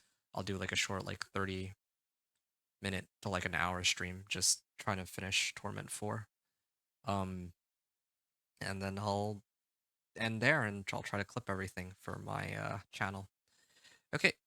It was fun. Yeah, I'm glad. Yeah, I really appreciate. By the way, Melvin, let me add you. How about that? Because I'd love to play with you later. Yeah, thanks again for hanging out and watching me, even though I was like not commentating on this run. It's pretty sad to come all that way and then at the boss, I can't clear the boss. It's exactly like I was expecting, though, as one might expect. What's Headhunter Glyph? Oh yeah. Glyph at rank 46 and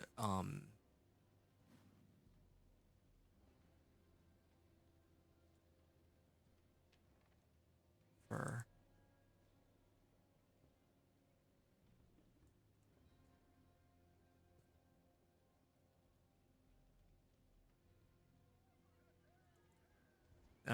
yeah. Oh, and what else did I adjust? Oh yeah, everything's masterwork rank 4. That was the other issue. Oh, except for this one. I should masterwork this one. I don't know why I didn't. See some steel you need? Masterwork and hope for the best here. More there than I Fire resistance? Well, that doesn't really help me now, does it? Well, everything else got buffed up at least. I'm running low on these veiled crystals too, so I can't afford to mess around. Alright, so Masterwork, rank 4 on all. Gear, Spirit Glyph. It's all part of the challenge. We don't want it to be easy, right? That's fair. Hey, I respect that you, or I'm glad that you respect my journey here.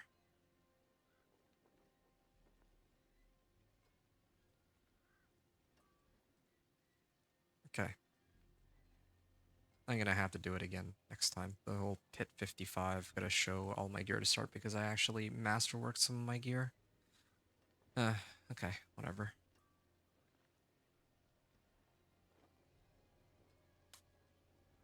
Okay.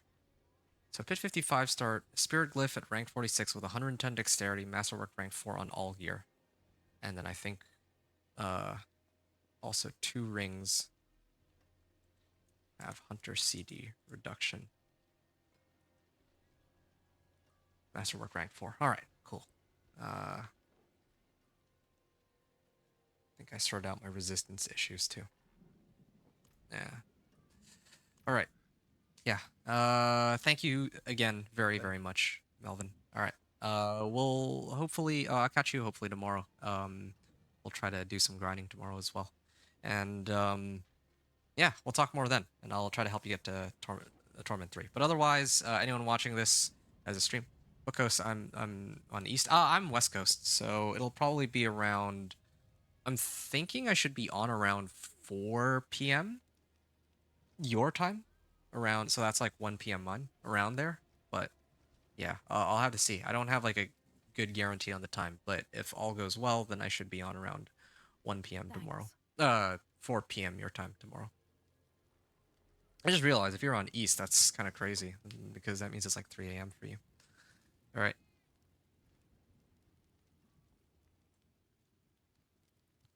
All right. I'll catch you all later. You all enjoyed watching, or hope you all enjoyed tuning in. Thanks everyone for watching. Adventure out. Oh, that's for the stream, maybe not for the recording. Okay.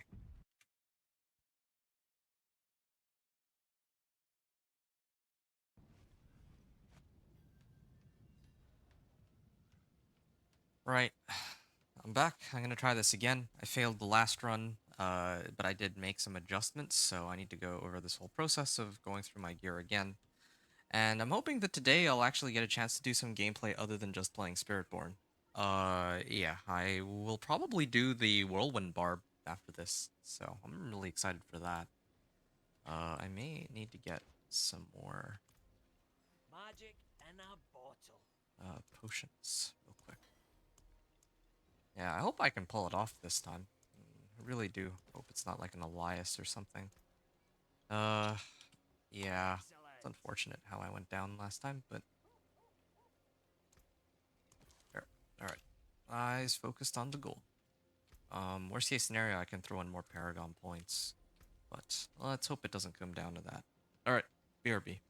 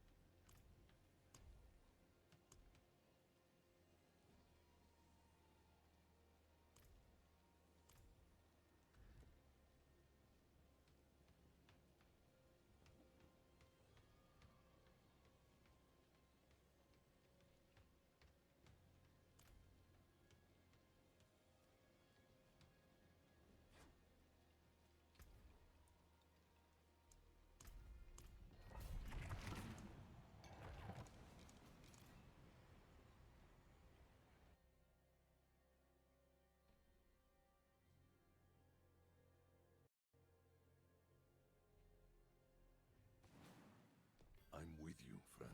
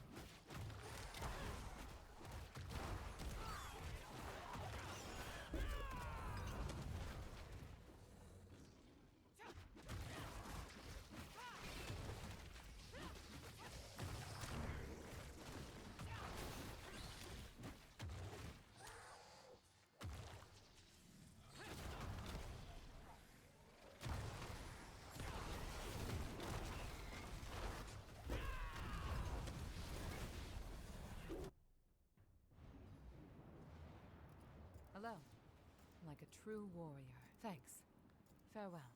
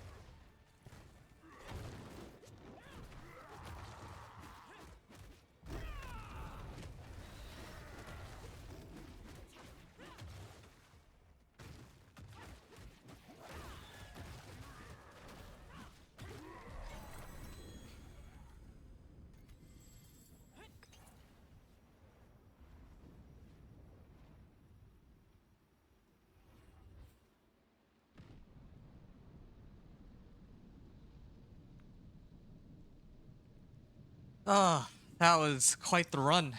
I didn't expect it to be as challenging as that. But yeah, there it is. No, it wasn't the cleanest run, but I got the job done. So there you have it. I also need to level this up as my next glyph. So yeah, I don't know where to start on that. Uh, so yeah, what can I talk about here? Okay, the first thing I'll talk about, I mean, I see there are some people slowly trickling in and watching. I don't know if anyone's hanging around, but I'll talk anyway, into the void. For anyone watching the stream, hope you enjoyed that little spectacle. So, yeah, so let me break it down here. Um, Yeah, killing the regular monsters was pretty easy. The play style that I have here is I vortex everything and then I activate all my buffs. So that includes, counterattack, toxic skin, hunter, and well, counterattack, toxic skin, and scourge. And then I use the hunter, um, not just as a buff, but because it also deals a pretty solid amount of damage.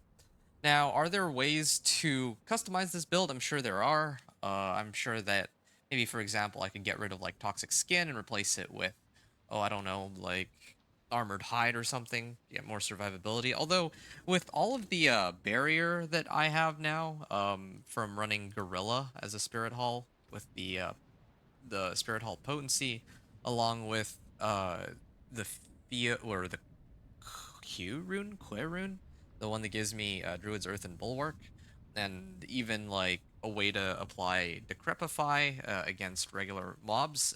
Those all together have helped me stay alive and help fix the survivability issues that I initially had when I was running this pit, or when I was running pit 50 and onward.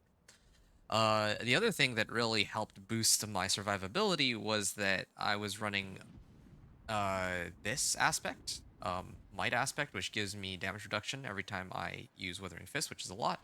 And then, of course, all of the masterworking that I did to boost my uh, the stats on my equipment up significantly. Now, the one thing I think is worth noting is that my lightning resistance is a little bit on the lower side, so I am just hoping that there aren't monsters that have like shock lances on all that. Of course, there are ways to kind of fix the resistances issue. For example, here, no, wait, this one, yeah, I rolled like 55% poison resist. I didn't really need that much poison resist, I don't think. I could have replaced this for like all resistance or something. Yeah, there's like ways that I could have adjusted my equipment for sure. I think this set of pants too, I totally could have just switched out for like lightning resistance or all resistance, whatever. So, and then here, yeah, this, like, all my gear could have been ancestral too. If I had ancestral equipment, then I think that would have also made it a lot easier to solve my resistance issues, but of course, it's not like ancestral, or that I was reigning in ancestral equipment, right? I was just using what I had access to. The two pieces of ancestral equipment I had were my pants and my quarterstaff, and to tell you the truth, I could have actually, if I really wanted to, I could have actually pumped up my, like, the number of ancestrals I had, because I have this Tribute of Radiance and I have two Infernal Horde compasses. I could have easily ran those to get ancestrals. I could have ran masterworking material tributes to kit myself out on masterworking. The boss powers were pretty good. I could have maxed this out. Dario's Flaming Skull if I wanted a bit more damage, but that wouldn't have been my first priority since that would take a while. And then, of course, even on my Paragon board, I was only running 144 Paragon points, which is equivalent to about Paragon like 110. I did that on purpose because I wanted to see just how little I could get away with clearing Pit 55 on. And it turns out that, yeah, I'm missing a lot of masterworking, or I'm missing a lot of ancestral gear. I'm missing a lot of Paragon points. Uh, I'm missing a lot of, like, well, at least my aspects are pretty good rolls. But yeah, I mean, I have all the correct aspects too, and all the correct tempers, although that did not come easy. That cost me several million gold for sure. And I also got Harmony of Ebawaka. This was something that I got from one of the strongholds, and this helped me significantly. I If I had not picked it up during my run, I could have also just run. I don't know which boss it is that drops Harmony of Ebawaka. I'd have to go check, but given how many boss materials I have, this was farmed solely on this character. I didn't transfer it from any other character, just from running incursions alone.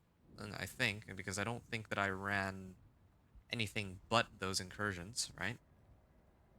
To pick up these boss materials and also the reputation cash rewards.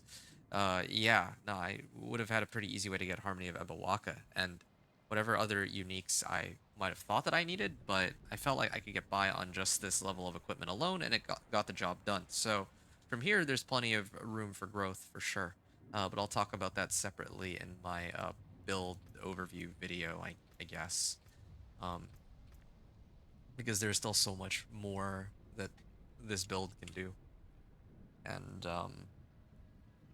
yeah, yeah, there is actually I wouldn't even know where to get started. There's actually a very sizable increase in damage that is available from all the things that I just mentioned. So that's my run.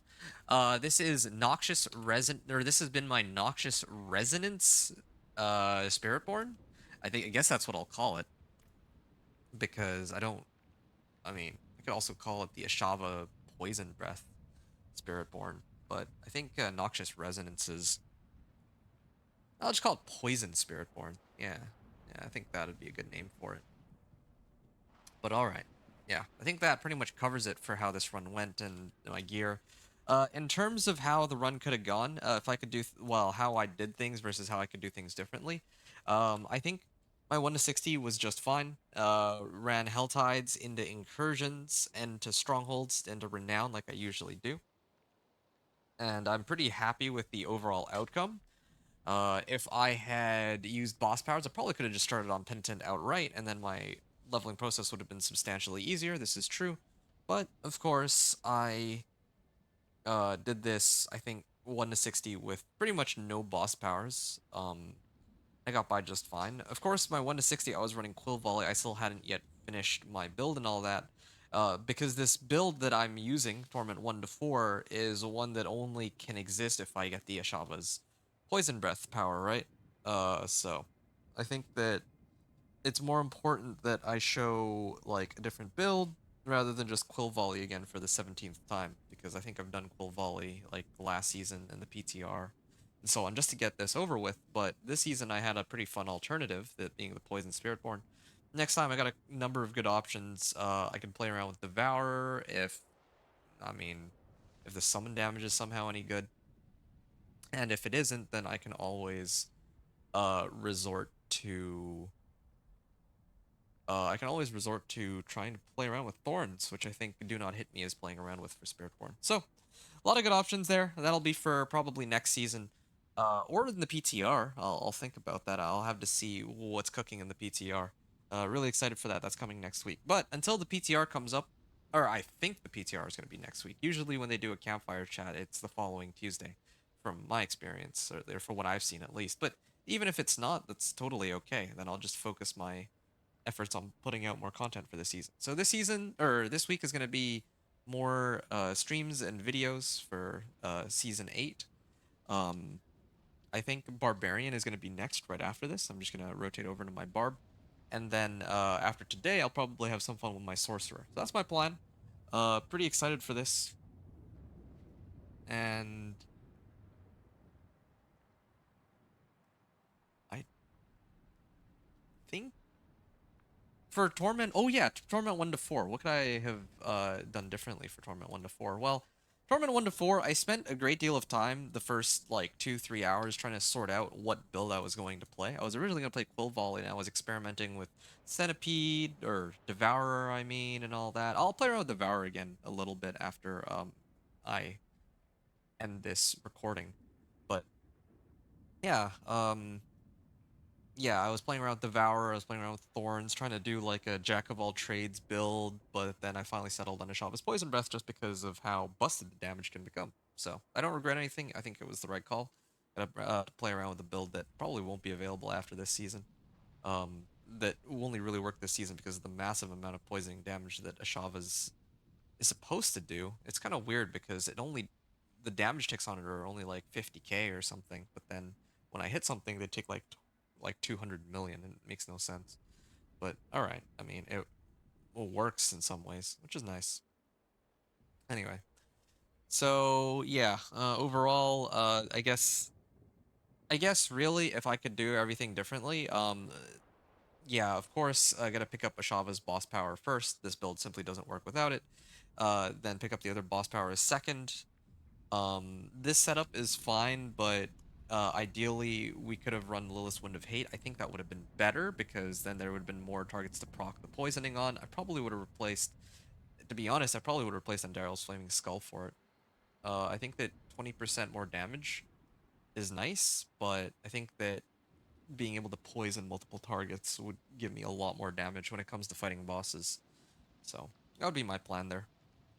And then of course, after picking up the boss powers, just spam incursions for like an hour or two to max out powers, or at least get them to rank 11. But Ashava's boss power as a main power definitely has to be maxed, no question about it.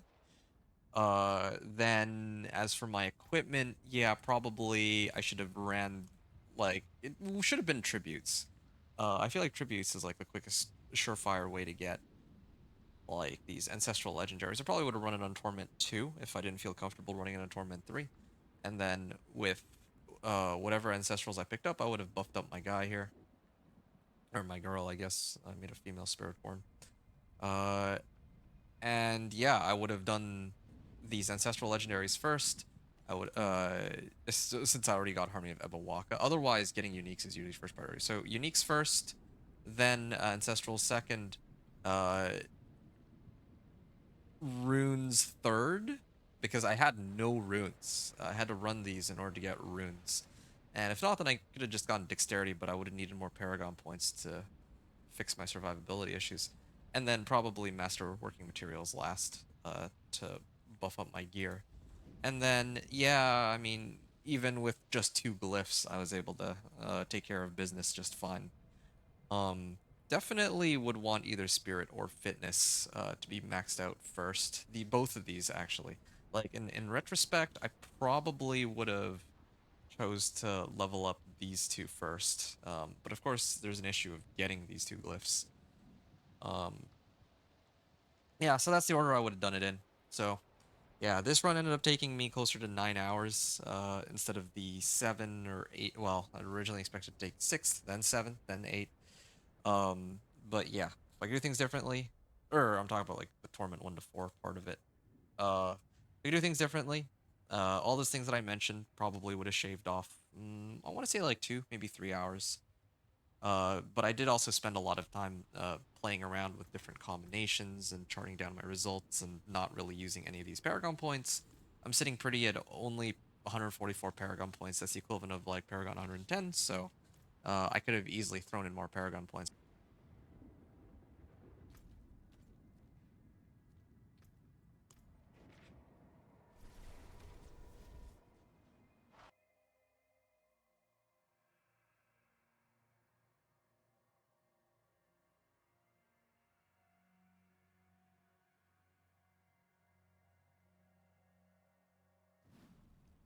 I wish Vegeta could see